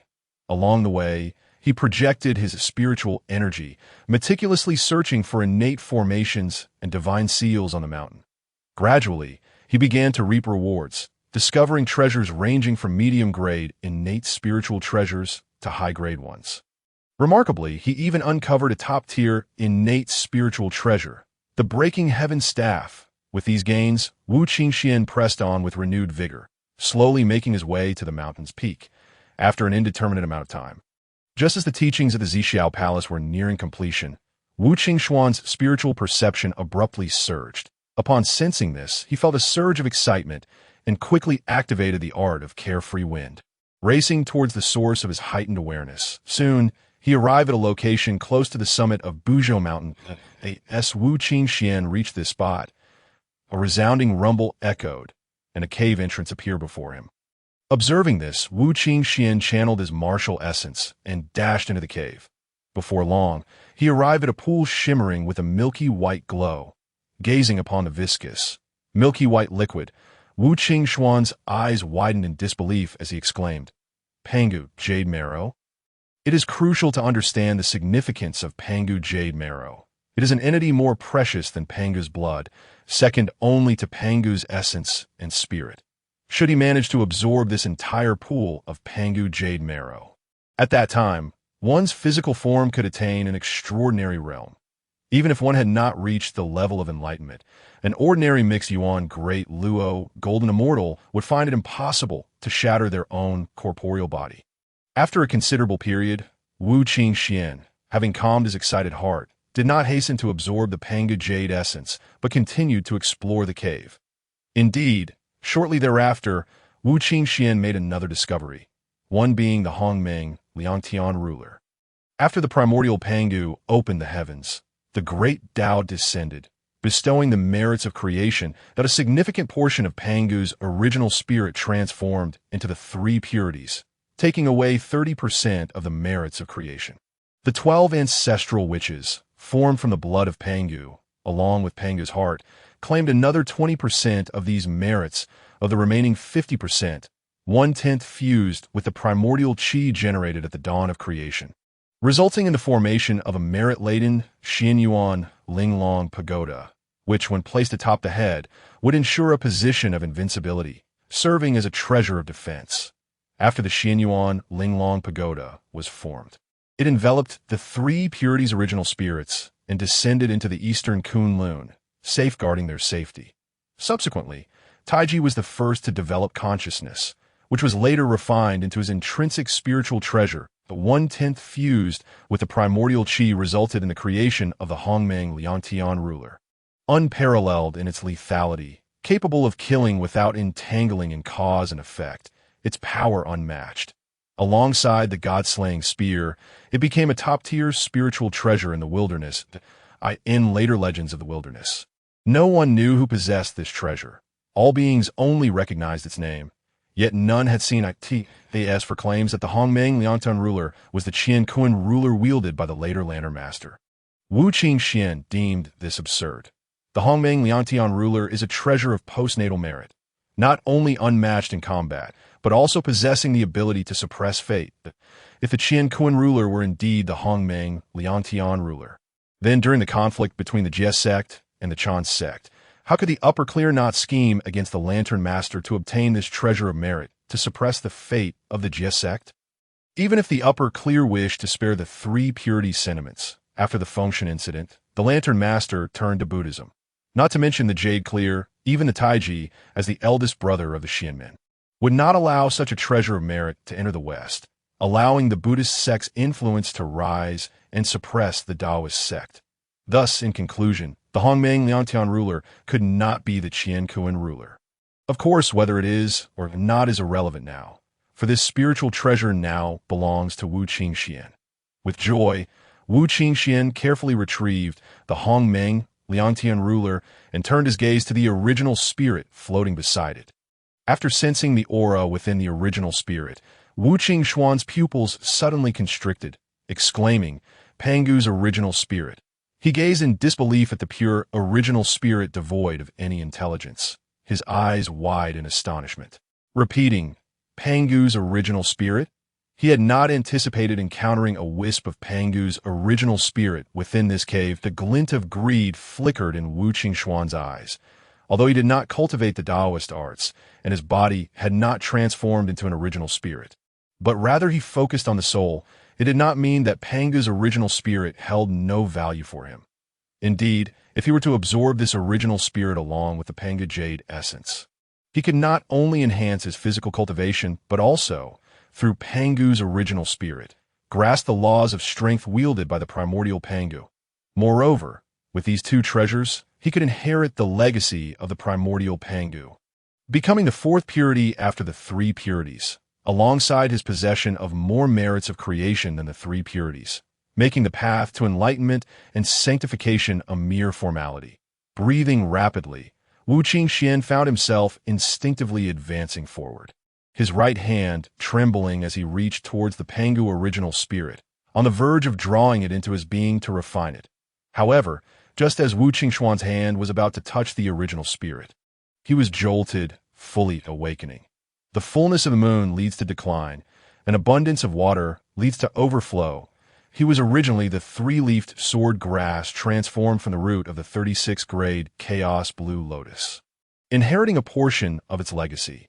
When he took form, the trump card left in the Wu God Pearl not only retrieved the 30% of creation merits that should have been scattered across the wilderness, but also seized 1.5 of the 2/10 of creation merits pilfered by the heavenly Tao.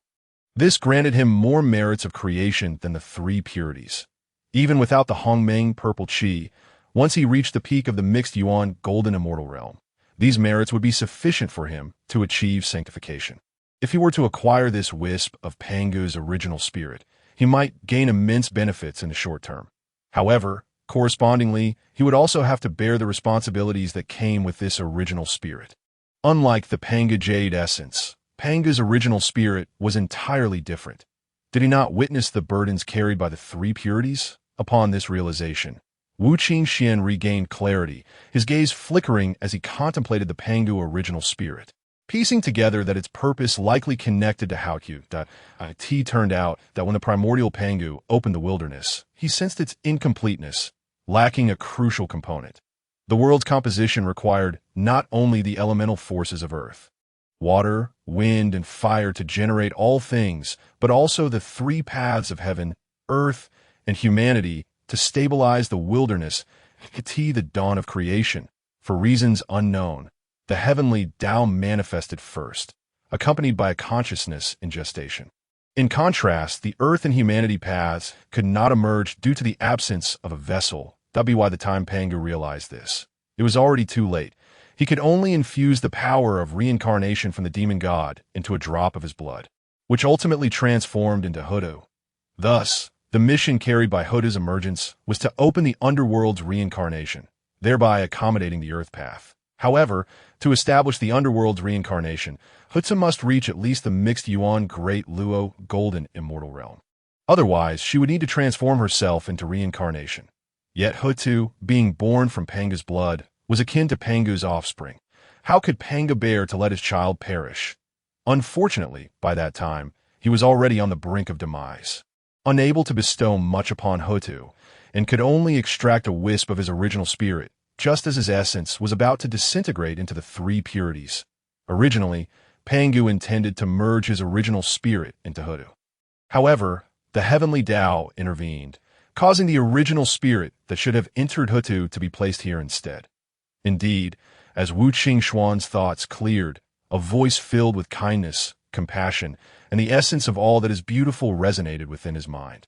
This voice conveyed the significance of the original spirit's existence and requested Wu Qingxuan to deliver it into Hutsu's hands that in gratitude, the Panga Jade essence, the Hongmeng, Liantian ruler, and the 9 turns Xian Yuangong.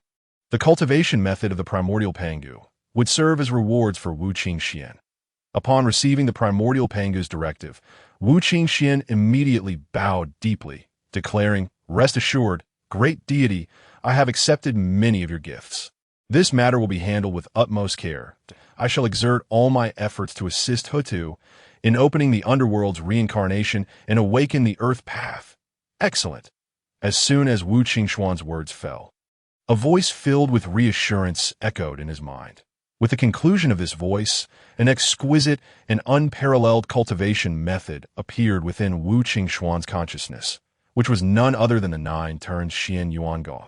Wu Qingxuan, neglecting to study the method that had emerged in his mind, maintained his bowing posture. After a considerable time had passed without hearing the voice of the primordial Pangu, he finally rose slowly. After securing the Pangu original spirit in the Wu God Pearl, he proceeded to the center of the Pangu Jade essence pool, multitasking. One part of him sat cross-legged atop it, integrating the indestructible body of chaos and the dragon elephant prajna technique to absorb the Pangu Jade essence and enhance his physical strength. While another part of his consciousness delved into the 9 turns Xian Yuangong.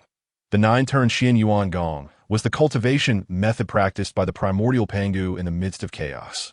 This technique consists of the 9 turns Xian Gong and the 9 turns Yuan Gong. The 9 turns Xian Gong cultivates the physical body, and once perfected, one can attain a physical form of sanctification, with strength comparable to that of the finest innate treasures. Conversely, the 9 turns Yuan Gong cultivates the original spirit, and once mastered, one can achieve original spirit sanctification, mastering the laws, with all 3,000 laws at one's disposal.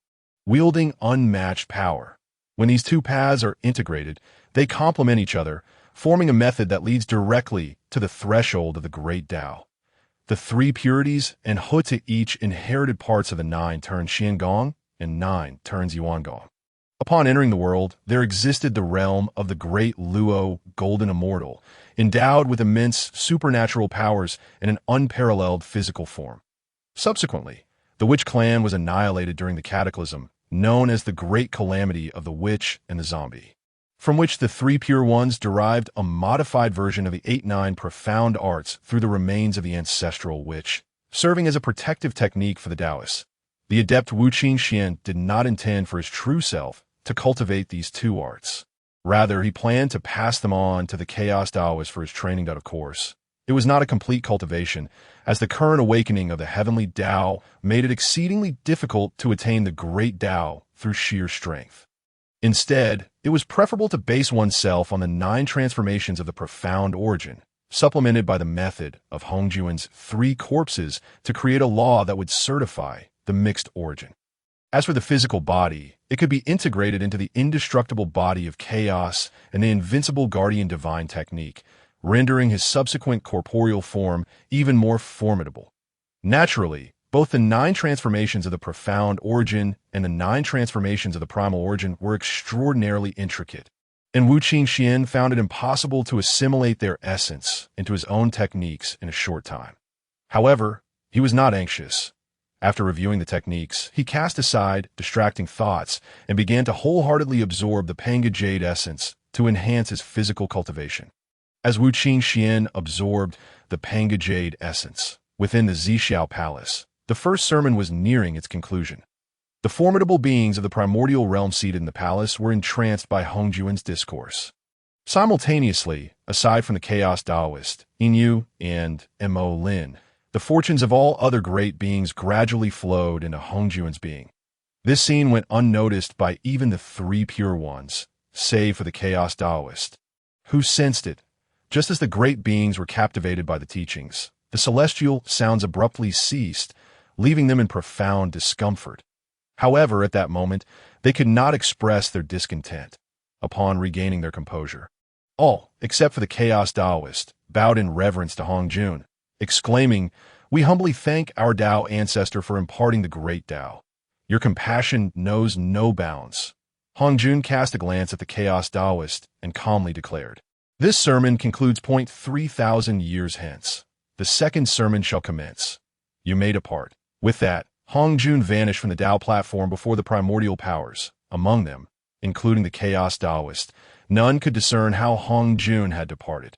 Not even sensing the slightest ripple, as they marveled at Kong Xuan's profound cultivation, they orderly left the Zixiao Palace, accompanied by their friends and brothers.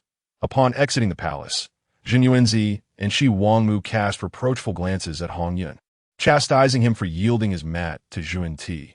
Yet in the face of their admonitions, Kong Xuan appeared utterly unfazed, eliciting further ire from both Zhang Yuanzi and Shi Wangmu, who felt helpless in their frustration.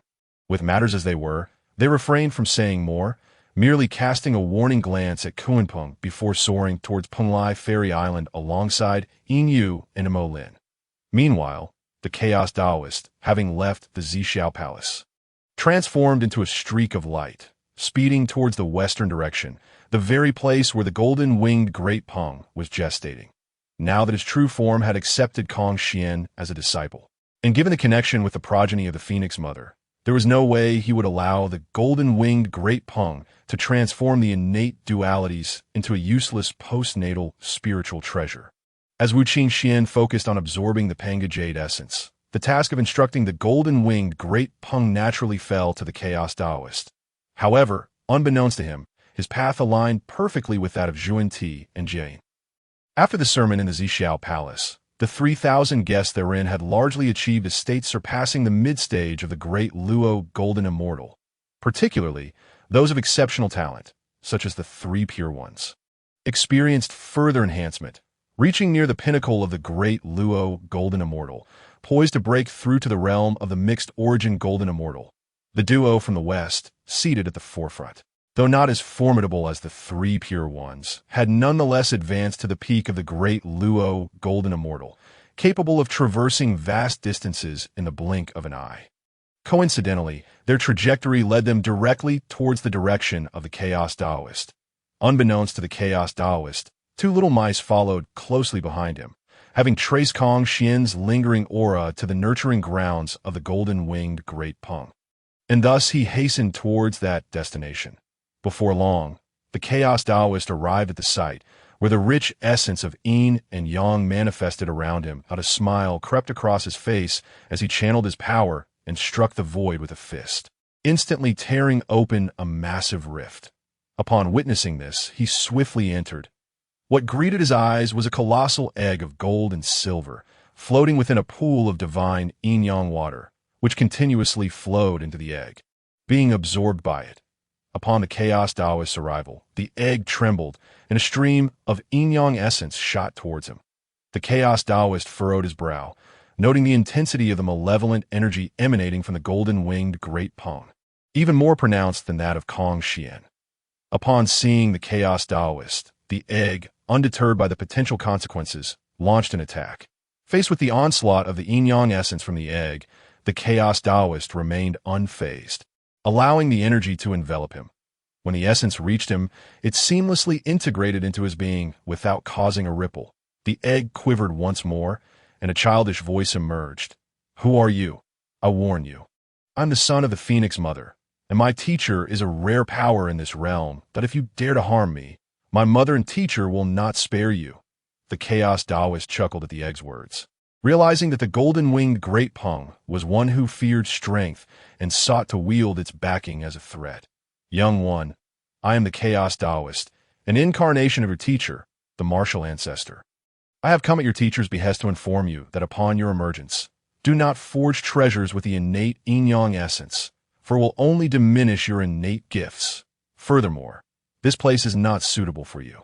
The accumulation of malevolent energy here will cloud your mind, that I shall relocate you to a better environment." Observing the golden-winged Great Peng's volatility, the Chaos Taoist contemplated the later manifestations of the golden-winged Great Peng. He activated his powers and focused his gaze. Scanning the surroundings, he soon discovered that the pool of yin-yang water was suffused with a potent malevolent and demonic energy, which was eroding the developing golden-winged Great Peng.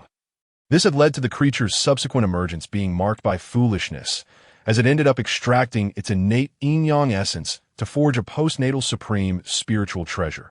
Although this yin-yang essence bottle might grant some strength in the early stages, it would ultimately lead to its loss of innate essence, relegating it from the ranks of innate divinity and forever barring it from the realm of the mixed origin. This explained why the golden-winged Great Peng emerged so early yet struggled against even a monkey who had barely trained for a century, barely escaping with its life while relying solely on its innate abilities. Feeling the familiar aura emanating from the Chaos Taoist, reminiscent of that left by the Phoenix Mother within the egg, the golden-winged Great Peng finally believed the words of the Chaos Taoist, realizing that even an incarnation of its teacher possessed such formidable strength filled it with pride, and it paid little heed to the suggestion of relocating to a different lair. It had grown weary of this place, and had it not needed to absorb the yin-yang water for its growth, it would have hatched long ago.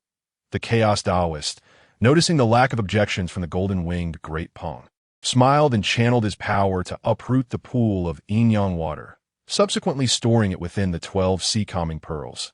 After completing this, he glanced at the dense malevolent and demonic energy below, his gaze flickering with surprise. He had not anticipated that Rahu had schemes hidden within the primordial realm, and that they were so deeply concealed. Had he not come in search of the golden-winged Great Peng, he might never have discovered the malevolent energy lurking beneath. Furthermore, this location possessed a shielding ability against heavenly secrets, making it unlikely for Hong Jun to uncover it unless he specifically sought it out. However, these matters were of no concern to the Chaos Taoist. After securing the golden-winged Great Peng and the yin-yang water pool, he swiftly reappeared within the primordial realm. Yet, as soon as he emerged from the innate Great Formation, he was immediately beset by 18 hands descending upon him, imbued with a potent force of annihilation. Faced with this sudden assault, the Chaos Taoist furrowed his brow, activating the indestructible body of chaos. Instantly, his form expanded, transforming into a colossal giant that obscured the heavens, and with his left hand, he produced a hairpin, channeling his power into it to immobilize the 18 hands.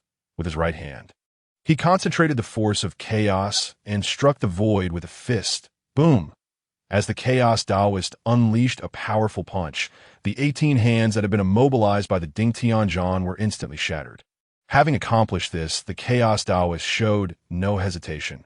With a swift movement, he appeared before the one who had dared to attack him.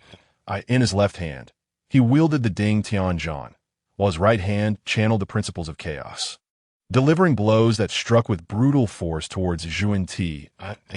This moment, Zhuan Ti was utterly bewildered. He had clearly perceived the Chaos Taoist's fist, yet each time he attempted to evade or counterattack, his body inexplicably remained immobilized.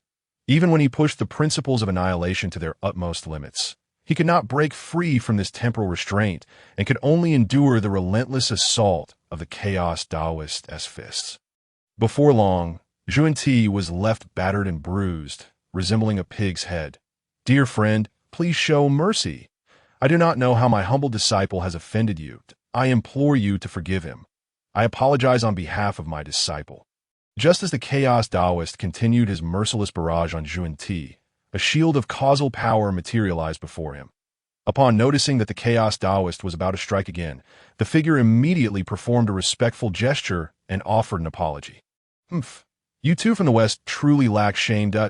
You think I am as naive as that Hongyun. If you do not provide me with a satisfactory explanation today, it may very well be your downfall. The Chaos Taoist observed the causal shield, which shimmered with golden light, as countless strands of causal power enveloped it, significantly enhancing its defensive capabilities. However, despite this, the Chaos Taoist felt no fear at this moment. The two lacked exquisite spiritual treasures. They possessed only their own forms and the innate spiritual treasures, the Qibao Miaoshu and the seven-section staff, crafted from along with the Ding Tianzhan, a supreme innate treasure of temporal essence. Coupled with the principles of chaos, even with both of them attacking together, he remained unafraid. Moreover, being a manifestation of Wu Qingxuan, he could communicate with his true self for assistance should any unforeseen circumstance arise. Thus, feeling entirely undaunted, he regarded the two with a calm demeanor. Upon hearing the Chaos Taoist's words, Jie Yin's expression darkened. The Chaos Taoist's understanding of the principle surpassed his own, reaching an impressive level of over 90. Just a step away from breaking into the realm of the mixed-element golden immortal. Furthermore, the Chaos Taoist possessed an exquisite innate treasure infused with the power of time principles. Despite Jie Yin's mastery of causal principles and the formidable 8-foot golden body, he knew he was no match for the Chaos Taoist. As Jie Yin's internal power gradually calmed, he glanced at Zhuan Ti, who was continually expending the power of annihilation to erode the chaos principles affecting his face and body, his expression growing increasingly pained. After their departure from the Purple Cloud Palace, Jie Yin had intended to travel and seek treasures to bolster the Western Realm's foundation, just as they sought opportunities. They sensed a disturbance ahead and, upon focusing their thoughts, arrive at this location to witness the Chaos Taoist entering an area thick with the essence of yin and yang. Greed surged within them, and at Zhuan Ti's suggestion, they planned to ambush the Chaos Taoist. However, they had not anticipated the true strength of the seemingly unassuming Chaos Taoist. Before they could make a move, Zhuan Ti was already receiving a brutal beating. Realizing he was no match for the Chaos Taoist, Jie Yin abandoned their previous plan to avoid inciting a deadly feud. They were unaware of their destined roles as holy sages and even less cognizant that the cushions beneath them would eventually become disciples of Hongjun. At that moment, they only sensed that the 6 cushions ahead contained great opportunities, prompting their design to seize them. Therefore, now, confronted with the Chaos Taoist's formidable presence, Jie Yin felt a pang of distress and addressed the Chaos Taoist. How may we comprehend this causality? The West is impoverished, and my brother and I possess no valuable treasures. I beseech you to show compassion for the beings of the West. Seeing Jie Yin's pitiful demeanor, the Chaos Taoist smirked with derision. Indeed, the West is currently impoverished, but that may change in the future. If you wish to understand today's causality, it is simple. You both owe me 2 causal debts, which must be repaid with 2 exquisite innate treasures. Upon hearing this, Jie Yin's expression soured. Together, he and Zhuan Ti possessed only 2 exquisite innate treasures, one of which was Zhuan Ti's proof of enlightenment. How could they possibly offer such a thing to the Chaos Taoist? He believed the Chaos Taoist was being outrageously greedy. Anger surged within him, and had he not feared the Chaos Taoist's strength, he would have struck him down. Noticing Jie Yin's displeasure, the Chaos Taoist chuckled lightly. Do you truly not understand how the West has come to be in such a state? Do you think that feigning misery will allow you to claim those 6 cushions ahead? Think carefully. Remember, you owe me 2 causal debts, and after 3 teachings, I will come to collect, should you fail to comply. We shall settle this matter through combat. With that, the Chaos Taoist departed without waiting for Jie Yin's response, vanishing in an instant. After the Chaos Taoist's departure, Jie Yin gazed intently in the direction he had vanished, pondering the deeper meaning behind his words. This brought to mind the scenes from the previous battle between the Tao and the demons. Had it not been for Hongjun forcing Luo Ho into a desperate situation, Luo Ho would not have resorted to self-detonation. dragging the entire Western Vein down with him. At that time, had it not been for Wu Qingxuan joining forces with the Queen Mother of the West and Jin Yuanzi. The Western realm would have been far more desolate than it is now. Now, with Luo Ho's primordial spirit transformed into the Heavenly Demon King, there was no longer any trace of Luo Ho. Only the Heavenly Demon King remained. Thus, the causality for the demise of the Western Vein fell upon Hong Jun, although Hong Jun later utilized his power and principles to repair the Western Vein. It did not absolve him of this great causal debt. In retrospect, Hong Jun's tolerance of their attempt to seize the cushions was likely due to this very matter. Moreover, the words spoken by the Chaos Taoist hinted that the 6 cushions ahead indeed harbored significant opportunities. What exactly might they contain? Brother, oh brother, what do you think the Chaos Taoist's words truly mean? Are you suggesting that we should beseech him for these causal debts? Zhu Ti inquired curiously after a considerable time had passed since the Chaos Taoist's departure. Having partially dissipated the chaotic principles within him, noticing Jie Yin's contemplative expression that "Do not speak foolishly. What do we possess to barter for such monumental causality? Do you wish to die prematurely?" Jie Yin, startled by Zhu Ti's words, frowned and sternly admonished him. What were they thinking, approaching a being of such divine stature as Hong Jun for causality? Even if Hong Jun chose not to kill them due to the immense causal debt, they would be subjected to a fate worse than death. Furthermore, Hong Jun was still the Tao ancestor, the foremost being among the creatures of the Hong Huang. Once he decided to eliminate them, he would not need to lift a finger. With just a word, they would have no place to exist in the Hong Huang. After approaching Zhu Ti, Jie Yin's gaze flickered as he continued. Nevertheless, the causality of the destruction of the Western Vein is a grave matter. The 2 cushions at the front are likely part of what that being intends to repay us, while we have incurred a similar causal debt as that Hong Yun. This particular causality pales in comparison to the vast opportunity. Although we do not yet know what opportunities the cushions represent, those 2 cushions cannot possibly offset the immense causality of the Western Vein's destruction. After we listen to the teachings, let us explore the matter further and see if we can extract some opportunities from that being. Upon hearing Jie Yin's words, Zhu Ti's battered visage broke into an eager grin. Clearly familiar with this line of thinking, his eyes darted with excitement as he began formulating their subsequent plans. Unbeknownst to the Chaos Taoist, Jie Yin and Zhu Ti's conversation had unfolded. The reason he had spared them today was twofold.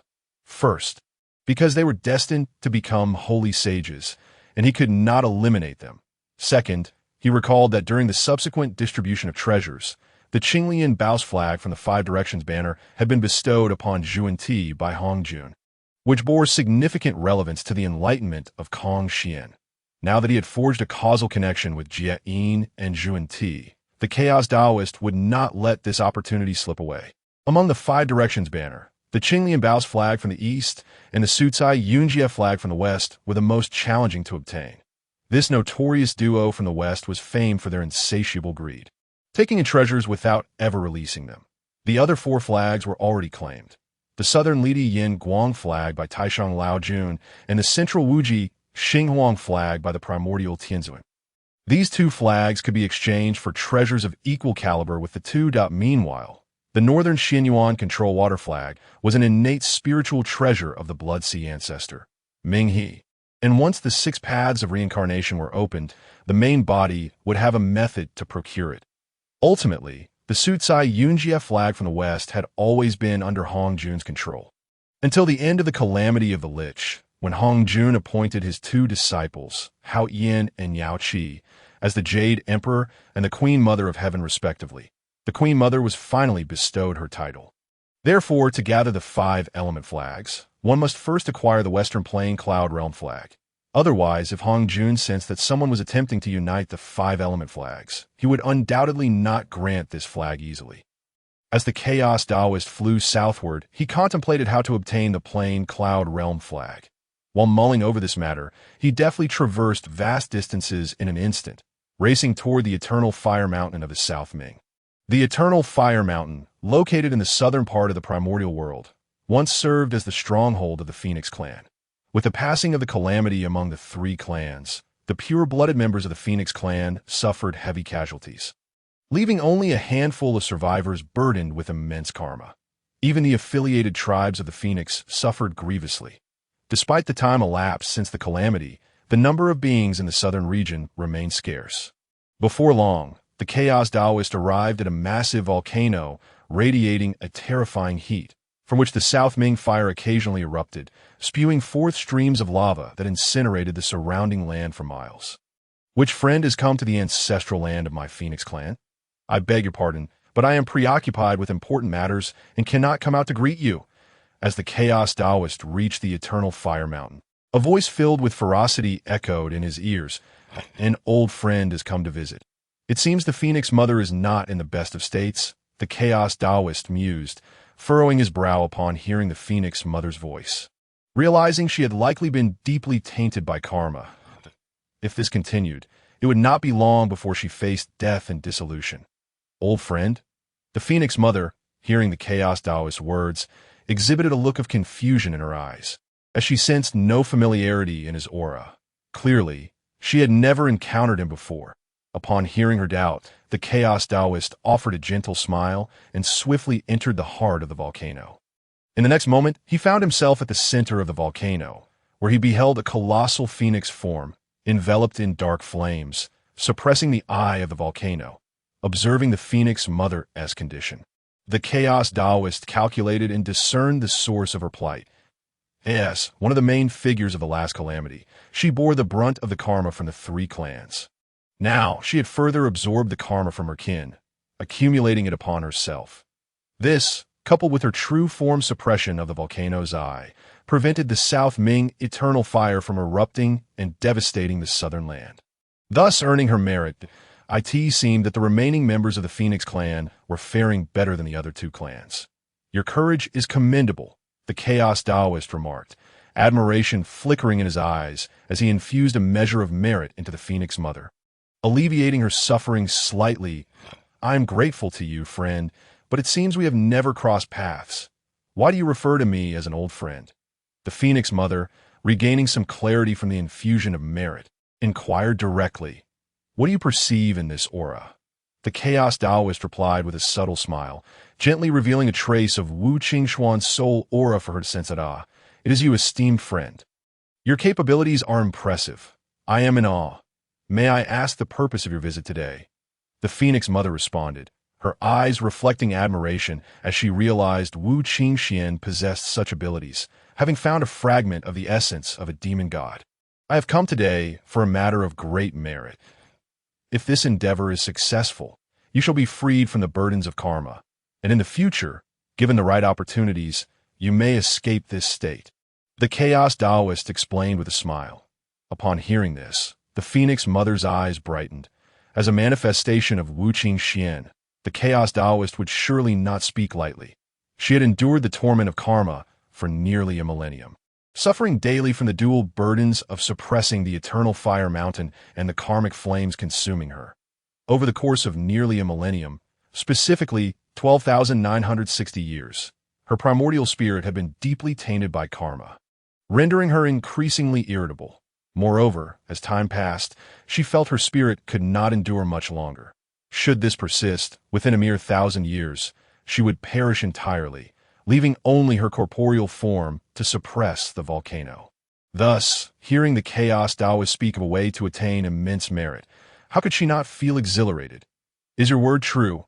If so, the Phoenix clan will serve you as vassals, as long as we exist. We shall never betray you. Let the heavens bear witness. The Phoenix Mother exclaimed, her fervor palpable as she swore an oath to serve Wu Qingxuan unto death. There is no need for such fervor. I am merely offering a modicum of assistance. Should this endeavor succeed, I too stand to gain greatly. Tell me, does your Phoenix clan possess a unique breed known as the Vermilion Bird? The Chaos Taoist inquired, waving his hand dismissively while observing the Phoenix Mother.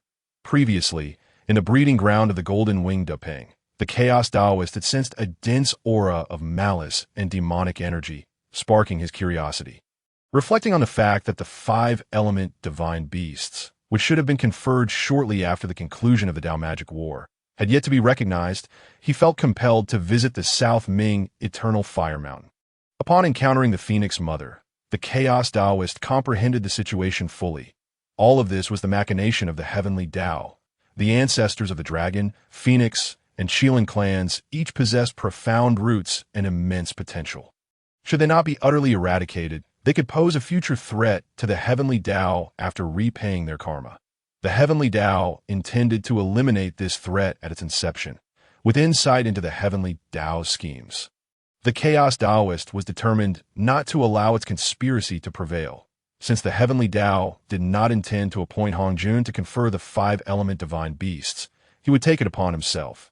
While the Chaos Taoist devised plans to bestow recognition upon the four sacred beasts, atop Mount Buzhou, within a cavern radiating boundless divine light, a towering giant stood.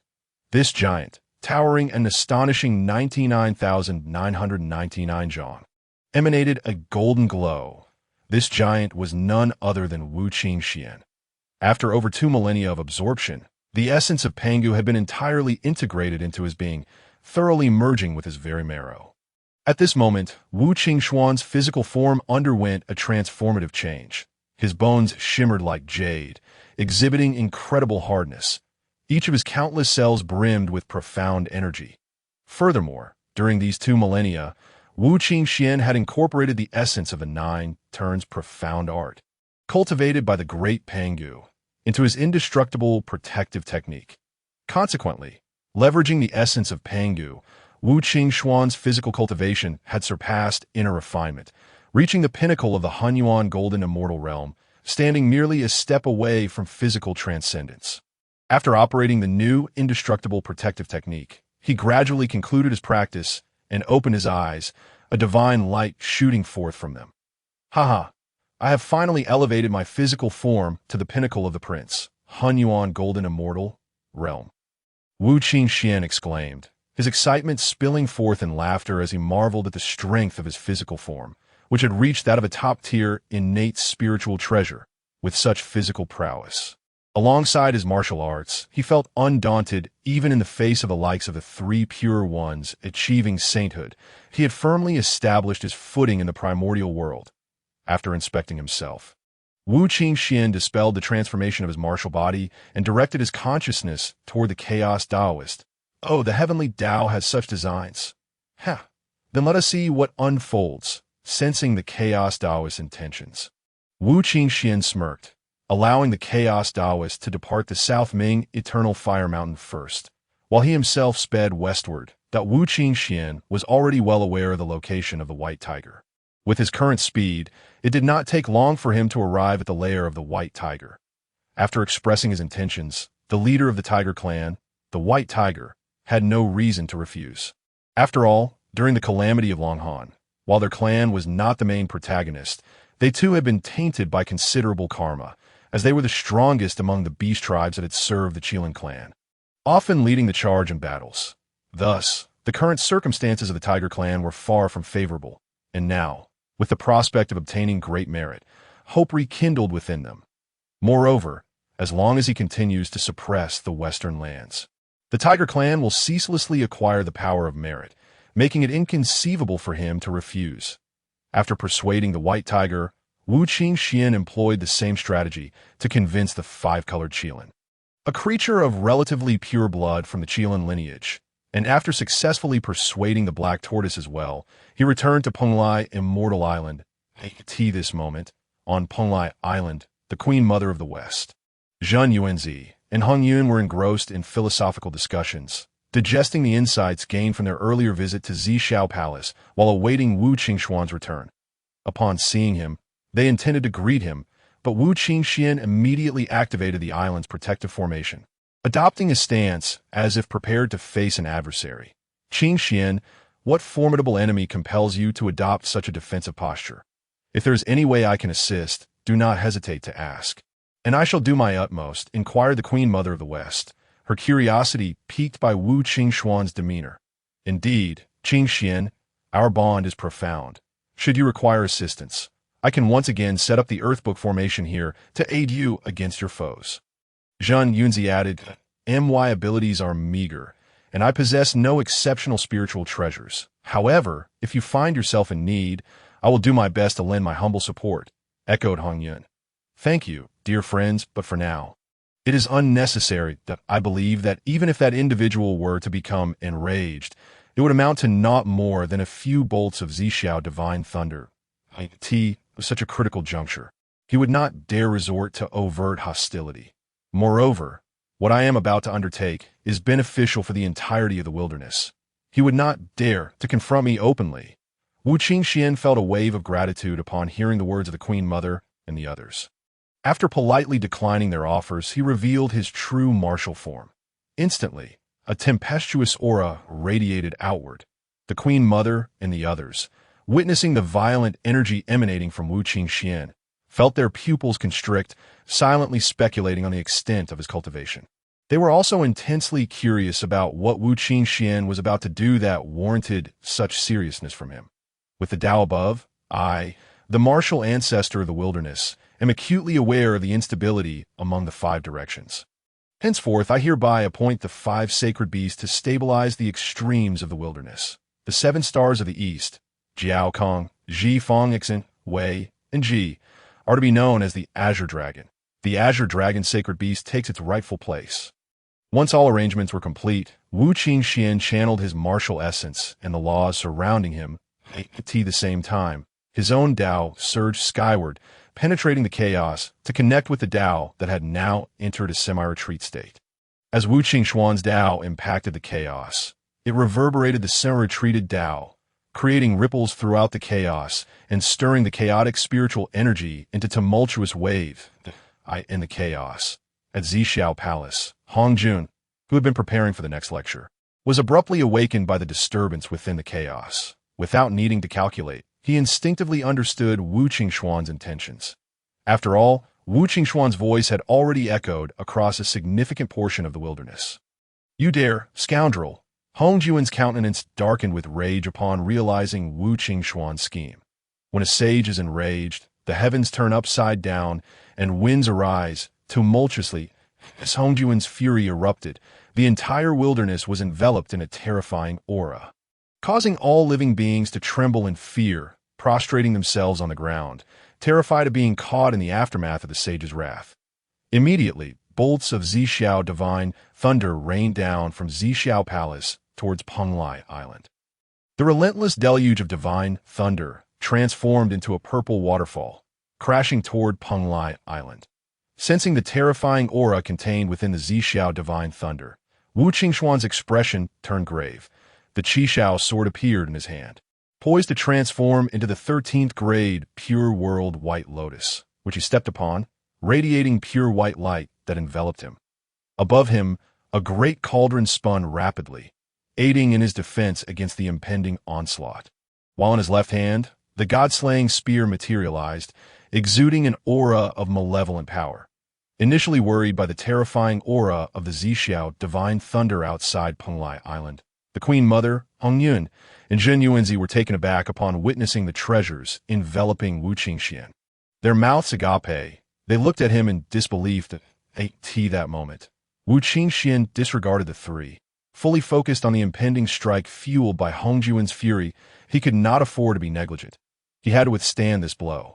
As long as he could endure, the Tao would awaken at that point. Even in his anger, Hong Jun would not dare to attack him. Boom! The Zhixiao divine thunder, imbued with overwhelming force, descended upon Penglai Island, breaking through the island's protective formation, the 9 palaces and 8 trigrams, without the slightest resistance. Seeing this, Wu Qingxuan's expression hardened as he waved his hand, summoning the innate 5 elements divine fruit tree from the 5 divine pearls. His magical power surged. An innate 5 elements formation enveloped Penglai Island. Then he soared into the sky, thrusting his spear toward the Zhixiao divine thunder. But the moment of collision between the god-slaying spear and the Zhixiao divine thunder, Wu Qingxuan's entire being jolted violently. Had his physical form not reached the pinnacle of innate spiritual treasures, he would have been severely injured by that single strike. Even so, Wu Qingxuan remained cautious, slightly raising the Qishao sword. Instantly, sharp sword qi erupted outward from him, coalescing into a sword of energy, carrying the momentum to cleave through the heavens. striking fiercely at the Zhixiao divine thunder. Boom! A series of resounding explosions erupted as the laws collided, sending tumultuous waves crashing throughout the ocean below, causing countless East Sea beings to perish beneath the aftershocks of the blow. Even the East Sea Dragon Palace trembled under the force, and within the palace, Ao Guang wore a bitter expression, channeling his magical power as he gazed at the immense figure dominating the sky, realizing at that moment what it meant for powerful beings to clash. Immortal beings would suffer. That Wu Qingxuan wielded the Qishao sword and the god-slaying spear in swift succession, shattering the bolts of Zhixiao divine thunder. Yet the divine thunder seemed endless, continuing to pour down from the chaos. Witnessing this, Wu Qingxuan's expression darkened. His martial essence rapidly dissipated. If this continued, he would surely be the first to falter. Moreover, the Zhixiao divine thunder was infused with numerous laws. If not 3,000, at least over 2,000, each not deeply comprehended. However, their entanglement prevented Wu Qingxuan's 7 laws from exerting their full power. The powerful beings of the wilderness, each in their respective abodes, focused their magical power into their eyes, gazing toward the East Sea, their faces filled with astonishment. They were both shocked by the power unleashed by the sage and by Wu Qingxuan's strength. They understood that Wu Qingxuan was the first powerful being to lecture in the wilderness. However, they never anticipated that he possessed such formidable prowess. After all, since his emergence, Wu Qingxuan had remained inconspicuous in the wilderness, with his strongest battle being merely against the dragon clan's Zhu Long. Furthermore, the outcome of that battle was known only within the dragon clan, not widely recognized in the wilderness. Now, witnessing Wu Qingxuan's explosive power, they realized that the wilderness concealed many hidden powers whose strengths far surpassed the mainstream realm of the Luo Golden Immortals. In the East, Kunlun, Taiqing, Yuqing, and Shanqing gaze at the colossal figure obscuring the heavens, adorned with treasures, momentarily standing toe-to-toe against the Zhixiao divine thunder unleashed by the sage, eliciting mixed reactions. Humph! This martial ancestor defies the heavens, daring to preemptively appoint the 5 sacred beasts before the sage. What qualifies him to do so? Yuqing's eyes flashed with envy upon witnessing Wu Qingxuan resisting the Zhixiao divine thunder, snorting disdainfully as he spoke.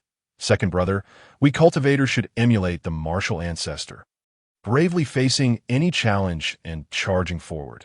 Only then can we transcend that. I believe what the martial ancestor has done is commendable. Moreover, these 5 sacred beasts benefit the wilderness. How could that be wrong? Upon hearing Yuqing's remarks about Wu Qingxuan, Shanqing immediately came to his defense. Humph! Third brother, when did you become so unable to discern right from wrong? We exist beneath the heavenly Tao and must naturally adhere to its will, acting for the benefit of the wilderness. This is the true path of the Tao. Yuqing's expression soured at Shanqing's words, and with the authority of an elder, he reprimanded him. Second brother, your words are misguided. While we cultivators are born beneath the heavens, if the heavenly Tao is unjust, why should we follow it? The Tao of the Great is 50, the heavens transform 49, and one escapes. This proves that the heavenly Tao is not perfect. All beings in the wilderness, regardless of their inherent talents, have a sliver of hope that, if I were to attain the Tao, I would seize this sliver of hope, for only then could I truly benefit the wilderness. Upon hearing Yuqing's words, Shanqing immediately retorted, why do you not dissuade your eldest brother and third brother from such perilous thoughts? Anger surged within Yuqing as he was rebutted by Shanqing, pointing at him with trembling hands. At a loss for words, he could only turn to Taiqing, beseeching him to offer guidance to Shanqing. Enough! What kind of decorum is this ruckus? Each has their own destiny. Even as brothers, we cannot dictate the paths of one another. Let us observe in silence. Taiqing, upon hearing this, scolded sharply before returning his gaze to the battlefield. At the foot of Mount Buzhou, within a primordial great formation, sat a man and a woman, both sharing the form of a human with serpent tails. These two were Fuxi and Yua. As they watched the fierce battle above the Isle of Penglai, Fuxi's eyes sparkled with wonder. Who would have thought such great powers still exist in the Hongwang?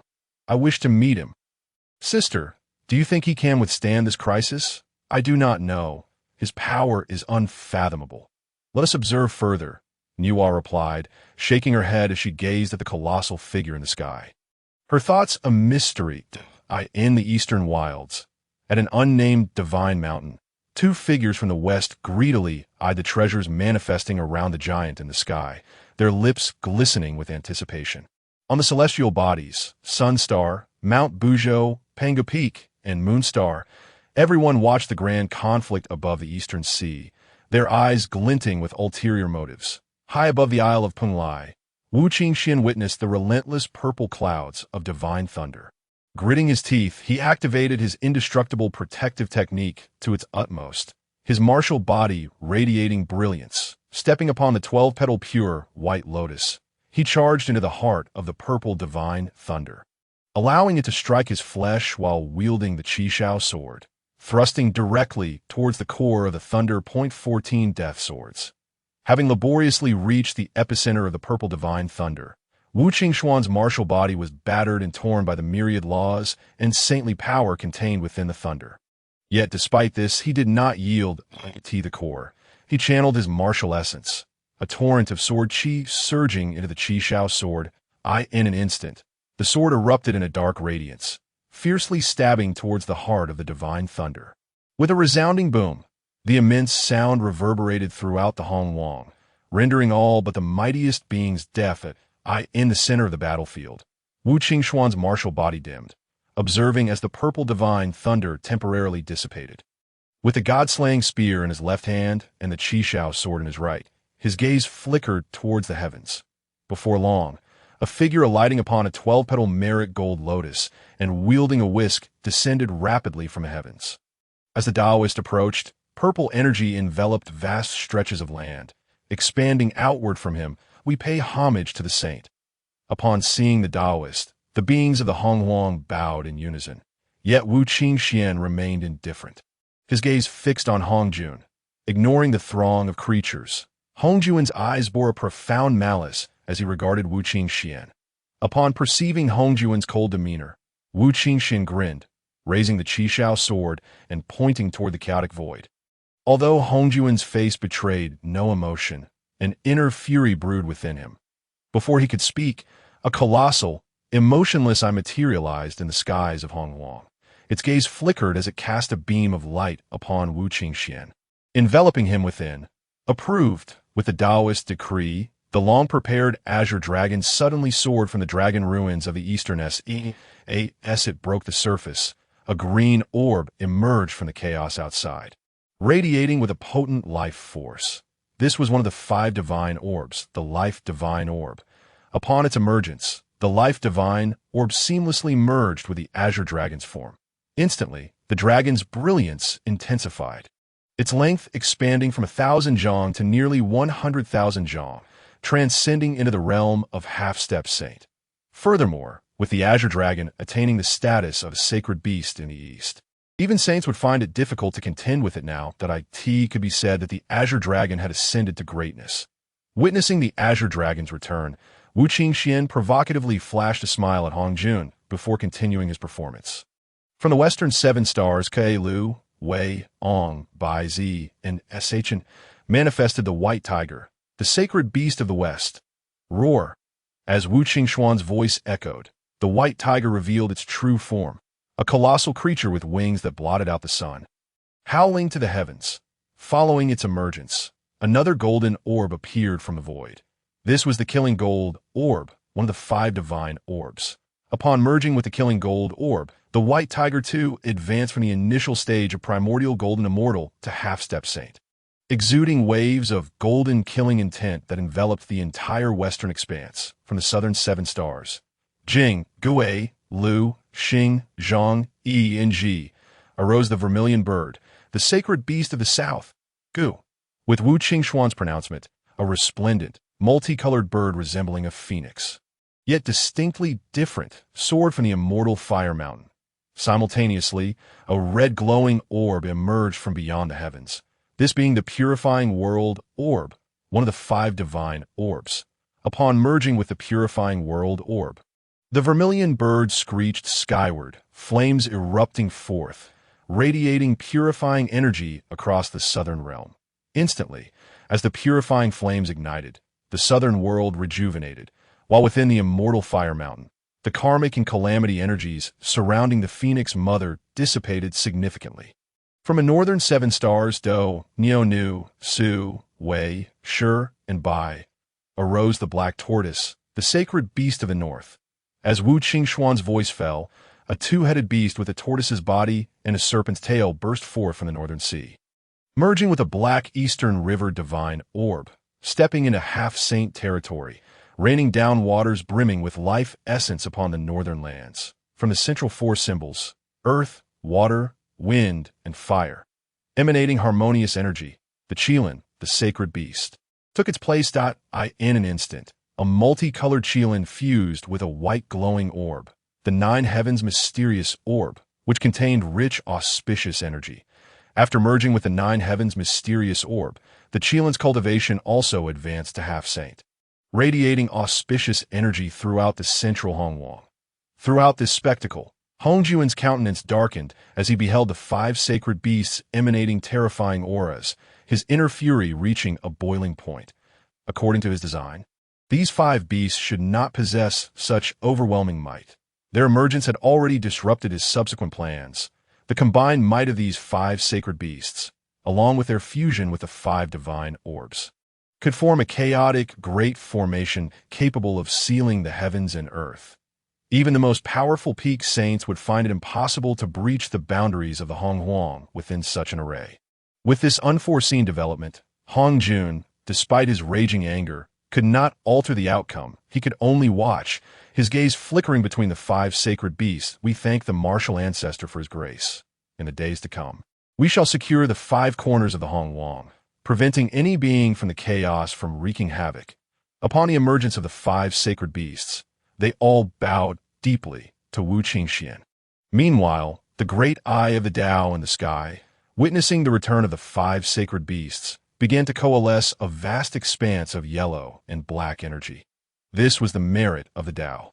This merit was equivalent to 1/3 of the merit gained by Pangdu during the creation of the heavens.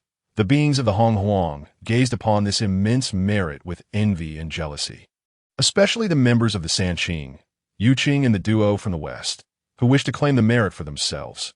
Alas, they could only harbor such thoughts, for the great eye of the Tao had not yet departed. As the merit of the Tao descended, it split into 2 portions, one large and one small.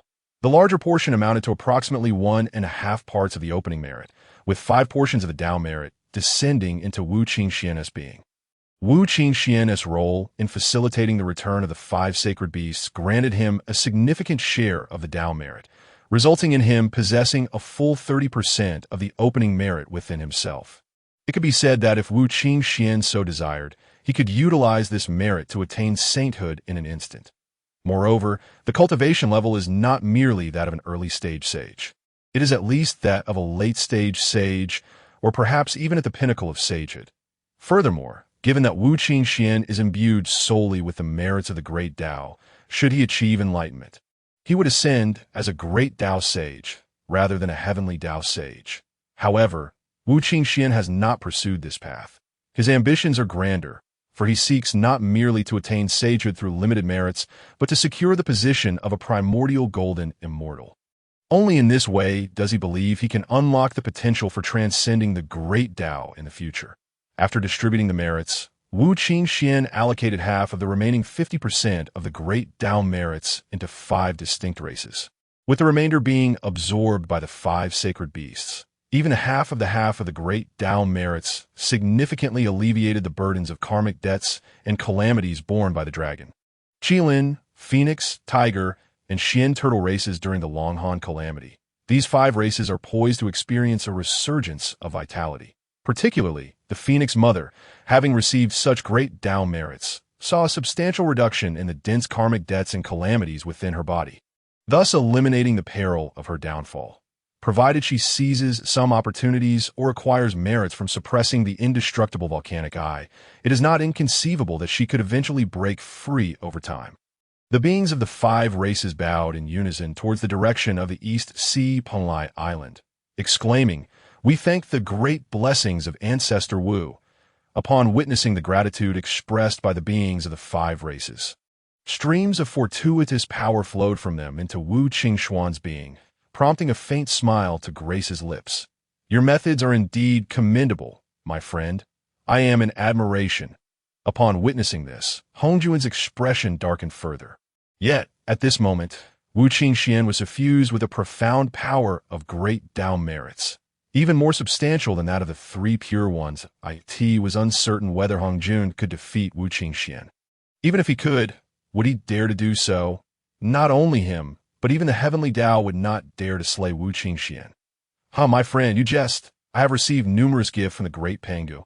And naturally, I wish to prevent the world he opened from suffering calamity. Thus, I merely exert my humble efforts. Such praise from you is unwarranted. Wu Qingxian replied with a smile upon hearing Hongjuan's words.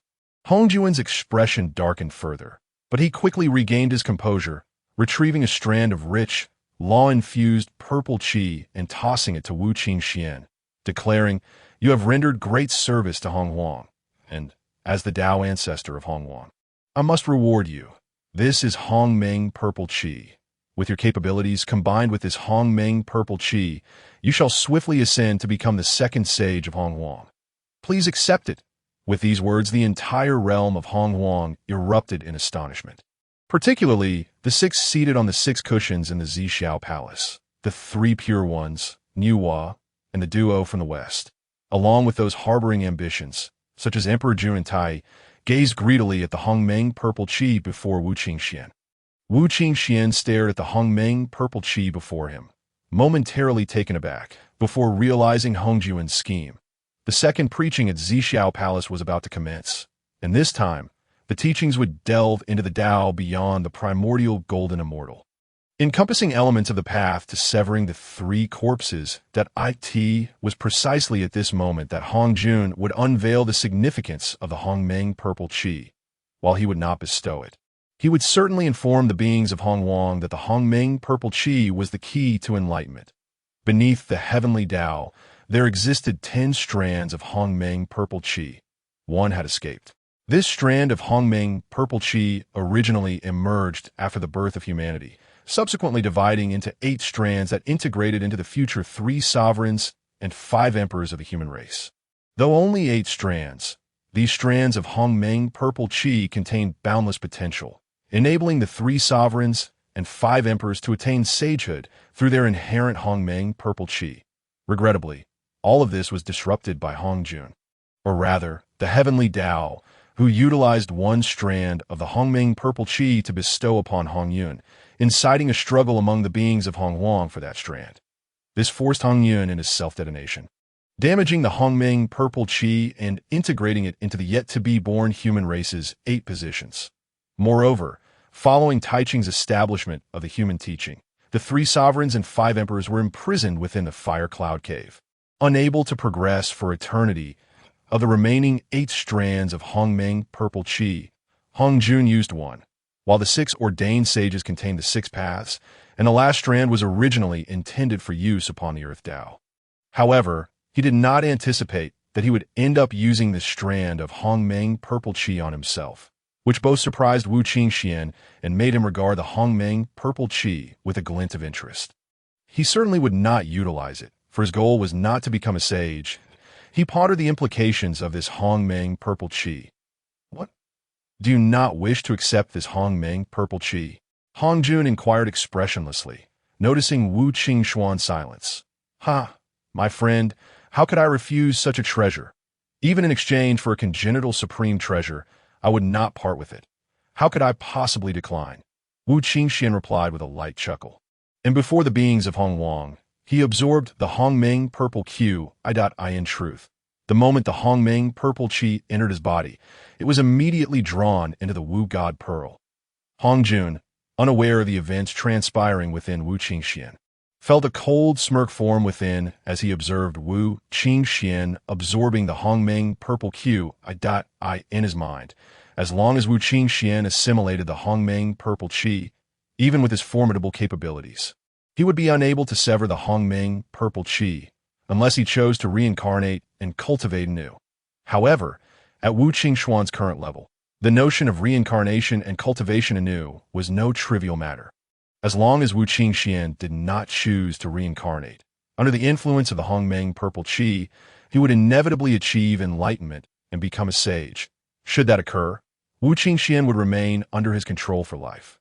Although he did not dare to slay Wu Qingxuan would have no choice but to submit to his whims. The second preaching was about to commence. You all should hasten to the Zhixiao Palace to prepare for the teachings. Observing Wu Qingxuan absorbing the Hongmeng purple qi, Hongjun coldly commanded before swiftly departing into the chaos beyond the heavens. In the blink of an eye, Hongjun vanished from Hongwang. Wu Qingxuan, with a flicker of his gaze, watched Hongjuan's departure. In response to the congratulations from the Queen Mother of the West and the others, he offered no explanations. After a moment of contemplation, he led the Queen Mother of the West and others toward the Zhixiao Palace. Now that Hongjun was under the impression that he had absorbed the Hongmeng purple qi, he would undoubtedly pay less attention to him. Therefore, even if he were to attend the preaching at the Zhixiao Palace, there would be no issue. After all, once he absorbed the Hongmeng purple qi and eventually attained sagehood, with the immense merits of the great Tao, Wu Qingxuan would at most become the foremost sage beneath Hongjun, posing no threat to him. Thus, Wu Qingxuan felt no misgivings. Accompanied by the Queen Mother of the West, Xinyuanzi, Hongyun, and his disciple Yingyue, as well as his steed Molin, Wu Qingxuan sped toward the Zhixiao Palace. Before long, they arrived at the entrance of the Zhixiao Palace, where the two attendants, Hao Yin and Yao Tai, were present to welcome the great beings arriving to listen to the teachings. Upon seeing Hao Yin and Yao Tai, Wu Qingxuan smiled faintly, producing two yellow middle pairs with a flick of his hand and presenting them to Hao Yin and Yao Tai, saying, "You two have pleased me greatly. I bestow these two yellow middle pairs upon you." Hao Yin and Yao Tai, catching a whiff of the fragrance emanating from the yellow middle pairs, swallowed hard. However, as the disciples of Hongjun, they dared not accept Wu Qingxuan's gift without Hongjun's consent. Moreover, not long ago, Wu Qingxuan had clashed with Hongjun, making them even more reticent to accept his offering, and they could only turn to glance at the empty Zhixiao Palace within. Since your friend has bestowed these spiritual fruits upon you, should you not express your gratitude? Just as Hao Yin and Yao Tai were at a loss for what to do, Hongjun's voice suddenly resonated in their ears. Hearing this, Hao Yin and Yao Tai accepted the yellow middle pairs and bowed to Wu Qingxuan, stating, "We thank Ancestor Wu for the bestowal of the spiritual fruits. No need for such formality." Wu Qingxuan waved his hand and entered the Zhixiao Palace first, while the Queen Mother of the West and the others looked at him curiously, perplexed by his friendliness towards Hongjun's disciples. However, now was not the time for inquiries. They suppressed their curiosity and followed behind Wu Qingxuan into the Zhixiao Palace. Upon entering, Wu Qingxuan and his companions immediately noted that, unlike the first preaching, there were now two additional cushions in the foremost position. Observing this, Wu Qingxuan felt puzzled. Upon his arrival, Hongjun had added a cushion in front, but who was the other cushion prepared for? As he contemplated, Wu Qingxuan soon deduced who the extra cushion was intended for.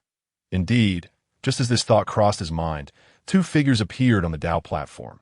One was Hongjun, and the other was a long-bearded figure clad in a blue Taoist robe, holding a whisk, exuding the appearance of a true immortal, standing beside Hongjun on the Tao platform. This individual was none other than the Taoist Yangmei. After sensing Yangmei's cultivation level, Wu Qingxuan's pupils constricted slightly, and he inwardly mused, "Primordial golden immortal. No wonder he is the space demon god." Even after losing the true form of the demon god and the majority of the primordial essence of space, the ability to swiftly attain the Tao of the mixed yuan is indeed remarkable. Fellow Taoist, please take your seat. After Hongjun and Yangmei ascended the Tao platform, they each settled onto a mat. Hongjun gestured invitingly towards Wu Qingxuan, addressing him with respect.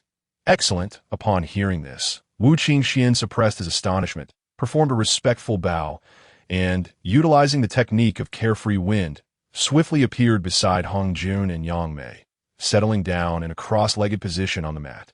Fellow Taoist, your technique is extraordinary. This method of movement, distinct from divine escape techniques, embodies the power of spatial laws within, proving to be far more agile and versatile than ordinary divine escape methods. I am deeply impressed. Yang Mei's eyes sparkled upon witnessing Wu Qingxuan's technique, and he spoke with admiration. It is but a trivial skill, hardly worth mentioning. However, your cultivation is profound, having been the first to break through to the realm of mixed Yuan de Luo Jinxian. You truly serve as a model for us cultivators, Wu Qingxian humbly replied. I merely took a step ahead. Soon, I shall engage in a battle with the Tao ancestor to resolve our past entanglements. I hope you will join me to witness it. Yang Mei smiled and politely responded to Wu Qingxuan's invitation. Excellent. Wu Qingxian, understanding that Yang Mei's final battle before departing from Hong Wang was to settle previous matters with Hong Jun, did not decline. He was quite eager to witness such a confrontation between a mixed Yuan de Luo Jinxian and a saint. Moreover, as his technique contained the essence of spatial laws, observing the battle between Yang Mei and Hong Jun would undoubtedly enhance his understanding and amplify the efficacy of his own technique. Such an opportunity was too enticing for Wu Qingxian to refuse. After this battle, Yang Mei would venture far into the chaos, making it nearly impossible to return to Hong Wang. After all, unlike the others, Yang Mei was a manifestation of the primordial essence of the chaos demon god. Having reformed during the creation of the world, these primordial chaos demon gods posed a significant threat to Hong Wang, and having not performed any great meritorious deeds beneficial to the realm, it was tolerable while still at the realm of mixed Yuan de Luo Jinxian. However, once they ascended to the mixed Yuan de Luo Jinxian realm, the heavenly Tao would not permit them to roam freely within Hong Wang. Hong Jun, upon hearing the discussion between Wu Qingxian and Yang Mei, remained silent, occasionally interjecting a comment, engaging in casual conversation with them. As time flowed gradually, the 3,000 guests of Zixiao Palace arrived one after another. However, as the years passed, some newcomers to Zixiao Palace, while competing or seeking treasures, unfortunately fell victim to the innate great formation and were slain. Additionally, the 12 ancestors of the Witch clan, having no primordial spirit by nature and finding the teachings on the Tao of the primordial spirit excruciatingly dull, fell into a deep slumber for 3,000 years during the first lecture.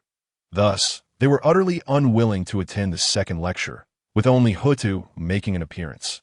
Consequently, when all had gathered, the audience in Zixiao Palace was fewer than 3,000. After taking their seats, according to their original position from the first lecture, the attendees were momentarily taken aback by the addition of 2 mats on the Tao platform. While they recognized Wu Qingxian, the identity of the white-haired Taoist with long eyebrows eluded them. However, since he was seated beside Hong Jun, it was evident that he was a formidable figure from the same era, at the very least possessing the strength to briefly resist a saint. Thus, even though they were puzzled, the crowd refrained from inquiring further, respectfully greeting Hong Jun. We pay our respects to the Tao ancestor. This is the esteemed ancestor Yang Mei, a true immortal of the Tao, whose cultivation has reached the mid-stage of mixed Yuan de Luo Jinxian. Previously, during the tumultuous times stirred by the demon ancestor Luo Ho, Ancestor Yang Mei boldly stood with Ancestor Wu, Xinyuanzi, and the West Queen Mother to resist Luo Ho. You must show respect to these two. Once Hong Jun confirmed the assembly, he instructed Hao Yin and Yao Qi to close Zixiao Palace, and then introduced Wu Qingxian and Yang Mei to the others. This was partly due to Wu Qingxian having received the Hongmeng Purple Qi. Even if he grew stronger in the future, he would still be under Hong Juan's influence. After Yang Mei's battle with him, he would withdraw from Hong Wang, rendering their respective renown inconsequential to Hong Jun. Upon hearing Hong Juan's words, the great powers were taken aback, realizing that besides Wu Qingxian, there was another formidable being even more powerful than him, prompting them to bow deeply to both Wu Qingxian and Yang Mei in deference. I have attained the great Tao and will hold 3 teachings to benefit Hong Wang. This is the second gathering. Previously, the first teaching revolved around the path of the Deluo Jinxian, while this session will focus on the path of the quasi-saint. Pay close attention, for it shall bring future benefits to Hong Wang. Hong Jun stated expressionlessly after the crowd had bowed. Quasi-saint. Is not the realm after the Luo Jinxian that of mixed Yuan Jinxian? Confusion washed over the faces of the great beings in Hong Wang upon hearing Hong Juan's words. However, As Hong Jun commenced his teachings, they could only suppress their queries and concentrate on listening. The path of the quasi-saint entails severing the three corpses, which correspond to the essence of the human body, comprising three dantians, each hosting a spirit, collectively known as the three corpses, also referred to as the three worms, three pungs, or three poisons. The upper corpse delights in adornment. The middle corpse revels in flavors, and the lower corpse succumbs to desires. The three corpses symbolize the good corpse, evil corpse, and true self corpse. By severing all three, one can unify them into one, thereby attaining the Tao. The three corpses are indeed entities of the soul, spirit, and ghost to hasten one's demise. These corpses must become ghosts, indulging in their whims and feasting upon human sacrifices done on the days of the sixth Jia. They ascend to the heavenly white office to report the deeds of Taoists. For significant transgressions, they may strip one of their records, and for lesser offenses, they may take away one's calculations. Thus, those seeking immortality must first confront the three corpses, cultivating a tranquil mind devoid of desires, fostering a pure spirit, accumulating good deeds, and only then may the elixirs prove effective in achieving immortality. As Hong Jun began his discourse, the atmosphere became charged with wonder. The cultivators of Hong Wang exhibited a spectrum of emotions, from exuberance to frustration, their expressions as varied as the teachings themselves. Meanwhile, the three pure ones, Niuhua, Jin, and Zhuni, seated at the forefront, displayed perplexity. Each bore an innate legacy and had reached the pinnacle of Deluo Jin Xian, merely a step away from ascending to mixed Yuan Jin Xian. Yet the teachings presented by Hong Jun diverged from their own traditions, leaving them uncertain about their next course of action. Observing the hesitance among the crowd, Hong Jun recognized that despite a few appearing to resonate with his teachings, their magical power fluctuated wildly, revealing signs of potential breakthroughs, yet they remained hesitant to sever the good or evil corpses. Knowing that allowing them to linger in confusion would render the lecture futile, he inquired, "Do you harbor any doubts?" "Indeed, Tao ancestor. What is the distinction between the path of the quasi-saint and that of the mixed Yuan?" The crowd's expressions turned contemplative, hesitant to voice their questions first. The one seated at the forefront, Ta Ching, sighed and stood, offering a respectful bow to Hong Jun before asking. The path of mixed Yuan involves refining oneself, transcending the limits imposed by the heavenly Tao through one's own power and laws, thus breaking free from its constraints to achieve liberation beyond heaven and earth. However, the path of mixed Yuan is not attainable without extraordinary will, immense fortune, and great opportunity. Upon hearing this, Hong Jun glanced at Wu Qingxuan and ancestor Yangmei before explaining the path of mixed Yuan to the assembly. Yet his words were vague, lacking in detail. The audience only grasped that to embark on the path of mixed Yuan, one required tremendous will, fortune, and opportunity, causing many to become disheartened. Furthermore, the notion of breaking the heavenly Tao's constraints seemed akin to defying the heavens, leading them to abandon further contemplation on the essence of the mixed Yuan path. Noticing the lack of further inquiries from the audience, Hong Jun sighed in relief and continued. The path of the quasi-saint requires merely severing the three corpses to attain the same power as a mixed Yuan Jin Xian. Severing one corpse corresponds to the initial stage of quasi-saint, two corpses to the mid-stage, and three corpses to the late stage. When the three corpses reach the same level as the original body, one attains the pinnacle of quasi-saint. However, severing the corpses necessitates the use of innate spiritual treasures. The stronger the treasure, the more powerful the corpses become, and their magical powers deepen. Moreover, the three corpses can emerge to assist the original body in battle, differing from mere clones, as they do not deplete the original body's magical power and can independently cultivate a unique LAW. In times of magical power deficiency for the original body, they can also channel their power back into it. As the multitude heard Hong Jun expound upon the myriad benefits of the path to quasi-saintship, their hearts swelled with joy, and they silently resolved to pursue this exalted path. Upon hearing Hong Jun's words, the three pure ones furrowed their brows, sensing that Hong Jun had yet to disclose some crucial elements. However, seeing that Hong Jun showed no intention of continuing, they suppressed their doubts and remained silent. observing the lack of further inquiries from the assembly. Kong Xuan proceeded to elaborate on his doctrine of the three corpses. The powerful beings present, with the exception of Zhuangmu, resumed their attentiveness to Hongjuan's teachings on the three corpses. As for Zhuangmu, she felt that there was an unspoken implication in Hongjuan's words. Instinctively glancing at Wu Qingxuan, she noted his almost imperceptible shake of the head. In her heart, Zhuangmu resolved to remember the doctrine imparted by Hongjuan and to inquire further with Wu Qingxuan upon her return to Penglai Island. Meanwhile, Zhenyuzi and Hongyun did not look towards Wu Qingxuan, and he refrained from communicating with them, as this was Hongjuan's domain. Although he possessed the strength to resist Hongjuan, it was merely sufficient for self-preservation, and he lacked the capability to protect others at this time. As Hongjuan continued his discourse, Wu Qingxuan immersed himself in the essence of Hongjuan's teachings, contrasting the quasi-saint path with his own martial pursuits. Experiencing subtle realizations, he activated the Tao Ti tree within the martial god Pearl, channeling its enlightening power into himself, gradually making strides and breaking through his internal cultivation realm. As time flowed by, 2 millennia passed swiftly, and the formidable beings present began to sever their corpses. Yet, the 6 individuals at the forefront hesitated, unable to cut through their own 3 corpses and elevate their cultivation.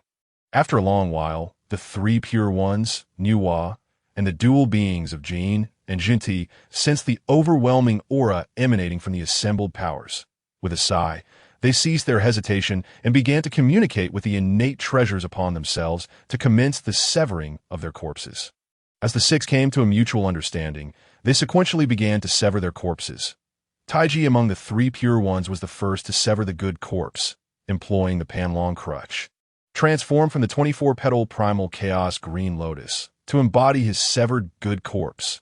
With the severance of the good corpse, Taiji's aura surged dramatically, though he was among the last to sever. His cultivation surpassed that of many who had severed before him, all thanks to the Panlong crutch being a top-tier innate treasure. Moreover, Taiji's severed good corpse was of the pinnacle realm of the great Luo golden immortal, mere steps away from attaining quasi-saint status, comparable to his true form. Following Taiji's severance, the remaining 5 proceeded to sever their own 3 corpses. Yuqing severed his good corpse using the 3-treasure jade rui, also transformed from the 24-petal primal chaos green lotus. Shanqing severed his evil corpse with the Qingping sword, derived from the lotus leaves of the same primal chaos green lotus. All 3 treasures, the Panlong crutch, the 3-treasure jade rui, and the Qingping sword, were exquisite top-tier innate treasures. Had they been wielded by a single individual, severing the 3 corpses would have unified them, allowing that individual to genuinely attain the Tao of Hunyuan. Unfortunately, the 3 pure ones encountered the 24-petal primal chaos green lotus, which existed as a singular treasure. With 3 practitioners, it was insufficiently divisible. Furthermore, the heavenly Tao intervened, preventing the 3 pure ones from obtaining such a transcendent treasure, exerting its immense power to split the singular mature lotus seed of the 36-grade chaos green lotus into fragments. The 3 pure ones believed this to be the will of heaven, as the red flower, white lotus, and green lotus leaves were originally of one family. Thus, they ceased their struggles and each selected a treasure for themselves. After the 3 pure ones severed their corpses, Nuwa used a red embroidered ball to sever her good corpse, while Jin and Junti utilized the 7-section wonderful staff and the 7-treasure wonderful tree, respectively, both derived from their innate roots. Instantly, within the Zixiao Palace, apart from Zhuangmu, the Chaos Taoist, and Inyu, all had severed one of their 3 corpses, including Mo Lin, Wu Qingxuan's mount, which employed a top-grade innate treasure, the true fire pearl, to embody its evil corpse. As Hongjuan expounded further, he observed the attendees, particularly the 3 pure ones and the 6 who had severed their corpses, nodding in satisfaction. For him, as long as the 3 pure ones and the 6 severed their 3 corpses, fully embarking upon this incomplete path, they would lack the capacity to surpass him in the future. Particularly noteworthy was Nuwa, who embodied much of the essence of the creation demon god and bore a significant destiny, serving as a key to the future emergence of humanity. Should Niwa tread the path of the three corpses, it would imply that the path of humanity would eventually fall under his dominion, granting him considerable leverage. Consequently, when he achieved unity with the Tao and faced the heavenly Tao, he would not be overly passive that in fact, at a fortuitous moment, he might even extricate himself from the heavenly Tao. Akin to the ancestor Yang Mei, reclaiming his freedom and seizing control over the entire primordial realm. As Hongjuan's discourse deepened, the assembly became increasingly absorbed in their realizations. Wu Qingxuan, in particular, felt his magical powers intensifying, and gradually, his aura began to surge forth, startling the listeners below, who gazed in astonishment at Wu Qingxuan. Notably, those such as Dijuan and Tai, who harbor designs on the primordial purple qi, retracted their unwholesome thoughts upon witnessing Wu Qingxuan's formidable aura. Even Hongjun and the ancestor Yang Mei regarded Wu Qingxuan with astonished eyes. The aura emanating from Wu Qingxuan was entirely distinct from the Tao and laws, appearing to be a novel method of attaining the Tao. Should Wu Qingxuan attain the Tao, he might, much like Hongjun, become a master of unity. As the two observed Wu Qingxuan's aura, each entertained their own thoughts. The ancestor Yang Mei sighed inwardly, recalling the earlier conflict between Wu Qingxuan and Hongjun. She lamented Wu Qingxuan's acceptance of the primordial purple qi from Hongjun, as it implied that even if Wu Qingxuan attained the Tao, he would forever remain beneath Hongjun, lacking freedom in his lifetime. Conversely, Hongjun wore a look of delight. The more powerful Wu Qingxuan became, the greater the assistance he would provide in the future, coupled with Niwa's connection to humanity and Wu Qingxuan's martial prowess.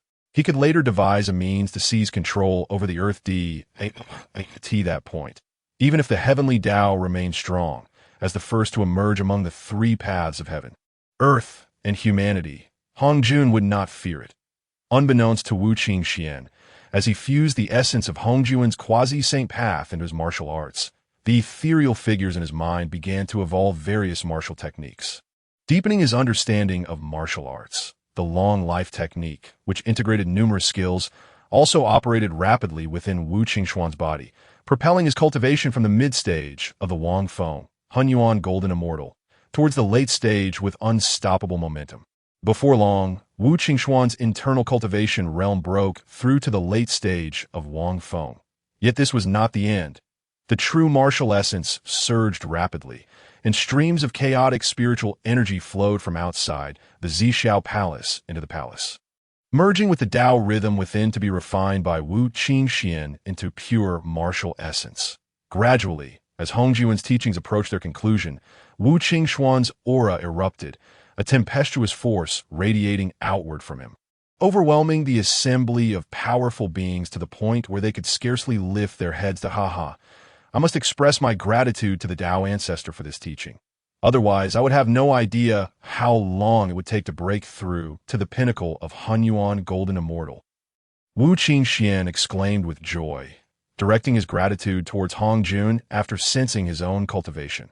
This is merely the result of the profound fortune and stable foundation of the Tao itself. It is nothing remarkable. Hongjun replied, his attitude towards Wu Qingxuan warming considerably. With a slight smile, he waved his hand, indicating that Wu Qingxuan need not dwell on it. He then addressed the astonished assembly below, saying, "This discourse has lasted for 3,000 years and will now come to an end. Upon your return, take the time to comprehend. We express our gratitude to the Tao ancestor for his teachings." The assembly responded in unison, bowing in reverence before orderly exiting the Zhixiao Palace. "Tao friend, do await me at Penglai Island. I have matters to discuss with you then." Wu Qingxuan transmitted a message to Zhuangmu, who was gazing at him, before swiftly making his way towards the departing Hongjun and ancestor Yang Mei. Understanding that Wu Qingxuan intended to observe the impending battle between Hongjun and ancestor Yang Mei, Zhuangmu recognized that her low cultivation would yield no benefit from witnessing such a confrontation and would only serve to distract Wu Qingxuan from protecting her. Thus, she refrained from insisting and departed for Penglai Island, a mind full of questions, accompanied by Xinyuzi and Hongyun. However, suddenly, Hongyun sensed a connection with a treasure. His expression lighting up with joy, he had already reached the brink of severing his corpse, but had refrained due to his meager resources. Possessing only 1 or 2 medium to low-grade innate treasures, his pride led him to disdain using such treasures for severing his 3 corpses, which had stymied his progress until now. Now, sensing a treasure attuned to him, he immediately bid farewell to Xinyuzi and Zhuangmu. After a moment of contemplation, Xinyuzi and Zhuangmu decided to accompany Hongyun. Firstly, the conflict between Hongjun and the ancient ancestor Yang Mei has not reached a swift conclusion, nor has Wu Qingxuan returned to Penglai Immortal Island in haste. Secondly, Hongjun has revealed the path of the 3 corpses. Consequently, the primordial realm is destined to plunge into a fierce contest for spiritual treasures. Presently, Hongyun's cultivation level is merely at the great Luo Golden Immortal Realm, and fearing for his safety, his allies have resolved to assist him. Upon sensing the presence of a spiritual treasure linked to him, the 3 pure ones, Niuhua, Emperor Jun, Tai, and the Taoist of Chaos also became aware of treasures resonating with their own destinies, prompting them to hasten towards the source of their spiritual sensations. Before long, the 11 individuals arrived at the foothills of Buzhou Mountain, where they were astonished to find such a multitude gathered. The 3 pure ones, displaying no change in expression, remained unperturbed, for their unity and strength ensured that any treasure discovered would be shared among them. Niuhua, with the support of Fuxi, who also possessed quasi-saintly power, felt similarly secure. However, Emperor Jun, Tai, and Hongyun were accompanied by Xinyuanzi and Zhuangmu, leading to a heightened sense of vigilance among them. Only the Taoist of Chaos stood alone and expressionless.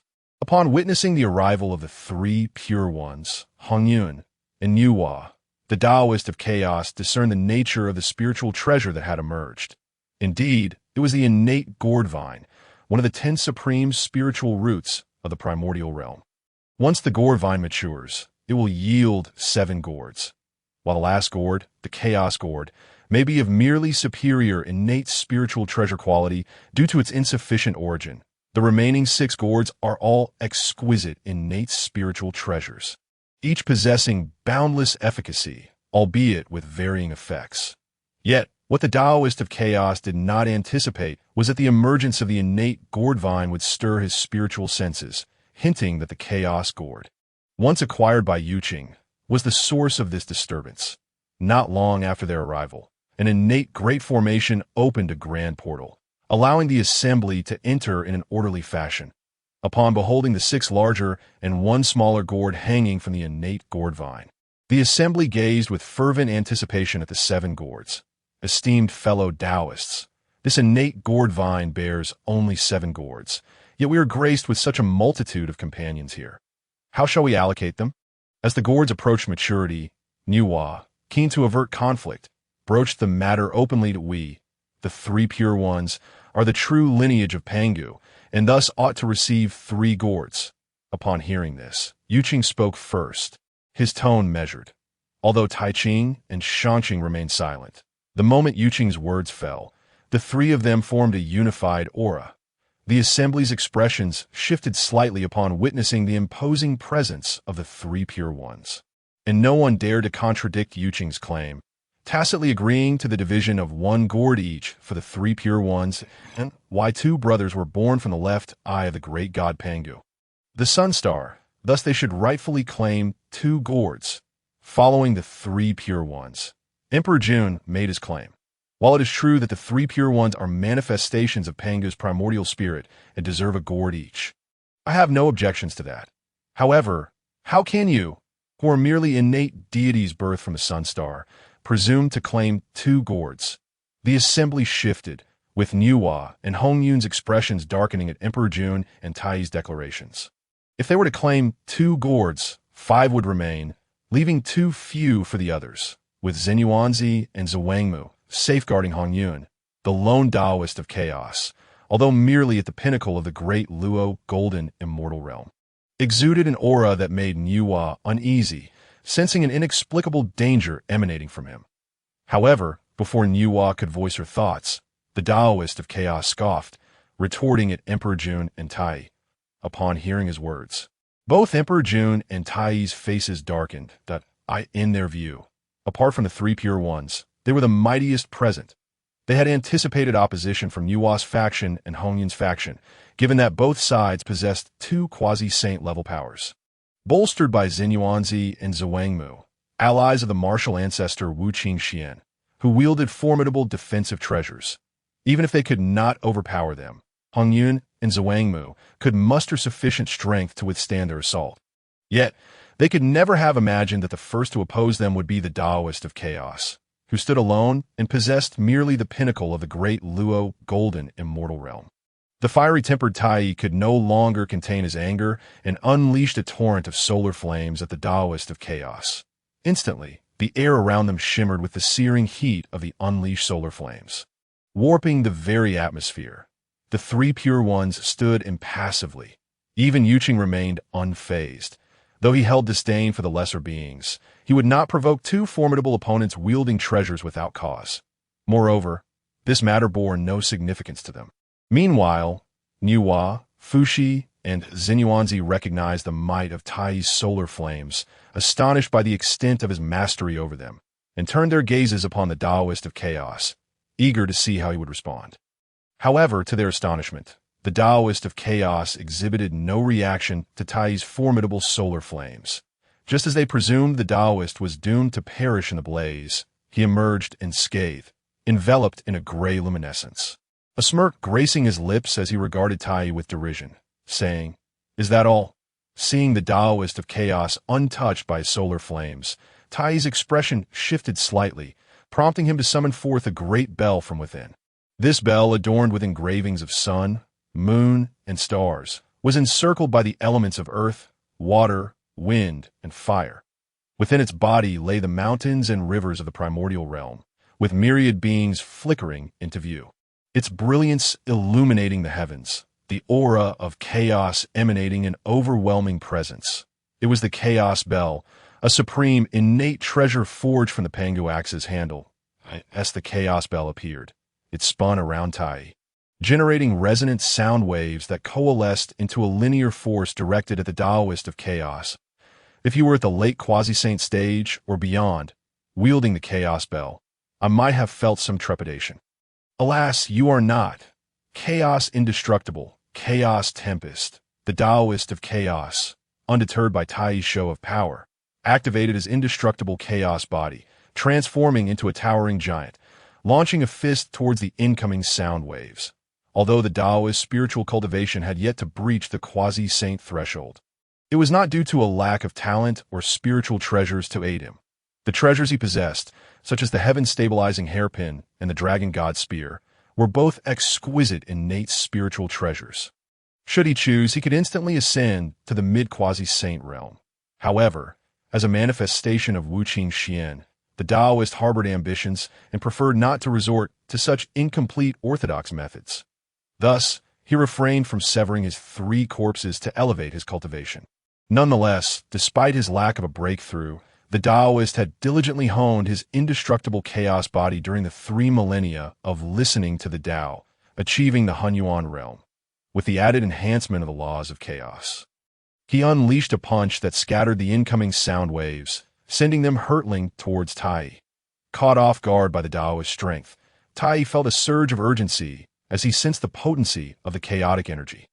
He poured all his magical essence into the Chaos Bell, which began to tremble violently, suppressing the tumultuous chaotic energy.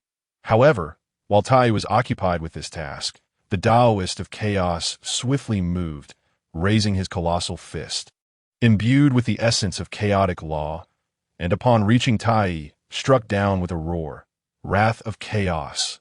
In an instant, the Taoist's fist released an exquisitely condensed burst of chaotic energy, infused with nearly 1/10 of his chaotic law power, crashing down upon Tai with overwhelming force.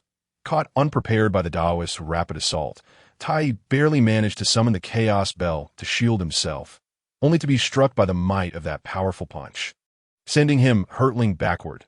Second brother, curse it! Activate the starry formation.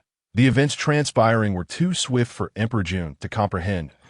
As he came to his senses, he beheld Dong Huangtai being sent flying by a single punch from the Chaos Taoist. Descending towards the base of Buzhou Mountain, in an instant, he let out a furious roar, Summoning the He-Tu and Luo Shu from within his being, streams of starlight converged towards the He-Tu and Luo Shu the moment they manifested, subsequently forming a grand formation brimming with celestial radiance. The Chaos Daoist, initially poised to mercilessly strike a drowning dog, found himself enveloped by a grand array conjured by Di Jun before he could unleash his escape light in pursuit of Dong Huangtai. Gazing upon this nebulous world of starlight, the Chaos Daoist recognized that this formation was the precursor to one of the 10 great formations of the Primordial Era, the Zhou Tian Xing Do formation. Immersed within this starlit array, the Chaos Daoist watched as beams of starlight relentlessly bombarded him, a disdainful smile creeping upon his face. Were this formation indeed the complete Zhou Tian Xing Do formation, he might have immediately contacted Wu Qingxuan to procure the God-slaying spear or the Hongmeng Liang Tian ruler, both of which were formidable treasures. Utilizing the might of his true form, he could have escaped before the formation fully materialized. Alas, this was but a remnant array, and the Chaos Daoist harbored no fear. He activated his indestructible chaos body, channeling chaotic laws into his fists, relentlessly striking towards the myriad stars in search of the formation's core. Boom! Time became nebulous as he struck one of the stars with his fist, yet this time it did not shatter as before. Understanding that this star was one of the array's focal points, transformed from one of the He-Tu and Luo Shu, he gathered chaotic laws, his power surging dramatically. With a concentrated blow, he struck towards the star. Rumble! The star trembled violently under the onslaught of the Chaos Daoist's powerful strike. Imbued with the tempest of chaotic laws and the strength of his indestructible body, outside the formation, Di Jun, who was maintaining the array, suddenly spat out a mouthful of blood. His complexion drastically changing, he could not afford to lose face any longer and urgently addressed the Chaos Daoist. Friend, it was my brother and I who offended you earlier. Let us put this matter to rest, shall we? Humph! You wish to strike me, yet now that you find yourselves unable to prevail, you seek to withdraw. Where in this world does such fortune exist? Upon hearing Di Jun's voice, the Chaos Daoist let out a cold snicker. Operating his indestructible chaos body to its utmost, he continued to bombard the focal point transformed from the He-Tu and Luo Shu, causing Di Jun to repeatedly spit blood. Just as Di Jun was on the verge of collapsing, Dong Huangtai, pale as a ghost, flew back to his side. Upon witnessing Di Jun's plight, his expression turned grim. Friend, I was reckless before, and I sincerely apologize. This is the main branch of the Fusang tree, one of the 10 supreme spiritual roots, excellent for refining artifacts that my brother and I will only take one gourd. How does that sound? Seeing Di Jun's imminent collapse and recognizing his own severe injuries from the Chaos Daoist's last punch, coupled with his incomplete mastery over the Chaos Bell, he reluctantly softened his stance. Humph! If you wish for me to let this matter slide, very well. In addition to the aforementioned condition, I require the Chaos Bell for 3,000 years of contemplation. At the end of that period, during the sermon at the Zixiao Palace, I shall return it. The Chaos Daoist replied with a cold smile upon hearing Dong Huangtai's words. As for Dong Huangtai offending him, along with the fact that both he and Di Jun could not defeat him together, it was only logical that they had lost their qualifications to seize the treasures. However, among the 7 gourds born from the innate gourd vine, one was destined to become the fated spiritual treasure of Di Jun's youngest son, Luya. Even if this gourd were to fall into the hands of others, it would be of no use to them. Thus, it would be more prudent to trade this spiritual treasure with Dong Huangtai. The Chaos Daoist had his eyes set on the Chaos Bell. This innate treasure not only excelled in both offense and defense, but also possessed the ability to suppress fate. Although he had many treasures capable of suppressing fate, they were insufficient compared to the vastness of martial arts.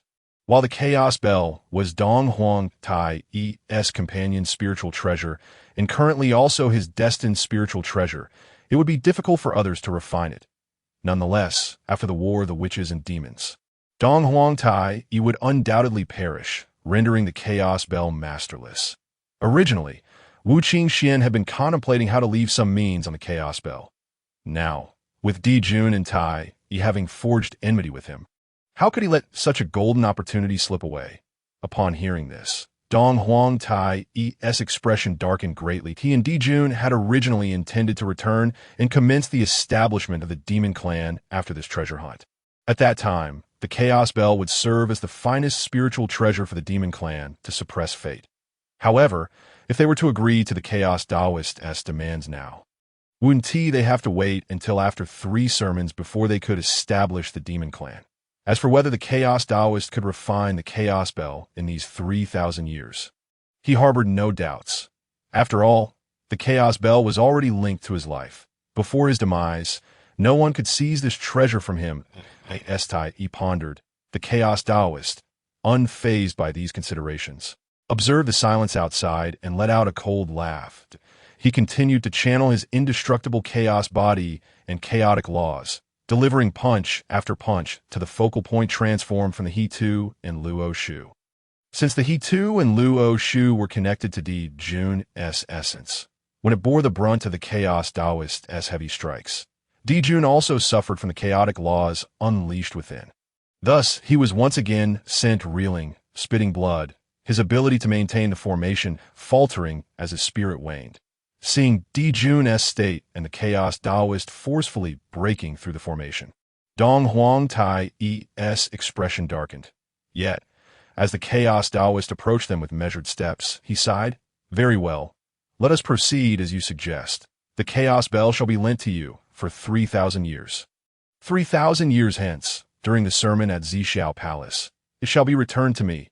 Upon hearing Dong Huang Tai's words, the Chaos Taoist's lips curled into a smirk as he accepted the Chaos Bell and the main branch of the Fusang tree that Dong Huang Tai tossed to him. Dispersing his indestructible chaos body, he turned and awaited the gourd's maturation in silence. Niuhua, Fuxi, Zhenyuanzi, Zhuangmu, and Hong Yun all bore varied expressions as they regarded the Chaos Taoist. They had not anticipated that the Chaos Taoist, merely a Daoyuo, golden immortal, could defeat both Dijun and Dong Huang Tai without even utilizing any treasures in this battle. They began to harbor a sense of trepidation towards him. As for the Sanqing, aside from Shanqing, who gazed at the Chaos Taoist with palpable battle intent, Taqing and Yuqing remained expressionless, leaving no one to discern their thoughts. As time gradually passed, after a decade of fierce conflict between the Chaos Taoist and Dijun Tai, a sudden spiritual storm swept across Buzhou Mountain, with streams of spiritual energy surging into the gourd vine. The 7 gourds began to sway incessantly, and the first to detach was a purple golden gourd, radiating immense power as it floated gracefully in the air, heading directly towards Taqing. This purple golden gourd would later become renowned during the era of journey to the west. Once obtained by Taqing, it would serve as a vessel for elixirs, enhancing their efficacy and capable of drawing enemies into the gourd, where they would meet their demise within a mere moment. And of course, such effects, while extraordinary, depended on the wielder's capability. Following Taqing's acquisition of the purple golden gourd, the second gourd soon detached from the vine. This one was a purplish-red gourd, which, after spinning in the air for a while, flew towards Hong Yun. Upon receiving the gourd, Hong Yun's face lit up with joy as he planned to refine it into his life's treasure for the purpose of slaying corpses. This gourd was known as the Jiao Sampa gourd, and once refined into a spiritual treasure, it contained red sand capable of both offense and defense, and could absorb one's essence, trapping divine beings in its grasp, obliterating their forms and spirits. Truly a malevolent artifact. Not long after Hong Yun acquired the spiritual treasure, the third gourd fell, this one a purplish-white gourd. After spinning around, it flew into Dong Huang Tai's hands. This gourd would later be refined by Dong Huang Tai into the Xian slaying gourd, containing a head with features and sharp wings. When seeking to vanquish foes, one need only channel their power and call upon the treasure to swiftly sever an enemy's head, its might unparalleled. After obtaining the gourd, Tai glanced at the Chaos Taoist, who stood expressionless before turning to leave with a pale-faced Dijun, lacking the desire to linger any longer. Shortly after Tai departed, 3 more gourds ripened in succession, detaching from the vine and swirling in the air, emanating divine light. The purple-blue gourd flew into Niua's hands, who later refined it into the summoning flag, compelling all creatures in the world to heed its call, leaving them with no choice but to submit. Of course, all creatures must first bear the ancestral imprint of their essence upon the flag to be unable to resist its summons.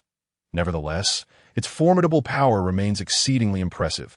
The purple-yellow gourd soared into the hands of Shanqing, who subsequently refined it into a waterfire gourd, within which resided 2 waterfire cheilants, endowing it with unparalleled might. Upon acquiring the gourd, Niua and Shanqing observed the remaining purple-green gourd oscillating erratically, at times ascending towards the celestial realms, and at other times veering towards the direction of Yuqing, as if in a state of turmoil, unable to decide upon its rightful master. The Chaos Taoist, witnessing the gourd's indecisiveness, found amusement in its plight. Had he not intervened, it was likely that the gourd would have flown into the chaos realm, ultimately landing in the hands of Hongjun, who would bestow it upon Hao Yin, enhancing its capacity to nurture treasures of the world, thus elevating its might. Of course, this enhancement was limited to treasures beneath the grade of top-grade innate spiritual treasures or postnatal supreme spiritual treasures. The higher the grade, the lesser the amplification. Regrettably, with his arrival, the gourd appeared to have shifted from being Hao Yin's destined spiritual treasure. Observing the purple-green gourd's erratic behavior, Yuqing's countenance darkened. While the other gourds successfully reached their respective masters, this one presented an unexpected complication in its interaction with him. Feeling a sense of embarrassment, Yuqing discreetly invoked a principle, summoning the purple-green gourd to his side. The reason for this action was that, although a purple-black gourd still remained on the vine, it seemed somewhat malnourished. With the surrounding spiritual energy storm on the verge of dissipating, yet it had not yet ripened. Thus, Yuqing decisively drew the purple-green gourd into his possession. After the 3 purities and Hongyun acquired their gourds, they departed in succession. Immediately, apart from Niua and Fushi, only the Chaos Taoist remained in the vicinity. The Chaos Taoist cast a glance at Niua, understanding that she sensed a significant connection to the gourd vine, one that could potentially influence her future path to enlightenment, which was why she lingered instead of following the others. However, despite his awareness, the Chaos Taoist was not inclined to present the gourd vine to Niua at this moment. Ignoring her expectant gaze, he initiated the flow of chaos principles into the purple-black gourd just as it was about to detach from a vine. Instantly, the trembling purple-black gourd fell into complete stillness under the infusion of chaos principles.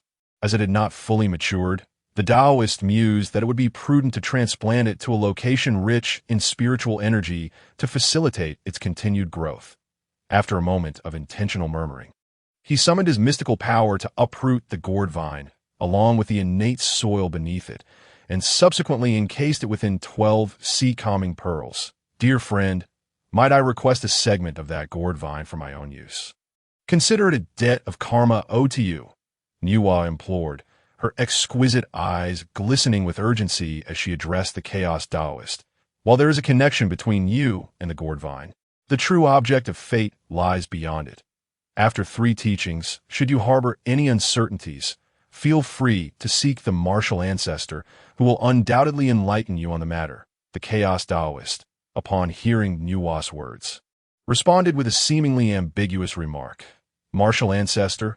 Niua furrowed her brow in confusion, gazing at the Chaos Taoist. Yet, the Chaos Taoist seemed oblivious to her inquisitive expression, offering a faint smile before dissipating into a wisp of gray light. As Niua watched the Chaos Taoist depart, she could only sigh, suppressing her turmoil as she followed Fushi towards their abode in Buzhou Mountain. Brother, what do you think is the connection between the Chaos Taoist and the martial ancestor? Moreover, he appears to possess knowledge of something significant, stating that my fate lies in the teachings to come. Upon hearing his words, my senses trembled, suggesting that the martial ancestor indeed holds some monumental opportunity for me. On their journey home, Niua, unable to contain her uncertainty, finally voiced her concerns. How would I know? The moment he spoke those words, I discreetly calculated the situation. However, the results were shrouded in mist, yielding only vague impressions. Sister, to be candid, you are not alone in this. I too sensed a connection with the martial ancestor during my calculations, Yet the specifics elude me, leaving me vexed. Fushi sighed with a wry smile. Regarding Nuat I in that case, let us visit Penglai Island. Rather than speculating, why not seek out the martial ancestor directly?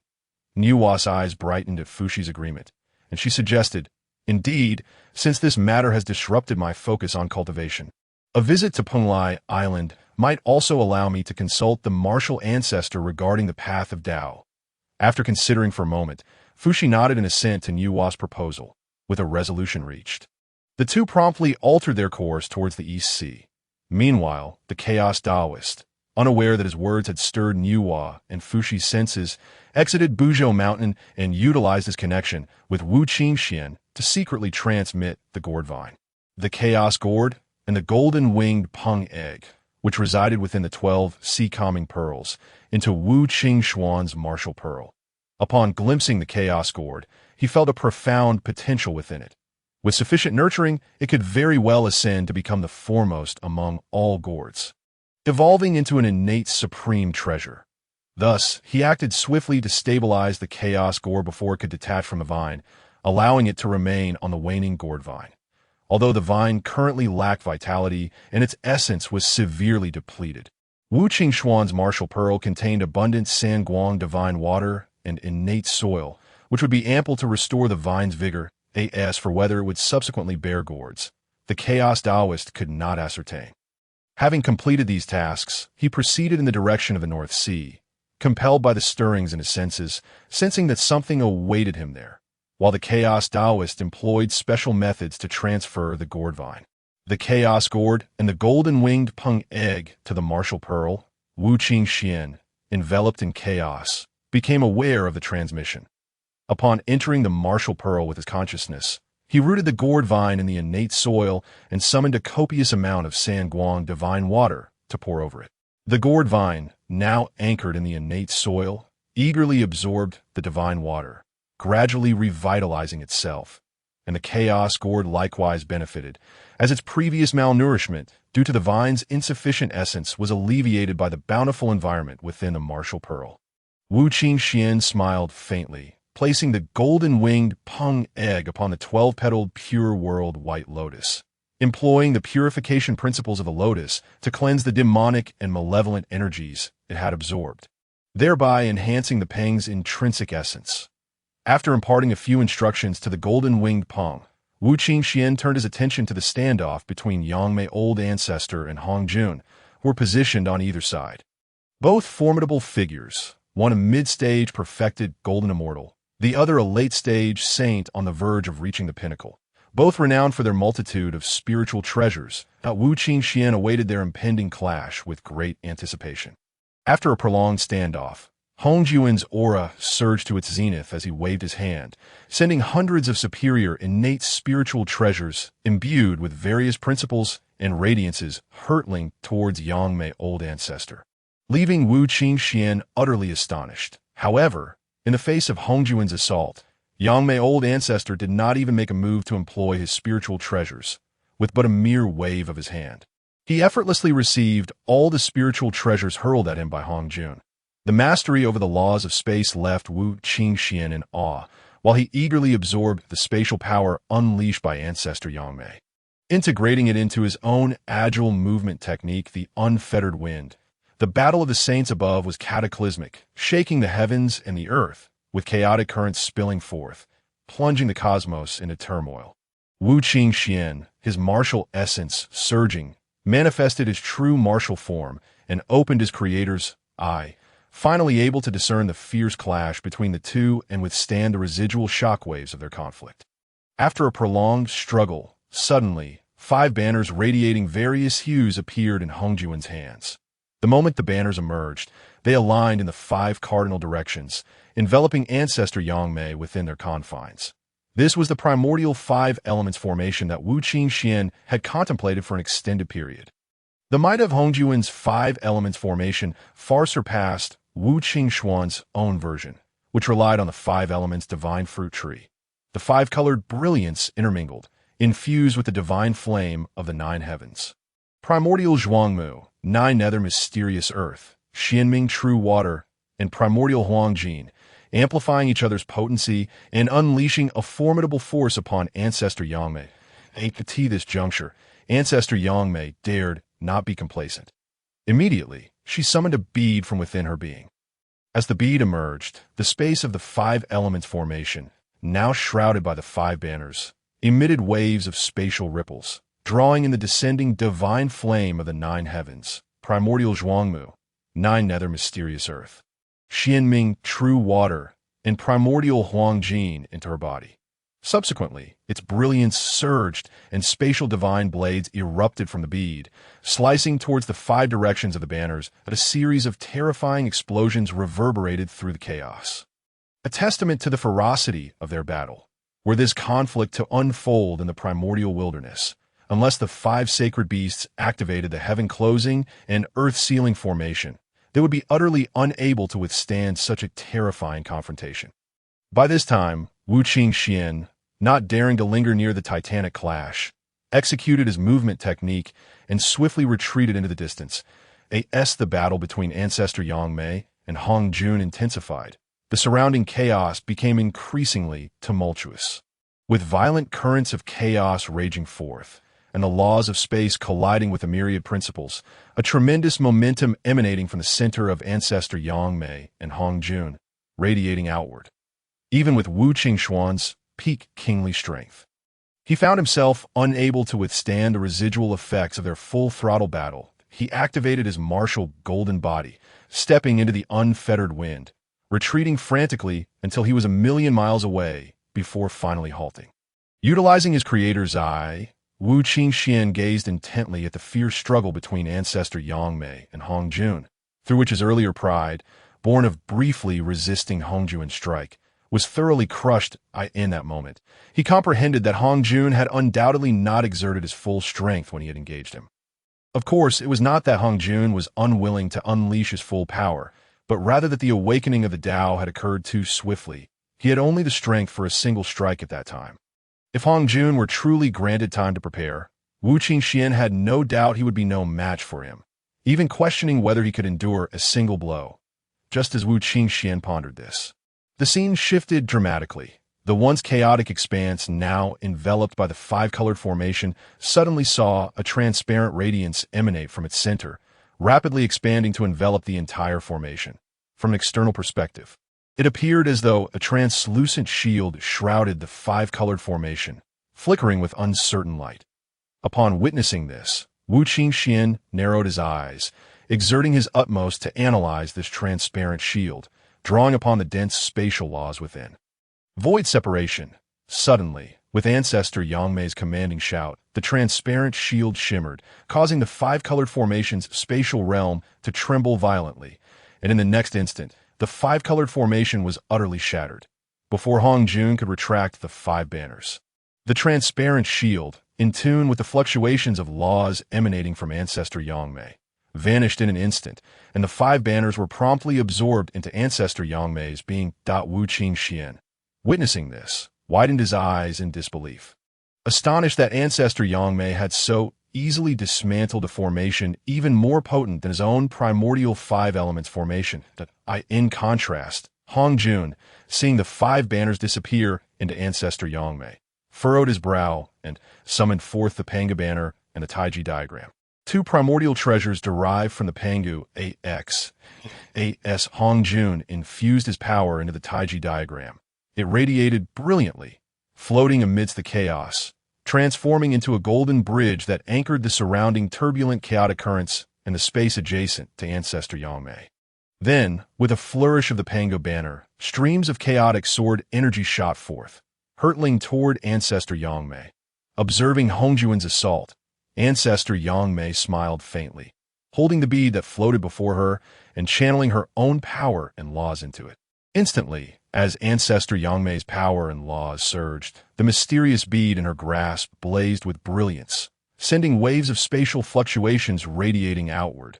This energy quickened in tempo, and soon, the space surrounding the Taiji diagram began to ripple, with chaotic currents shattering the surrounding realm. Even the Taiji diagram, failing to respond in time, being absorbed into the bead held by Ancestor Yangmei.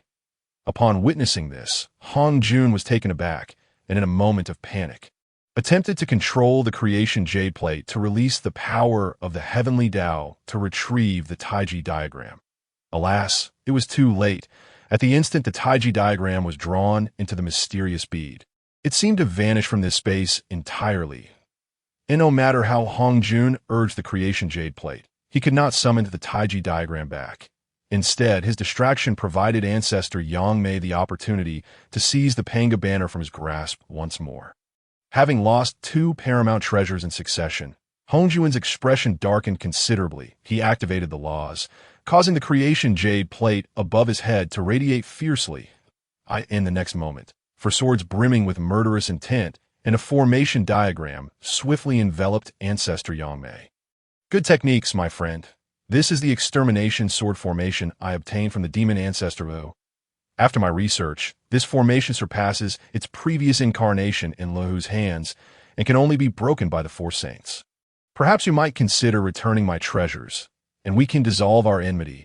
Upon seeing ancestor Yang Mei ensnared by the extermination sword formation, Hong Jun felt a sense of relief and spoke to her within the formation. Hong Jun, do you think I'm still the same person who once allied with you against Luhu?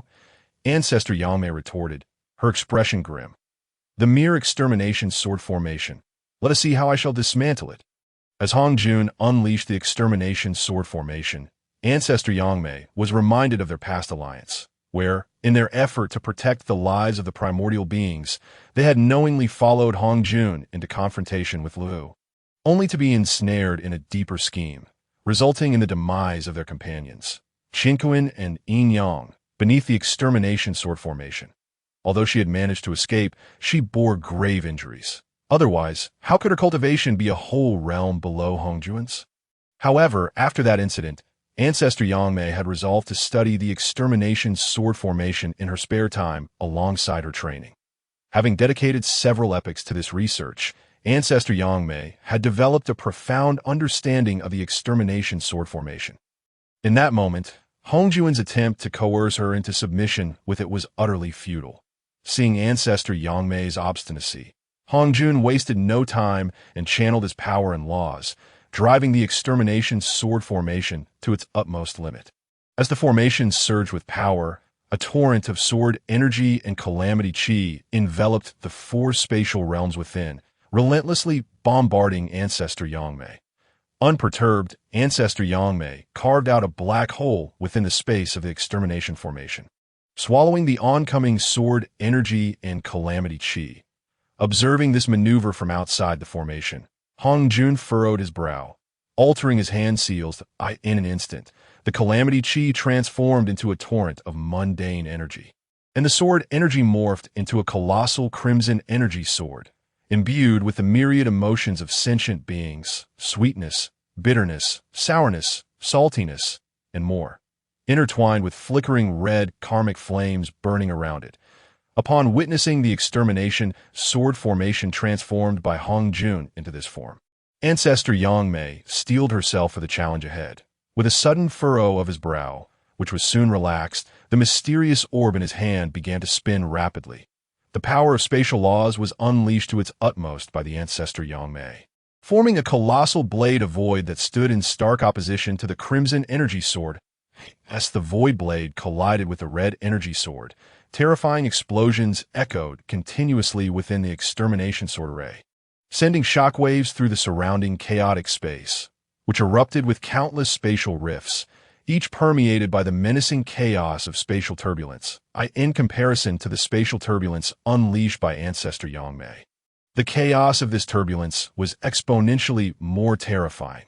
Witnessing the spatial turbulence enveloping him, Wu Qingxuan's expression changed slightly. He could no longer afford to ponder the spatial laws of ancestor Yang Mei or the myriad laws of Hong Jun. He hastily activated his movement technique, darting away into the distance. Hong Jun, you have been defeated.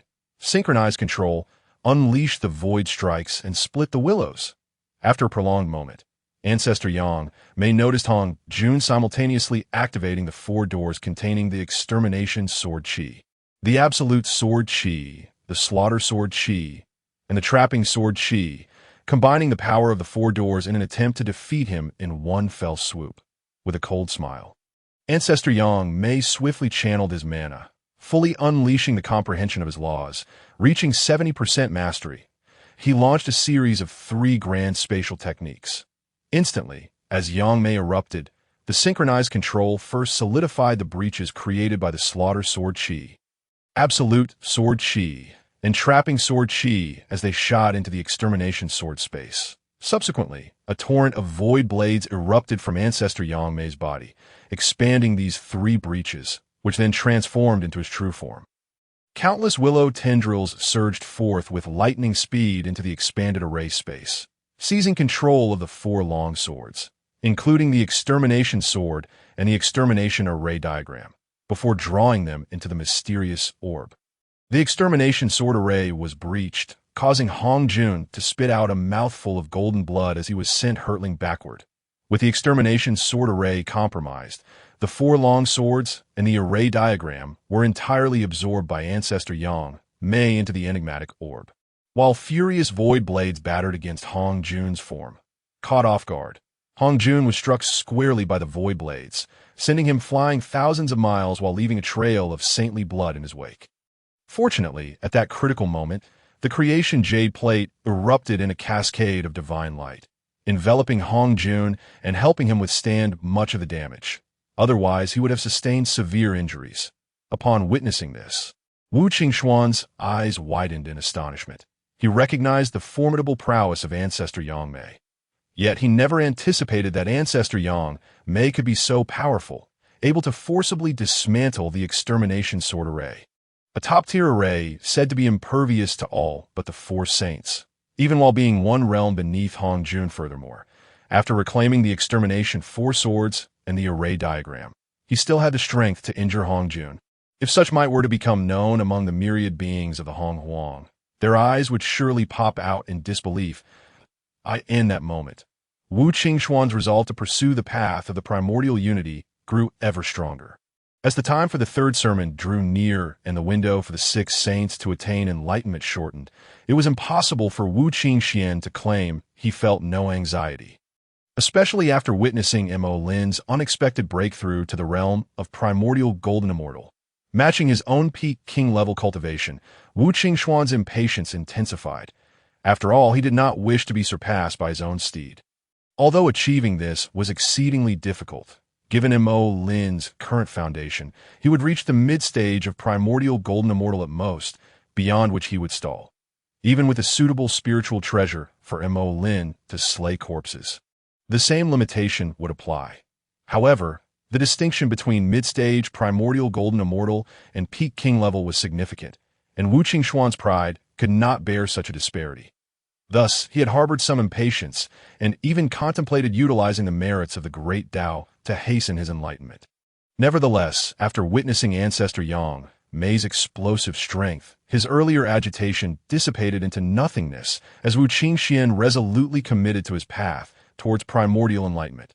While Wu Qingxuan was lost in thought, after securing the Extermination 4 swords and the array diagram, Ancestor Yang Mei, seeing Hong Jun spitting blood and flying backward, decided to capitalize on Hong Jun's weakness and take his life. He immediately employed spatial divine abilities, leaping through several spaces to appear behind Hong Jun, launching a barrage of void blades at him. Furthermore, Ancestor Yang Mei even urged the mysterious orb, seeking to snatch the creation jade plate from atop Hong Jun's head. The creation jade plate was something Ancestor Yang Mei coveted dearly. Although it no longer shone with the brilliance of the Chaos Era, this did not diminish its extraordinary capabilities that if he could obtain the creation jade plate, Ancestor Yang Mei would undoubtedly accelerate his recovery to the cultivation level he held during his time as the spatial demon god. Sensing Ancestor Yang Mei's intentions, Hong Jun's expression darkened as he could only communicate with the Tao of Heaven. Forming a heavenly golden wheel to counter Ancestor Yang Mei, he preferred to draw upon the power of the Tao of Heaven rather than allow Ancestor Yang Mei to seize the creation jade plate. Although doing so would deepen his connection to the Tao of Heaven, limiting his freedom in the future during his own unification, he was unwilling to let Ancestor Yang Mei claim that treasure. After all, the creation jade plate was a fateful spiritual treasure of the Panga great god. Even though the Panga great god had perished, it did not mean that he had inherited mastery over the creation jade plate, becoming its destined master. The creation jade plate was a transaction he had made with the Tao of Heaven, meant to compensate for its deficiencies through unification, and the Tao had guided him in piecing it together. Should Ancestor Yang may seize it, not only would his cultivation suffer a decline, but escaping the Tao of Heaven's influence in the future would become exceedingly difficult. As Hongjun made his decision and condensed the heavenly golden wheel, an overwhelming aura erupted from him. Although he was still far from the chaos and distance from the Hong Huang, the power of the Tao of Heaven was formidable enough to elevate Hongjun's originally late-stage, saintly realm to that of peak saint, even seemingly rivaling the might of the Tao of Heaven. Witnessing Hongjun's sudden surge of power, Ancestor Yang Mei's expression shifted drastically as he abandoned the idea of seizing the creation jade plate and hastily retreated using spatial divine abilities. Thus, the battle came to an abrupt end. After distancing himself from Hongjun, Ancestor Yang Mei uttered a statement that caused Hongjun to spit blood anew. Hearing Ancestor Yang Mei's words, Hongjun's expression darkened, cursing him internally for his shamelessness. Would it not have been better for you to end this battle earlier? Why must you force me to draw upon the power of the Tao of Heaven before you choose to withdraw? At that moment, Hongjun's mind was filled with a torrent of expletives, leaving him profoundly unsettled. However, he was acutely aware of Ancestor Yang Mei's strength, despite temporarily reaching the peak saintly level through the power of the Tao of Heaven. Ancestor Yang Mei was no pushover as a former spatial demon god. The full extent of Ancestor Yang Mei's hidden abilities remained a mystery to all. For instance, the true nature of the mysterious orb at his hand was unknown even to Hongjun, who had inherited the memories of the demon god of immortals. He lacked the confidence to slay Ancestor Yang Mei. Should he push him too far, the latter might flee deep into the chaos, leaving Hongjun with nothing to show for it. After all, Ancestor Yang Mei possessed numerous top-tier divine treasures of the Hong Huang world. If those treasures were lost, the consequences would be dire. Thus, even though Hongjun's expression was extremely grim, he had no choice but to darken his face and halt his advance. That, of course, he did not dispel the heavenly golden wheel, although the longer he maintained it, the deeper he would be ensnared by the Tao of Heaven upon unification. He had no other choice. He feared that Ancestor Yang Mei might suddenly flee, so he could only extend his hand toward him, the meaning unspoken yet clear. Observing Hongjun's grim expression, Ancestor Yang Mei felt a rush of secret satisfaction. As a former being of the Tao of Heaven, how could he not perceive the reason behind Hongjun's current demeanor? However, while he held a strong position, he also did not wish to push Hongjun too far. Should Hongjun decide to resort to a desperate gamble, Ancestor Yang Mei would not emerge unscathed either. Therefore, he relinquished all treasures save for the Five Directions banner to Hongjun. Upon seeing the treasures floating around him, Hongjun's brow furrowed. The Five Directions banner was conspicuously absent. Return the Five Directions banner. Hongjun gazed at Yang Mei, his tone flat yet firm. Hongjun, do not push your luck. Do you think I require compensation for this battle? Consider the Five Directions banner as my reward for this confrontation. If you attempt to forcefully claim it, do not blame me if I resort to a fight to the death. Do not think I fear you simply because you have reached the peak saintly level through the power of the Hong Huang's Tao. Ancestor Yang Mei retorted disdainfully. You. Hongjun was incensed by Ancestor Yang Mei's words, but he knew the truth in them. Although he planned to bestow the Five Directions banner later, it would not be given into any one person's hands. Instead, he intended to split the Five Directions banner, ensuring they could never be recombined. That a saint's thought can dictate all matters. Regarding the future divergence of Jane and Zhuanti from the mystical gate, Hongjun was already aware. Merely because he owes a significant debt to the Western powers of causality, he has tolerated this situation. Subsequently, to prevent the five element flags from converging, he bestowed the Eastern Qinglian treasure flag, which was originally intended to suppress the East, upon Zhuanti, highlighting the determination of Hongjun now. With the arrival of Yang Mei Laozu accepting the five-element flag, it ensures that no trace of it will reappear in the vast wilderness, eliminating any potential threat to him in the future.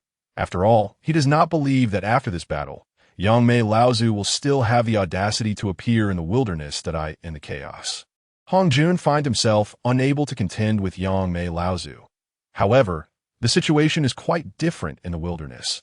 Leveraging the power of the heavenly Tao, his strength can surge to the level of the heavenly Tao realm. Given Yang Mei Laozu's current capabilities, even with all her means exhausted, she would still be no match for him.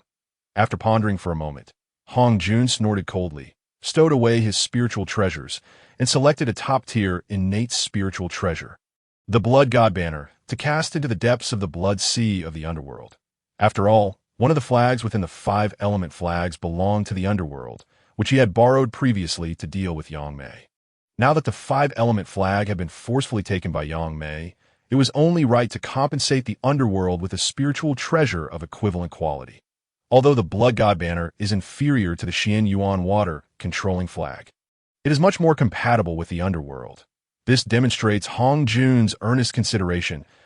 In the depths of the blood sea within the wilderness, a murky expanse unfolds, where souls with expressions ranging from ferocious to serene, or sorrowful, drift aimlessly in this area of the blood sea.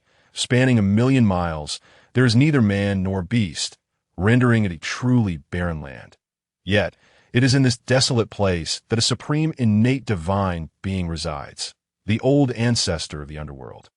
Despite the extreme barrenness near the blood sea, the depths of this sea are rich in resources, as it serves as a gathering place for the tainted blood of the wilderness. Within the vast expanse of the blood sea, there lie many remnants of demonic blood. Even these remnants can give rise to unique, innate spiritual roots and treasures in such an environment. Deep within the blood sea, in a palace where the old ancestor of the underworld was engaged in closed-door cultivation and comprehension of the Tao, he suddenly witnessed the arrival of the Blood God Banner, a top-tier, innate spiritual treasure, flying from beyond the heavens. Upon taking hold of the Blood God Banner, the old ancestor's expression shifted unpredictably. He had not anticipated that after lending out his top-tier, innate spiritual treasure, the Xian Yuan water-controlling flag, he would receive this Blood God Banner in return. Although furious at the apparent shamelessness of Hong Jun, he dared not utter a word of reproach, only muttering under his breath in discontent, before reluctantly beginning to refine the Blood God Banner anew. As he made some progress in refining the Blood God Banner, and learned of its capabilities, his heart soared with delight. While the rank of the Blood God Banner may not surpass that of the Xian Yuan water-controlling flag, its powers are far more aligned with his own. It not only allows him to manipulate the vast expanse of the blood sea, but with a mere flourish of the Blood God Banner, he can summon a miniature version of the blood sea, synergizing it with his innate divine ability, the Blood God Child. Provided the enemy does not obliterate all of his Blood God children instantaneously, he can achieve infinite rebirth. Moreover, the Blood God Banner contains numerous blood-related laws and divine abilities. Once he comprehends the blood laws contained within, it will undoubtedly enhance his mastery of blood-related principles. Additionally, the Blood God Banner has the capability to imprint the spiritual essence of others. Once a person's spiritual essence is marked by this banner, he can manipulate their physical form, turning them into a puppet. Upon realizing the potential of the Blood God Banner, the old ancestor's previous vexation evaporated, replaced instead by a grateful expression towards Hong Jun. Unbeknownst to him, this Blood God Banner was destined to be received by the underworld from the dividing treasure rock, subsequently refined into the Blood Sea, earning the title of As Long as the Blood Sea Exists, the underworld shall not perish. Hong Jun had effectively acquired a top-tier, innate spiritual treasure that originally belonged to the underworld without any cost. After all, in his pursuit of unity with the Tao, Hong Jun must resolve all debts of causality owed to the wilderness. Only then can he firmly align with the heavenly Tao. And naturally, the resolution of such debts involves the division of spiritual treasures. In the chaos, Wu Qingxuan remained unaware of the underworld's intentions. After observing the fierce battle between Hong Jun and Yang Mei Laozu, he felt a lingering excitement. At this moment, he had already elevated his understanding of the spatial laws to a significant level, achieving a 1/5 mastery, which corresponds to the realm of the mixed Yuan Golden Immortal. Although his overall strength appeared unchanged, his combat prowess had notably increased that he believed that after Hong Jun's 3 teachings, It would be a natural progression for his cultivation to ascend to the realm of the Saint Emperor. Watching Hongjun depart the chaos with a dark expression, Wu Qingxuan felt both amusement and frustration. He had been plotting regarding the five-element flag for quite some time. Originally, he anticipated that after the battle between Yangmei Laozu and Hongjun, all of Hongjun's treasures, except for the creation jade plate, would be taken. However, he had expected that Yangmei Laozu would return them afterward. Yet, unexpectedly, Yangmei Laozu had developed an interest in the innate five-element flag, leaving Wu Qingxuan puzzled and contemplating what he might offer in exchange for this treasure. Are you pondering what to exchange with me for the five-element flag? Just as Wu Qingxuan was deep in thought, Yangmei Laozu suddenly manifested her spatial divine ability and appeared beside him. Wu Qingxuan was taken aback by her words, furrowing his brow in confusion. His plans regarding the five-element flag were known only to his avatar, the Chaos Taoist. How could Yang Mei possibly be aware of this? Moreover, he had not yet initiated any actions. Even if he were to act, as long as the martial God Pearl was present, others would not be able to calculate his plans. How could Yangmei Laozu have gleaned this information? Ah, there is no need for suspicion, my friend. Even Hongjun is unaware of this, that I merely happened to learn that you had taken on a disciple skilled in the five elements Tao. And then I saw you bestow the innate five elements spiritual pearl upon him. Thus, I surmised that you were seeking this set of spiritual treasures for your disciple, seeing the shifting expressions on Wu Qingxuan's face. Yangmei Laozu smiled gently. Ah, I see. Since you are aware of this, what do you wish to exchange for it? Upon hearing Yangmei Laozu's words, Wu Qingxuan let out a sigh of relief. Cursing himself for his carelessness, it was not surprising that Yangmei knew of Kong Xuan.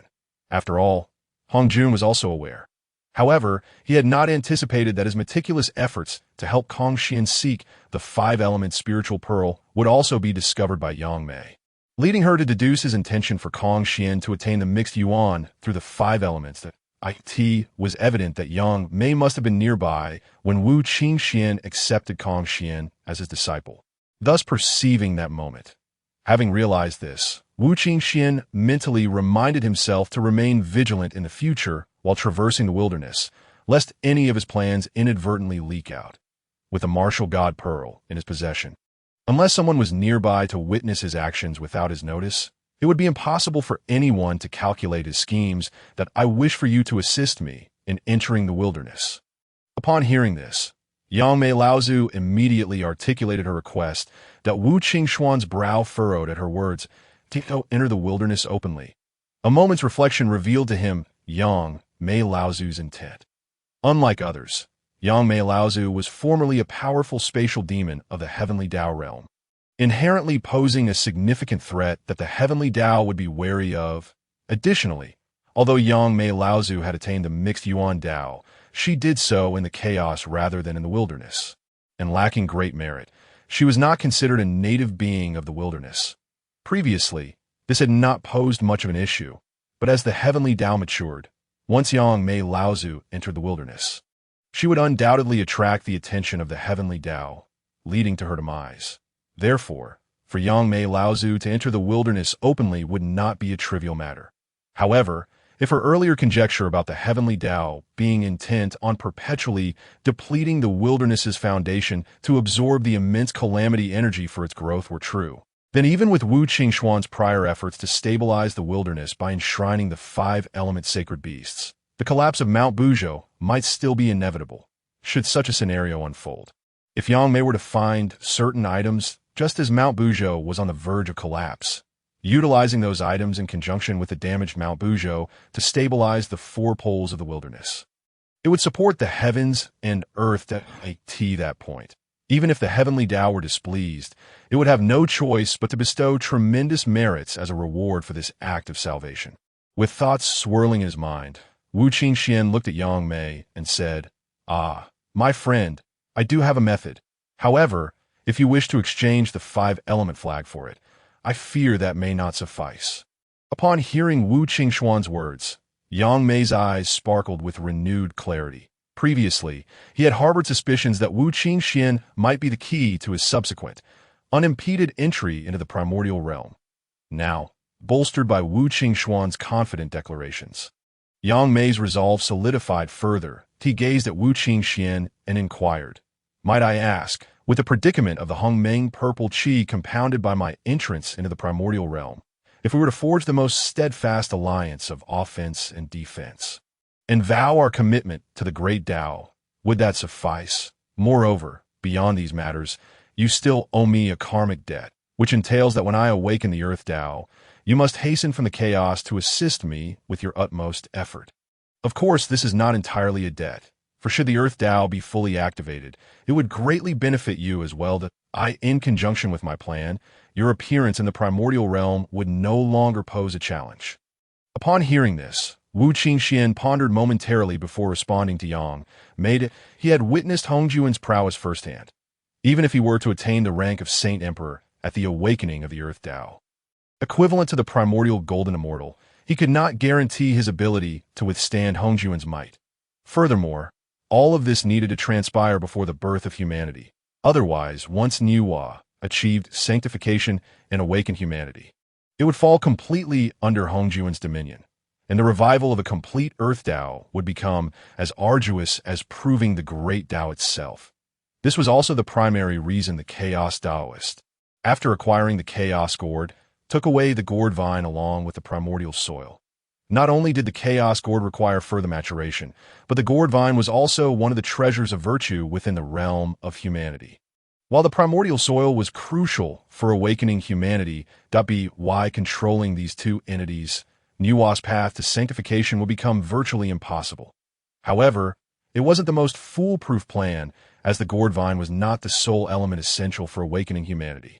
As for the primordial soil, while rare, it was not unique. Should Niuwa lose both the gourd vine and the primordial soil and delay in molding humanity from the earth, her chances of achieving sanctification would diminish. Meanwhile, if the Chaos Taoist did not trade these items to Niuwa, Hongjun might resort to alternative methods to ensure Niuwa obtained the primordial soil and materials for creation, thereby complicating matters. Thus, Wu Qingxian found himself pressed for time. To successfully awaken the complete Earth Tao, he needed to enlist Yang Mei's support. Only then could they withstand Hongjuan's wrath when the Earth Tao was awakened until the great Tao itself revived. Yang Mei's pupils constricted slightly upon hearing Wu Qingxuan's words. He had known Hongjun since the days of chaos, and after reincarnating into the primordial realm, they had engaged in philosophical debates and contests countless times. Although he was not privy to all of Hongjuan's schemes, he had gleaned some understanding. Once Hongjun achieved unity with the Tao, he could ascend to the realm of the heavenly Tao in a short span. But this came at a considerable cost. That cost was Hongjuan's loss of freedom for an extended period. Only after he thoroughly suppressed the heavenly Tao could he regain his autonomy. However, the task of completely subjugating the heavenly Tao was no simple feat. As Hongjun cultivated his own strength, the heavenly Tao simultaneously refined itself through him, creating a balance of power. Unless aided by external forces, Hongjun would find it impossible to suppress the heavenly Tao throughout his lifetime. Thus, if Hongjun recognized this fact, why did he initially agree to unite with the heavenly Tao? This brings us to the Earth Tao and the human Tao. The world is not without hierarchy. It progresses through the tiers of small, medium, and large thousand realms, culminating in the supreme world. Both the Chaos world and the Hongmeng world belong to the nascent realms, not the developed worlds. As they evolve from the Great Tao and Hongmeng, each elevation and tier exponentially enhances the world's potential.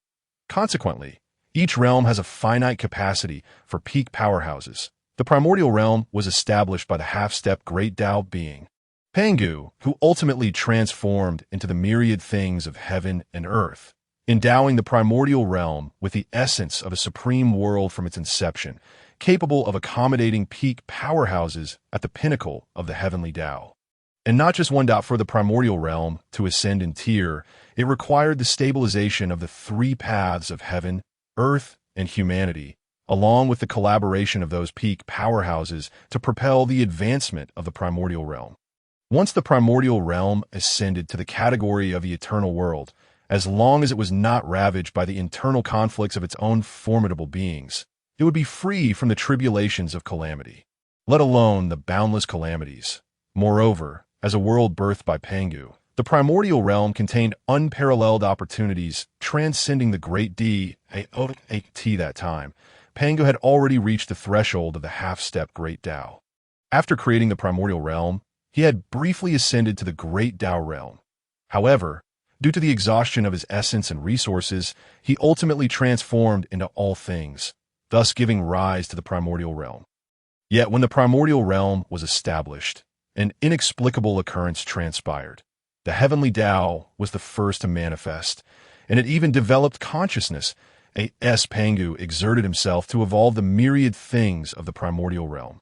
The heavenly Tao seized a significant portion of the merits associated with the unformed and unbound innate sacred beings that it sought a suitable partner for unity and eventually found Hongjun, leading to a series of events in the primordial realm thereafter.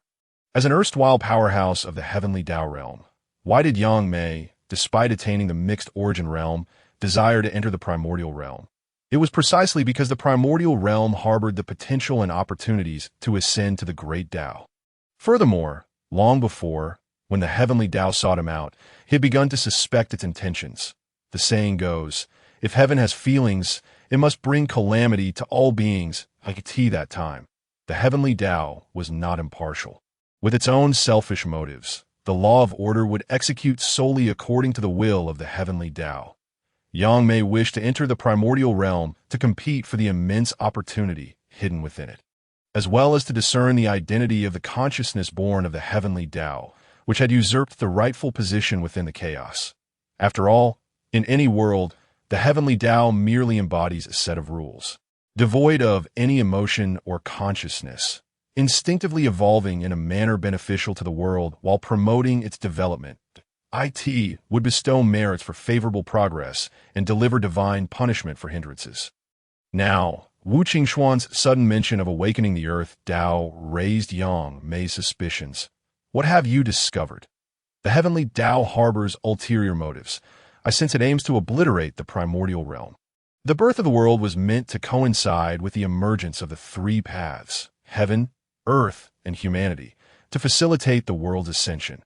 Yet, since the calamities of fierce beasts, with each occurrence, the foundation of the primordial realm diminishes, while the heavenly Tao grows stronger with each trial. Following the Dragon Han calamity and the conflict between Tao and demon, it became evident to me that the heavenly Tao is systematically dismantling the primordial realm to achieve some obscure purpose. However, I am perplexed. If the primordial realm strengthens, the heavenly Tao should naturally follow suit. The heavenly Tao and the primordial realm are inherently complementary. They do not possess conflicting interests but rather thrive on mutual benefit and growth.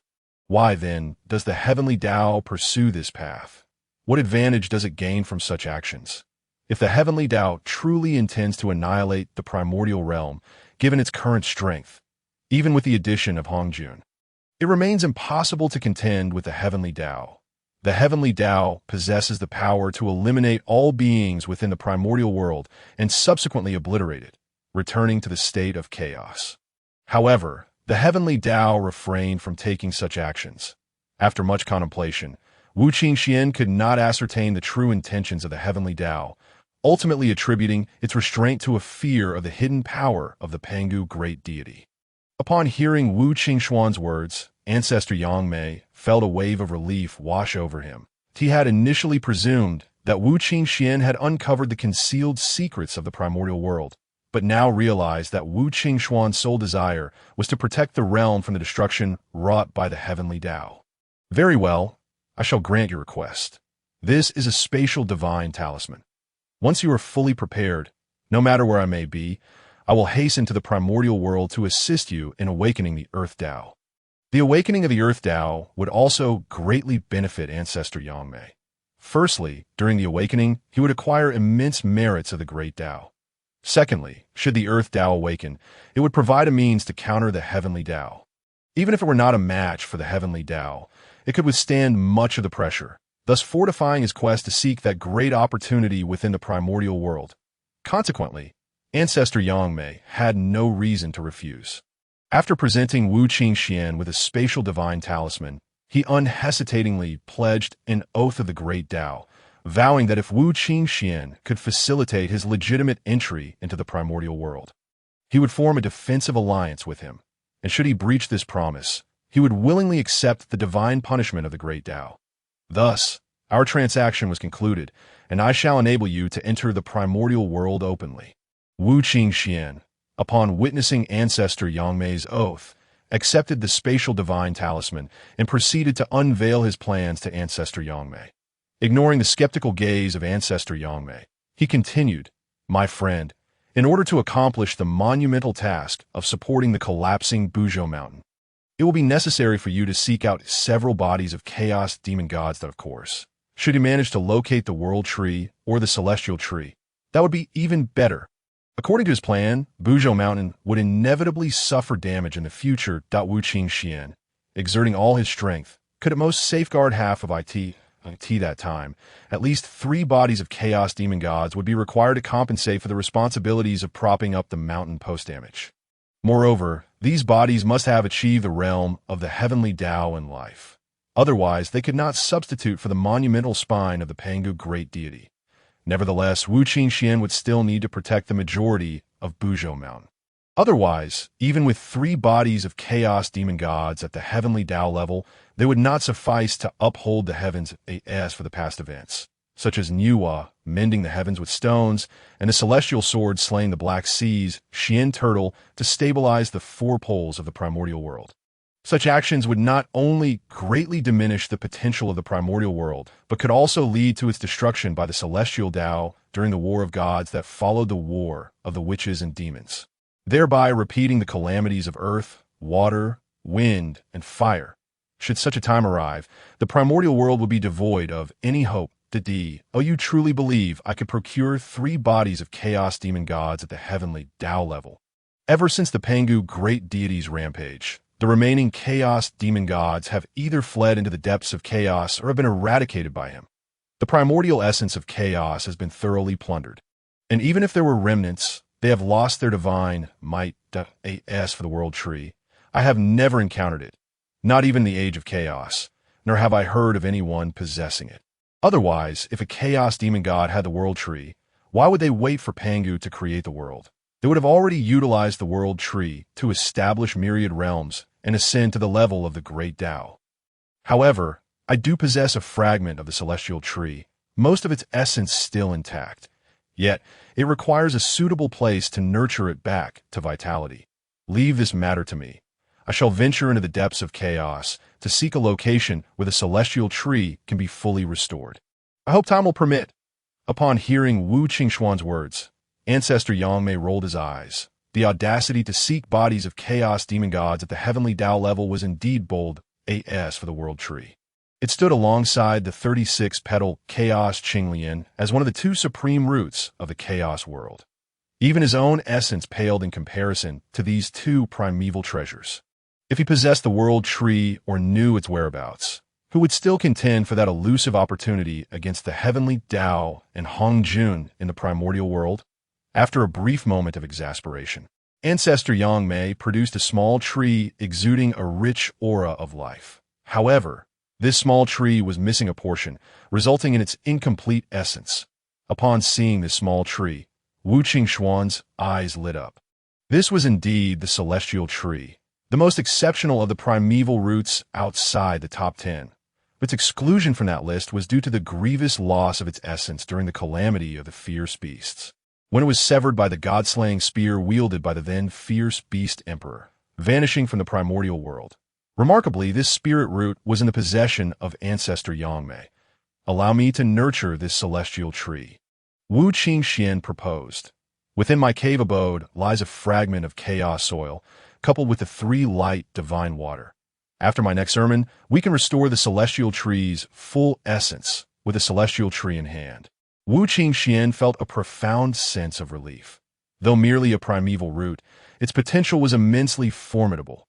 Once matured, its trunk would stretch skyward, its branches intertwining with the heavens and the earth. In terms of supporting the cosmos. It would only slightly lag behind Buzhou Mountain. Even if Buzhou Mountain were to collapse, with the celestial tree and the assistance of the 5 sacred beasts, the primordial world would not suffer catastrophic damage. Furthermore, Wu Qingxuan was determined to exert every effort to protect Buzhou Mountain at that time. With the majority of Buzhou Mountain integrated into the celestial tree, there was a chance to elevate the potential of the primordial world. You are indeed fortunate. Coincidentally, I was concerned that the celestial tree would not have enough time to grow. Now, with the chaos soil, it will thrive far better than remaining in chaos. Ancestor Yangmei, upon hearing Wu Qingxuan's words, cast a surprised glance at him, that he had not anticipated that Wu Qingxuan possessed such fortune in acquiring a piece of chaos soil. In comparison to your mysterious spatial treasure, this little fortune of mine is insignificant. Yangmei ancestor chuckled. If you have no further matters, I shall return to the primordial world to prepare for what lies ahead. Upon hearing ancestor Yangmei's words, Wu Qingxuan made a meaningful comment, simultaneously probing the nature of the mysterious spatial treasure in ancestor Yangmei's possession. However, ancestor Yangmei merely smiled faintly in response, choosing not to divulge anything. Seeing this, Wu Qingxuan refrained from pressing further, understanding that they were not well acquainted and that the treasure was one of ancestor Yangmei's hidden cards, not easily shared. Thus, after a brief exchange, he prepared to take his leave. That my friend, do you not wish to inquire about the matter of the Hongmeng purple qi? If you trust me, I urge you to decisively sever the part of your primordial spirit that has integrated with the Hongmeng purple qi. Although your cultivation may temporarily diminish, in the long run, you will no longer need to fear being controlled by others. Once I employ my spatial division technique to eliminate the methods set by Hongjun within the Hongmeng purple qi, you'll be free to use it for your own enlightenment. Seeing Wu Qingxuan about to depart, ancestor Yangmei immediately interjected, "Oh, you possess such capabilities? In that case, I express my gratitude." Wu Qingxuan was momentarily taken aback. Then, filled with elation upon hearing ancestor Yangmei's words, he had pondered the implications of the Hongmeng purple qi since acquiring it. While it could aid in understanding the Tao, its dangers and drawbacks were far too great for him to utilize. Moreover, he did not want his disciples to use it either, as it would inevitably lead them to be controlled by Hongjun and the heavenly Tao in the future. It was unrealistic to offer it to the future human sovereigns as well. So he had kept it within the Wushan Pearl. Now, hearing ancestor Yangmei's proposal, Wu Qingxuan felt a surge of joy. If ancestor Yangmei could eliminate the hidden methods of Hongjun from the Hongmeng purple qi, it would become an excellent option for his disciples or for incorporation into humanity in the future. To as for whether ancestor Yangmei might add his own methods after removing Hongjuan's, Wu Qingxuan had no concerns. For ancestor Yangmei had already pledged an oath of the great Tao, and there was no reason for him to act against his own interests. With that, Wu Qingxuan retrieved the Hongmeng purple qi from the Wushan Pearl and presented it to ancestor Yangmei. Upon witnessing Wu Qingxuan extract the Hongmeng purple qi unscathed, ancestor Yangmei paused momentarily, then regarded Wu Qingxuan with a profound gaze. "You possess remarkable techniques. Once you are prepared, activate the spatial divine talisman, and I shall come to your aid. Until then, I take my leave." Upon witnessing the departure of the venerable Yangmei, Wu Qingxuan allowed a faint smile to grace his lips before pivoting and striding swiftly towards the primordial wilderness. Shortly thereafter, he returned to the realm of the primordial wilderness and made his way directly to the Isle of Penglai. Upon his arrival, Wu Qingxuan immediately sensed the presence of Niuhua and Fuxi. A thought crossed his mind, and he surmised that their visit was likely prompted by the final words of the Chaos Taoist. Amused, he swiftly flashed into the reception area of the main hall. At that moment, Zhuangmu, Xinyuanzi, and Hongyun were engaged in a philosophical discourse with Fuxi and Niuhua. Upon noticing Wu Qingxuan's entrance, they all approached him in unison, exclaiming, "Taoist Qingxuan, you have finally returned. We have been anxiously awaiting your arrival." This time, Wu Qingxuan had spent over 1,000 years observing the fierce battle between Yang Mei and Hongjun in the chaos, a testament to Yang Mei's formidable strength. Otherwise, the duration of the conflict would have been indeterminate. After all, a battle between saints and primordial beings could hardly conclude swiftly unless one side possessed overwhelming superiority. I have been observing the conflict between the saints and the primordial beings in the chaos, which has consumed some of my time. Niuhua, Fuxi, May I inquire as to why you two have left your abode of blessings to seek me? Wu Qingxuan explained to the gathering, glancing at Nuwa and Fushi. He refrained from elaborating on the intricacies of the battle between Yang Mei and Hong Jun, as the details were too manifold, and they lacked any treasure to conceal the heavenly secrets. Knowing too much would not be advantageous for them. Luckily, the others were perceptive and did not press Wu Qingxuan for information regarding the chaos. Master Wu, previously, while at Mount Buzhou, the Chaos Taoist shared some words with me. Thus, I wish to confirm their meaning here. Might Master Wu assist me and my sibling in unraveling this mystery? Upon hearing this, Nuwa recounted the Chaos Taoist's words to Wu Qingxuan, her gaze filled with anticipation. Since parting from the Chaos Taoist, she had been somewhat restless, sensing that the gourd vine and the innate soil were pivotal to her path of enlightenment. Had it not been for her apprehension of the Chaos Taoist's power, she might have attempted to seize them outright. After all, in the primordial realm, strength reigned supreme, and Nuwa did not perceive any consequences in such an act. However, the Chaos Taoist's prior words had deeply resonated with both her and Fushi, leading them to believe that Wu Qingxuan possessed considerable knowledge. They felt that seeking his wisdom might yield monumental opportunities. Indeed, I possess some insights regarding your path to enlightenment. However, before I divulge these, I would like to inquire about certain matters.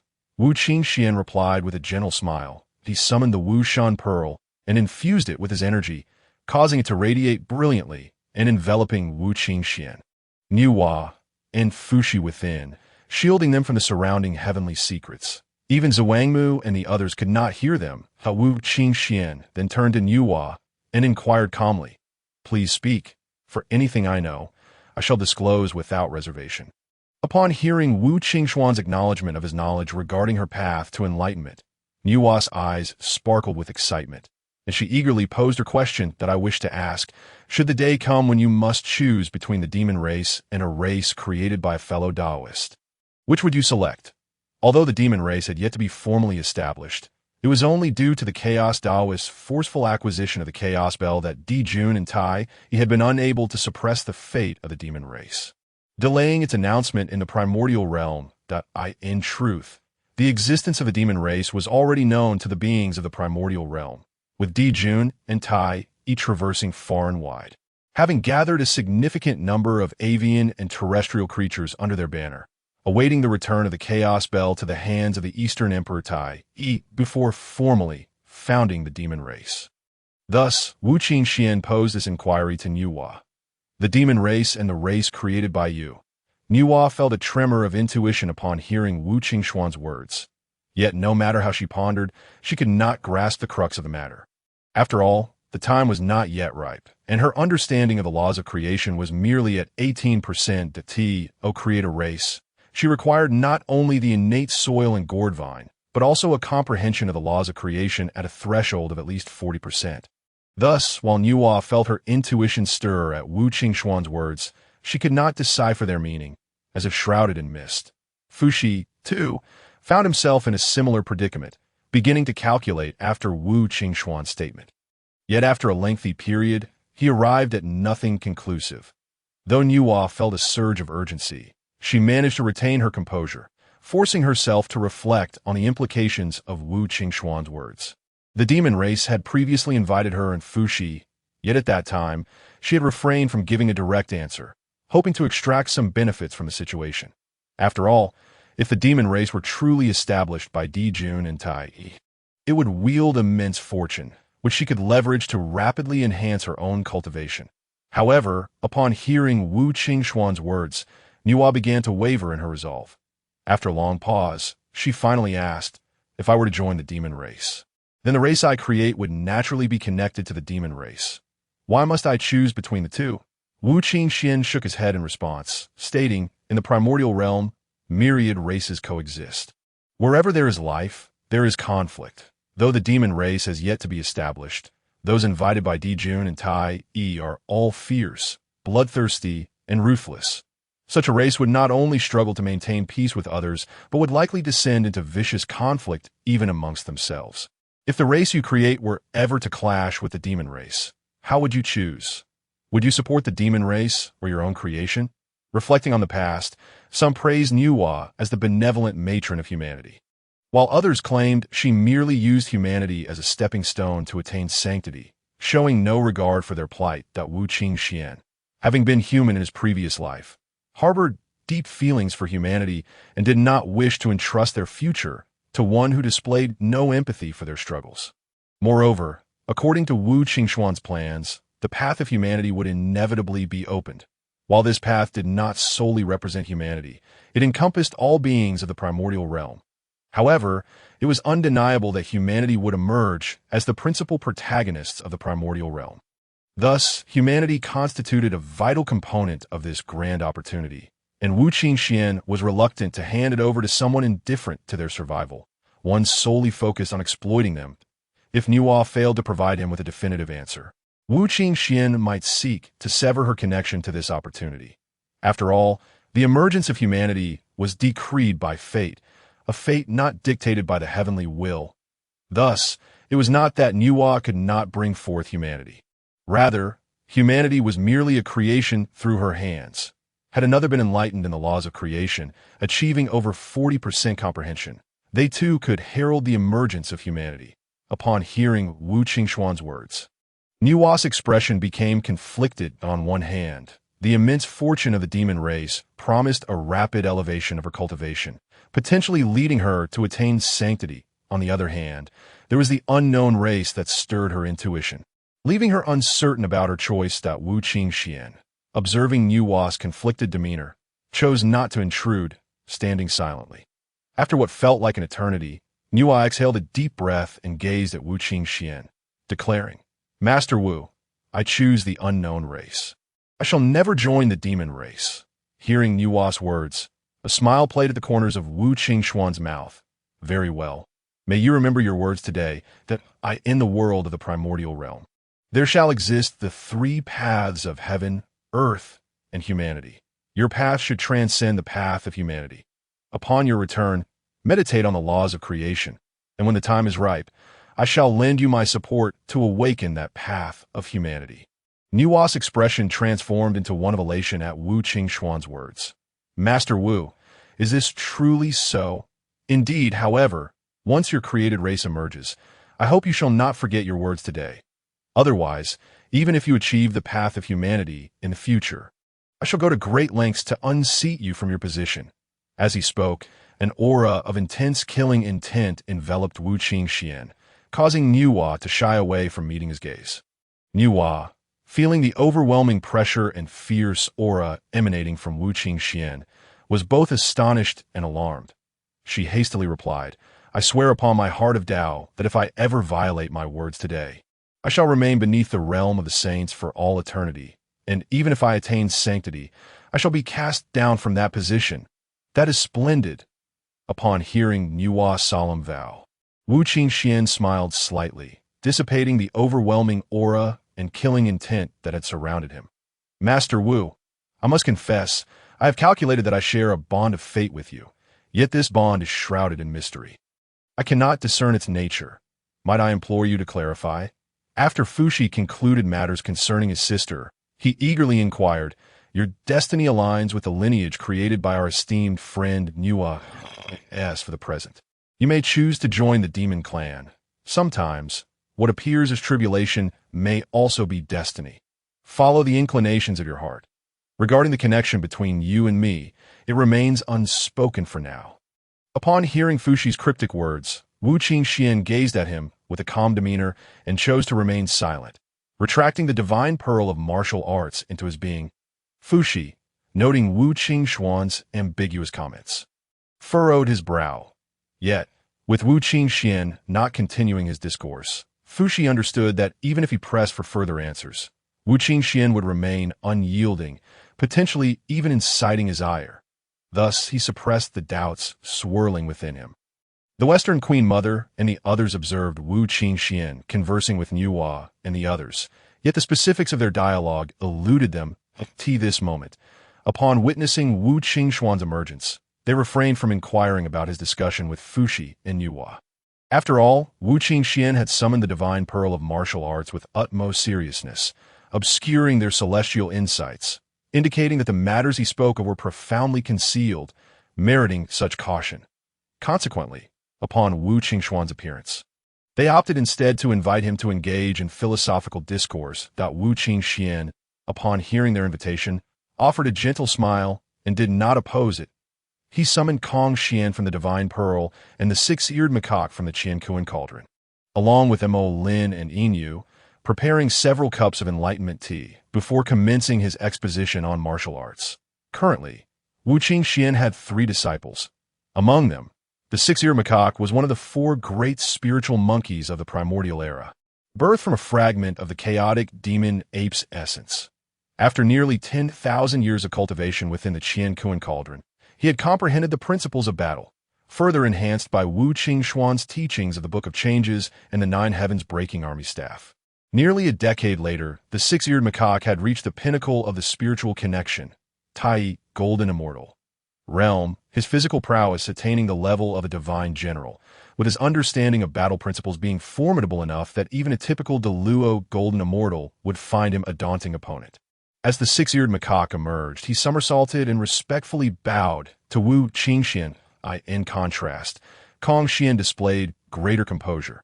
Upon exiting the Divine Pearl, he bowed to Wu Qingxuan and silently stood still, awaiting his instructions.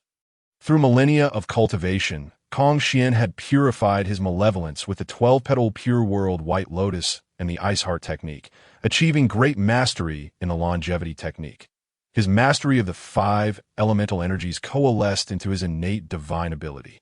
The 5-color divine light, capable of cleansing any treasure beneath the level of an exceptional innate spiritual artifact. Additionally, through the golden, wood, water, fire, and earth spirit pearls, he had approached a near-complete understanding of the 5 elemental principles. Attaining the late stage of a divine general, poised to ascend to the rank of king once the earth spirit pearl was located.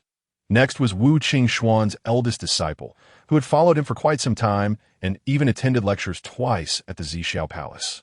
During Wu Qingxuan's observation of the chaotic realm, upon Inu's breakthrough to the initial stage of kingship, he received a system notification, rewarding him with the technique of the 3 parts returning essence and a top-tier lightness skill.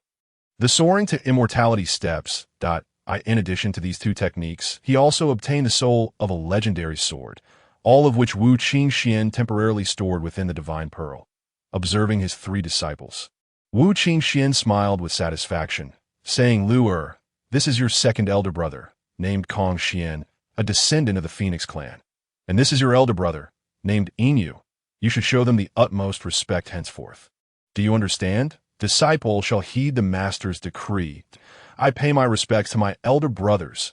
Luer, upon hearing Wu Qingxuan's words, scratched his head and, after respectfully greeting Inu and Kong Xuan, introduced himself. Kong Xuan bowed to his elder brother, expressing his hope for future guidance, and added, "Luer, we can often engage in discussions to progress together." As soon as Luer's words fell, Kong Xuan first bowed to Inu and then turned to Luer with a smile. "Please, my younger brothers, rise that I have gained the master's favor, entering his tutelage before you. Should you have any uncertainties in the future, do not hesitate to seek my counsel." Inu, noticing Kong Xuan and Luer bowing to him, promptly addressed them to "We are most grateful, elder brother." Upon hearing Inu's words, Kong Xuan and Luer again bowed deeply before ceasing their gestures. "Enough from now on, you are all brothers under the same master. There are no excessive rules in my tutelage, only one. Do not harm one another. Should I discover any discord between you in the future, I shall not inquire into the reasons, and both shall be punished." Wu Qingxuan, observing the harmonious interaction among the 3, smiled faintly before speaking sternly to them. "We shall abide by the master's decree." Inu, Kong Xuan, and Luer, upon hearing this, immediately refrained from any laxity, bowing to Wu Qingxuan. "Now, pay your respects to your uncles, and then find your places to sit down and attentively listen to the teachings." Upon hearing this, Wu Qingxuan nodded in satisfaction and addressed the 3. "Understood." The 3 responded, paying their respects to the Western Queen Mother and the others before taking their seats. Seeing everyone prepared and gazing at him, Wu Qingxuan did not hesitate and began to expound upon his martial teachings. As Wu Qingxuan advanced to the pinnacle of kingship, upon his commencement of the discourse. Although not as resplendent as a sage surrounded by purple qi, the area around him swelled with white lotuses, resonating with the sounds of martial arts that echoed throughout the palace. Even beings from the nearby Penglai Isles were drawn by the sound of his teachings, becoming enraptured in enlightenment. Hearing Wu Qingxuan's discourse on martial arts, the Western Queen Mother and the others listened intently, simultaneously comparing his teachings with their own paths, absorbing beneficial aspects to enhance their own understanding. As time gradually passed, Wu Qingxuan continued his teachings for a millennium before concluding. Following Wu Qingxuan's lecture, the Western Queen Mother and others each shared their insights for an additional 300 years before the session came to a close. Now that the teachings have concluded, fellow friends, feel free to proceed as you wish. I have matters to attend to. Inu, Kong Xuan, Lur, you three should return and diligently cultivate, digesting the insights gained from this session.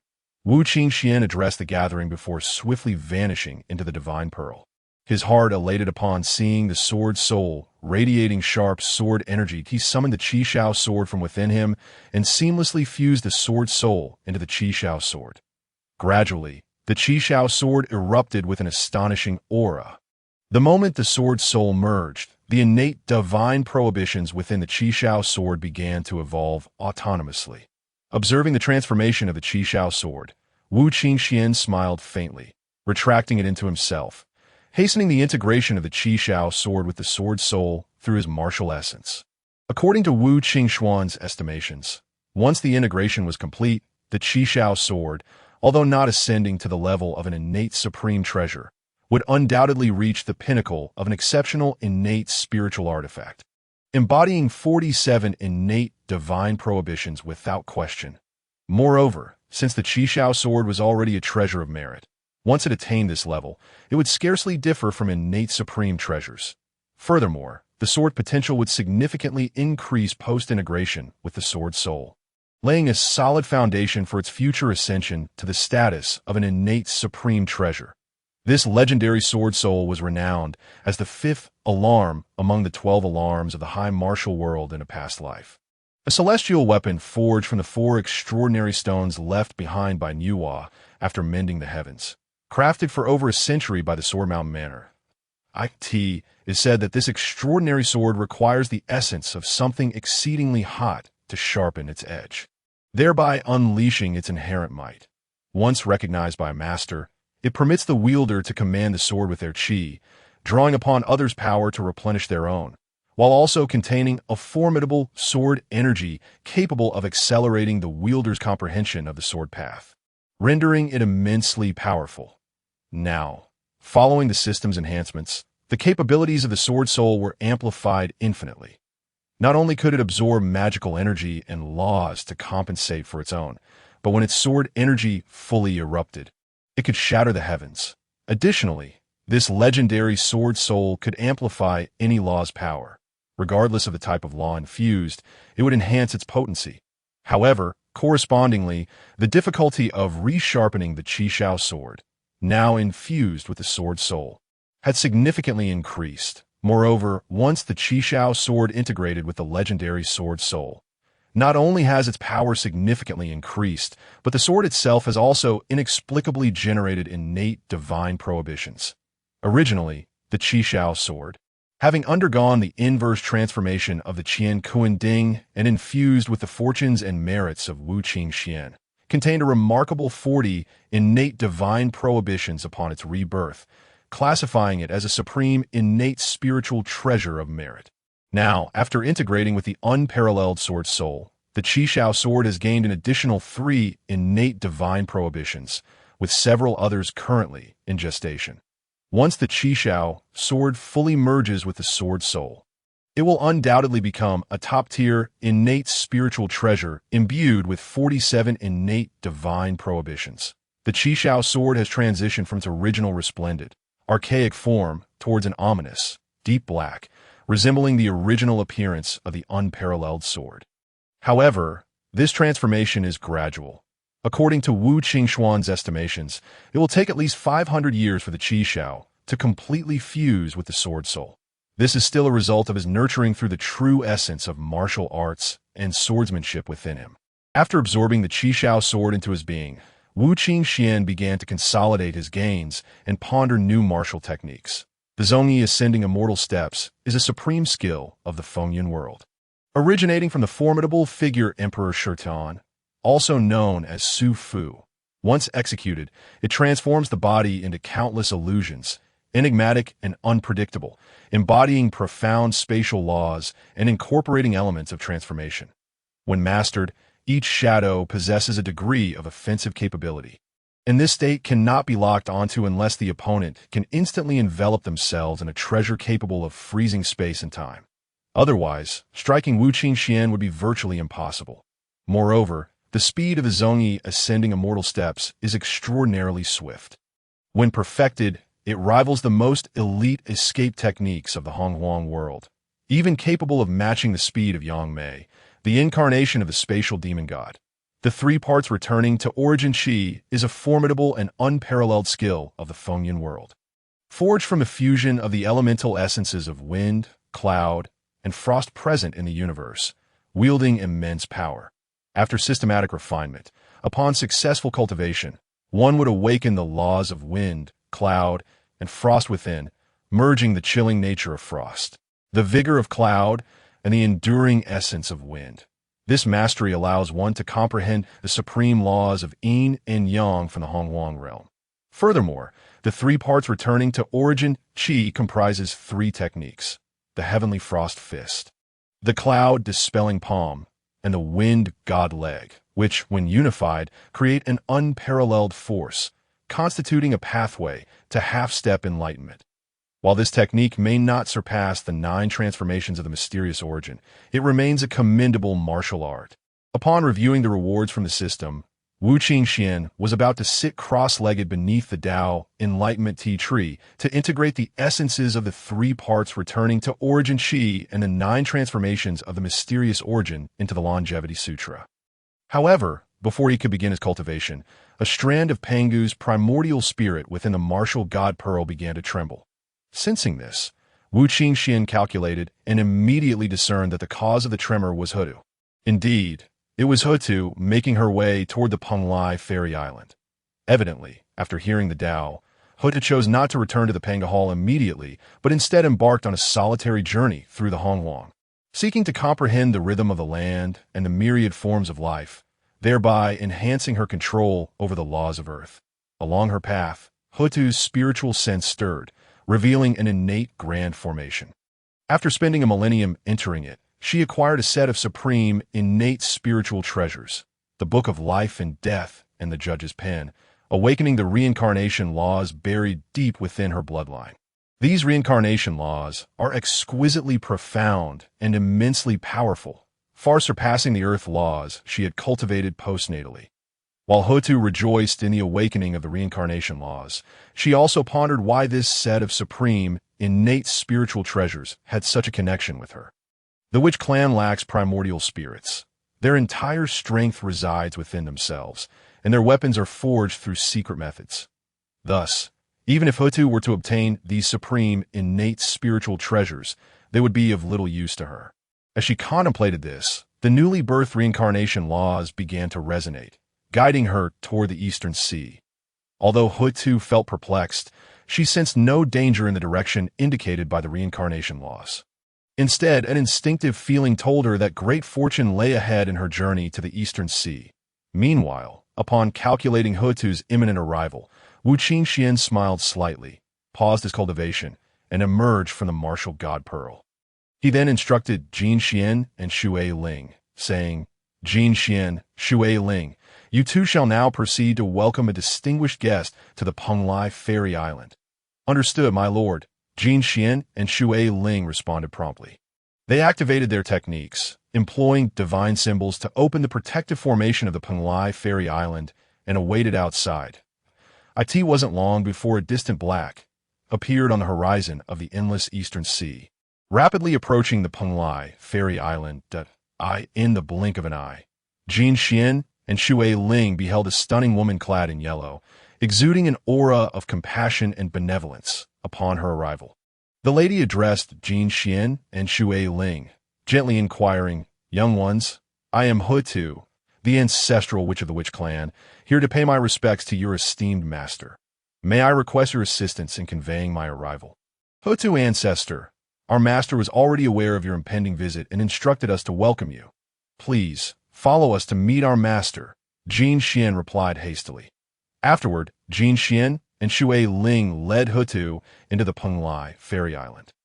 Upon her entry, Hutu was greeted by the serene and harmonious atmosphere of the island, where cranes and deer frolicked, and the innate spiritual energy seemed almost liquid, in stark contrast to the pervasive violence of the Hongwang. The Penglai fairy island resembled a paradise, purifying the hearts of those who entered, dissipating their murderous intent. Hutu silently praised this place and followed Jin Xian and Shui Ling into the palace. I have come to pay my respects to the martial ancestor. Upon entering the palace, Hutu beheld Wu Qingxuan reclining on a mat, appearing entirely unrefined. She slightly bowed and addressed him. Hutu ancestor, please take a seat. This is tea brewed from the supreme, innate spiritual root, the Tao enlightenment tea tree. I invite you to savor it. Wu Qingxuan smiled upon Hutu's arrival, gesturing for a cup of the prepared tea to be brought to her side. The martial ancestor is truly blessed to possess such a spiritual root capable of aiding in enlightenment that I thank you sincerely. Hutu expressed her gratitude, recognizing the tea's potential benefits even for beings of their caliber. Hutu ancestor, you are too kind. Should you find this tea to your liking, I would be pleased to offer you some as you depart. May I inquire about the purpose of your visit to my humble abode today? Wu Qingxuan asked straightforwardly. Be candid. During my travels through the Hongwang, Hutu began, recounting her acquisition of the reincarnation laws and the spiritual awareness that led her to this place. However, she refrained from mentioning the supreme, innate spiritual treasures, as she was not yet well acquainted with Wu Qingxuan. Such treasures were exceedingly precious, and though she could not utilize them, it did not imply she could bestow them upon someone she had just met. Moreover, she felt intuitively that these treasures were pivotal to her own enlightenment that I see. May I ask for your perspective on the current state of the Hongwang? Wu Qingxuan inquired, summoning the martial god Pearl to envelop the main hall, dismissing Jin Xian and Shui Ling for privacy. Hongwang?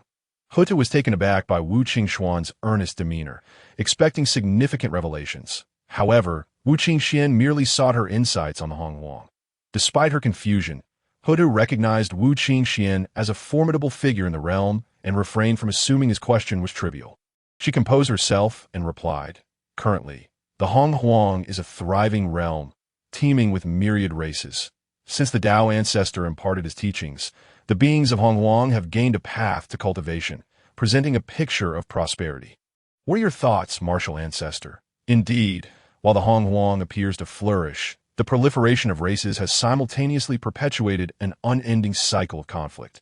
Your witch clan, in a bid for survival, has resorted to the mass slaughter of innate beings, consuming their blood and flesh to augment your physical prowess.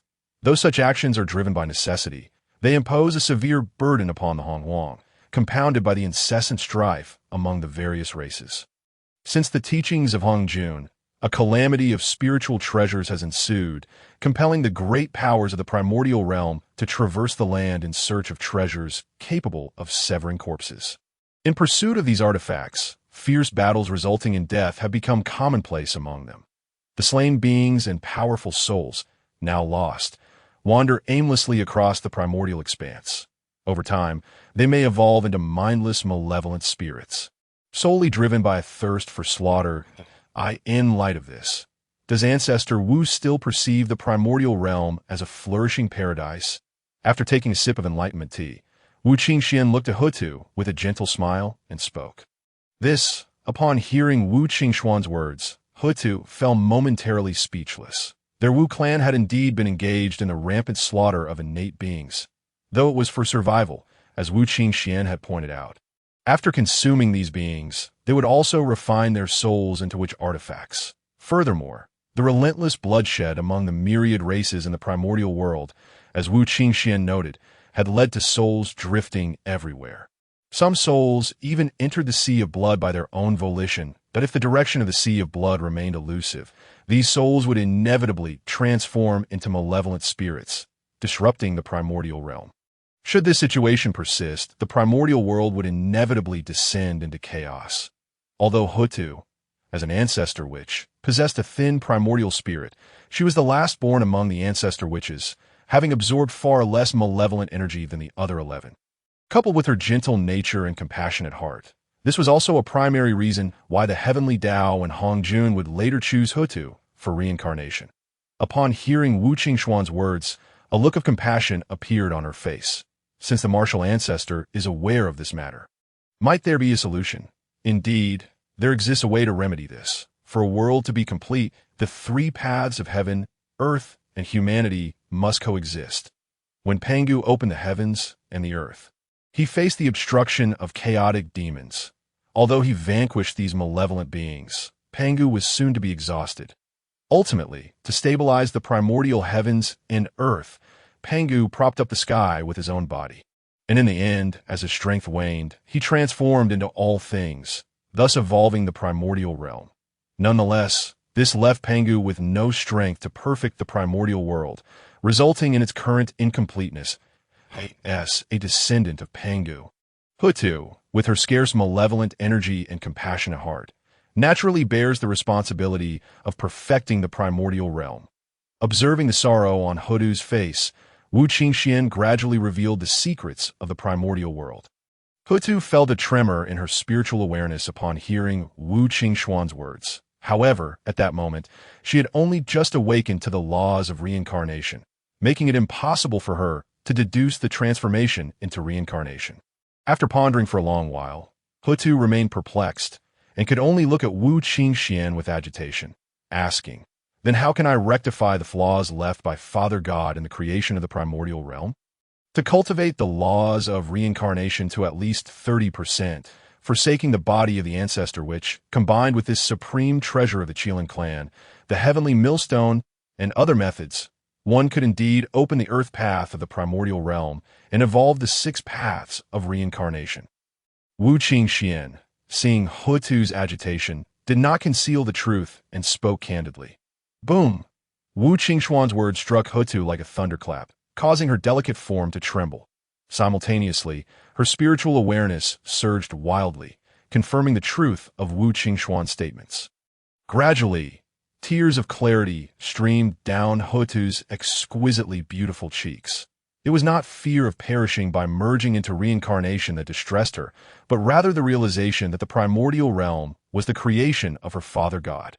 Since the primordial realm is incomplete, she, as a manifestation of Pangu's essence and akin to Pangu's child, felt it was only right for her to fulfill what her father had left unfinished. Her tears were shed not out of fear, but from the sorrow of parting with her brothers and sisters, whom she had cherished during countless epochs in the Panga temple since the creation of the primordial realm. Seeing Hutu in such despair, Wu Qingxuan felt a pang of sympathy. Unlike Nuwa, Hutu was inherently compassionate. There was no need for him to test her resolve. With a sigh, Wu Qingxuan promptly retrieved Pangu's primordial spirit from the martial god pearl. Ancestor witch, do not grieve. This is a fragment of Pangu's primordial spirit. Long ago, during my treasure-seeking journey in the Buzhou mountain, he then recounted the events entrusted to him by Pangu, continuing, as the child of Pangu, how could the great deity bear to let you perish in order to perfect the primordial realm? Had it not been for the interference of the heavenly Tao, this fragment of Pangu's primordial spirit would have already been integrated by you. Now, it has returned to its rightful owner. Remember, once you integrate this primordial spirit into yourself, do not let others know, not even your brothers and sisters, lest it lead to potential leaks. After you integrate Pangu's primordial spirit, nurture it diligently. This enlightenment tea tree was borrowed by me for your use. To aid in enhancing your primordial spirit cultivation, IT embodies the 9 transformations of primordial energy, the method of primordial spirit cultivation by Pangu. With this, you may strengthen your primordial spirit. This is a fragment of the martial god pearl's essence, capable of helping you obscure heavenly secrets. Even the heavenly Tao will be unable to perceive that you harbor Pangu's primordial spirit. Just remember, this essence can only protect you for 10,000 years. If within that time, You have not elevated your primordial spirit cultivation to the realm of Hunyuan Jingxian. You must seek me out, and I shall personally shield your heavenly secrets. Once your primordial spirit has grown to the level of Hunyuan Jingxian, I will assist you in opening the Earth Path and attaining the title of Ancestor of the Earth Path. Hutu, upon seeing the item Wu Qingxuan presented, felt deeply moved and bowed deeply, expressing, "Martial Ancestor, your great kindness shall be etched in my heart forever. Please accept my 3 bows. Do not be so formal. Ancestor which.my actions are merely to fulfill the agreement I made with Pangu. Moreover, since my emergence into the world, I have received many gifts from Pangu. Furthermore, aiding you in opening the Earth Path will bring me immense benefits as well. Thus, we are merely engaging in mutual benefit." Wu Qingxuan responded, "If you trust me, upon your return, have your brothers and sisters provide me with a drop of essence blood and a strand of soul origin. In doing so, even if great calamities arise, I can use this essence blood and soul to help your brothers and sisters be reborn." Seeing Hutu attempt to pay him great respect, Wu Qingxuan immediately evaded her gesture and spoke again. Hutu, upon hearing Wu Qingxuan's words, felt a surge of emotion. "Naturally, I trust the martial ancestor. Since you have said so, I shall not feign modesty. In the future, should the martial ancestor require anything, please do not hesitate to call. Our Wu clan shall fully support you. Upon my return, I will ensure my brothers and sisters provide a portion of essence blood and soul. Very well, keep these items safe. You should not linger here, lest the one above becomes aware of the situation. Upon your return, sit beneath the enlightenment tree and begin cultivating Pangu's 9 transformations of primordial energy, striving to integrate Pangu's primordial spirit into your being and reach a cultivation realm above the Luo Jingxian before the next sermon." Wu Qingxuan, smiling at Hutu's words, cautioned her. With less than 1,500 years until the next sermon, it would be nearly impossible for anyone else to elevate their primordial spirit cultivation from nothing to above the Luo Jingxian in such a short span. However, Hutu was different. She bore the weighty responsibility of opening the Earth Path, and as one of the protagonists of the impending calamity, she possessed an astonishing fortune. Coupled with the rich foundation of the Wu clan and the resources he had lent her, including the enlightenment tree, it was not beyond the realm of possibility for Hutu to elevate her primordial spirit cultivation to the Luo Jingxian in less than 1,500 years, upon hearing Wu Qingxuan's words. Hutu stood tall, bowed slightly to him, and then turned to leave Penglai Island. For Hutu, the gratitude she felt toward Wu Qingxuan and the Wu clan was immense. Mere words could not convey her appreciation. Wu Qingxuan's formidable strength meant that, with her current cultivation, she could not assist him above, but she would forever hold this great kindness in her heart. When the time came that Wu Qingxuan needed assistance, she and the Wu clan would do their utmost to help him. Unaware of Hutu's thoughts, Wu Qingxuan watched her depart before re-entering the martial god Pearl. However, this time, without the enlightenment tea tree. His comprehension of the 3 points of returning essence had significantly slowed. After contemplating for a while, Wu Qingxuan decided to temporarily set aside the 3 points of returning essence and instead cultivate the ascending to immortality step. This was due to his profound understanding of the spatial laws exhibited by Yangmei Laozu during their battle against Hong Jun in the chaos. Seizing the moment, he diligently practiced the method of ascending to immortality with intent, undoubtedly ensuring that his efforts would yield twice the results with half the effort. As for the matter of returning to the essence of vitality, it could only be comprehended during the 3rd sermon of Hong Jun, aided by the profound Taoist resonance within the Zixiao Palace, integrating it into the Longevity Sutra. Having made his decision, Wu Qingxuan no longer hesitated. He closed his eyes and began to cultivate the method of ascending to immortality with intent. As he commenced this practice, a rich aura of spatial laws permeated the martial god Pearl, causing ripples to arise within its realm. While Wu Qingxuan engaged in his cultivation, the Chaos Taoist, after transmitting the gourd vine, the Chaos Gourd, and the golden-winged rock into the martial god Pearl, made his way directly toward the northern wilderness. His mind was in a constant state of perceptive tremor, and after some calculations, the Chaos Taoist sensed that his opportunity lay in the direction of the northern sea. After more than 300 years of rapid travel, he finally arrived above the northern in comparison to the resource-rich Eastern Sea. The Northern Sea was considerably barren, and it was suffused with a dense aura of slaughter. Clearly, the beings of the Northern Sea had been embroiled in ceaseless conflict, which had led to the pervading atmosphere of violence. As the Chaos Taoist followed the direction indicated by his perception, he took in the scenery surrounding the Northern Sea. Before long, he arrived at the location his intuition had guided him to. Gazing at the boundless expanse of the sea, he used his perception to probe the area. And to his astonishment, he discovered the existence of a top-tier grand formation within this space, in the Chaos Taoist perception. This formation was on par with the 9 palaces and 8 trigrams formation of Penglai Island. Realizing the significance of this discovery, the Chaos Taoist understood that the location that had stirred his perceptive tremor was likely extraordinary. After slightly arranging a formation nearby, he settled down to contemplate the intricacies of this grand formation. Given that this place was inherently connected to the Chaos Taoist, it took him merely a century to learn the name of this grand formation: the 4 symbols and heaven and earth formation. 500 years later, the Chaos Taoist entered the 4 symbols and heaven and earth formation, diligently comprehending the profound meanings of earth, water, wind, and fire a millennium past.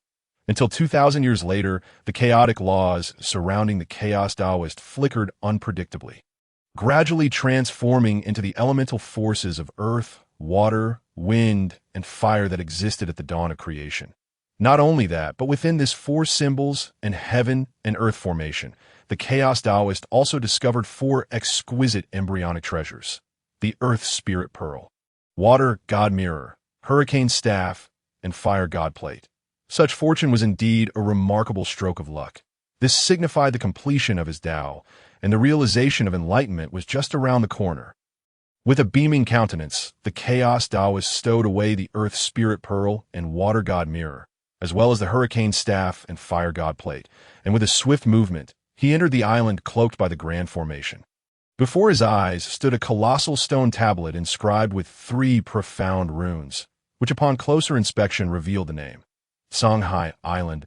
It dawned on him that this was indeed Songhai Island, explaining the presence of the 4 exquisite embryonic treasures. Acknowledging that the source of his perceptive tremor was this island, which was slightly inferior to his own abode on Penglai Island, the Chaos Taoist nodded in understanding. The Northern Sea was exceedingly barren. It was no wonder that not only were complete sets of treasures scarce, but even high-quality innate treasures were hard to find, let alone 4 exquisite embryonic treasures. Once these 4 embryonic treasures were fully matured and emerged into the world, they would wield the powers of the 4 symbols, unleashing the fierce elemental forces of earth, water, wind, and fire entwined together. Even an ordinary innate supreme treasure would struggle to withstand them. Only the Pangu Axe's Taiji diagram, the Panga banner, and the Chaos Bell could possess the capability to resist such formidable treasures. Moreover, the Chaos Taoist also devised a method of enlightenment by integrating the 4 symbols and heaven and earth formation with Hongjuan's 3 corpses Tao method and his own chaotic laws. Creating the 4 symbols enlightenment method, B, while utilizing his comprehension of the 4 elemental laws, he could carve out a manifestation of those laws, entrusting it to the 4 symbols treasures. Once the 4 manifestations grew to the pinnacle of Hunyuan Golden Immortal, they could merge into one, using the powers of yin and yang to recreate chaos at that time. The Chaos Taoist will be able to attain the Hunyuan Tao. Naturally, to achieve this by means of the method, one must comprehend the 4 elemental laws to a degree of mastery. Only then could they carve out their own laws and entrust them to the treasures, subsequently cultivating the singular law until reaching the pinnacle of Hunyuan Golden Immortal. After casting aside all distractions, the Chaos Taoist refined the stone tablet. Then, with a flicker, began to explore Songhai Island, in stark contrast to the boundless expanse of Penglai Island, which resembled a continent. Songhai Island was significantly smaller, and its spiritual energy was at least 1/10 less dense than that of Penglai Island. Furthermore, apart from the 4 exquisite embryonic treasures, there were no other treasures to be found on this island. Only a scattering of medium to low-grade innate roots. After surveying the surroundings, the Chaos Taoist remained undeterred and swiftly made his way to the central purple stone palace of Songhai Island. Initially, the Chaos Taoist intended to enter seclusion within, awaiting the opportunity to attend the Tao lecture at the Chaos Zishao Palace. However, upon entering, he unexpectedly stumbled upon a remarkable discovery. Upon entering the central purple stone palace, the Chaos Taoist immediately noticed a collection of jade pieces radiating a rich aura of the Tao, floating atop a high-quality, innate treasure mat. Gazing at the jade piece that emanated a hazy glow. Even as Wu Qingxuan's avatar, who had encountered numerous top-tier treasures of the wilderness, he couldn't help but widen his eyes in astonishment, taking a moment to regain his composure. Such fortune was indeed miraculous. He had not anticipated that a fragment of the creation jade plate would be hidden here. The Chaos Taoist, filled with excitement, approached the jade piece without hesitation, grasping it in his hand, and began to refine it using his chaotic laws and divine power. 200 years later, having successfully refined the fragment of the creation jade plate, a glimmer of excitement flashed in his eyes, although this fragment was merely equivalent to a high-quality, innate treasure. It contained the laws of earth, water, wind, and fire.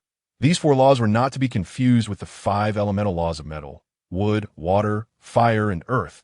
They were the elemental laws that emerged at the dawn of creation, far exceeding the strength of the elemental laws of water and fire.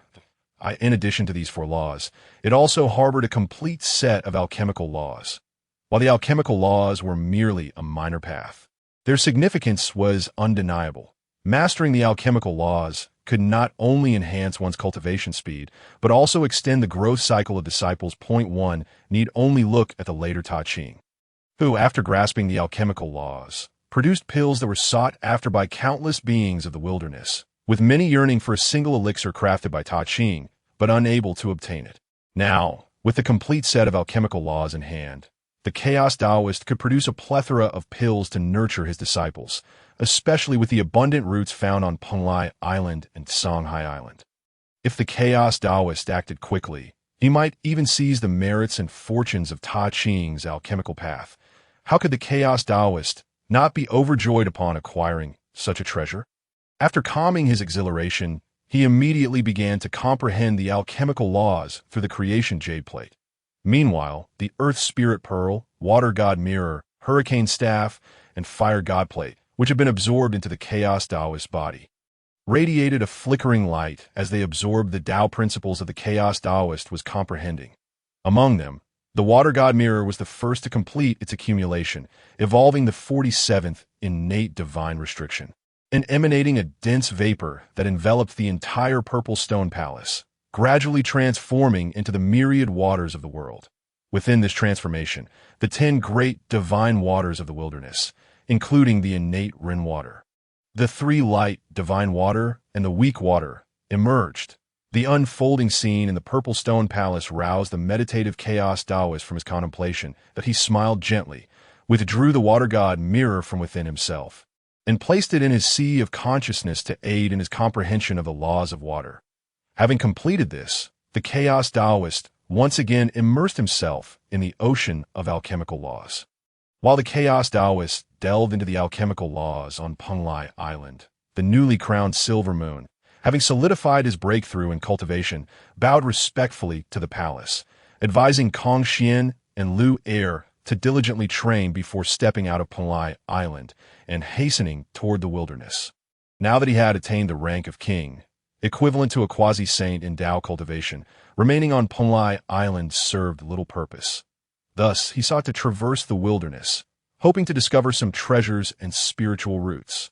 Moreover, traversing the vast wilderness and experiencing the myriad forms of existence can enrich one's own state of mind, accumulating the foundation necessary for future breakthroughs. Silver Moon, gracefully maneuvering upon the winds, swiftly traversed from the boundless eastern sea to the land of the primordial chaos. It was only upon reaching this domain that Silver Moon finally paused, descending from the clouds to tread lightly upon the ancient continent. Upon witnessing the fierce battles among the beings, Silver Moon chose to remain detached, silently observing the conflict until it reached its conclusion, at which point Silver Moon respectfully collected the fallen. Along the journey, there were inevitably those lacking in perception, who met their demise at the edge of Silver Moon's blade. In the blink of an eye, over 5 centuries had elapsed. One day, while wandering through the starry expanse of the primordial realm, Silver Moon felt a sudden tremor in his spirit senses. After a moment of contemplation, he discerned that a fortuitous opportunity lay ahead, though it flickered uncertainly as if obstructed by some unseen force. With a furrowed brow, Silver Moon deliberated before ultimately deciding to investigate further. Before long, Silver Moon arrived at the planet that had stirred his spiritual awareness. However, upon his arrival, he beheld a figure clad in a golden-yellow Taoist robe, adorned with a purple-gold crown, exuding an air of dominance and elegance, standing at the very locus of his spirit's disturbance, seemingly awaiting something. It is the disciple of the martial ancestor, Silver Moon Taoist. I greet you, fellow Taoist. Upon seeing Silver Moon approach, the figure's eyes brightened, and after offering a respectful bow, he inquired, "Might I ask what brings you to this place?" Silver Moon, upon recognizing the figure as Emperor Jun, felt a tightening in his brow. Although he had distanced himself from the Wolf Clan, he remained one of them at heart, since Emperor Jun had embarked on his second sermon. Rather than retreating to contemplate its insights, he had been actively gathering the innate tribes, hinting at plans to forge a new demon clan, which naturally included the Wolf Clan. During the tumultuous times of the Dragon Han catastrophe, the Wolf Clan had found itself under the aegis of the Qilin Clan, suffering tremendous losses during the Three-Clan War. Silver Moon harbored grievances against the Wolf Clan, which had deterred him from returning even after attaining great power. Now, as the Wolf Clan faced dire straits, despite their unity, they were ultimately subject to the law of the jungle, forced to submit to Emperor Jun and Tai when they descended upon the Wolf Clan with overwhelming might. Though Silver Moon held resentment toward the Wolf Clan, he could not bear the thought of their extinction in the primordial realm. Having followed Wu Qingxuan for a considerable time, he was not entirely clear on the current trends of the primordial world. Yet, he instinctively felt that Emperor Jun and Tai's actions paralleled those of the 3 clans during the Dragon Han calamity, both striving for dominance over the primordial realm. Initially, Silver Moon had intended to find an opportunity to extricate the Wolf Clan from the demon faction. However, upon encountering Emperor Jun, he felt an overwhelming urge pulsating within him, as if a voice were urging him to join the demon clan, which tightened his expression in concern. Fellow Taoist Silver Moon, to speak candidly, I too am uncertain why I have come to this place, that I was merely guided here by my spirit senses, and the specifics are shrouded in mystery. Yet upon meeting you, I realized that it was you who stirred my awareness. You must know that I and my brother are currently gathering and subjugating the myriad tribes of the primordial realm, aiming to establish the demon clan. Would you be willing to join us? Should you choose to do so, I would be prepared to grant you the title of demon sovereign, placing you just beneath me and my brother, revered by countless demon kin. What say you? Upon hearing these words from Emperor Jun, Silver Moon initially contemplated a refusal. However, just as he was about to voice his dissent, a profound sense of impending danger surged through his mind, accompanied by the sudden emergence of a minuscule seed of tribulation within him. Acknowledging this, Silver Moon let out a resigned sigh, recalling Wu Qingxuan's frequent admonition. Is tribulation not also a form of fate? With this thought in mind, Silver Moon resolved to no longer hesitate. He bowed respectfully to Emperor Jun and declared, "Since you extend such earnest invitation, it would be remiss of me to decline. I am Silver Moon, and I hereby pay my respects to His Majesty the Demon Sovereign." You are too kind, my friend.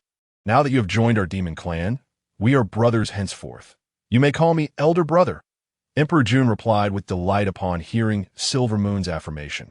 With Silver Moon's acceptance of Emperor Jun's proposition, the planet trembled, and a primordial formation materialized before them.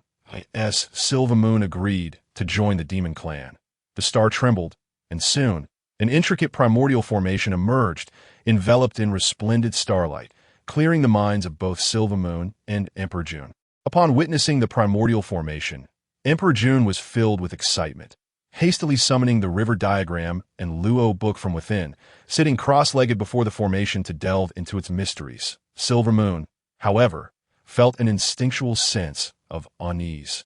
unable to articulate what was amiss even after prolonged contemplation. Ultimately, he could only suppress his doubts and also sat before the primordial formation, beginning his own exploration.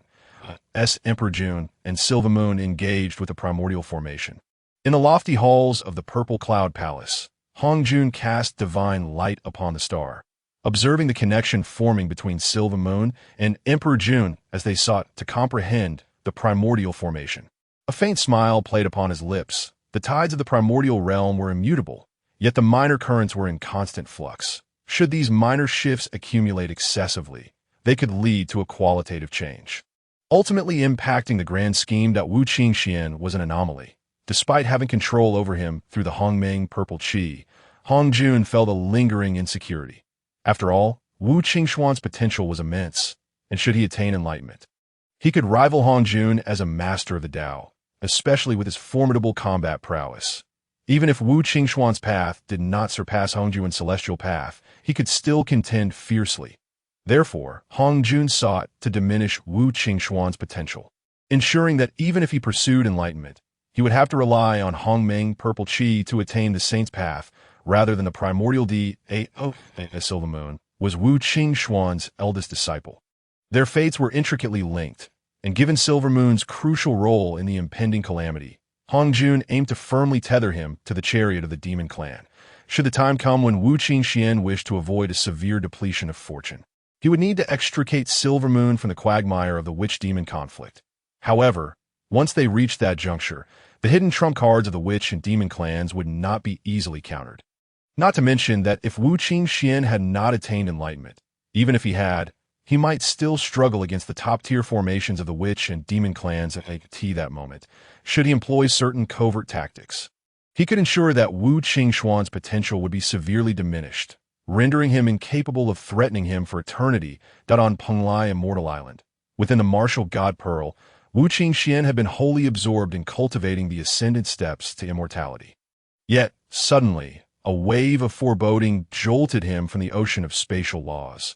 Furrowing his brow, he calculated with his fingers, only to discover that the source of this ominous sensation emanated from Silver Moon. His expression shifted slightly as he exited the martial god pearl and activated the Genesis Divine EY in an instant. Wu Qingxuan's eyes shone with divine light, penetrating the vastness of space to trace a thread of opportunity connected to Silver Moon, casting his divine light upon him. However, he perceived that Silver Moon was in the company of Emperor June, their fates intertwined, and even a portion of his own fortune that was linked to Silver Moon seemed to align with Emperor June. Upon witnessing this, Wu Qingxuan's brow furrowed as he directed his divine light toward the primordial formation. Piercing through, he beheld a colossal tree that blotted out the sun, adorned with 365 fruits resembling apples, each radiating a rich starlight. Beside this gigantic tree coiled a golden dragon of destiny. Although this dragon was not as grand as the one he had acquired on Penglai Island, it was still an impressive embodiment of fortune. Understanding the significance of this sight, Wu Qingxuan recognized the immense tree as the starry celestial tree. The Witch clan, born from the legacy of the Pengu great god, possessed a fortune far beyond that of the myriad tribes who had endured the calamities of ferocious beasts and the Dragon Han catastrophe. Even if Emperor June and Tai were to gather these tribes, merging their dispersed fortunes into the demon clan, it would still pale in comparison to the Witch clan's vast resources. Nonetheless, the impending witch-demon war would surely result in mutual devastation, prompting the heavenly Tao to covertly bolster the demon clan. Beneath the celestial branches of the Zhou Tian star tree, the auspicious golden dragon represents one of the means of the heavenly Tao. Upon acquiring this auspicious dragon, even if the fortunes of the demon race fall short of the witch race in the future, they shall not deviate greatly. Contemplating this, Wu Qingxuan furrowed his brow, aware that the Silver Moon's timely affiliation with the demon race, alongside the coincidental appearance of both the Zhou Tian star tree and the auspicious golden dragon before Di June and the Silver Moon, must be the machinations of the heavenly Tao, or perhaps the schemes of Hong Jun, intended to ensnare him into the quagmire of calamity. With this realization, a cold smile crept across Wu Qingxuan's face. Oh, Hong Jun, you truly go to great lengths. Although I am unaware of your plans, you shall not attain what you desire in this impending calamity. In the central region of the primordial world, a figure clad in golden Tao robes, adorned with a jade crown and a 3-foot azure sword suspended at his back, with a long beard cascading to his waist, resembling an ethereal sage, witnessed a group of wandering cultivators being pursued by beings proclaiming themselves as demons. Without hesitation, he intervened, vanquishing those self-styled demons and rescuing the wandering cultivators. Grateful for the sage's life-saving intervention, they resolved to follow him. From the mouths of these wandering cultivators, the sage learned of the so-called demon race, which ignited a profound fury within him. He bowed deeply to the heavens, addressing the Tao ancestor. Great Tao ancestor. The demon race acts in defiance, disturbing the primordial realm. I, Dong Wang Gong, out of compassion for the wandering cultivators with no place to survive, beseech you to permit me to establish the celestial court, granting refuge to the wandering souls of the primordial realm. As Dong Wang Gong made his supplication to Hong Jun, the latter, residing in the Purple Cloud Palace, immediately felt a twitch at the corner of his mouth, realizing that unforeseen variables had arisen. Originally, he intended to confer the titles of the foremost male and female immortals during the third sermon after the establishment of the demon race, subsequently allowing Dong Wang Gong to create the celestial court. This would ensure that the demon race, once it annihilated the celestial court, would completely surpass the fortunes of the lagging witch race. However, due to the presence of the Chaos Taoist, the demon race had yet to be established. Hindered by the absence of the Chaos Bell and the inability of the He Tu and Luo Shu to suppress the fusion of the demon race's fortunes. Meanwhile, Di Jun and Tai Yi were not idle. They seized the opportunity to aggressively conquer the various races of the primordial realm, forcing even some wandering cultivators to join the demon race, making survival increasingly arduous for the wandering souls of the primordial realm, which prompted Dong Wang Gong's awakening, leading him to establish the celestial court ahead of time. Nevertheless, this was merely a minor force. Even if the celestial court were to be founded now, it would not alter the overarching situation of the witch-demon calamity. After a moment of contemplation, Hong Jun ultimately consented. The primordial realm is in chaos, and the beings suffer. I cannot bear to see the common folk endure calamity. Henceforth, I appoint the foremost male immortal as Dong Wang Gong, to govern the male cultivators of the primordial realm on behalf of heaven, and permit him to establish the celestial court for the benefit of the primordial realm. The foremost female immortal shall be Shi Wang Mu, to oversee the female immortals of the primordial realm on behalf of heaven.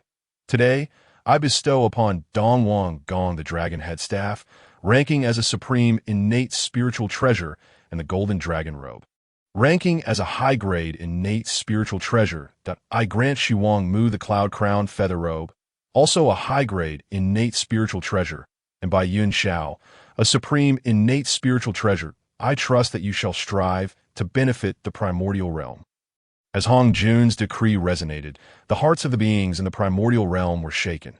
The title of the foremost male and female immortals is of immense prestige. Does this imply that, aside from Hong Jun, all beings in the primordial realm must submit to the governance of Dong Wang Gong and Shi Wang Mu? Many beings, unclear on the implications, sought to follow Dong Wang Gong upon learning of his newly conferred title. Similarly, numerous female immortals directed their steps toward the western Kunlun, eager to pledge their allegiance to Shi Wang Mu. The formidable beings of the primordial realm, however, maintained a calm demeanor, fully aware that the titles bestowed by Hong Jun were merely to govern those of the immortal class. They were all innate sanctities, having achieved the quasi-saint realm, and had long since transcended the ranks of mere immortals. Shi Wang Mu recognized this situation, thus remained indifferent to Hong Jun's decree, offering only a sanctuary for the female immortals who sought her. She placed no demands on their presence or departure, managing them with great leniency. In stark contrast, Dong Wang Gong, upon hearing of his elevation to the foremost male immortal, bore an arrogant expression.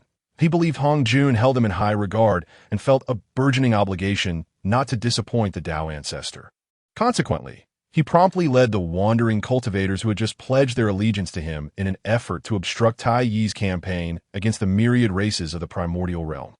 Dong Wang Gong, lacking discernment, assumed that with Hong Jun's endorsement as the foremost male immortal, no one in the primordial realm, save for Hong Jun, would dare oppose him.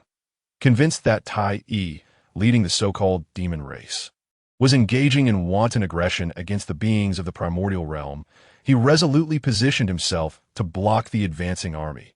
Initially, Tai Yi harbored dissatisfaction upon learning of Hong Jun's elevation of Dong Wang Gong, questioning who in the primordial realm had the right to claim such a title aside from his elder brother. However, it soon dawned on Tai Yi that Hong Jun's designation of the foremost male immortal was more symbolic than substantive. For strength reigned supreme in the primordial realm.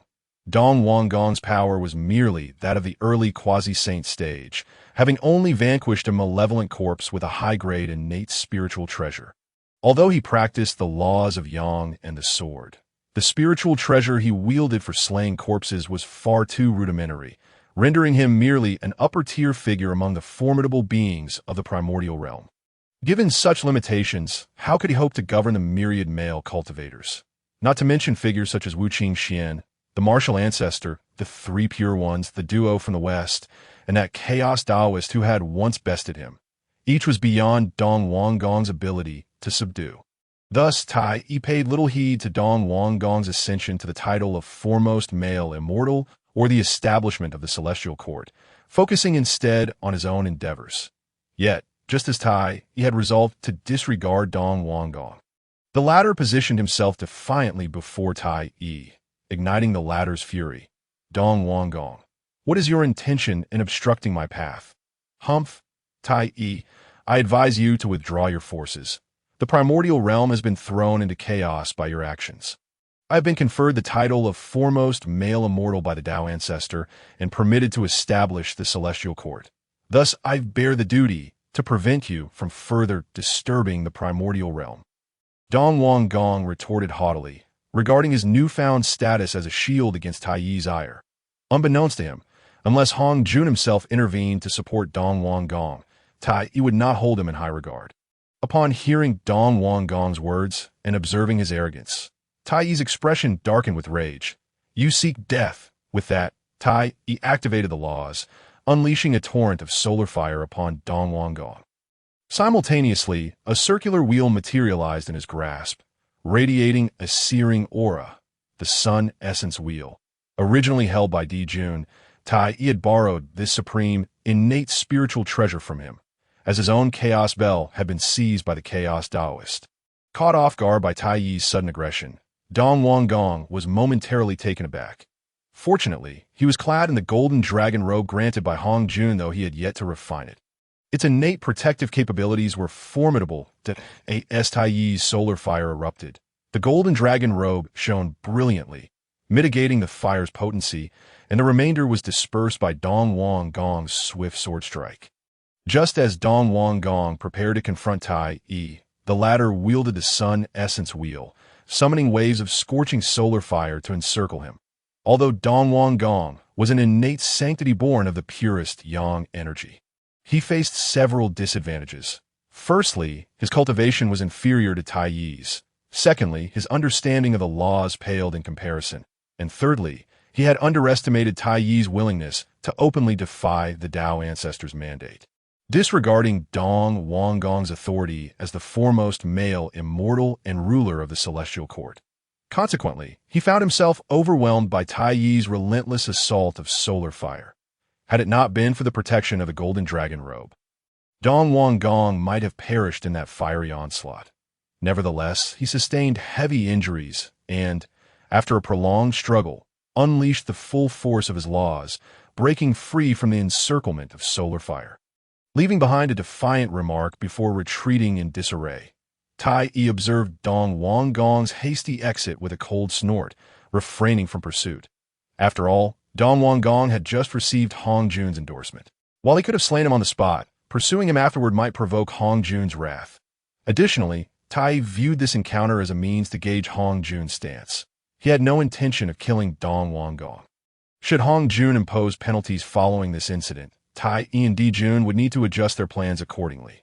Conversely, if no repercussions arose and Dong Wang Gong dared to provoke them again, they would not hesitate to retaliate. After Dong Wang Gong's departure, Tai Yi continued his campaign to conquer the myriad races of the primordial realm, as for those wandering cultivators who followed the Eastern King. Upon witnessing his defeat, they had long since scattered like birds and beasts. Meanwhile, the Eastern King wore a grim expression. He had not anticipated that Tai Yi would show him such disrespect. This ignited a profound fury within him, prompting contemplation on how to contend with Tai Yi. After a period of reflection, the Eastern King recalled the Western Queen Mother, who, like him, had been bestowed the title of the foremost female immortal by the Tao ancestor. He resolved to seek her out and propose a union as Tao partners. He believed himself to be the foremost male immortal, embodying the essence of pure yang, while the Western Queen Mother represented the pinnacle of female immortals, embodying pure yin. Together, they would form a natural pair, their dual cultivation complementing each other's energies. Furthermore, the Western Queen Mother was no slouch in combat prowess, being one of the rare true immortals of fortune in the primordial chaos. The combined strength of himself and the Western Queen Mother would undoubtedly allow them to confront Tai Yi and Dijuan.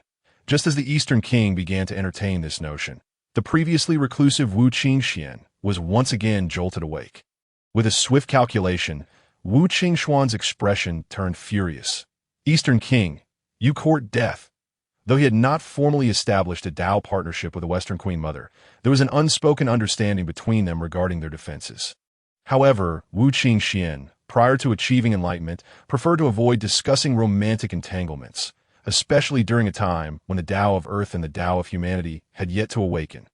Now, however, the audacity of the Eastern King to target the Western Queen Mother was infuriating to Wu Qingxuan. In a flash, he emerged from the martial god pearl and activated his perfected ascending to immortality step, rapidly traversing the space towards the Western Kunlun. Even in this minor perfected state, his speed surpassed that of the wind of freedom by an unimaginable margin. Within less than 3 months, Wu Qingxuan arrived before the Western Kunlun. Without waiting for the Eastern King to speak, he unleashed his martial true essence in full force, summoning the Qishao sword, and struck towards the Eastern King. Instantly, a sword aura that obscured the heavens shot forth towards the Eastern King. The Eastern King had come to the Western Kunlun, ready to call forth the Western Queen Mother, but before he could utter a word, he sensed a deadly crisis. Not daring to underestimate the threat, he unleashed all the laws and powers within him, along with the evil corpse, to counter this sword aura. However, the disparity in their cultivation levels was too vast. Wu Qingxuan's furious strike caught the Eastern King off guard, and the evil corpse he had summoned was effortlessly obliterated by Wu Qingxuan's sword. The Eastern King himself suffered a grievous blow. "What is the meaning of this, martial ancestor?" the Eastern King questioned in terror, gazing at the enraged Wu Qingxuan. Upon hearing the Eastern King's words, Wu Qingxuan offered no reply, but instead fixed his gaze upon the sky. Following Wu Qingxuan's line of sight, the Eastern King beheld Kong Xuan descending into the primordial chaos, a mournful expression on his face that he cried out to Kong Xuan, "Tao ancestor, please be my advocate. Tai Yi is acting tyrannically." When I attempted to intervene, not only did he refuse to heed my counsel and cease hostilities, but he also attacked me. Now, the martial ancestor indiscriminately injures me and has even obliterated my evil corpse. I implore you to uphold justice. Though the Eastern King lamented before Kong Xuan, the latter paid him no heed, turning instead to Wu Qingxuan. "Tao friend, why must you be so furious?" Kong Xuan remarked. "Humph, Tao ancestor, do not tell me you are unaware of the relationship I share with the Western Queen Mother. If the Eastern King does not provide me with a satisfactory explanation today, I shall not let this matter rest. I am aware of your profound strength, but if I must disregard all else, even if I cannot destroy the primordial chaos, I can at least plunge half of it into chaos. That if you doubt me, feel free to test it." Wu Qingxuan regarded Kong Xuan, his eyes gleaming with cold light as he fully unleashed his aura for the first time. Observing the intensity of Wu Qingxuan's aura, Kong Xuan narrowed his eyes slightly, the Tao of Creation jade plate hovering above his head, radiating an uncertain glow. However, when Kong Xuan perceived the immense wheel of merit manifesting behind Wu Qingxuan, the radiance from the Tao of Creation jade plate abruptly faded, merging into Hongjuan's crown. Dao friend, you jest. Indeed, the Eastern King has acted inappropriately. Eastern King, should you not apologize to martial ancestor?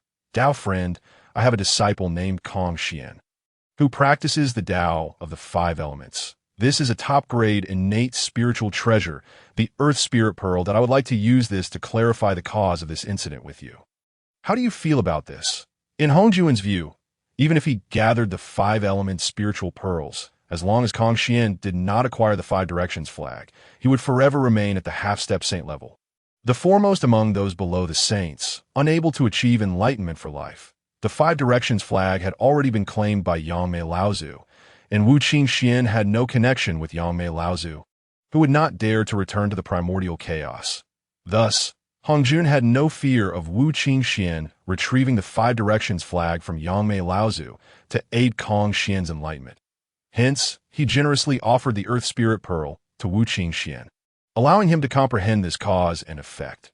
After all, although Hongjun possessed the strength of a late-stage saint without relying on the power of the heavenly Tao, Wu Qingxuan's methods were exceedingly enigmatic. When Wu Qingxuan unleashed his aura earlier, Hongjun sensed a threatening presence emanating from him. Coupled with the merit wheel behind Wu Qingxuan, formed from a merit of 3/10 of the opening of the heavens, the martial God Pearl had seized 1.5 portions of the merit during the tribulation of transformation, and subsequently conferred a comparable portion of merit for the five directional sacred beasts. Hongjun dared not attempt to eliminate Wu Qingxuan. Even if he had the ability to suppress and seal Wu Qingxuan, he could not afford to be careless. After all, who could predict what actions Wu Qingxuan might take if he were to go mad? This was the primary reason Hongjun retrieved the Tao of Creation Jade Plate, but ultimately chose to relent. Upon seeing Hongjun back down, Wu Qingxuan snorted coldly and turned to the Eastern King, saying, "Remember, if you dare to step within 100,000 miles of the Western Kunlun in the future, even with the Tao ancestor as your backing, I shall ensure you suffer a fate worse than death." After warning the Eastern King and simultaneously digging a pit for him, he made it clear that his backing was Hongjun, and not everyone could challenge Wu Qingxuan. The Eastern King, by his nature, would undoubtedly become even more arrogant after this encounter. Tao ancestor, let us understand today's matter thus, Wu Qingxuan concluded, glancing at Hongjun. Afterward, during the lecture at Zixiao, we shall discuss further. With that, he harnessed his martial true essence and sent the Earth Spirit Pearl soaring towards Penglai Island, where the meditating Kong Xuan resided, as the five elements spiritual pearls converged. They began to float around Kong Xuan, shimmering in harmony with his innate divine light. Awakened by the radiance emitted by the five elements spiritual pearls, Kong Xuan, who had been contemplating the laws of the five elements, recognized the source of his newfound treasures without needing to think. He promptly rose and bowed deeply towards the central palace of Penglai Island before fully channeling his martial true essence to envelop the five elements spiritual pearls with his five-color divine light, gradually refining their essence into his innate divine ability. As Kong Xuan refined the essence of the five elements spiritual pearls, his martial true essence surged rapidly, and the laws of the five elements manifested vividly before him, allowing him to immerse himself in understanding that it was foreseeable that before long, Kong Xuan would ascend to the realm of kingship. Sensing a trace of Kong Xuan's aura, Wu Qingxuan smiled faintly, disregarding both the Eastern King and Kong Xuan, and stepped into the Western Kunlun. After Wu Qingxuan departed, Hongjun cast a glance at the pitiful Eastern King, his expression revealing nothing that not provoke the martial ancestor in the future. He is not someone you can contend with. As for your disputes with the demon race, I have no desire to involve myself. Nevertheless, you are the foremost male immortal I have conferred, tasked with managing the male cultivators of the primordial chaos and establishing the celestial court. I cannot withhold my support. Here is the coordinate of Yingzhou Island, one of the 3 immortal islands of the Eastern Sea. Take it, and, along with the wandering cultivators of the primordial chaos who seek refuge with you, use Yingzhou Island as your celestial court and Tao venue to benefit the primordial chaos. Mind your actions. As an old fox who had experienced countless epochs, Hongjun discerned the Eastern King's predicament and the pit Wu Qingxuan had dug for him. However, He understood that the Eastern King merely served as sustenance for the demon race, and the celestial court he established would inevitably be annihilated by them. Thus, Hong Jun refrained from explaining this to the Eastern King, waving his hand to harness the power of the heavenly Tao, calculating the approximate location of Yingzhou Island, and implanting it into the Eastern King's mind. Without waiting for the Eastern King to express his gratitude, he vanished, hastening towards Zixiao Palace to prepare for the third lecture. Though the Eastern King felt somewhat disappointed that Hong Jun did not punish Wu Qingxuan or Tai, he was nonetheless grateful that Hong Jun healed his injuries and bestowed upon him a top-tier cave paradise as his celestial court. He felt rejuvenated, reassured that Hong Jun still cared for him. As for why he did not punish Wu Qingxuan and Tai, it was merely a test set forth by Hong Jun. Thus, he soared towards the Eastern Sea, brimming with ambition, collecting wandering cultivators of the primordial chaos along the way. Soon, a large throng of disparate individuals once again gathered under the banner of the Eastern Sovereign. While Hong Jun engaged in discourse with the Eastern Sovereign, Wu Qingxuan did not return to the Penglai Immortal Island to seclude himself in meditation. After all, the time until Hong Juan's third sermon was drawing near, and further seclusion would yield little in terms of cultivation. It would be more advantageous for him to remain temporarily with the Western Queen Mother. This would allow for the rekindling of old memories, as well as an opportunity to engage in philosophical dialogue, thereby refining his own understanding while simultaneously enhancing the cultivation of the Western Queen Mother. Currently, due to her own circumstances, the Western Queen Mother had not embarked upon the path of the three corpses. Her present cultivation was merely at the pinnacle of the great Luo Golden Immortal stage, which lagged considerably behind other formidable beings of the Primordial Era. Had it not been for the immense trust the Western Queen Mother placed in Wu Qingxuan, she might have long since utilized the Kunlun mirror to sever her corpses. Upon Wu Qingxuan's arrival, the Western Queen Mother greeted him with a warm smile. She had witnessed Wu Qingxuan's bold defiance of the Tao ancestor Hong Jun earlier, and while she felt a surge of emotion, it was accompanied by concern. Why do you act so recklessly? You should know that even if the Eastern Sovereign were to come seeking my hand in partnership, I would never consent that it is not worth sacrificing the Tao ancestor's face for such trifles. Fear not, for I shall soon confront Hong Jun, and he will soon find his freedom curtailed that time. As long as I act within the confines of the rules, even he shall find it impossible to contend with me. Now, let us engage in philosophical discourse. Over the years, I have devised a method for you to attain enlightenment. Though it remains incomplete, allow me to share it with you, and you may discern any flaws. If there are none, then you may use the Kunlun mirror to ascend to the realm of the Hunyuan Golden Immortal. After all, your current strength pales in comparison to others. If this stagnation continues, it will be detrimental to your future path of enlightenment. After explaining briefly to the Western Queen Mother, Wu Qingxuan began to elucidate the method of enlightenment he had pondered. The method he devised for her was inspired by Hong Juan's principle of the three corpses, yet was considerably more challenging. The three lives refers to the past, present, and future. The past is relatively easy to sever, as it is already fixed. By cutting off one's past and entrusting it to a primordial spiritual treasure, one could enhance their cultivation and successfully ascend to the realm of Hunyuan Golden Immortal. Moreover, once severed, one could elevate from the pinnacle of the great Luo Golden Immortal to the early pinnacle of the Hunyuan Golden Immortal stage. Thereafter, by cultivating the laws to a proficiency of 20%, one could smoothly progress to the mid-stage of the Hunyuan Golden Immortal. A formidable leap indeed. However, severing the present self proved to be exceedingly arduous point. One must achieve profound self-awareness and possess a spiritual treasure of at least the highest grade of primordial spiritual treasures, which must also resonate with the laws one currently cultivates to bear the present self. Yet, if one truly comprehends their own essence and finds a primordial spiritual treasure that aligns with their primary laws of cultivation, they could, upon severing the present self, instantly ascend to the peak of the late Hunyuan Golden Immortal, with a comprehension of the laws reaching 30%. Even without severing the past self, if the laws are cultivated to 40%, one could achieve the pinnacle of the great Luo Golden Immortal stage. This step is one that the vast majority of primordial cultivators cannot accomplish. Nonetheless, this is not the most daunting aspect of the method. While those capable of self-comprehension are exceedingly rare, they do exist. The Western Queen Mother, due to her exceptional roots and talents, belongs to the upper echelons of the primordial realm. Were it not for the machinations of the heavenly Tao that compelled Hung Jun to establish a truncated version of the three corpses method, the Western Queen Mother would undoubtedly be among those who ascend to the realm of Hun Yuan Great Luo Golden Immortal. Thus, for her, while severing the present self is immensely challenging, given sufficient time or opportunity, it would become a natural progression.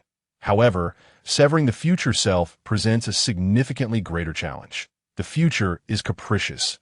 Even the most formidable beings of the heavenly Tao hesitate to claim they can perfectly predict their own futures.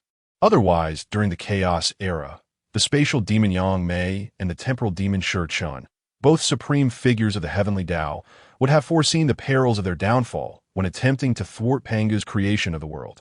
The intricacies of the future are such that every fleeting decision can alter its trajectory.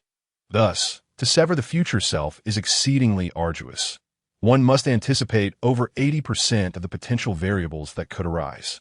Alternatively, one might employ treasures or abilities that traverse the rivers of time, seeking different versions of oneself throughout time and merging them into a singular identity. Only then can the future self be severed. Yet, traversing the rivers of time is no trivial feat, and the mental strain of locating one's alternate selves is even more daunting that a moment's negligence could lead to one being lost within the currents of time, their essence extinguished, becoming a mere puppet manipulated by the heavenly Tao. Of course, the formidable nature of this method means that, upon successfully severing the past self, one could leap over the boundary of the semi-saint realm and directly ascend to the Hun Yuan Great Luo Golden Immortal stage. Moreover, depending on one's foundational strength and understanding of the laws, they could reach the late stages of the Hun Yuan Great Luo Golden Immortal realm. Subsequently, one must refine their three lives, elevating them to the same level as their true self. The unification of the three lives would then occur as a matter of course. Upon achieving this unification, the practitioner would ascend to the realm of the heavenly Dao. It can be said that this is an immensely powerful method of enlightenment. Yet correspondingly, its dangers are equally high. Wu Qingxuan laid bare the advantages and disadvantages of the three lives enlightenment method to the Western Queen Mother. Observing her deep in thought, he chose not to disturb her, instead standing guard by her side while his consciousness delved into the system to locate the god-slaying spear. Since rescuing the god-slaying spear from Luo Ho, during his leisure, Wu Qingxuan would utilize the martial god pearl and the 13th grade pure white lotus. No, rather than merely the 13th grade pure white lotus, it is more accurate to refer to it as the 13th grade pure white lotus, which has matured over a yuan hui, absorbing the chaotic spiritual energy and the primordial essence of the martial god pearl. At this moment, the 13th grade pure white lotus has blossomed. Although the ascension to the 13th grade pure white lotus did not elevate its grade, its innate divine prohibition has reached its limit among the highest grade of primordial spiritual treasures. Just a step away from breaking through to the level of a primordial supreme treasure. Furthermore, the laws of purity within the 13th grade pure white lotus have grown significantly stronger compared to before. Thus, through the refining process with the 13th grade pure white lotus and the martial god pearl, the soul imprint left by Luo Ho, once comparable to a semi-saint, has been thoroughly refined by Wu Qingxuan. The god-slaying spear rivals the primordial supreme treasures. However, it is not one, but rather a treasure of the heavenly Tao. The spear itself embodies the principles of destruction, capable of rotting flesh and bone, while devouring the essence of one's soul.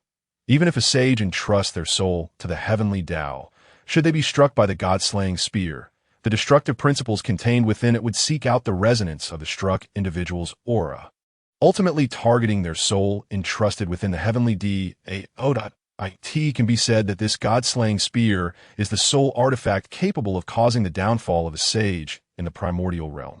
Originally, this extraordinary treasure went unclaimed within the primordial realm until Luo Ho's demise, at which point it vanished from existence. During the previous battle between the Tao and the demons, it remains uncertain whether Luo Ho was influenced by the heavenly Tao. Upon witnessing his self-detonation fail to achieve the desired effect, he sought to destroy both the god-slaying spear and the 13th grade Black Lotus, intending to obliterate both supreme treasures along with the Western realms. Alas, Wu Qingxuan perceived Luo Ho's sinister plot, and thus seized the supreme treasure for himself, as a treasure of the heavenly Tao. The god-slaying spear contains only one primordial divine prohibition. Yet this divine prohibition possesses unparalleled strength, which has been fortified since Wu Qingxuan acquired the god-slaying spear. Although he had not yet fully refined the god-slaying spear, whenever he found leisure time, Wu Qingxuan would begin to cultivate it as he was doing now. However, despite the passage of a multiverse era, Wu Qingxuan had only managed to refine 95% of this innate divine prohibition, still lacking the final 5% required to inscribe his own soul mark upon the spear. It was also due to the god-slaying spear that Wu Qingxuan had yet to address the matter of the 9th rank Annihilation Black Lotus, as the Queen Mother of the West contemplated. Wu Qingxuan devoted himself entirely to refining the innate divine prohibition contained within the spear, and the surroundings fell into an expansive silence, with the celestial maidens outside daring not to disturb the serene cultivation of the Queen Mother and Wu Qingxuan. Time passed unnoticed until Wu Qingxuan once again struggled to refine 1% of the innate divine prohibition. Just as the third sermon of Hongjun approached, the Queen Mother suddenly erupted with a violent aura, awakening Wu Qingxuan, who had immersed his consciousness within the martial god Pearl. Observing a stunning woman, strikingly similar to the Queen Mother, appearing beside her, Wu Qingxuan understood that she had severed her past self and fully embarked upon the path of the three-body enlightenment.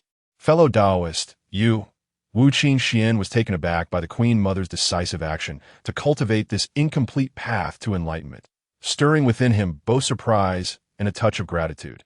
He had not expected such trust from her. Qingxuan, there is no need for further words that I have faith in you. Moreover, I have contemplated the remaining imperfections, and perhaps you have forgotten about my Kunlun mirror. The Queen Mother, noticing Wu Qingxuan's astonished and worried expression, extended her delicate hand to his lips, speaking gently. Upon hearing her words, a glimmer of understanding crossed Wu Qingxuan's eyes. The Kunlun mirror was indeed a treasure of time, although it merely ranked among the finest innate spiritual treasures.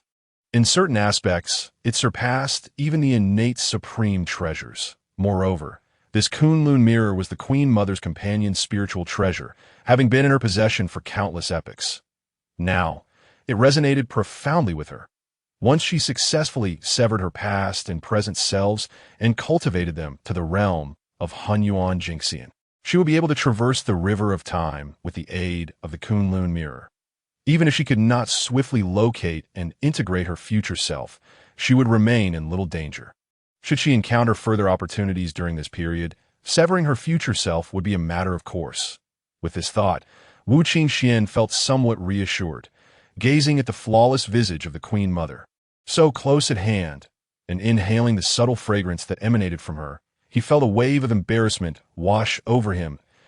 As a long-time solitary man, he had never experienced such a situation. His earlier concerns for the Queen Mother's path to enlightenment had precluded him from noticing it.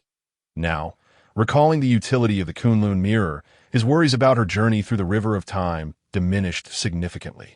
Seeing the reflection of himself in her glistening eyes, beneath her elegantly shaped nose and rosy lips, Wu Qingxuan could hardly contain himself, hastily retreating a few steps and clearing his throat.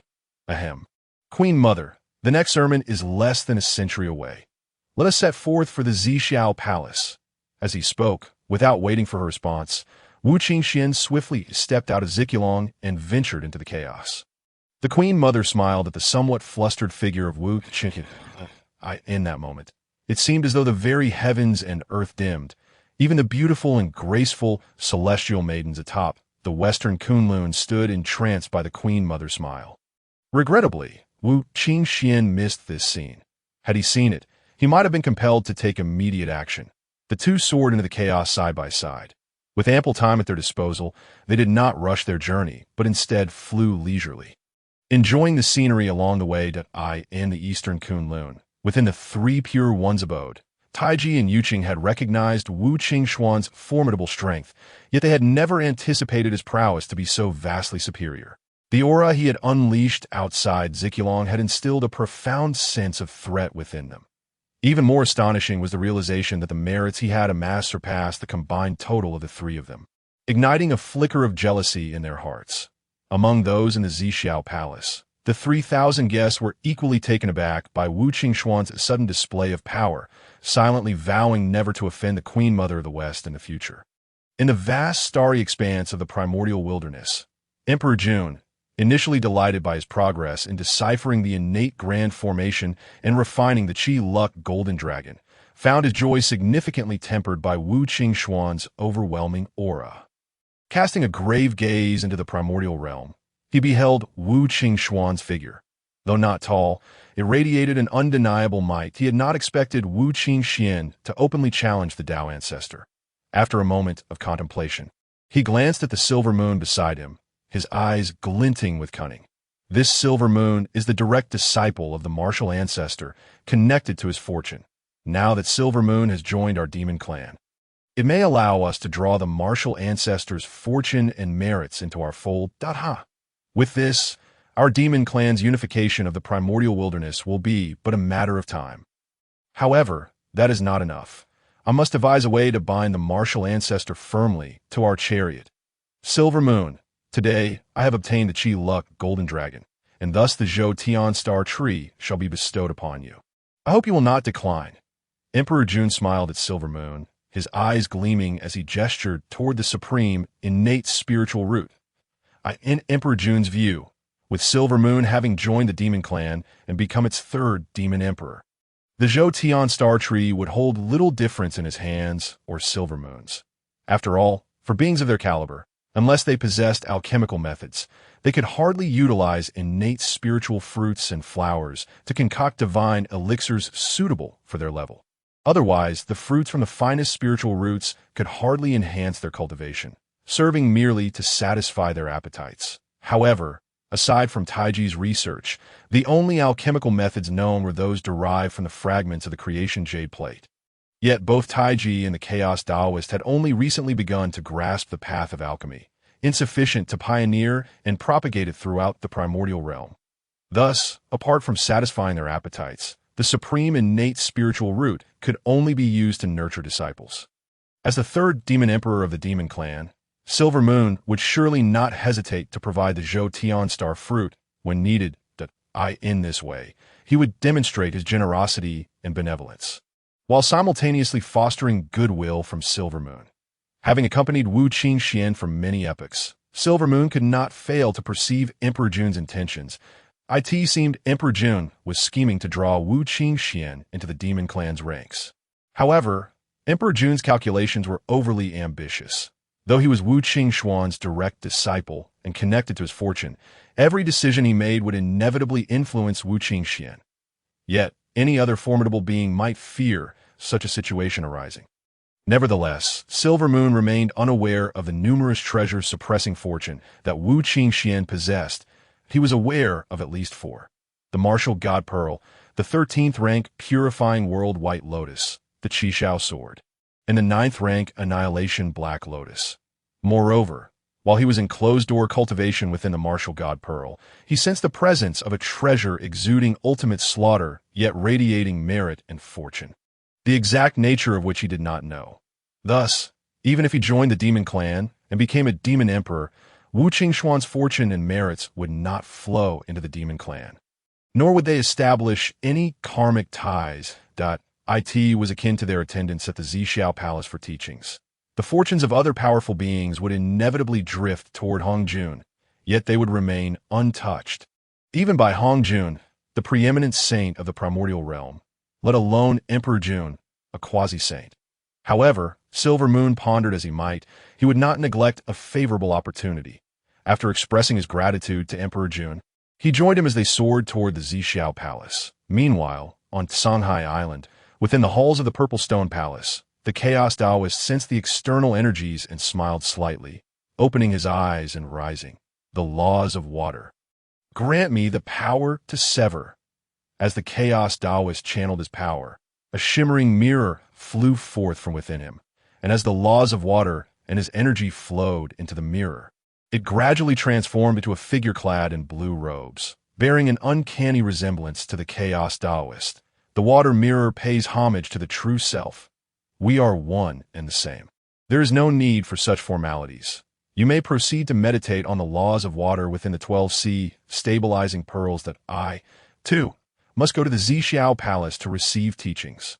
Upon hearing these words, the chaotic Taoist smiled faintly. After uttering a statement directed at the law of water, he stored the water mirror within the 12C settling pearls. Following this, with a single stride, he absorbed the Isle of Songhai into his being. This action was necessitated by the fact that the protective formation of the Isle of Songhai, specifically the 4 key points of the 4 symbols and the Qian Kuan formation, had been drawn into the chaotic Taoist body, significantly diminishing its power. As time was short and the chaotic Taoist had no opportunity to set up a grand formation to conceal the isle, he resorted to incorporating it into himself. After all, the Isle of Songhai was one of the 10 great islands of the Primordial Era.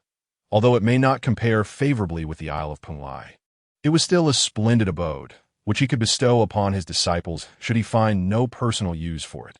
Once this was accomplished, the chaotic Taoist employed his extraordinary mobility to swiftly make his way towards the Purple Cloud Palace. As the time for the sermon approached, the powerful beings of the Primordial Era hurried towards the Purple Cloud Palace. The first to arrive were, of course, Wu Qingxuan and the West Queen Mother, who, as customary, presented some spiritual fruits to Hao Yin and the Yao Qi before Wu Qingxuan deftly entered the palace. Upon his entrance, Wu Qingxuan beheld Hong Jun, who had mysteriously appeared on the meditation cushion of the Tao platform. Observing this, Wu Qingxuan narrowed his eyes slightly. Hong Jun's aura had evidently deepened compared to their last encounter several centuries prior. It was clear that within these few hundred years, Hong Jun's cultivation had advanced significantly. This was the benefit of collaborating with the heavenly Tao, which allowed Hong Jun to progress with minimal obstruction, as long as he focused on comprehending the powers of the laws. It was believed that following this sermon, Hong Jun would attain the peak of sainthood, and thereafter, upon merging with the Tao, would ascend directly to the realm of the heavenly Tao. Feeling the pressure of Hong Jun's burgeoning aura, Wu Qingxuan experienced a sense of urgency. After exchanging a glance with the West Queen Mother, he swiftly took his place beside Hong Jun on the cushion, closing his eyes to cultivate and await the arrival of the primordial powers. As time passed, a decade slipped by, barely sufficient for Wu Qingxuan to catch a brief nap, while numerous mighty beings from the Primordial Era began to arrive one after another. However, in contrast to the first gathering of 3,000 powerful beings, this second assembly consisted of merely over 2,000 at this moment. The number of mighty beings present in the Purple Cloud Palace was less than 1,000. It was evident that during these 3 millennia, the contest for spiritual treasures had led to the demise of many formidable entities. As the full 3,000 years elapsed, the sound of the Tao bell resonated, signaling Hao Yin and Yao Qi to close the gates of the Purple Cloud Palace. In the beginning of creation, amidst the calamities of ferocious beasts, the dragon and Han eras, the Tao and demonic tribulations ensued, leaving the beings of the Primordial Era bereft of inheritance that I, in my compassion, have achieved sainthood and cannot bear to see the denizens of the Primordial Era remain in ignorance. Thus, I shall deliver teachings thrice, each spanning 3,000 years. Today marks the 3rd sermon. You all are to listen attentively and, in the future, apply the teachings I impart for the benefit of the primordial world. After the sound of the Tao bell faded, Hong Jun opened his eyes, glanced at Wu Qingxuan, and slowly addressed the powerful beings below. The Tao Ancestors' benevolence is profound.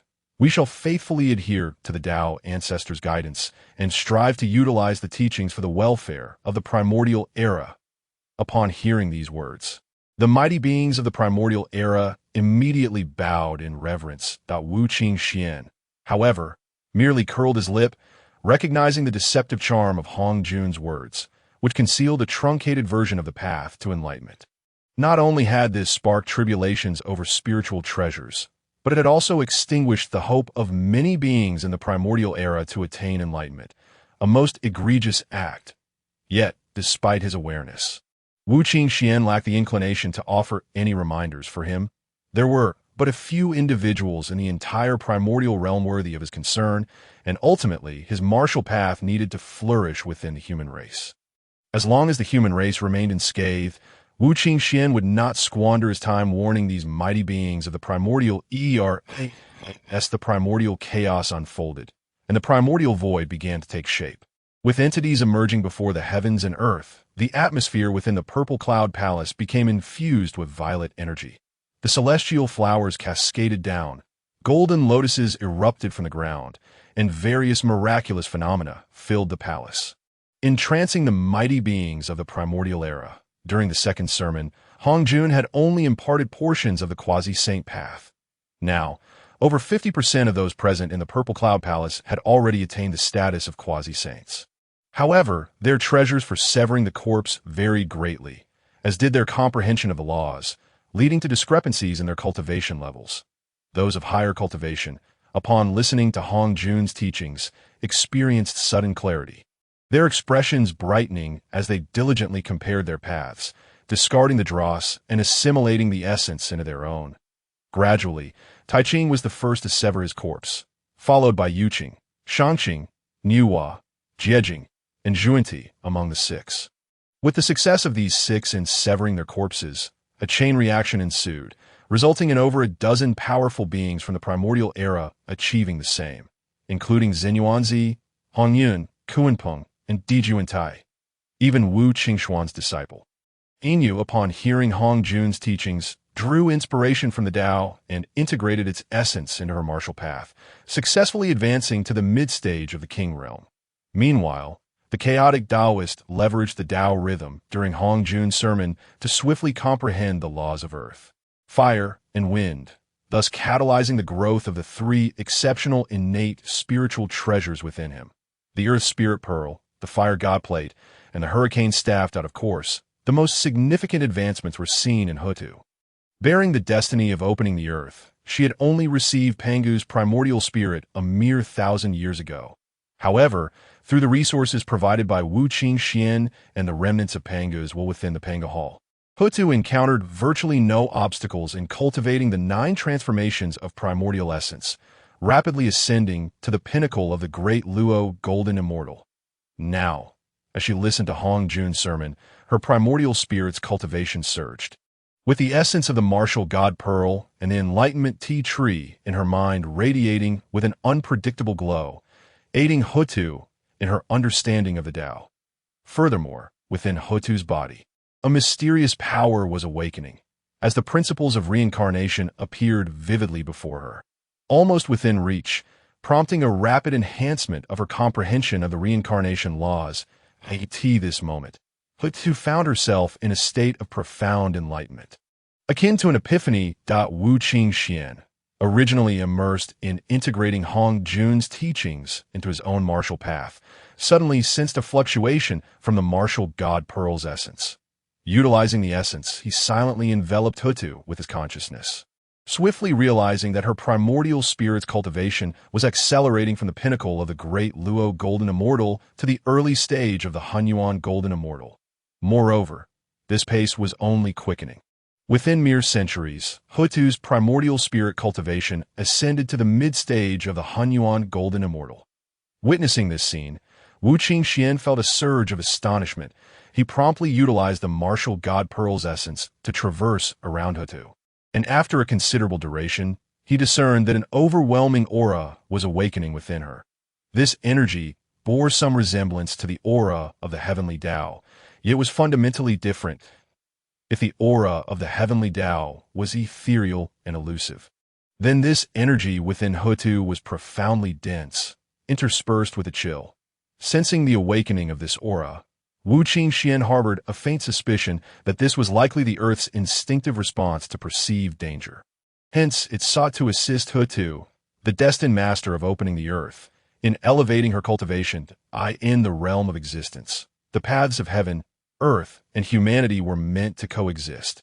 However, the heavenly Tao came into being first and continued to suppress the awakening of the earth and human paths through the force of calamity.